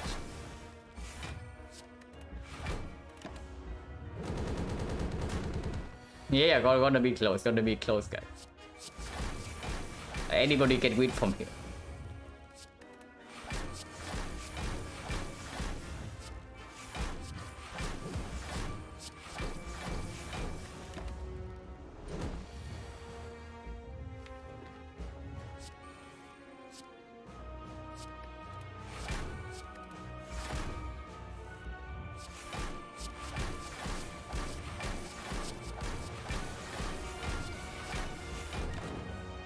Yeah, we just win this turn most likely.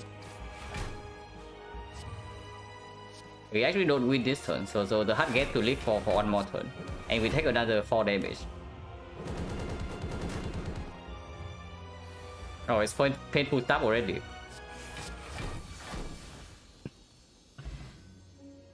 But yeah, solid.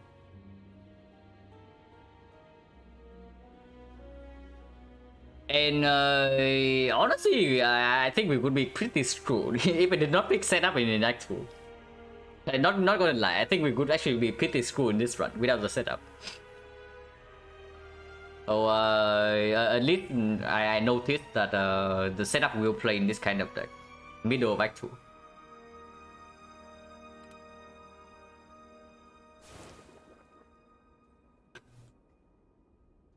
Over mid Act 2 break and transform. Yeah, it was a dangerous situation. We had like 18 HP, no potion into 1 force elite. Not really forced, but if we don't take the elite, the run's also over. And yeah, we low roll the question mark in the first half. Like Bloody Idol never came, no Operation Pyramid, no buy speed with 5 strikes. So we break on transform 2, and then we just fought like 2 advanced hallways, and went down to 18 HP. It was pretty dicey. But yeah, release the ghost. 74 for the first 50. Definitely below where I want to be. And also like this tempo is like really weird, because the runs I played well, I played really well. If you have been watching the whole thing, you probably also know. But the losses have been like half of the losses have been like just straight up like stupidity. So it is really weird. But yeah, first half ends at 74. 74 to COVID. I mean, COVID is only 2 throws. The COVID stream only contributed like 2 losses. Even ignoring the stream I did when I had like when I had a high fever and COVID, we still threw a lot of runs other than that. You can already tell. You can also tell like just the last stream.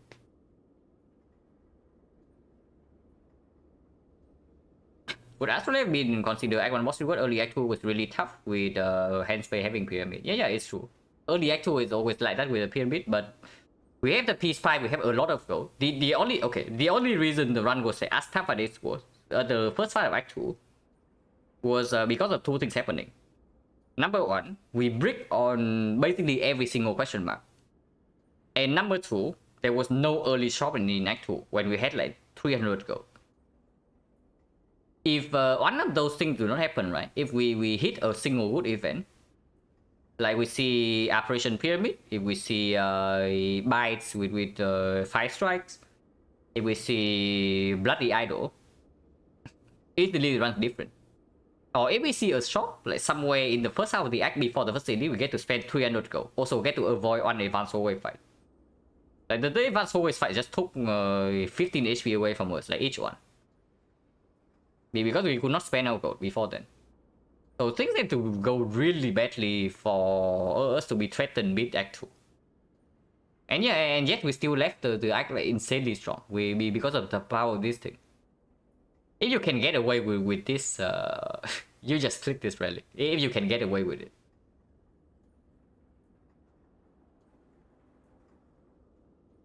And for throw fairly impressive, never gone below 70. I mean, but yeah, I know the number is not that bad. Like 74 is not that bad, but it's just disappointing, no? Because I already know that the pick of my play right now is somewhere between 80 or 85, and I did that like fairly consistently in before I started throwing in this sample, basically, like before I stopped thinking.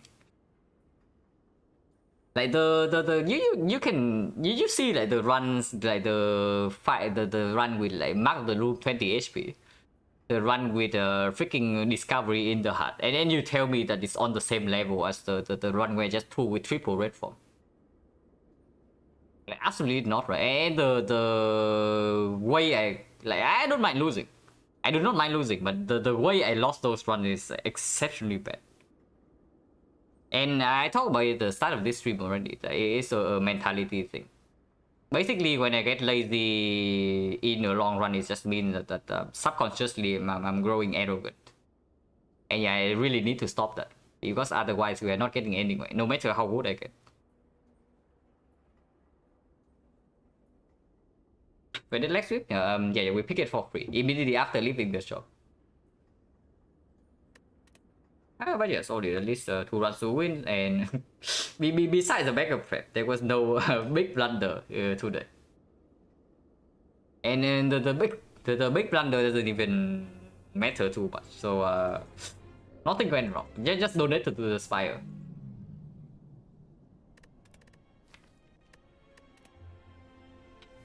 And yeah, this one's really cool. This one's really cool.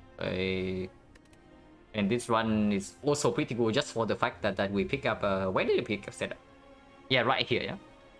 Floor 24 pick up the setup and then upgraded it on floor 25, and it played for the rest of the run like insanely well. And honestly, I don't even know how we are winning this run without the setup, like with a deck like this on 3 energy. So the first different thing, the first thing that would be different is that we would not pick the cage. If we do not have setup, the empty cage could never be the pick here. So I wonder like how it plays out from there. But yeah, with this line without the setup, we are never be beating this run. Like energy potion can only bail out for 1 fight.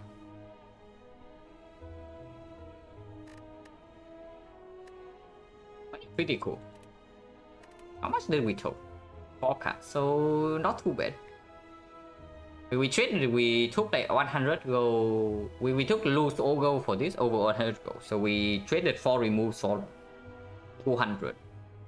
Of course, it ends up being at the end of the run, of course, a 4 removes more than 200. But at the start of the run is slightly different, and we did not use peace fire until here. Also, freaking slide post, like. We almost died here. We almost died here, not because we are underprepared, but because we literally see like no cast and no damage potion. We actually do not have enough resources to win this fight. But the draw was good. The godly draw after like splitting on 56 bailed us out of this garbage.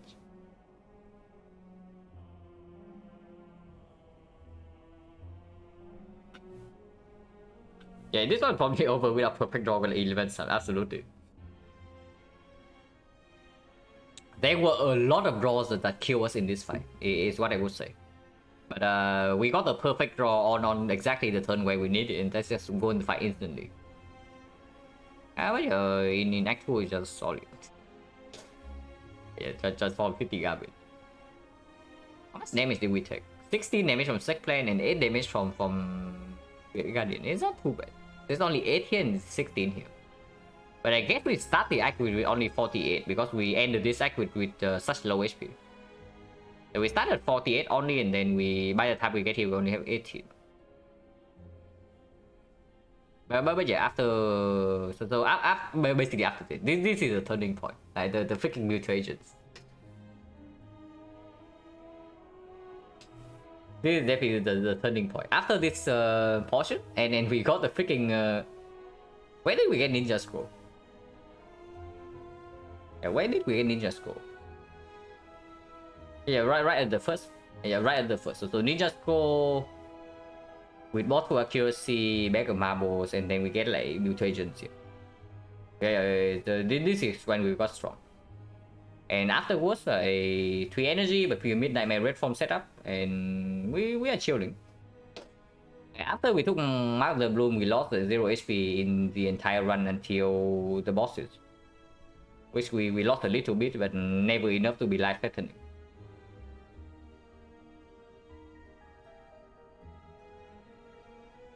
Without mutations, Collector might be rough. Yeah, it could have been... I mean, I don't know. We killed it in like 5 turns. We did kill Collector in 5 turns. Like, how big is 3 strength really? Because the accuracy, the shift deals like 10 instead of 13, right? So our damage output is lower by like 30%. So instead of 5 turns, we probably kill her in 6 turns. But I guess 1 turn in the Collector is enough for us to lose all the HP. Yeah, it's true. We only have like 28 and did not really have a real block in the deck. So killing 1 turn earlier in this fight is actually huge. So yeah, it's probably good. And of course it's amazing in every fight afterwards. Just 3 strengths. Freaking area for free. So yeah, at least decent runs today. And for once I think I played the second run decently. For once. Yeah, let's see if there's anybody I can send you guys to.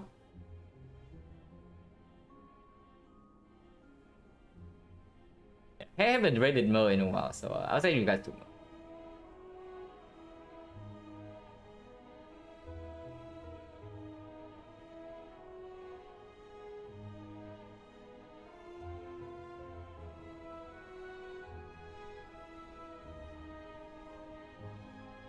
But yeah, as always, like, thank you everybody for hanging around and watching.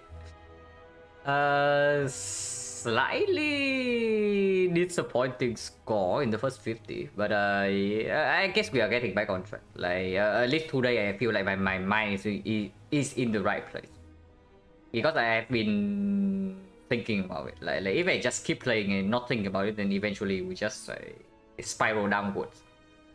But yeah, going upwards from here. Hopefully I can keep it up. But yeah, thank you for watching, and see you later.